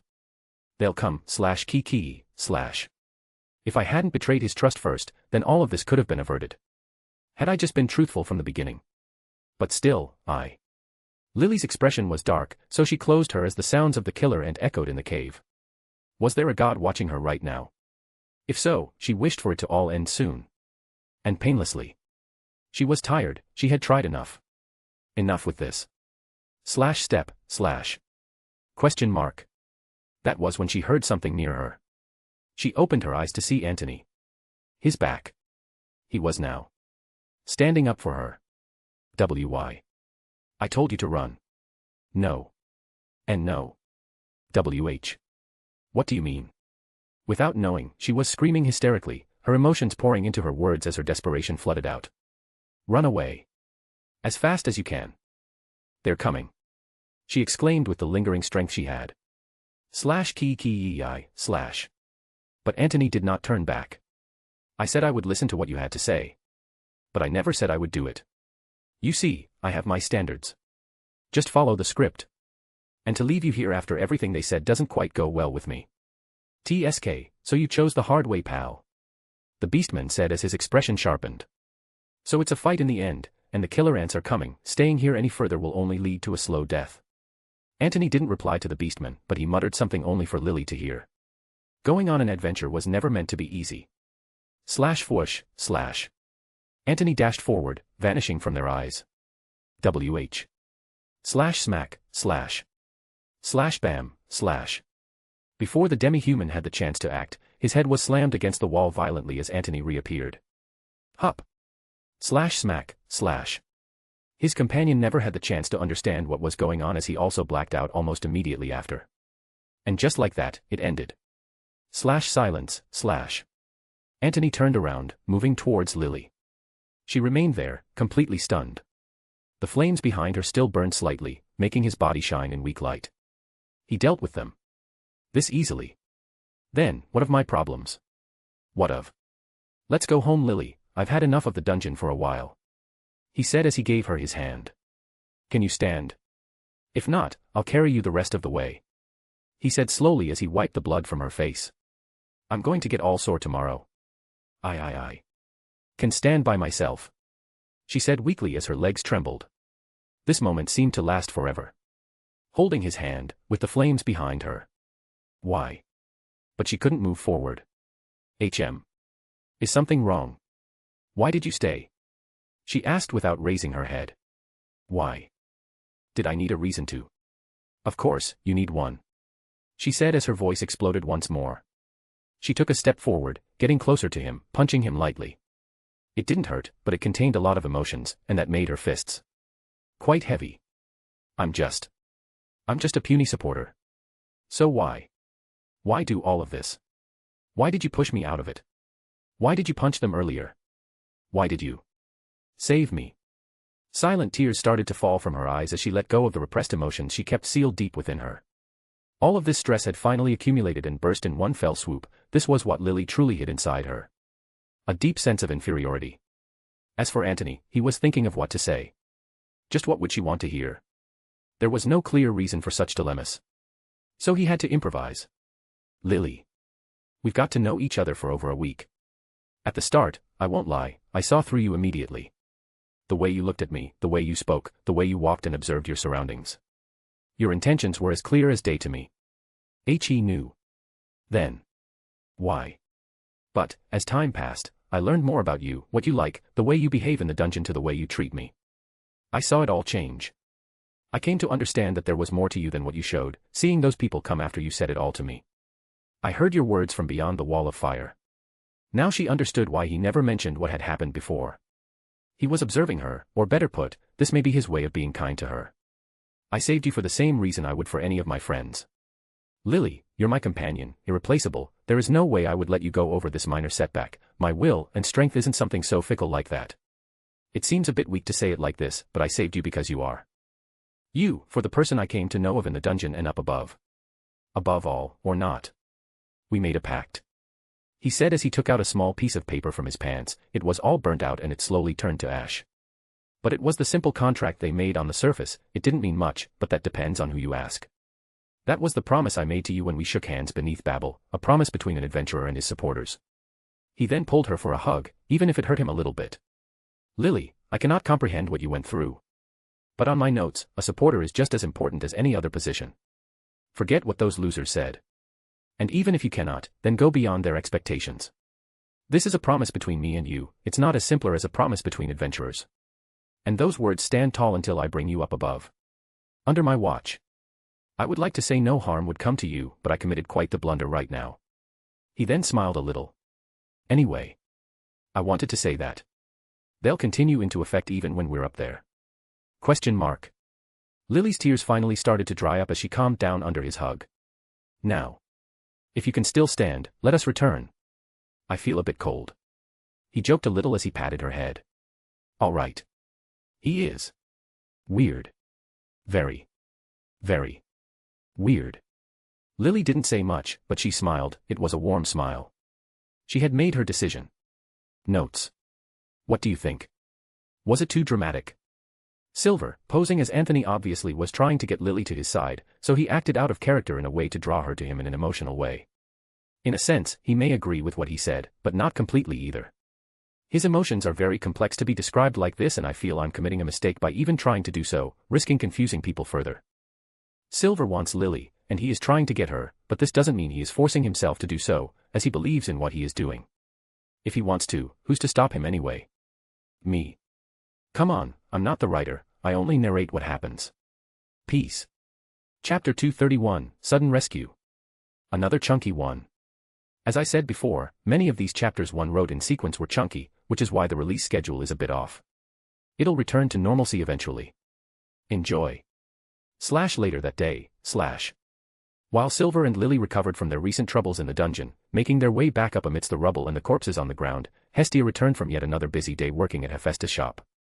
No matter what happened, she just couldn't stop herself. She was just too good at it as she sold weapons with considerable ease. Perhaps in the face of a god, adventurers were more compelled to not cause trouble and just accept paying for their stuff without too much haggling. Yawn. I need a nap. I'll take tomorrow as a day off. Better strike while the iron is hot and drag Silver to go shopping. Yeah. A relaxing date around town is just what I need. Just a few streets from her home, Hestia yawned lazily as she thought about what she would do tomorrow. Her days had been full of work and she now needed some time to just lay down and rest. Even if the recruitment was still a bit far, she wanted to show everyone how much she had improved as a goddess, even if they said there was no need for that as she was already perfect. Better than many at the very least. However, thinking about this made her remember how hectic the last few days had been, making her even more tired. Be it the preparations for the recruitment to the many documents she was forced to go through and now work. Hestia was honestly pretty tired. Though on another note, this work of hers might as well be an excuse for her to spend some time with Hephaestus, as it's normally what they do. It's not like she goes there every day, but only once or twice a week, and in those days, Hephaestus would be there to oversee her. Even then, Hestia enjoyed the little coin she made with her work. It made her feel accomplished whenever she bought ice cream with it. Though sometimes she felt bad for Hephaestus.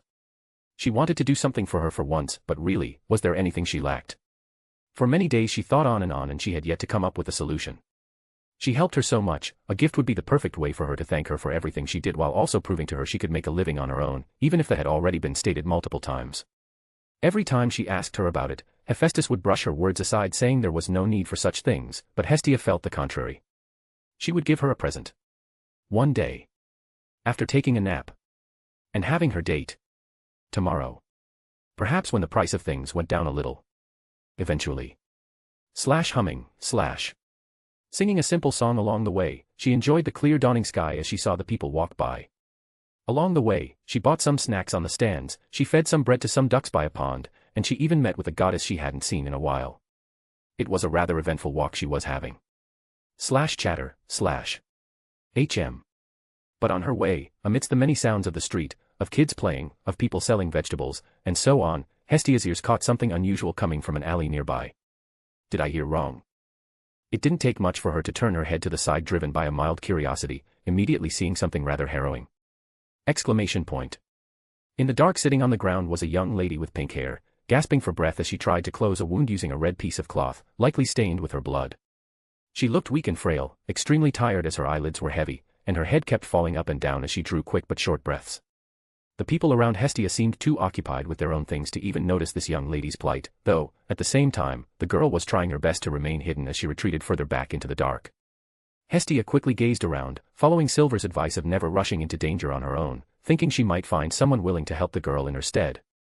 But there was no one like that on the streets, only normal workers and a suspicious group of people carrying weapons and looking around the place with dark and sharp gazes. Hestia immediately realized from their looks that they were likely the people after the girl, and mayhaps the ones that made her that way. She could feel their hidden emotions, they weren't pleasant. And when she did, a moral battle ensued inside her mind, one that ended in the blink of an eye as Hestia hastily made her way into the alley. She ran to the girl, startling her slightly as she feebly raised her dagger, but upon noticing the divine aura and the beautiful appearance of this goddess, she dropped it weakly, perhaps finding some solace in her presence. Can you move? Hestia exclaimed as she didn't know where to start. No. She replied as she looked at her right leg. How did this happen? I don't know. They came after me. Too sudden. She's losing consciousness, this isn't good. I can't carry her. Wait, we're near the manor. Can you get up at the very least? There's a place nearby, they'll be able to heal you. The girl looked at Hestia with a tired gaze, but she didn't reply, silently nodding. She had already accepted this random goddess as her only lifeline. Being just as confused as Hestia, she got up with difficulty as she used everything she had to move. She may look feeble, but she had determination, something rather rare. What a tough girl. Hestia gave the girl her shoulder, taking one step after the other. Avoid using your foot. Yes, just like that. We aren't far, just a few streets. Step. One step after the other they made their way out of the alley in the opposite direction Hestia had come from. What's your name, young girl? I'm Emma. Emma Flores. She said weakly but with a small smile as Hestia helped her walk. That's a great name. She replied with a smile as she looked behind her. We have to hurry, those bad guys could appear anytime. I don't know what's going on, but there's no way this pure girl is the villain in this conflict. Hestia's eyes sharpened as she put a little more strength into each of her steps. Her analysis of the situation coupled with her own intuition and abilities told her Emma was a sweet girl and that those three thugs weren't in the right. At the very least, Emma seemed just as confused as her, and from the looks of things she had been ambushed out of nowhere. I need to keep her awake. Tell me, Emma, if I may ask, do you think there is any reason for them to go after you? Wait, isn't this bad? Arg. Why did I have to be so direct? Think, Hestia. Is there nothing else to ask? To her question, Emma looked at the ground for a few moments before shaking her head helplessly. I've only been in Orario for a bit over a week. There's no way. I could have made an enemy. She said as she laid her hand on the walls. We'll be kicking their asses soon enough. She said optimistically. Hopefully, not long after, step, Ha. Ha. Just a bit more. Hestia exclaimed as she helped the girl walk. She has almost no strength left. Oh no. Just around the corner. The girl did not reply, but she grunted weakly, holding into dear life with everything she had. She was indeed a very tough girl. Her face too pale as blood drained from her body. Seeing this, Hestia bit her lips. The girl wasn't that wounded, a few scratches here and there, but they weren't major. However, the single cut on her leg had done it. Perhaps as her pursuers intended, the girl wouldn't have been able to run far, and were it not for Hestia's intervention, she would have been found by now and been healed by them, no doubt. Unless they wanted her dead, though that didn't seem to be the case. But Hestia wasn't someone to give up that easily, as she, without hesitation, had grabbed a hold of the girl, dragging her across the back streets of Orario, going as fast as she could to her familia home where they could heal the girl and learn more about her condition. It didn't matter if she were a villain or not. If she committed any crimes, then Hestia would hand her over at a later date, but in the off chance she was being wronged. But she believed she wasn't like that. This was her intuition as a goddess, one that had yet to fail as of now. Though, in truth, Hestia didn't really think about that when she acted. She only did what she felt was right, and that was okay. Besides, even if things went bad, Hestia believed her captain would help her solve it, much to his annoyance. Even if he complained a little later on, she was sure he would pat her head upon not leaving someone to die in the dark like that. Because that was who she was, a kind goddess that will never leave anyone behind. And most of the time. Step. Jay, just hang on a bit more. Oh. Where are they when you need them? Yesterday I met Daphne going around shopping, and on the day before it was Fernan. How come I see no one now that I need them? But the girl did not reply. She only walked out of instinct now, like a drunk man being dragged on the streets. We can do it, Hestia said as she pulled her up, her arms hurting a little. At this point those thugs must have realized she escaped. They'll definitely follow the blood trail. I've never seen URG. Just one more street. Hestia knew she wasn't dead yet, but she also knew of the limits of potions. There was a point of no return where not even an elixir could bring someone back from. Hestia could only blame herself for not being faster, or by not acting fast enough. Perhaps things would have been better if she had chosen to bring the girl to one of their shops nearby, or simply risk it by appearing in broad daylight. They weren't fully built yet, far from it, but they likely had someone she knew inside. They could help her move the injured girl inside the manor.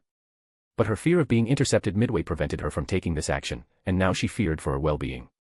This made her wonder about how determined those guys were. Would they really attack her if she appeared? Perhaps before they had the chance the commotion would attract the attention of others who would step in to protect her. This made her question why had such a thing happened so close to her home in the first place.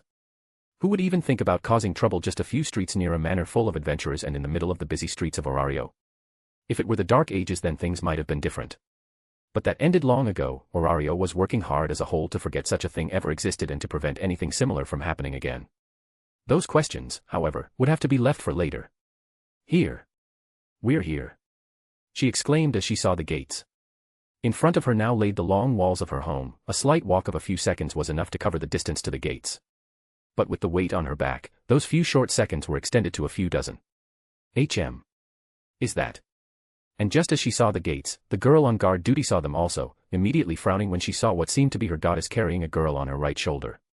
Especially when she saw blood. There was a lot of it on the ground.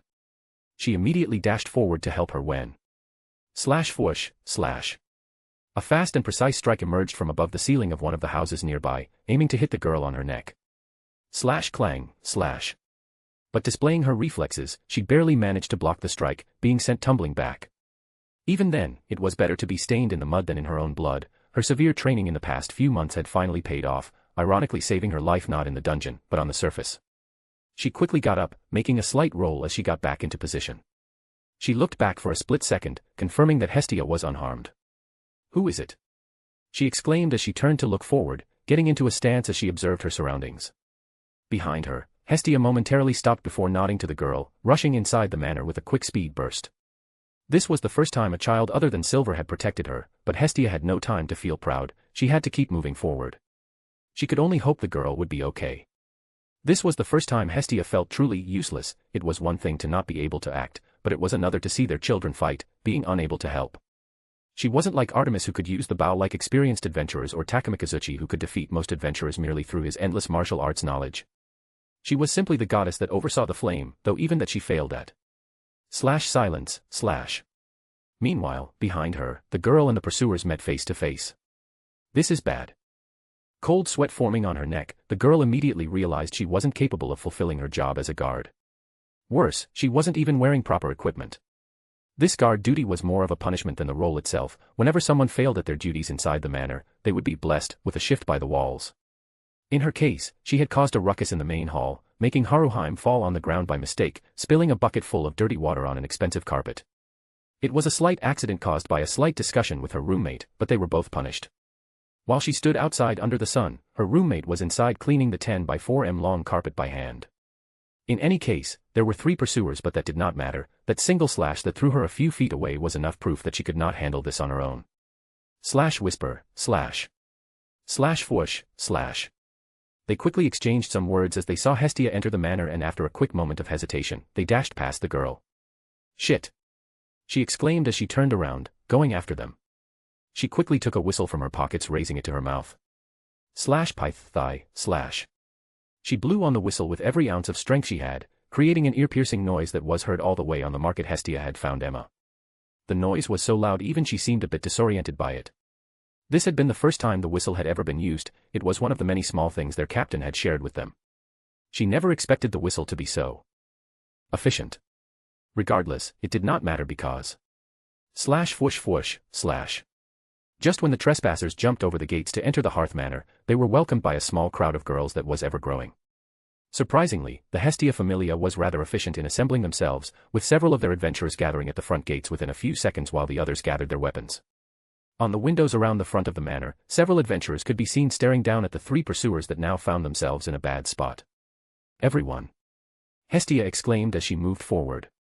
We can talk about that later. First, get inside. Luckily Cassandra and Daphne are here today. They should be here soon. One of the girls said as she wiped the corners of her mouth. She had short blonde hair and a sword on her waist, together with a livid expression as she had just been interrupted from eating her pudding.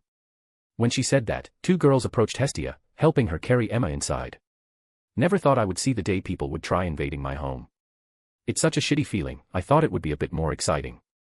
But given everything that happened, I guess that was bound to happen eventually. She said as she looked at the trio that was slowly being surrounded. 3 men, sharp looks, good gear, covering their faces. Assassins. They do look used to doing this, but why would they be after our goddess?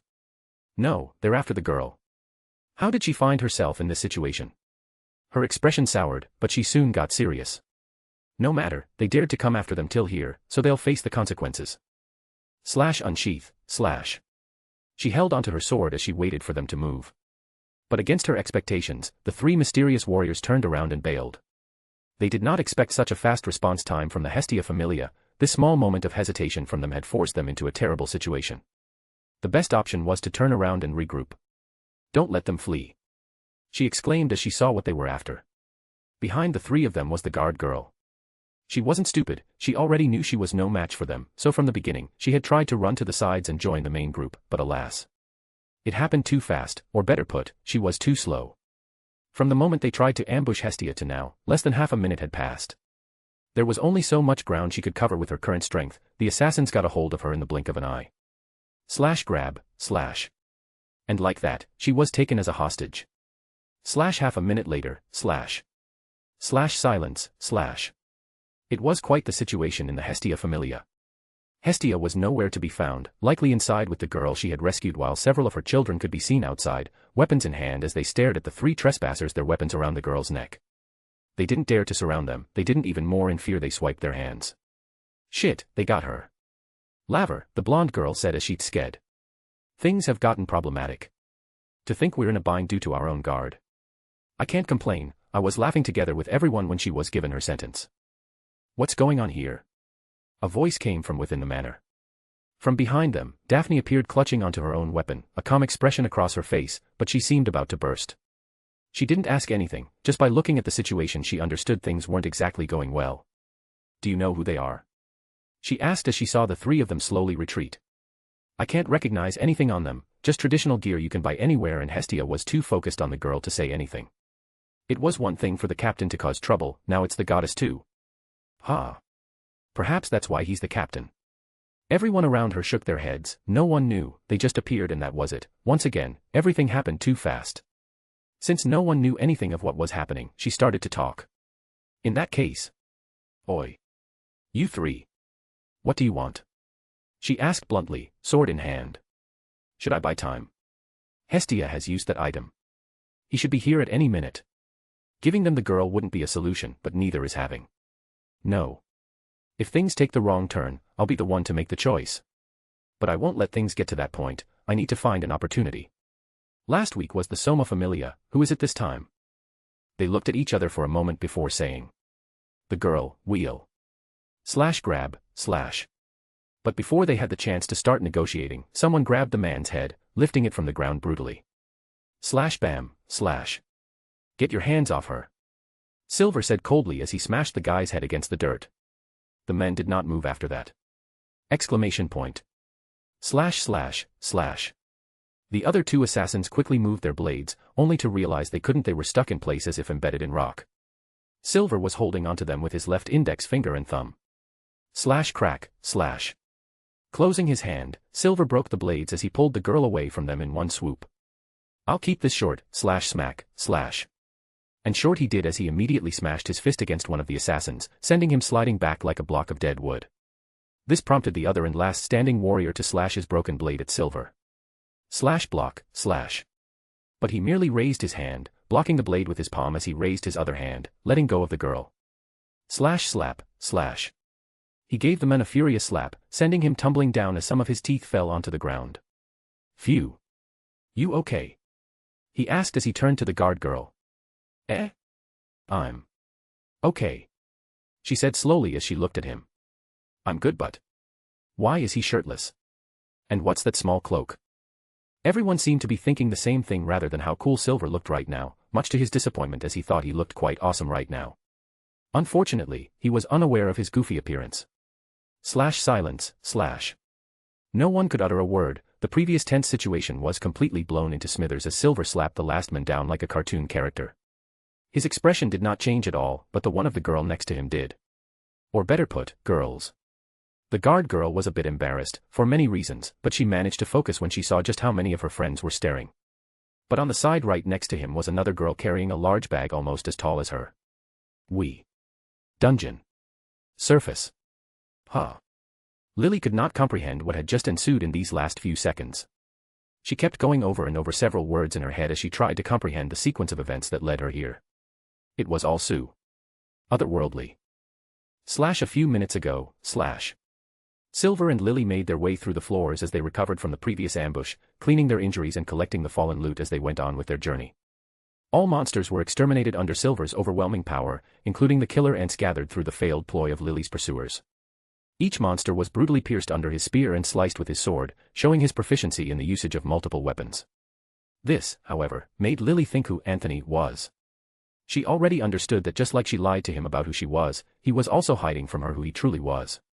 And albeit she was sure it had nothing to do with her, he was definitely more than just a level 2 adventurer. After all, why would such a strong adventurer go over the trouble of hiding his identity from her? If he had a reason, then it wasn't related to her at all. However, she shook those thoughts out of her head, because it didn't matter to her at the end of the day. He stood for her and saved her despite her own ugliness, and for that, she had decided to try and trust others again. She wasn't sure of what was going to happen once they returned to the surface, and on that note, she even sometimes desired that they never went back. But they had to, she had to face her own past and move on, the bastards that made her life hell. She would finally be free of them. Her heart felt light as for the first time in her life, someone had seen her for what she was and pardoned her for it. Her regrets were many, but at least one she felt she had gathered the strength to let go. Sigh. I'll have to replace it. The only problem was their current conditions. Her precious bag had a long tear on the side and her clothes were dirty while Anthony was almost half naked.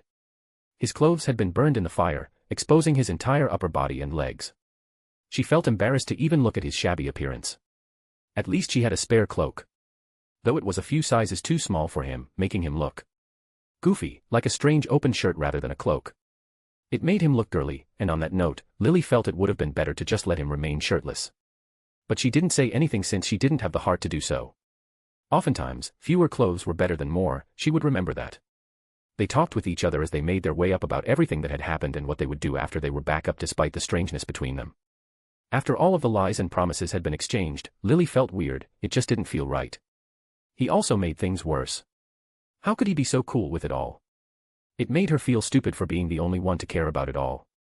And it was amidst these conversations that something strange happened. Shine.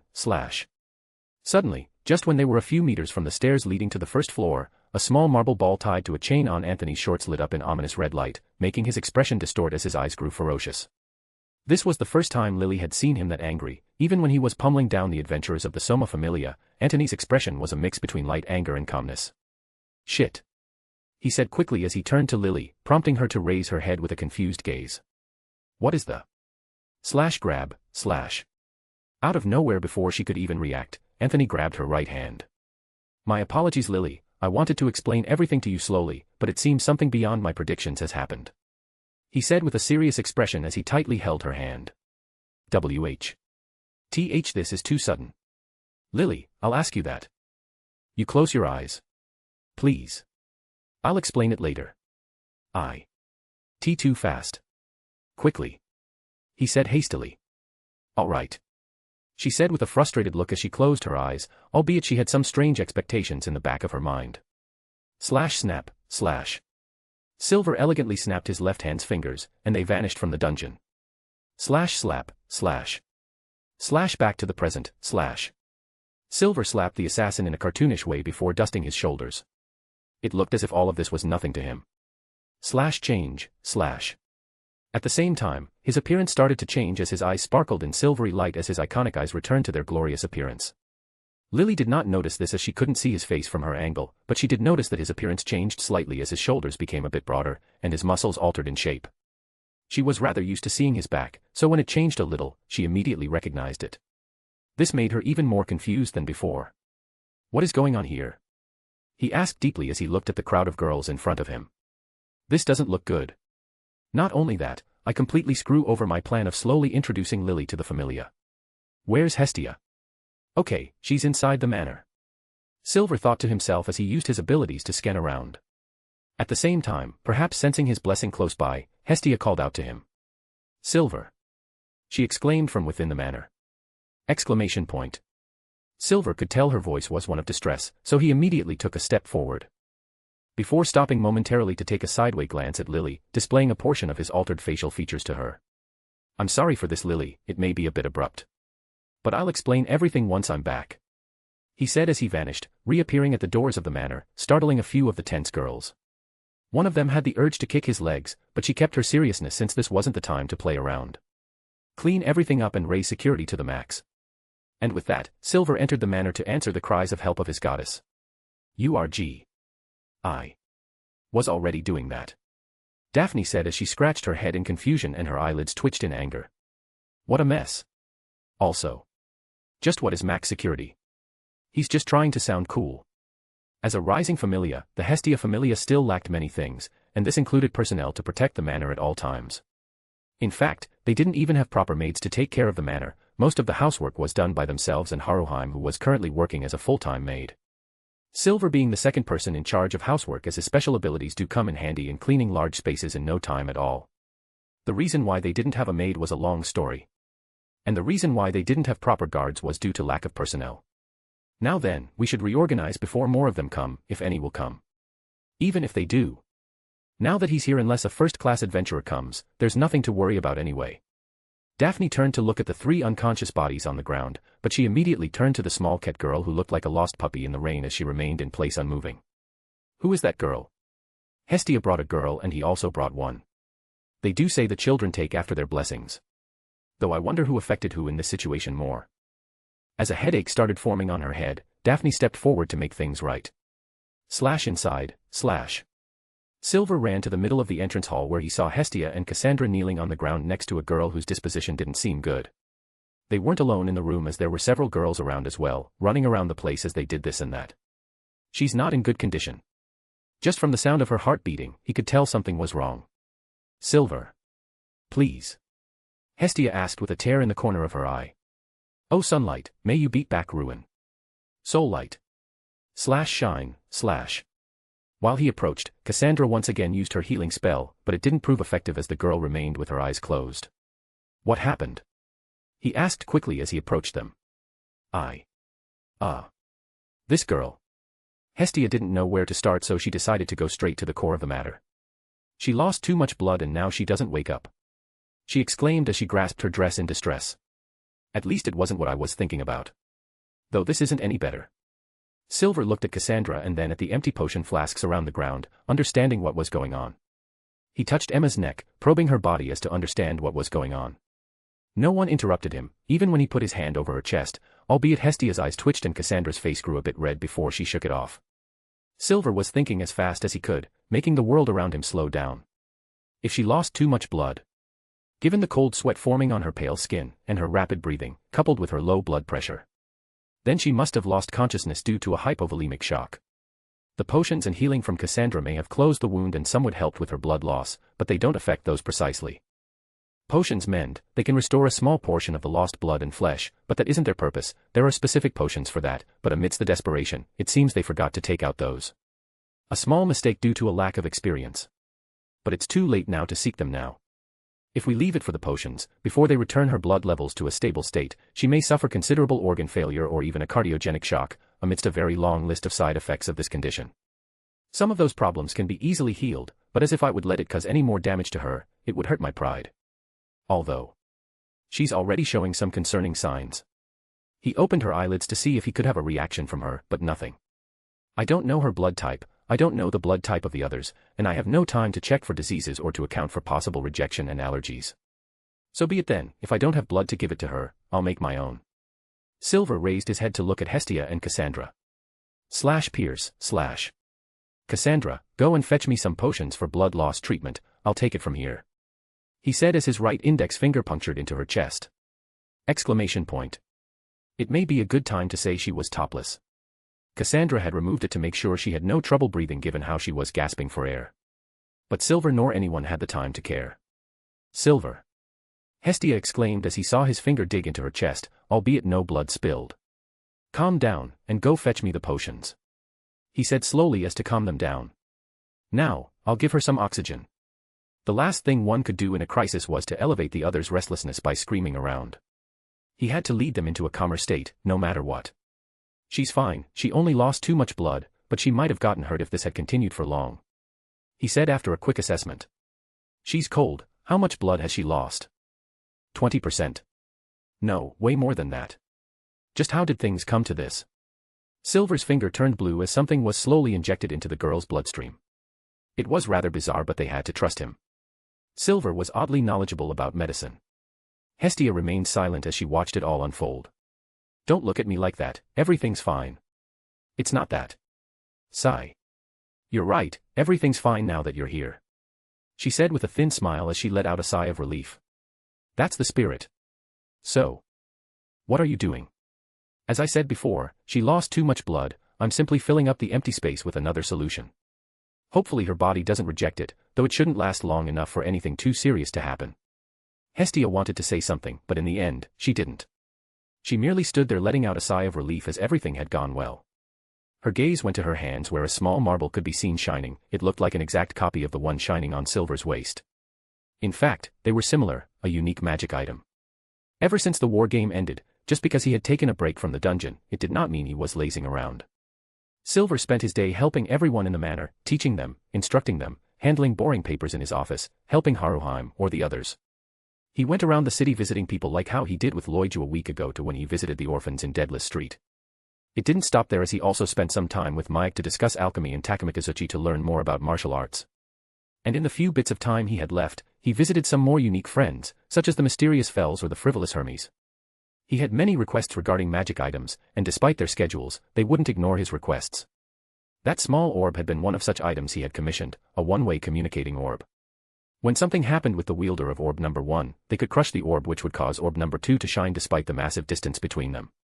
It worked similarly to Fell's communicating orbs, but since it was much simpler, the price and time it took to make one were much more manageable. She thought how odd it was that she used one so soon. But she was happy she had it nonetheless, otherwise.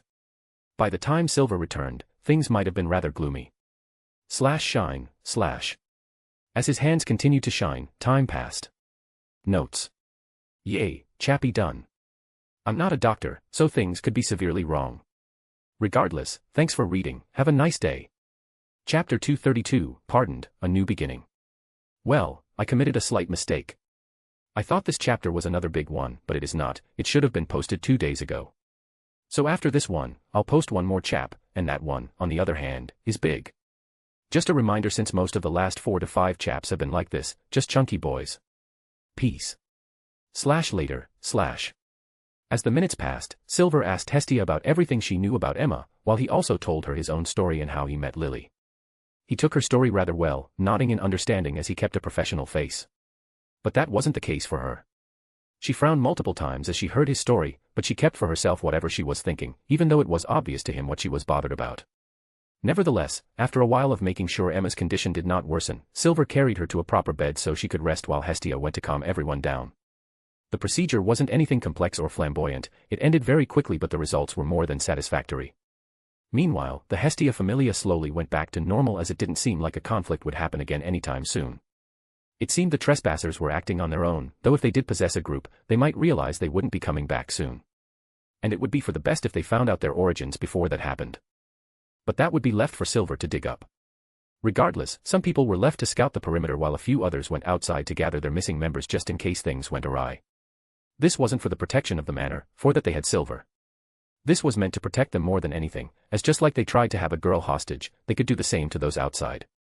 Of course, that wouldn't be a problem with Silver around. He had 1 in a million ways to save someone or to fool someone into thinking they won. As for the 3 trespassers, they were led to an improvised jail cell somewhere in the basement of the manor for questioning. Meanwhile, the tired Cassandra and Hestia relaxed their tense moods with a nice cup of tea somewhere in the side hall next to the kitchen while Haruheim returned to what she was doing before. Cleaning. As such, as the dust settled down and everyone started to relax again, they were given time to process everything that had just happened. And this led to the current situation. Why is she looking at me like that? Sitting on a chair somewhere in the main hall next to the kitchen, Lily silently stared at the girls around her as she drank a little bit of tea given to her by a very kind and rare Renard. It had been Lily's first time seeing one of her kind so close to her.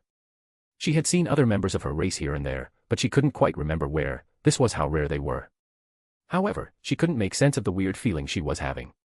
And it all came from a single person. Goddess sitting on the corner of the room with a blue-haired lady next to her. /GE/. Hestia silently stared at Lily with a sharp gaze as the latter drank her tea, trying to calm down as her hands trembled. The atmosphere in this place is so lively. Even after such an incident. It's completely different from that place. But why? Why is she staring at me like that? This is driving me nuts. Lily couldn't calm down. It was already hard enough being somewhere she had never been before, surrounded by people she didn't know after what she just experienced in the dungeon. But now she was being stared at intently by a goddess. Not just any goddess. Just by hearing her name once she already understood where she was. This was the Hestia familia, the one that had been rising recently like the morning sky. She had never expected to get entangled with them in this life. Obviously, it wasn't difficult for Lily to fit all of the missing pieces together and for her to come up with the reasons why Antony had approached her in the first place. He said it before, he wanted to relax in the dungeon because he couldn't take the boredom of resting at home. Antony, or better put, Silver, was someone that had overturned Orario, even if for a moment. He who should have been spending time resting was raiding the upper floors with an unknown supporter. The same one that she had tried to swindle multiple times over.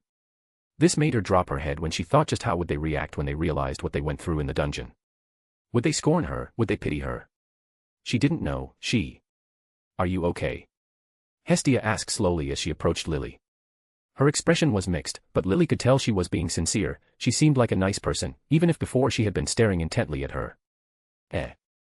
I don't know how the two of you met, but given you're here, he must trust you quite a bit. Sorry for the state of things. I can see you're confused, but you can relax now. I'm Hestia, though that's pretty obvious. What's your name? Lily. Lily Ruka Arde. She replied as she raised her head to look at Hestia. I thought she didn't like me, but she's acting like this. She's strange. Hestia smiled. Why do you look so down? Raise your head with pride. Be it human or cat, everyone must smile in the hearth manner. Lily was stunned, but after a few moments, she said as she dropped her head. I'm not a cat. I'm a palom. It was Hestia's turn to be stunned. Echoing message of midnight. Lily said in a low tone as she looked at the ground. Shine, slash. Lily's cat ears and tail started to shine as they vanished, leaving only an agape Hestia behind. That's cool. Hestia was embarrassed, she didn't know how to react. Even if you're Palom. It didn't sound as good as it did in my head. Lily looked at Hestia, and she couldn't help but think this goddess was extremely silly. But that wasn't a bad thing. Cough. I saw the state of your clothes. Take these for now, she said as she gave Lily a small change of clothes. Still. Don't take it for granted though. Did she notice it? I want to hear what happened from the beginning. After you rest, of course. She must have had a reason for hiding who she was. I don't feel very well for knowing she was lying to Silver, but she seems as confused as me, so I'll cut her some slack. Her tone changing to a more light one, she said.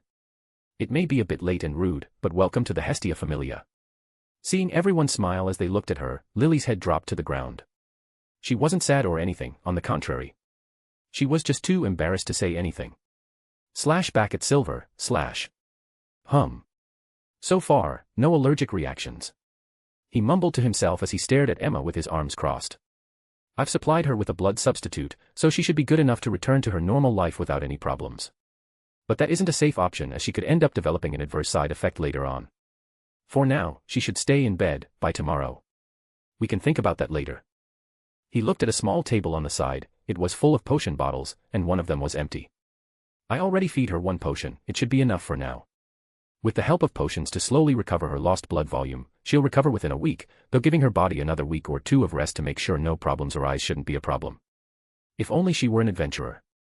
This makes me remember the difference between a normal person and someone that has received a blessing. Such an injury would take at most a week for them to recover from, though I would have to save them still. The problem is the blood substitute in her veins. Hopefully, her body will consume it all as her blood volume recovers without any adverse effects. Her name was Emma Flores, right? He asked himself as he looked at her. You're a tough lady, being able to maintain consciousness for so long. Though consider yourself lucky. His eyes sharpened. Still, this isn't over yet. His expression sharpened. I want to see just who were the bastards that had the gall to hunt someone down just a few streets from my home. If they have the courage to do that in broad daylight, then they may try again or intercept someone in the future. It may be someone that would join our familia, or it may be someone that already belongs to ours. I want people to feel at ease when they are around us, not the contrary. Had it not been for Hestia finding her and dragging her here. Silver said as he remembered the story Hestia told him as he stabilized Emma. He shook his head as his gaze softened. I'll be back after I take care of the rest. She doesn't need a full-grown man taking care of her all time, she might even get scared if my handsome face is the first thing she sees after waking up. Silver turned around and left the room with a small smile, talking with someone outside the corridor before leaving for the entrance hall. In his place, a few people entered the room. So, our job is to make sure no one touches her. A bald kid asked as he looked around. Don't be rude, speak in a lower tone around the injured. Pero, the eldest said as he touched Firo's shoulder. I know. I'm just a tad bored, that's all. Still, couldn't they have found someone else for the job? I was in the middle of my rest time. He said in an annoyed tone. You're one to talk. This wouldn't have happened if you hadn't pissed off Igva with your snappy comments. Pero replied as he shook his head. TSK. She was asking for it. Though it's not my fault her ears are better than a dog's. Whoosh. He looked around just in case she was hiding somewhere near, and after confirming she wasn't, he let out a sigh of relief. She's pretty. Biro, the youngest, said as he looked at Emma sleeping on the bed. Emma was a young and pretty girl with unusual pink hair and eyes, though they couldn't see those right now. Image. Biro. Don't stare at her, you're being creepy. Sorry. I couldn't help it. I heard she wasn't an adventurer. Do you think she'll join us? Firo asked as he put his hands on his chin. And why would that be the case? Pero retorted as he shook his head. She seems to have the qualifications to become one, she even carried around a sword, and although it's unsettling to welcome someone with an unknown past into our ranks, even if she has enemies, it's not like they can do anything to us. He said with a smug smile as he sat on a chair, crossing his legs as he did so. It would be hypocritical of us to deny her just for that in the first place.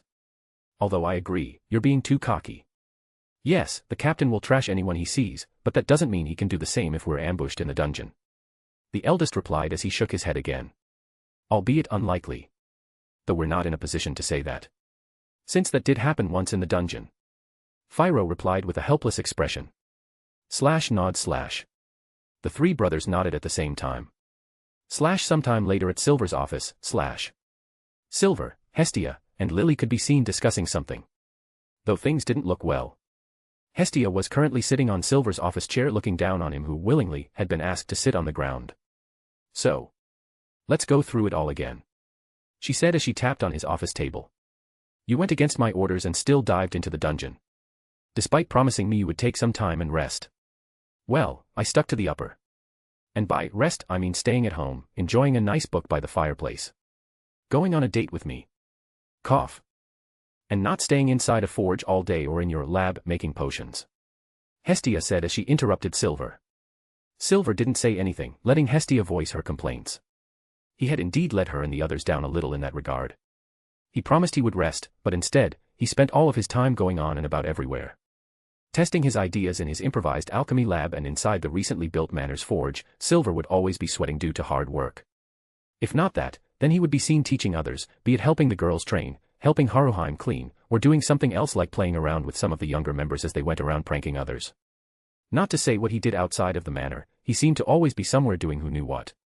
Hestia did not want to complain, she was more than glad by having someone as hardworking as he around, but there were times when someone should just lay down and rest, even if his actions often induce happiness in others. You also got yourself meddled in some other familiar's problem. Again.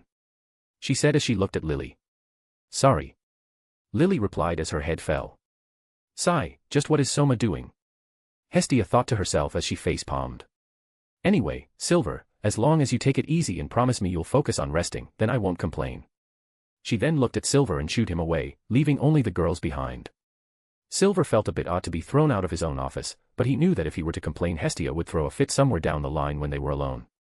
He liked to tease her and play around with her, but he knew when to stop, because right now, just like she asked him, he wanted to take it easy. Sometimes you pull, sometimes you give, that's how a relationship must be. And he didn't mind at all, only suckers would complain about such a minor thing.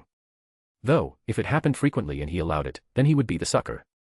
As for you. Hestia smiled. Despite what ended up happening, it's clearly not your fault. Though I still can't pardon you for your intentions. Lily looked at the ground. Still, if you wish to remain with us, then do so for as long as you like. Our familia still lacks competent people, someone like you would be welcomed here. Some of the girls are unfortunately too young to fend for themselves, so having someone capable to guide them wouldn't be that bad. She said with a small smile as she got up from her seat. I'm aware of some of the things Silver told you, and I won't stop you two at all. Silver is the captain of the Hestia Familia, and if he told you he would make a contract with you, then I'll welcome you with open arms. Lily was about to reply when /brrr/. Lily's stomach rumbled, making her face go beet red. Huh, well. You two did just come from the dungeon. Guess some food is a must. She raised her arms up high for a stretch, though it made Lily agape as she saw the full extent of her assets. It almost felt like a provocation. It's almost time for dinner, so I guess it wouldn't be a problem to make it a bit ahead of time today. She went to the door, opening it and grabbing Silver's arm. Let's go make some food, Silver. She said with a smile before she looked back at Lily with a smug look. Silver obviously noticed this, but he kept quiet, it was for the best.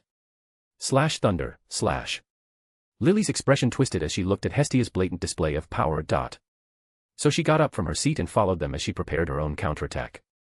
Notes. In this chapter, we saw the end of the entire Lily arc and also an introduction to the next member of the Hestia Familia, Emma, a strong-willed girl that will appear frequently as a main side character similar to Daphne and Cassandra. She may even appear more than them as she. Well, let's stop at that. We'll likely be seeing another time skip soon directly into the recruitment ceremony after a few POVs that need to be shown first. No, we will soon because I already wrote it. Also, don't forget we still have some people to cover, such as the Xenos, Evlius, Ishtar, and so on. There are several plots that weren't given a close, though I think it's about time for us to give this inter-arc a close and start the recruitment arc so we can jump straight into the next one. Sometimes, not everything needs to be explained even if it leaves holes in the story. What do you all think of that? Peace. Chapter 233, Motivation of the One from Below. Yup, it sure took me a while, but here is it. This chapter was not as big as I wanted it to be, but cutting it into pieces didn't quite go well with me either. Even then, I can always make up for its size in the next chapter. I feel like I should have added at least one more interaction to it. That's about it, peace. /below, in the dungeon, / Slash crush, slash. Slash crack, slash. Slash roar, slash. A tall muscular beast swung a distorted piece of metal that could not be called a weapon, cracking a monster's skull with a single swing as bits of flesh and gore were scattered around the place. Slash splat, slash. It showed no remorse as it did so, given by the many bodies behind it. Each, just like this one, received only one swing, one attack, no effort. They all died without even giving it the time to break a single droplet of sweat. As another it knew would say, all bark, no, whatever it said. Huff. How boring. It thought as it turned its head around, seeking another foe. Looking around, the creature saw a maze of walls whose end could not be seen. The once dark and gray walls were now painted red, with a few decorative pieces hanging on them. Plunged into darkness, the creature's eyes shined like beacons, attracting more monsters to it just like boats in the sea. Slash silence, slash. Or so it should, because this time, no one came. It was all alone. Slash gaze, slash. Taking this momentary peace, the creature looked at its weapon, the now useless chunk of battered material. Was it an axe before? A hammer? A greatsword? It didn't matter, because now, it looked like a distorted rod. It had used it so much. Split so many monsters. Gutted them, broke them, slashed them. That it had now turned into an equally broken piece of iron. Slash grin, slash. But instead of anger and disappointment, the creature smiled. It was ready now. Slash clang, slash. So, like many other times before, the creature threw its broken weapon on the ground, unraveling something from a piece of cloth on its back. It was a purely white and blue spear that when moved in the air, seemed to irradiate cold as the air condensed around its tip, creating a small white cloud that followed its path. Forged of unknown materials by a skilled smith, the creature withheld its hold of this weapon as it did not feel worthy of it. To be worthy of this weapon, the creature fought again and again and again. It broke an entire mountain of weapons, and pilled an even higher mountain of corpses. And now, after so much bloodshed, it felt ready to unravel it. It wasn't solely a matter of strength, it was also a matter of conviction. The creature believed that focus and determination were both necessary to achieve something greater than itself. It had experienced such a moment in the past. A past that felt distant now. After slaying thousands, its mind was now clear, its motives were now defined, its will shaped. And now, it felt ready of wielding this masterpiece.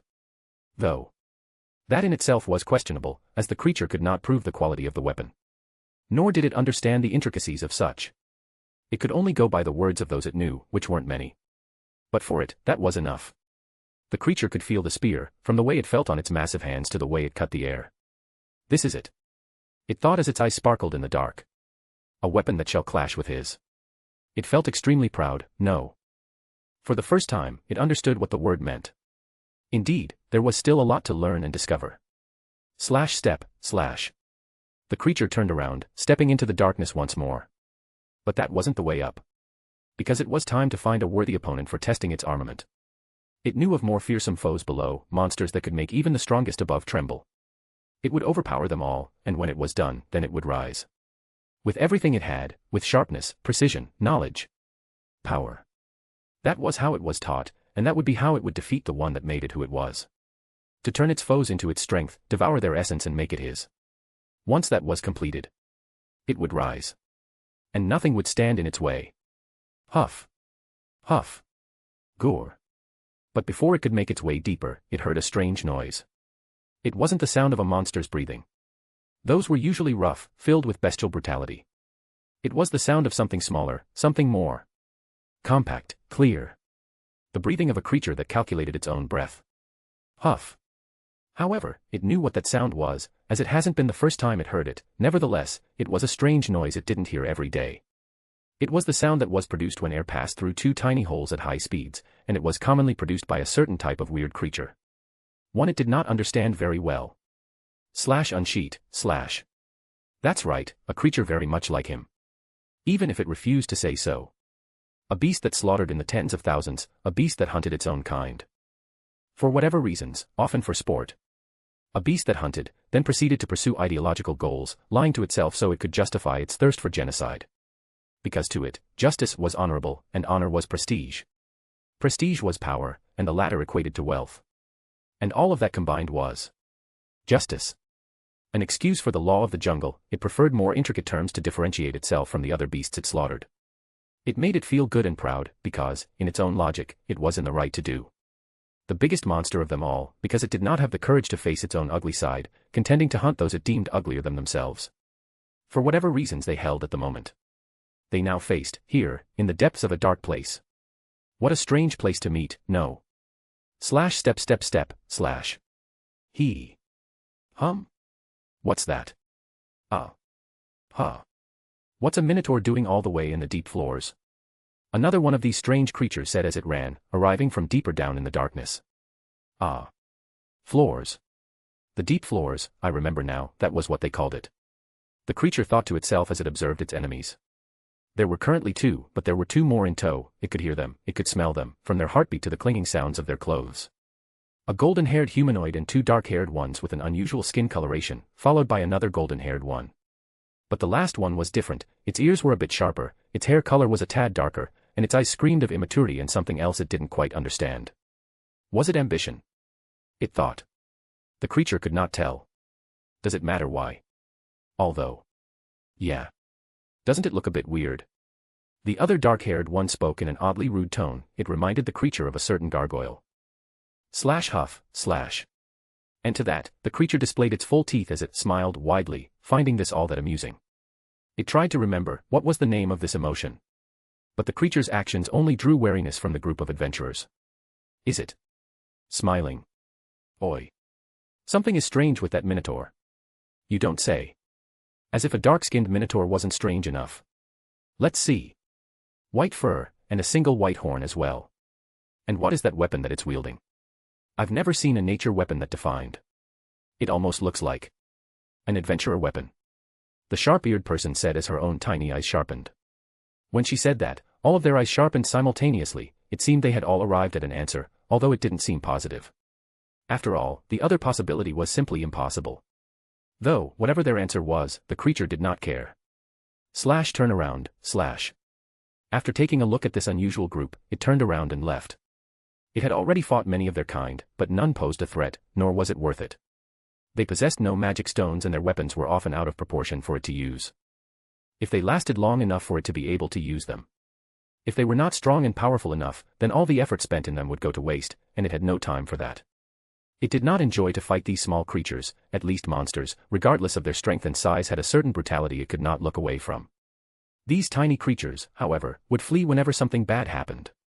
They did not possess the will to stand to the end, or the courage to let their enemies go to face them another time. Simply put, not worth it. It knew there were strong ones out there, powerful warriors with the power to make its blood boil, but these ones were not them, at least, they didn't feel like it. So instead of wasting time and potentially causing problems beyond its scope, it chose to leave. Whoosh. Exclamation point. But suddenly, from its left and under a blind spot, one of the dark-haired humans appeared, slashing its large dual sword at the creature from below. Huff. The beast puffed a strong wave of cold wind in annoyance when it saw that. Even if these tiny creatures had decided to challenge it, then at the very least, they should have taken it seriously. Smack. Ga. Fwash. Smash. Tiona. The other 3 exclaimed at the same time as they rushed ahead. To their utmost surprise, the weird minotaur moved its right arm sideways, hitting Tiona square in the chest before she even had the chance to react, sending her flying like a cannonball to the walls of the cavern. Brutal and efficient. It wasn't even possible to see her body, that is how deep she had been buried into the rocks. Each of the 3 of them had different expressions as they saw it all happen: surprise, anger, wrath, confusion. But their thoughts were all similar.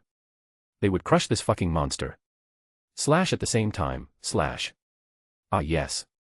Exactly the same. Every single time, the result was always the same. One would charge, underestimating its power due to its appearance, followed by them being crushed under its fist. And then finally, they would scream their names in righteous anger as they charged right after.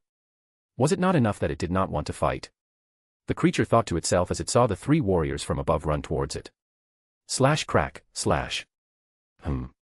But in an even greater bout of surprise. The humanoid female it had just squashed into the wall surged from within the rubble, touching her head in a display of annoyance. Seeing this, the creature's eyes opened wide. It was the first time this had ever happened. A strange feeling surged within its chest, something it couldn't quite explain. Yes, it had understood.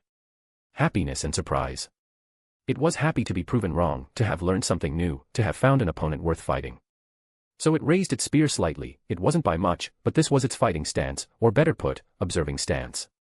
It had deemed them as foes. Before striking, the hunter observed. Ouch! That hurt.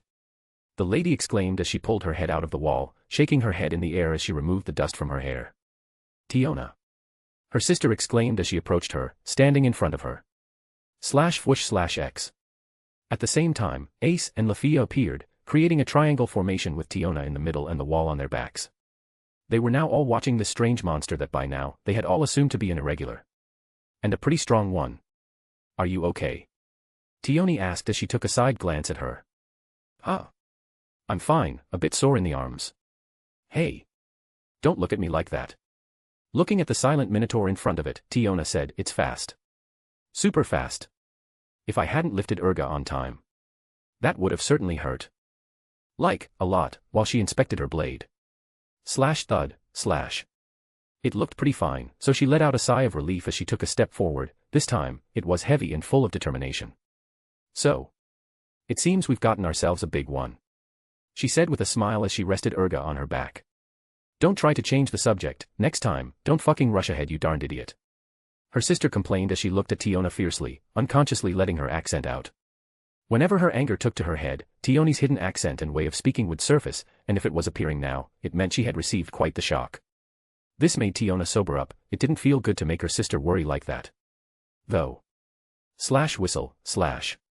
Tiona whistled as she looked away. Despite everything, they were still sisters. And with that, it seemed the conversion had ended. But not the tension. While all of that happened, Ace was caught in a starring context with the beast in front of her, trying to figure out its weaknesses. A minotaur.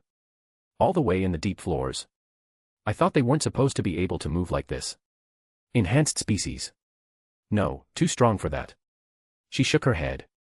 Doesn't matter, a monster is a monster, and in this case, when things make no sense and are way outside of the norm. We call it irregulars. She started studying its strength based on what they saw. Speed. Very fast. It struck Tiona with enough speed to barely give her enough time to react. Level 6. And it didn't seem like that was at all. Strength. Plenty. Tiona was sent crashing against the way with such force she cleaved a large hole in it. The stone of the deep floors isn't so easy to break, much less to this degree. Only Gareth can do it without much effort like that. Albeit comparing this monster to him is a bit. But. Why is it looking at us like that? The minotaur never moved from its spot, it was simply watching them from afar, menacingly holding its spear with its tip pointing down. Its position and patterns were a bit strange, nothing she had ever encountered before. There are many strange things about this situation. The monster's bodies on the ground. The broken weapons. The way they all died. We thought there were adventurers here, so we followed to see if anyone needed rescue. But were those pieces of scrap metal? This monster's weapons. Ace came with an absurd theory, shaking her head as she refocused. Whatever it is, it's a monster. And all monsters deserve death. There'll be plenty of time to think after it's dead. And if it's truly an irregular, then it's our job to kill it now, before it grows out of proportion. To have reached this far from the middle floors, this minotaur must be quite old. Every once in a while such irregulars are discovered, it's not that uncommon. Though it's my first time seeing one so far from his original birthing floor. Irregulars would often pop here and there, and they would quickly grow beyond their respective species. This minotaur was a clear example of how dangerous they could be. It had killed a large number of deep floor monsters, and given its strength, it had already reached level 6 status. It had to be exterminated, now. The moment she thought of that, her eyes changed, and the minotaur saw that. /huff/. It puffed a turbid stream of cold air, freezing the ground beneath its foot and covering it with a thin layer of ice. When that happened, the minotaur looked at Ace with a deep gaze, making her own pupils contract as her expression went ashen. Because she felt as if this monster had just. It understood what she wanted to do. And it was mocking her. /clench/. She clenched her grasp on her rapier, she couldn't be angrier. Something was strange, very strange, but she did not care. /wind. Sha. As chaotic wind started revolving around her, she met his cold gaze, giving it one of her own. Whatever is happening. I don't care. This monster's life. I'll end it now. Tempest. Ace chanted as she pointed her sword forward. /whoosh/. The wind went berserk, but under her control, it flowed into a controlled stream, revolving around her body and weapon. Lafia saw Ace's expression and nodded to herself, not saying much. For several months, she had changed her mindset and started working towards a goal. A goal of becoming someone worth trusting. Of being a backline one could believe in. Chant. She took a step back and started to chant, while the twins marched forward. Clang. And it was at this moment the Minotaur raised its spear, smashing the bottom of it against the ground. Grin. And it grinned. Because these strange beings in front of it weren't as weak as the others before. It seemed. It would be having some fun. So it pointed its spear forward and waited. A standoff between an unknown monster and a group of elite adventurers. Boom. The silence was broken when Tiona, once again, charged forward with her urga in hand as the ground beneath her shattered into pieces. You'll not get the best of me this time. She screamed as she sidestepped to the side, giving space for her sister to run next to her. Whoosh. Slash. One on the right, one on the left, a large slash, and a small one made to the monster's sides. Clang. Exclamation point. But against their expectations, the Minotaur blocked their combined attack by positioning its spear sideways, deflecting their attacks with a flick of its wrist. Effortlessly. Step. Tioni and Tiona eventually retreated to the back line, confusion plastered on their faces. Elf ring. Lafia exclaimed as she finished her chant, creating a brilliant ring of white light around her body. She had finished her preparations, it was time to shine. Chant. So she started to chant while everyone continued their fight. Something's wrong. Tiona said as she scratched her head. No shit. Her sister replied as her expression grew a bit red. It doesn't wield the spear in the same way other monsters do, it's like. I'm fighting Captain for the lack of a better term and the disgust it brings me to say that. But most of all. Why is it still there? She asked as a strange feeling grew in her stomach. Indeed, despite their clear aggression, the monster only stared at them from afar. As if. From their eyes, the figure of their captain, Finn, interlocked with this monster. Its actions were just like his during a sparring session. It deemed the difference in skill between them to be too great for it to even have the need to move. This sentence seemed impossible to conceive when the target was a monster, but it just felt so fitting. Even so, when they thought of this, it made them all extremely angry. A monster, of all things. How dare it undermine them? I'll go this time. Ace said as she got into a stance, her rapier in front of her body, right in the middle of her eyesight. We'll cover you. They all said in unison as they got into position. Huff. It was at that moment, the creature took in a deep breath as it also understood the fight was about to start. Rohaewayer, tremble, . Its powerful scream made the entire floor tremble, with the stone on the ground moving as if an earthquake had been summoned. Each of them felt the pressure of this monster in a different way. The twins grabbed their ears, feeling the pain of such a loud roar next to them, almost falling to their knees. Ace fell slightly, using her sword to keep standing, going out of her position momentarily as her eyes trembled. Because of this feeling. It was something she felt before.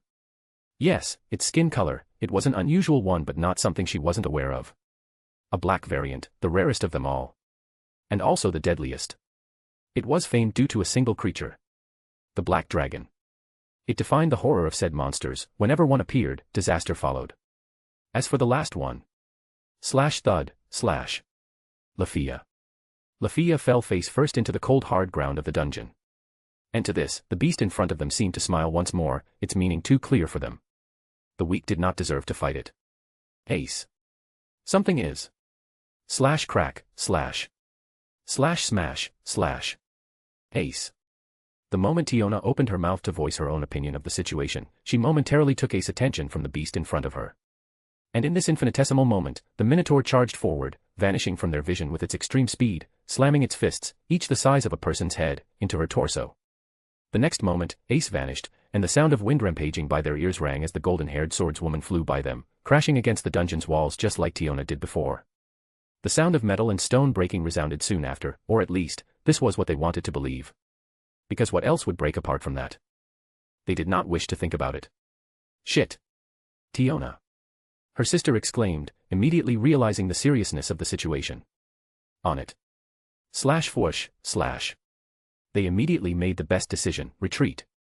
Tiona grabbed Lafia on the ground while Tioni went to grab Ace. Rafaga.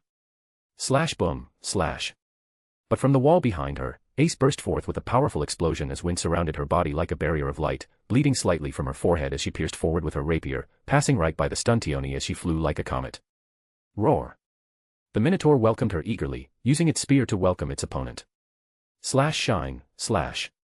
The tip of the spear shone in blue light, powerful magic gathering within. And they all realized that was no ordinary spear. It's a damn magic! Tioni exclaimed as she rushed to her sister. But the impact was imminent. Slash bang, slash. The clash of their blades was such that the ground around them shattered by the shock wave. One side of the cavern was blown by the wind, the other, encased within a thick layer of ice. My wind was dispersed. But the one most shocked by this event was the swordswoman herself. The wind that always protected her. It had been completely and utterly crushed. Her warm barrier was broken, all within a single attack. And it wasn't solely by the power of the magic weapon. Exclamation point. Roar. But now wasn't the time to be shocked, the fight was well underway.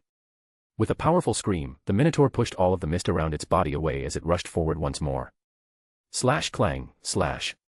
URG. The Minotaur swung the spear down, and Ace blocked it by putting her sword sideways. The force behind the swing created a 10 m wide crater behind her foot, causing the webbings between her fingers to split open as her legs trembled under the massive weight of its attack. Ace. We gotta go. Tioni exclaimed from the back as she looked at the situation. Slash huff, slash. Looking at the beast in front of her, its clear eyes staring right down at her soul, Ace understood that, if they stood here any longer, they would die. It wounded her pride greatly, but life came first, this she already knew. She was forced to. This beast had proven to be stronger, faster, and just as skilled as them in combat during the short bouts they had. It was like facing one of the top executives. But with the intent to kill. They couldn't remain here any longer, they had to escape, but how? Roar. Slash smash, slash. Seeing that his opponent was having second thoughts, the Minotaur angrily swiped its leg at Ace, sending her tumbling down in shock as her legs were grabbed by the monster's hands. Feeling the coldness bearing into her bones, Ace screamed in desperation. Tempest Avenger. Slash burst, slash. Exclamation point. For the first time since the start of this fight, the Minotaur's eyes grew wary as it let go of her foot, taking a few steps back as he witnessed Ace's transformation. Slash shwa, slash. Blackish wind had taken over the entirety of the cavern, moving in circles like a tornado with Ace as the center, tearing down everything around her as her expression grew tense with anger and bloodlust. Ace drew her sword once more. But the Minotaur, instead of thrilled, felt offended. You. It said in a coarse tone as it raised its spear in defiance. The moment she heard the beast speak, Ace's momentum was thrown out of the window as her eyes started to tremble, her courageous persona shattered under the weight of this revelation. Tioni and Tiona were too far away to hear it, or see what was happening. Midway through their fight, they had retreated in order to protect Lafia, witnessing the fight from afar as they believed nothing could stop Ace's outburst. Are not worthy. The monster continued, looking at her in anger. Ace took a step back. Consumed by wrath, the black flames of your past ravage your soul and mind, your blade is not yours to wield anymore. You are no warrior, you're worse than these beasts. Ace took another step back, her expression ashen. The monster spoke true. The words she did not wish to hear. Not from him, not from anyone. For how long will you humiliate yourself? The Minotaur asked as its spear dug onto the ground. Exclamation point. I've been looking. Observing. The way you moved and acted as you confronted me. What is that you're thinking about so much? What is that prevents you from being true to yourself? What is the thing that limits your blade? Slash gasp, slash. Ace started breathing heavily, she couldn't take this. The sight of the black-skinned monster as it looked down on her from above started distorting her eyes, twisting into something she did not wish to remember. It seems not even you know. No, you ignore it. Is that your way of coping with your fears? How weak. But it then stopped, thinking. Ace, on the other hand, was having a mental breakdown. Ah! She screamed as she clutched onto her head, causing the wind to become even stronger. Ace. What is happening over there? Tiona asked with concern as they slowly woke up Lafia. In the center of Black Typhoon, she fell onto the ground, clutching onto her blade as she clawed at her own head, trying to keep her thoughts to herself. How odd, to think it would take a monster to say that. You know what he's talking about, and we know he's right. A gentle voice resounded behind her. From within the wind, a small girl wearing a cute pink childish dress appeared. She had golden hair, but her eyes were dark and heavy, like the center of a deadly storm. To think a monster would point out the darkness within you, and not those you believe in. Shut it. How long will you narrow your heart, seal it away in ice? We'll never move forward like this. Was the choice you made, all those years ago, truly the correct one? To cast away your emotions, to grab the sword for yourself? At this rate, I had no choice. I need to fight. Did you truly? Even if so, you have won now. No, you were given plenty of choices. For how long will you believe otherwise? Shut it. Shut up. Shut up, shut up, shut up. Shut up. Ace screamed with everything she had as the wind around her burst ever strongly. Nizzle. Ace chanted as her wind grew in intensity, covering her blade in ominous black wind. Slash crack, slash. The chaotic wind twisted at the ends of the blade. Its violent and uncontrolled power was like a rabid dog, wanting to attack everything, even its owner. As the edges of her indestructible blade chipped away, Ace ran forward as her anger overwhelmed her mind. Black streaks of fire started to corrode her flesh and blade, charring away everything around her. Hate that burns all, even oneself. How weak! The Minotaur exclaimed as its right foot cleaved into the ground. Who controls who in this situation? For the first time in the entire fight, the Minotaur got into a fighting stance. Silently staring forward, the Minotaur's horn shone in brilliant light as it pierced forward together with its weapon. Slash rohair, slash. With a mighty roar, the white cold spear and the black burning sword met. Slash boom, slash. Slash crack, slash. Ace. Ace. Not long after their clash, the twins unburied themselves from the rubble caused by the cave's collapse, coughing as they cleared the dust from their lungs. They looked around in desperation, thinking of the worse. Slash move, slash. Ace. When from beneath a rock, Ace's hand popped up awkwardly. Slash pull, slash. Tioni pulled the girl from the ground, and upon doing so, the two met with a very dispirited Ace who was now holding a half-broken weapon. But she didn't seem upset per se, she was more like disgruntled. Are you okay? The spirited Tiona asked as she looked around, holding onto Ace's cheeks as she shook her head around. What about the weird Minotaur? Being remembered of her foe, Ace's expression turned grim.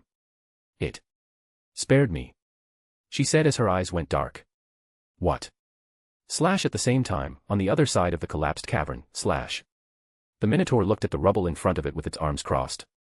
It was pondering over something. If it should leave its foes alive. The pile of rubble in front of it wasn't even being considered in its equations. Its expression wasn't pretty though. If they leave like this, then everyone would know about it. But if they don't, then wouldn't it be a pity? The swordswoman it had just fought was clearly not in its right state of mind. It wanted to fight with her again when she was clear of her own motivations and goals. The other two were okay, while the last one. It didn't even remember of its presence. But what gave it the right to put the existence of its companions in jeopardy? Responsibility. The Minotaur uttered as it realized something new. Yes, it would take responsibility for its own actions. So after a long sequence of rough thoughts, it turned around to leave. It came to the conclusion that, even if they survive, everything would come okay. As in the end, they would bring back allies, warriors that would likely be as strong, if not stronger than them. And wasn't that exactly what it wanted? It longed for the battles on the surface, but with these humans, couldn't it achieve what it desired the most while limiting the dangers for those around it? Yes. If it couldn't reach those above, then it would bring them down to where it was. As long as they were all focused on it, then those it cared about would be fine. Indeed, this was its hidden desire. Slash grin slash. It grinned in expectation, its horn shining in weak light. But before all of that, it had to resolve the problem it was faced with. It had no idea on how to go back now that its path had been blocked, and if it were to break the stone, wouldn't it just force his opponents to charge at him and die like all the others? It didn't want that. Slash growl, slash. So it growled in displeasure, taking a step into the dark. It would figure things out from there. Notes. I've been developing Ace slowly, and you'd be as surprised as me that this chapter came the way it did. I wanted to start writing about the Xenos POV, but we somehow got this, somehow. I myself am unsure of how these chapters come to be. I hope it was entertaining. I really just wanted to jump straight to a massive time skip, but I can't without showing some POVs. Like, what will the Loki Familia do? They surely have some concerns about some things, albeit I already kind of set up what they'll do. I do have a way as to how I'm going to limit Silver's interactions with everyone. Hopefully, it makes into the next chapter. That was all, adios. Chapter 234, The Reunion of Two Sisters. Enjoy. Slash below the guild, Arenas gazed at a visitor with his usual cold expression, slash. So. After everything you did, from the encircling to the creation of specialized surveillance magic tools. You still lost her. And somehow. My sincerest Apollo. Geese. Hermes exclaimed in an almost melodic tone as he prostrated on the ground, banging his head against the hard cold floor. There is no need for this, Hermes, just tell me what happened. Auranas replied with a serious expression. Slash whoosh, slash. Jumping from the ground in a cartoonish way, Hermes scratched the back of his head as he looked at Auranas. Ha ha. I underestimated their determination. You of all people, underestimated them. Auranas questioned as he displayed a rare frown.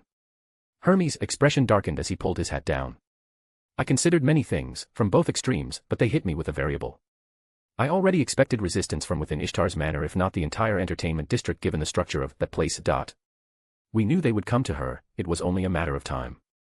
But I thought that, at most, they would try to aim at her life as to silence her and to cause some level of conflict given their track record and the city's unstable situation. At least that seemed to be the quieter choice. Yet, they went a bit above and beyond my expectations by blowing the entity of Babili up. That was the most extreme of actions out of my spectrum of possibilities, only beaten up by them sending her back to heaven at the same time. Because now, we have half of Orario kicking on our doors to learn just what has happened, and most of them won't accept a "we don't know much" as an answer. Hermes added as he took something from his pockets. It was a small and old wooden carving, it belonged to someone of the past. We won't be able to hide this for long, I bet Loki is already on her way here. And you know more than me what would happen if Loki were to learn that Evelys is still in operation. She'll overthrow the entire city if it means finding them. Worst, we cannot allow chaos to ensue as we conduct our investigations. Not to say their strength. I'm not entirely confident in her ability to deal with this matter even if we allowed her to. Auranas was pensive. Explain. Well. Hermes went over everything, from the start of his operation until the end, all under Auranas' serious gaze. As we discussed before, I believe there is a passage underneath the tower leading to Knossos, and that was likely the reason why Ishtar was so over the edge. While also explaining how they all seemingly vanished after the tower collapsed. Because she was fearful of this fact, she tried her best to cover for everything when we approached them after the war game. She felt pressured by both sides, the surface and below. The mental hurdle she went through must have been severe. If she were in the clear, there wouldn't be a need for her to be on the defensive. The problem was who approached her. He made use of her fragility to inseminate her mind with chaotic and self-destructive ideas when in truth, we were willing to forget her transgressions if it meant she was going to work with us. I wasn't even given the chance to say my lines, and he was aware of that, not giving me the chance to do so. And before I knew it, the tower started trembling. I even failed in taking her out. Sigh, that's truly not my style. Hermes said with some frustration. We lost the fight before it even started. When I arrived, Ishtar was already lost in his arguments. But to think it would be Thanatos. Something doesn't add up. Auranas interjected as he closed his eyes. Correct. I've thought about it also. His eyes sharpened. I believe there is a true mastermind in the dark. Thanatos only moved to gather our attention to him. I'm certain that they want to distract us from whatever they're planning. That is why we mustn't allow chaos to spread. It is likely that the one behind him will try to blend in with everyone else. Are you certain this person is amidst us? How could I be? Yet, how could he not? But, I'm certain of one thing. Whatever they're planning, it's far from ready. Their actions so far indicate they're gathering their forces, but there's no way they'll try another direct approach as they did in the past, especially after they lost those two. I doubt they have anything that can contest us in a direct confrontation. They're likely trying to buy time. Auranas' eyes closed, but after a while, he opened them, asking. What do you think they'll gain by absorbing Ishtar into their ranks? Well. They must have seen her value alive as higher than sent back to heaven, that's for sure. First, by pulling her to them, they get access to her captain, Tammuz, a level 5, coupled with several of her personal guards, all level 2 and above, some level 3. Second, there's Ishtar's knowledge. She may have lost everything, but what's on her mind is eternal. There's a lot of things they could make use of if they know when to move or what to pull, and for that, I've prepared people to pay attention all around the entertainment district. If they do try to pull anything, I'll know. Third, and it's likely their target, but they can now use Ishtar's charm for their own plans. And that is the most fearful aspect of this betrayal. There are signs of us being compromised before, but now, anyone could turn sides by being charmed. If they do succeed in using the ability on, let's say, the braver, things would go bad really fast. Auranas became silent. Tell me more about our findings regarding their supply lines. Oh, that. So far, we haven't had much progress as we were focused on Ishtar. But like before, all signs point at Melon. How do you plan on pursuing those clues? Ganesha and his children will be in charge of keeping things under control in the entertainment district, and possibly even seeking other entrances of Gnosis. While me, Asphai, and the others will pursue them outside of Orario. I refuse. Aurena said deeply. Hermes smiled. From what I heard, Evolus has at least 2 potential level 5s and multiple level 4s. It would be too much of me to request your familia to seek them in what is potentially enemy territory. Ganesha is smart, he wouldn't allow himself to be cornered within Orario, but outside of it is another story. It is too risky to request this of you. Hey, there's no need to worry. Hermes said as he took something else from his shirt. It was a small orb, it looked like a crystal eye. I have a backup. That is. Yes. It took me a damn leg and an arm, but I managed to get Ishtar's key to Gnosis, and with it, we're now in possession of 2 keys. Guess we should thank that guy for them. Though I'm unhappy with their price. Erg. Hermes spoke as he remembered his deal. That guy. Couldn't he be a bit less brutal? Hermes exclaimed as he remembered his deal with Silver, a small bead of sweat falling from his forehead. Originally, the guild was only in possession of 1 key, the one they recovered after they ambushed the Icolos Familia's illegal poaching group. This key had been handed to them by the Xenos, from Silver who recovered it directly from Dix after the latter was knocked out. It had been used by Fells in routine peripheral inspections of Gnosis, and also as a research object. As for the second key, it was stolen by Silver when he freed Haruheim from Ishtar's blessing, together with the status reports of all her children. Ishtar didn't realize those were stolen because the safe itself had been left mostly intact. It was only after the war game that she realized what was missing when she decided to pay Evolus a visit. With 2 keys in hand, it was obvious what they could do. But Evolus wasn't stupid, they know exactly where the keys were, because... where else would they be? Hermes knew. The next battlefield wouldn't be in Orario, it would be outside. Or below it. Each side was trying to predict the other's movement, and this made things quite interesting, at least from Hermes' perspective. This was war. A cold one where both sides were at each other's throats. One where patience and wits were more valuable than individual strength. But they were at an advantage, they had no idea what their enemies planned, not how long they had. They couldn't relax, now, more than ever, they needed to push forward. In the sole port of Orario, Melon. It's time for us to cut down their supplies and starve them from within. When are you planning to move? Ah. Hermes got a bit embarrassed. Well. As fast as possible. But my children do need some rest. And my reinforcement needs some time too. Probably by the end of August, start of September, around a month after the war game. And also after the Hestius Familia recruitment ceremony. / later, below, / tap. Tap, / There's no comeback from this. Ishtar mumbled to herself as looked at the dark ceiling. These dark halls where no light shone, this was her reality now. Cursed with the world beneath, she would never be able to raise her head above as doing so would provoke 1,000 blades to cut it down. She could stay in the surface world no longer, her era had ended. Before it even started. She didn't even feel any anger, all of her tears had already dried up. So instead, it was her time to rebel, it was the sole thing she had left. So be it. She said as she got up from her bed. If the world does not welcome me anymore, I'll make it do so. But first, I need to figure out my own situation. There was no way Ishtar would believe in Thanatos' words that easily. Her time of confusion was already gone, and she was already given a lot of time to reflect on her actions and future. So she was very much aware he was using her. And she would do the same to him. Thanatos' reasons. Albeit a tad destructive in nature, they didn't go exactly against what she wanted in the end. And everything would be just perfect if she could throw him out of the picture after everything was done. After all, she desired to rule over Orario, not to have it destroyed. And for the sake of her desires, for the past few days, she learned the ropes of being an undercover god. How they operated, where they were, how to move around, who to contact, and several more things. But she was already bored of this environment. There's nothing to do. How did Thanatos last this long without seeing sunlight? The life here was completely different from the one she knew, to the point she was already starting to get claustrophobic. Thankfully, there seemed to be a few exits she could use to go outside and take a breather. Albeit Thanatos would definitely not allow her to do so that easily. If Ishtar could leave any time, then she could sell whatever information she acquired here to the guild in exchange for everything she owed. And even if she wasn't allowed back at Orario, she could easily live outside and perhaps one day return, she would definitely work with that in mind. Ishtar right now was more of a liability to him than a boon, and she knew that. But what of it? They couldn't just get rid of her, it would draw too much attention and cause too much destruction. And she would make use of her situation without a care in the world because they were the ones that pulled her here, so they are to bear the consequences of it. After going around collecting information, Ishtar already had a tight grasp of Thanatos' plans, or believed so at the very least. However, if this was within his plans or not, she could not tell.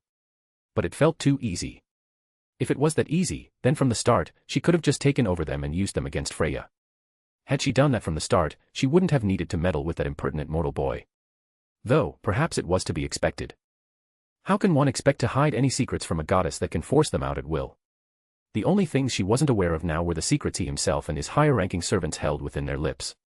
Despite her efforts, she did not manage to touch them, and that was likely on purpose. Thanatos wouldn't allow his secrets to get into her hands so easily.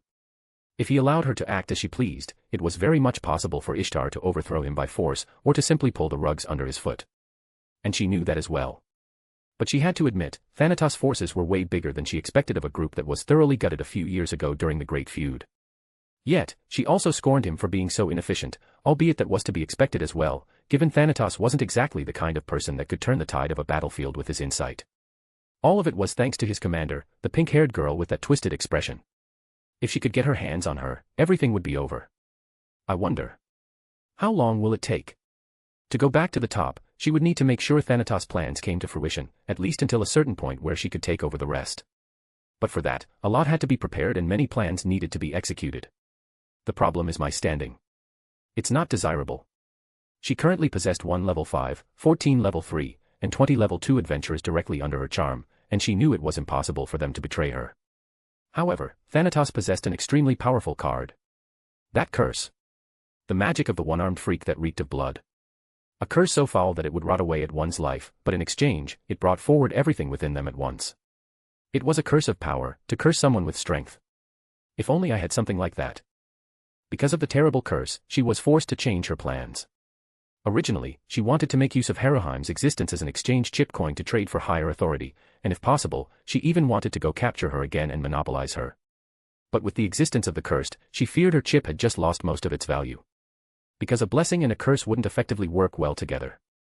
In other words, it wasn't guaranteed for them to function properly when laid atop one another, it could even backfire. By revealing Haruheim's existence and setting her as a target, she would be doing herself no favor, as in the end, it wouldn't be her that would be capturing her. It would be Evelys. And they wouldn't hand her over once they got their hands on the fox. So she was in a spot. Haruheim was one of her trump cards, but was she supposed to allow her to go on scot-free? At any moment, someone else could get their hands on her, someone they couldn't so easily touch. Such as Freya. If that happened, even Thanatos' plans might go down the drain. But the more she thought about it, the more she understood her own carelessness. People will find out about her sooner or later. She mumbled to herself as she arrived at a certain conclusion. All of the Amazons knew about her, the question is how long it'll take for them to let that information slip. And once it spreads, people will try to get their hands on her too. Of course, at least in that regard, I can rest assured. Because no one would be able to get her as long as that bastard is alive. Even if they do, it would be like putting their hand in a hornet's nest. What to do? Ishtar got up from her bed, resolved. And she walked out of her room. Around half a day after Emma was saved the Hestia Familia, smack. A group of people could be seen around a small training ground where a single lady fought against a dummy target. Punching, kicking, slashing with her hands, she displayed great close-quarters mastery against the pitiful inanimate object. Smack. They were all standing upright with their arms on their backs, looking like trained soldiers in all their glory. But the atmosphere was tense. Smack.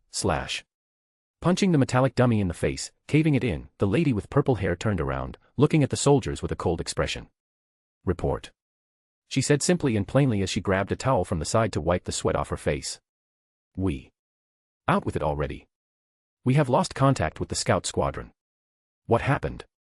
Weren't they on a mission? A simple one at that. She asked with a frown as her expression turned serious. They all looked at each other with grim expressions, as if trying to figure out who would be the one to relay her the news. Explain. She said again, this time, a bit more serious than before. Sir. The scout team was executing your commands when it found the location of the target. Someone reported as he closed his eyes, praying for the best. Upon reporting its position to us and receiving confirmation to proceed. That was when we last heard of them. Until recently. We searched for them for a while around the area where they were last known to be. And we now know what happened to them. She remained silent, it was their cue to speak. So. It seems the scout team was captured by the Hestia Familia. he said slowly as to give the girl some time to process. Was that supposed to make sense to me? How? Just how did the operation end up with them being captured by the Hestia Familia? She asked with anger as she closed her eyes to think, having the urge to punch one of these idiots. But she had a job to do. It was a coincidence and also due to an oversight of the scout team. I assume full responsibility for this, sir. An older one said as his back became straighter. He seemed to be a leader, but below the girl. First, tell me how it all happened. She requested as she touched her eyebrows. It was supposed to be a simple mission. To scare her away so she would return to the countryside, that's it. Her place is not in the middle of this chaotic city. I know exactly why she's here. And I didn't want to face her, after all that happened. Her subordinates began to properly explain everything to the utmost detail, going as far as giving every detail they had on the girl. From her hair color to where she was, from her personality to her 3 sizes. And the more she listened, the more her expression distorted as she started to realize what was going on. At the end of the conversation, she was sitting on a chair thinking deeply of what to do next. How did they manage to screw up such a simple request? She said out loud as she face-palmed. Now. Things are completely up to fate. Hopefully, this will be enough for her to give up. A scare of this degree might break her spirit. Or worse, she may get even more motivated. But deeming she came all the way here, I don't expect her to turn back. She was a tough girl in her own right, rarely cried when hurt, though a single flick in her forehead already made her go down in tears.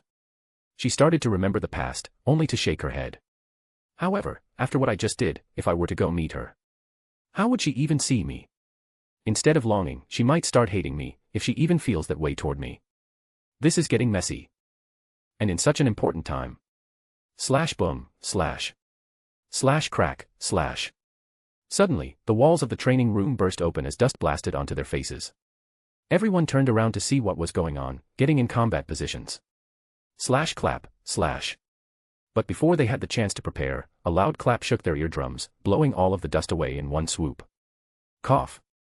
Momentarily distracted by all of these events, the purple-haired lady raised her head to look at the people that had invaded her room. It was 2 people, 1 man, and 1 you. But once again, before she had the time to finish her line, the man pointed at her and asked. Is that her? She does look like you a little. Silver said as he pointed at the purple-haired girl. Why yes. That's my sister. Emma replied as a small bead of sweat fell from her forehead. This is a bit sudden. I feel as if my efforts went down the drain. Sir. All of the soldiers exclaimed in unison as they gathered into a formation with the girl at the center. Wait. At ease. The purple-haired girl said quickly as she felt a headache coming. That's my sister. They're not enemies. She said slowly as she got up from her seat. At least. I think so. A strange meeting in the most bombastic of ways. The sisters reunite, but what made them separate in the first place? Slash a bit before, slash. Slash chatter, slash. On the streets, Silver and Emma could be seen walking side by side as they looked around the place. As people walked around doing their own things, so did they. There were many shops and houses in this area, but it was clear that this was a more luxurious section as compared to the other parts of Orario. I've never been here before. Silver said out loud as he inspected his surroundings. There was never a reason to visit these housing sections of the city apart from a few instances. They're definitely worth checking from time to time. I can see a few interesting shops. It would do for a nice date spot. Emma, on the other hand, stood silent, not because she wanted to, but because she didn't know what to say. Everything had happened so quickly. From how she started to be hunted down by a group she didn't know much of to waking up after almost dying in an alley and being rescued by a small goddess. Barely had she been given time to process everything, she was asked several questions by the men next to her, and before she knew it, both of them went on a journey. Honestly, she couldn't even set her thoughts straight, much less formulate a proper response for him. Her body felt heavy, and she wanted to rest, but above all, she wanted to find someone. Originally, they weren't supposed to be out here, but upon hearing his words, she just couldn't stay still. Her mouth and legs moved by themselves, asking for his help once more. Before she knew, she was here. Slash stop, slash. In front of her, the man that saved her life stood, looking down at her with a frown. Their difference in height showed itself yet again as Emma was just about 156 centimeters tall. If you aren't feeling well, we can always stop for a moment. However, it's important to have a clear mind at all times. He said as he looked to the side, gazing at a sweets shop. Here, why don't you tell me more about your situation over some food? I was feeling a bit hungry as well given I just returned from the dungeon. I'm okay. Care to repeat that? He asked with a small smile before entering the shop, leaving her alone. He didn't even give me the chance to say it again. In the end, Emma followed him inside. Later. Sitting around a bench outside, Emma talked as Silver listened. So. After that happened, my sister left home. I was 11 at the time, she was 17, and that was 4 years ago. Ever since then, it had been a desire of mine to go after her, not for any reason but to learn what truly happened, and to know how she truly feels. I believe in her, but more than anything, I want her to tell me that herself. And over the years, my worries kept piling up as we received the news of what was happening within Orario. After I grew old enough, I followed in her footsteps, and after a while, I arrived. I see. The classic story of family trouble followed by their eventual separation, only for one of them to go after the other for some reason in the future. Regret, longing, desire, anger, anything else, it doesn't matter. Albeit a lot of the truth was hidden from those outside, news slowly travels from person to person as time goes on. Censorship has always been a part of Orario, as it was done as a way to maintain the city's image as the bastion of the world. And also to make sure its inhabitants are safe and sound. So that was why you came to Orario. She nodded slowly as she held onto her cookies. At first, it was overwhelming, all these people, all these noises. All so novel, yet so familiar. Sometimes, I felt a bit sick due to how strange everything feels and is, but I got by. I originally had the intention of settling down and perhaps joining a familia, as that would hasten my search. Did you want to be an adventurer? She shook her head. It wasn't my intention, but as time passed, I just thought. Why not? Don't look at me like that. It was a decision that had been on my mind for many years. She said with a slight pout. I tried joining a few familias, but no one wanted me, and even those that accepted me looked sketchy. There was one that accepted me and looked honest about their intentions, but they said they needed to wait for their god to return from his trip. So why didn't you join them? Because. I don't know where their familia home is. And I got lost when I tried to go back. She said with a tinge of embarrassment as she looked at the side. I thought these types of dork girls were non-existent, but I got proven wrong. To have such a weak sense of direction. I should have expected it. Back in the manor, when she started walking around post her recovery, she lost her way and somehow found herself in the back forest garden. Thankfully one of the girls in there managed to bring her back before she got hurt by a stray arrow. Since that place is an archery range. And multiple times throughout our exploration, she changed ways due to something getting her attention, only to vanish within the crowd. If it wasn't for the fact keeping track of her was simple, I would have lost her several times by now. Still, that doesn't explain how you got yourself hunted. That. I also don't have an answer to. They just suddenly started going after me, there was no warning, no reason. They just did. She clenched her cookie bag. I was afraid, for the first time in my life I had been faced with such a hurdle, but I wasn't willing to go back so soon. For the last few days, I've been moving around and trying to lose them as I searched for my sister. And that worked well. Until they hurt my leg, the rest you already know. I see. Albeit. How did she flee from a trained group of adventurers as a normal girl? Wait. It can't be. Was it her horrible sense of direction? No way. Silver let out a dry laugh as he got up from his seat. All right, I think I understand you a bit more now. Let's go find your sister. He said with a smile as he got up from his seat. We're close anyway, the information I got from those guys tells they're just around the corner. All right. She said with some optimism. She's a kind girl. And although naive, she isn't completely stupid. She's more of an airhead. Like Ace, though in a different way. 2 shades of airheadness, if that's even a word. It's easy to trust her and also to gain her trust. Though. I wonder why those guys were after her, questioning them didn't give me much insight into this matter, only their location. It seems her sister is aware she is being pursued but has no intention of being found. So she had a group of people go after her sister to scare her off. How? Confusing. Obviously, something went wrong and Emma almost died. And because of this, Emma thinks she did something wrong and is now being overly careful all the time, despite her clear lack of focus as she keeps getting lost. Well. She doesn't know of this fact yet, I've been looking for an opportunity to her this. But I felt like this was something better discussed between them rather than having me interject. Given Emma is now a part of the familia, I have to do my job as the captain and take care of her properly until she can do it herself. This is likely all tied to the reason she gave me not long ago. But was it really that significant to her sister? To the point she doesn't want her to seek her out. This might be her way to protect her, since Orario isn't exactly a safe place, and given Emma's personality, if I were a brother, I wouldn't want her anywhere near this place as well. Well. I can just figure it out later.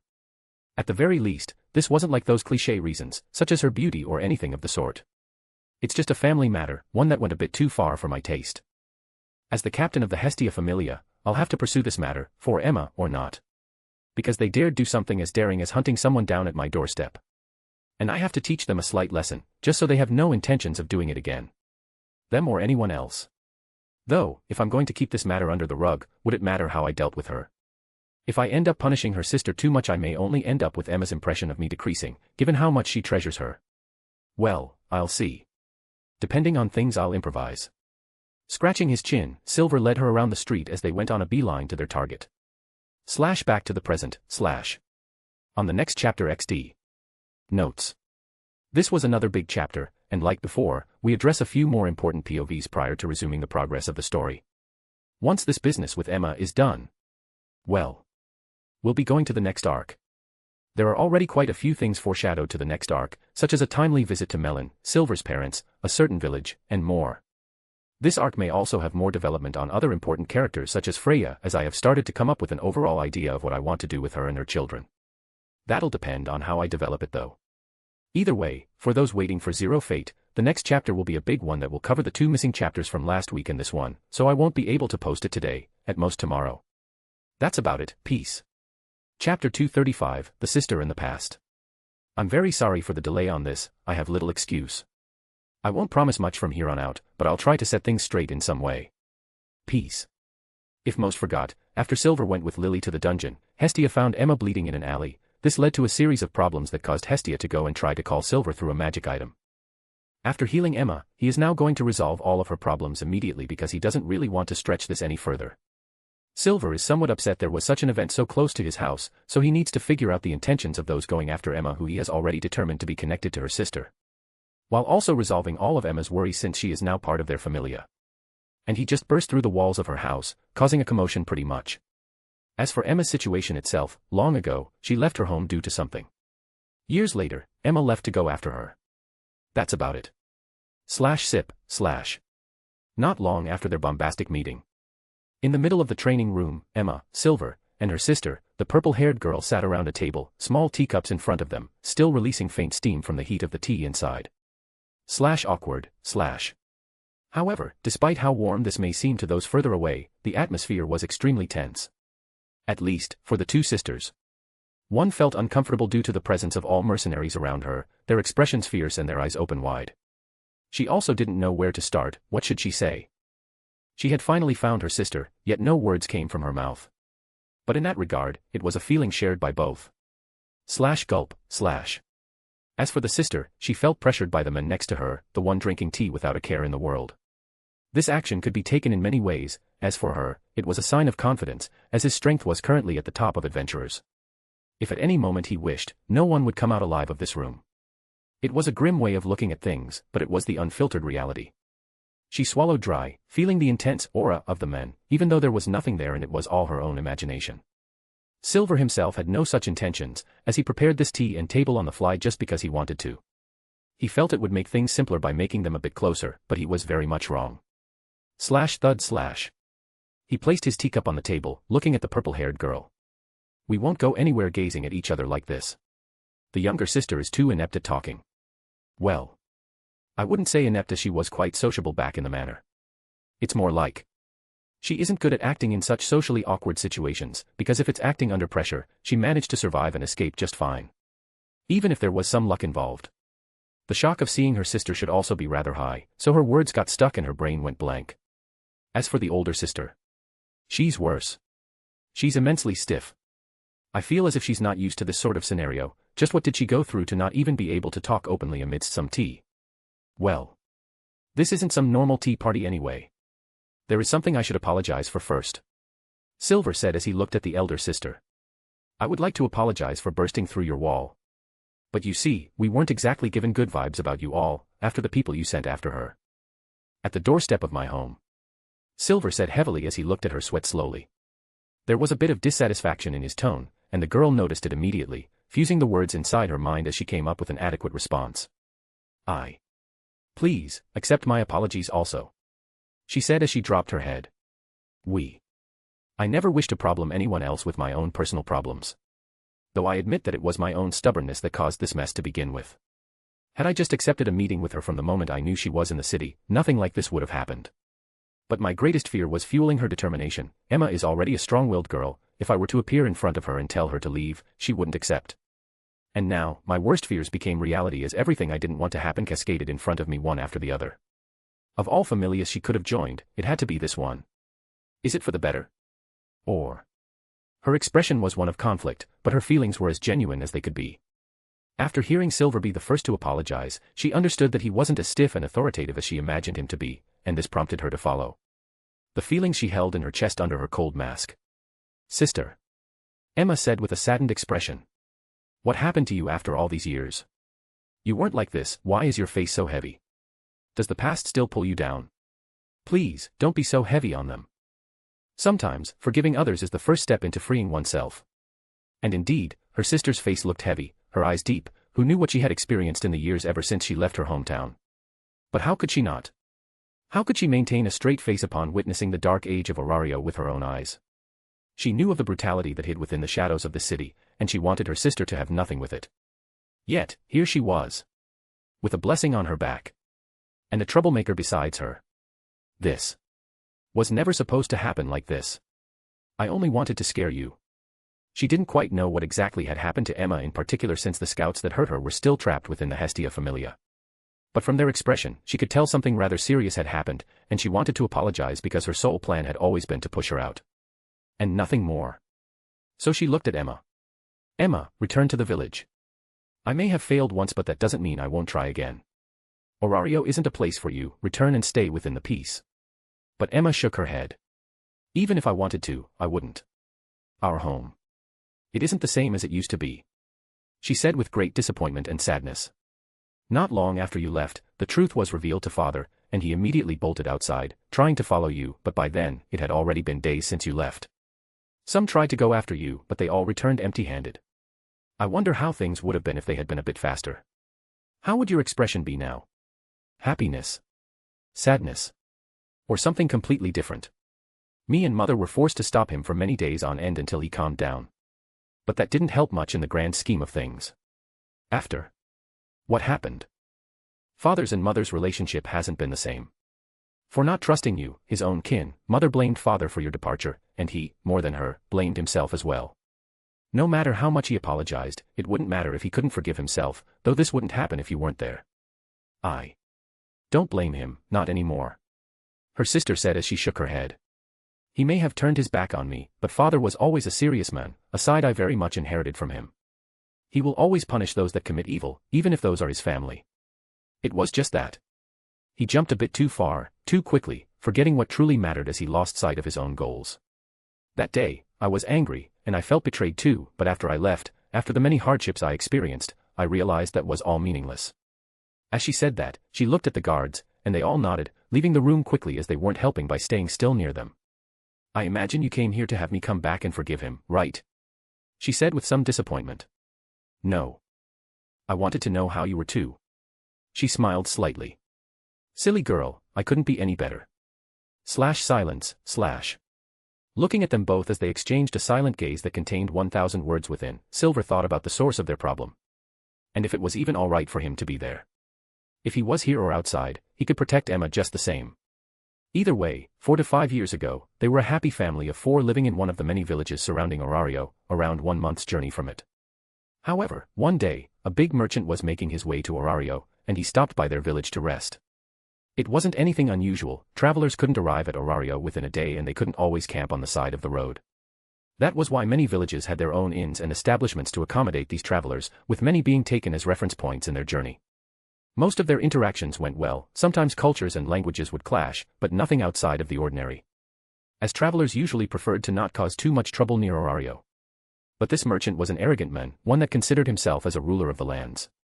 With great wealth and influence in the lands he hailed from, he wanted to go to Orario to hit it big, not really understanding why the city was called the center of the world.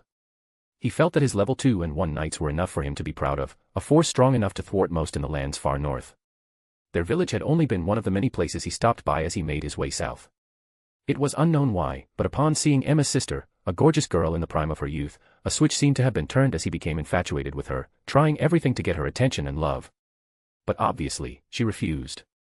She had her own goals, her own aspirations. She felt no desire in being tied down to a merchant that never proved anything to her and only desired her for her external appearance. Most importantly, she could tell his internal emotions were as dirty as his ego was high, so she felt it wouldn't end well to associate herself with such a man. So what happened after?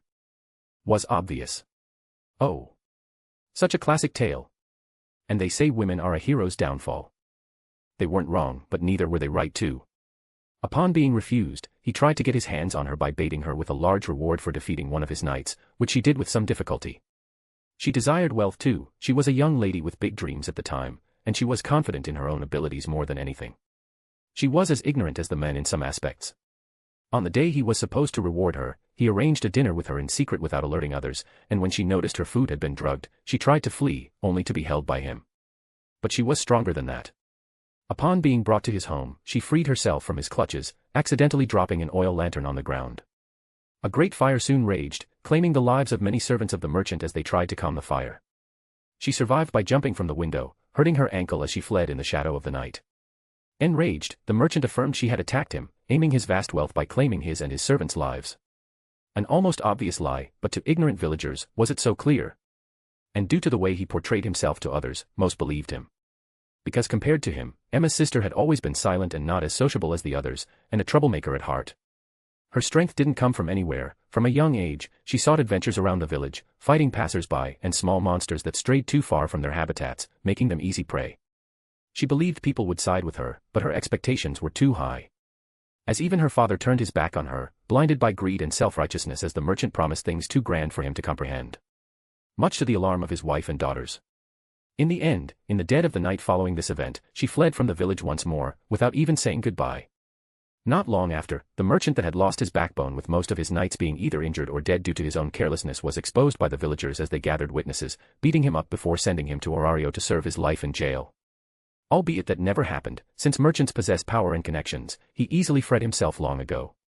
Although thankfully, perhaps it was his fate, upon freeing himself from his sentence, he met his end at the hands of a wyvern in the Biol mountains north of Orario. His corpse was never found. But his belongings were. Still, that was the only good thing that happened after her departure. From there, it only went downhill. Devastated by the news of his daughter's disappearance and the fact he had betrayed her and his family's trust, Emma's father collapsed mentally, never being the same since that day. He never got his reward for siding with the merchant, and he also lost his family. It was truly sad. Even though he seemed to be extremely apologetic of his actions, to the point even Emma forgave him for what he did, as long as her sister never came back, it may be safe to say things would never be the same. No, they would never be. Even if her mother was willing to give him another try, it may be already too late. That was why she came after her sister, because she didn't want to stay there any longer, as it pained her more than anything. By following the signs she left behind and the most obvious path she would have made given her condition, she made her way to Orario. Fueled by a dreamy desire to have her family together and happy again, Emma followed the faint traces of her sister. And eventually, she was found by her, who then tried to have her go back. The rest is history. I'm glad that you're okay, Emma said as she rubbed her eyes. Many times I thought the worst might have befallen you. That you might have. But that's in the past now. But sister, I'm afraid I can't follow through with your request. Now. It's too late, she said as she smiled helplessly. What do you mean? Ah. I see. The girl looked at Silver with a clear expression. Fate. Sure is bizarre, she said in a deep tone. You protected her once. Would it be too much for me to ask you to do so again? Silver smiled. Until she can walk with her own 2 feet, I'll be here for her. You don't have to worry about that. That's my promise as the captain of the Hestia Familia to all with her blessing. Emma smiled too. Seeing that things had somewhat taken a turn for the better, Silver pressed. It's a bit late, but I don't think I've introduced myself yet. Not that you need it. We all know your name, Emma's sister said as she exhaled lightly. I'll do it either way, it's standard procedure after all. Then I'll go first. Sophia Flores, leader of the Ward family's guards, level 2 adventurer. Melio Silver, captain of the Hestia Familia, level 4 adventurer. Ward family. I know these people. Aren't they a massive family that runs one of the big banks within Orario? They run mostly loan businesses, which is quite in high demand when you have so many adventurers wanting to buy high-quality gear. To stand at the top, you have to know who to loan to, as adventurers have a good tendency to die. And within Orario, a department only extends to its holder, and in the case of death, in most scenarios, it won't pass to the family of the debtor. Or so it should. Many disregard this law and still go after them, but that's illegal. Well, this is interesting. Didn't expect this small-time task to get me a connection to the Ward family. Not that I needed it, but it's rather interesting. Then. This manor must be their property. Oops. Albeit Silver wasn't afraid of the family, he didn't want to make them an enemy either. If they wanted to, the Ward family could bury them in money. And like many times before, he couldn't care about his own skin anymore, he had others to look out for. He couldn't go around making more enemies that had the potential to just ignore him and go after everyone else. Emma Flores, and novice adventurer of the Hestia Familia. Level 1 adventurer. Emma said hurriedly after hearing Silver talk. Silver and Sophia stared at the embarrassed Emma. Why did you say your name? Sophia asked. I thought it would fit. Ha. This girl didn't change at all. Letting out a small laugh, she turned to Silver again. In any case, it's a pleasure meeting you. Now, I think you two deserve an explanation for what happened, and if possible, could I have my subordinates back? That can be done, they'll be back in one piece before midnight. Silver replied with a smile. I'm sorry everyone. Hopefully, you all weren't beaten too much.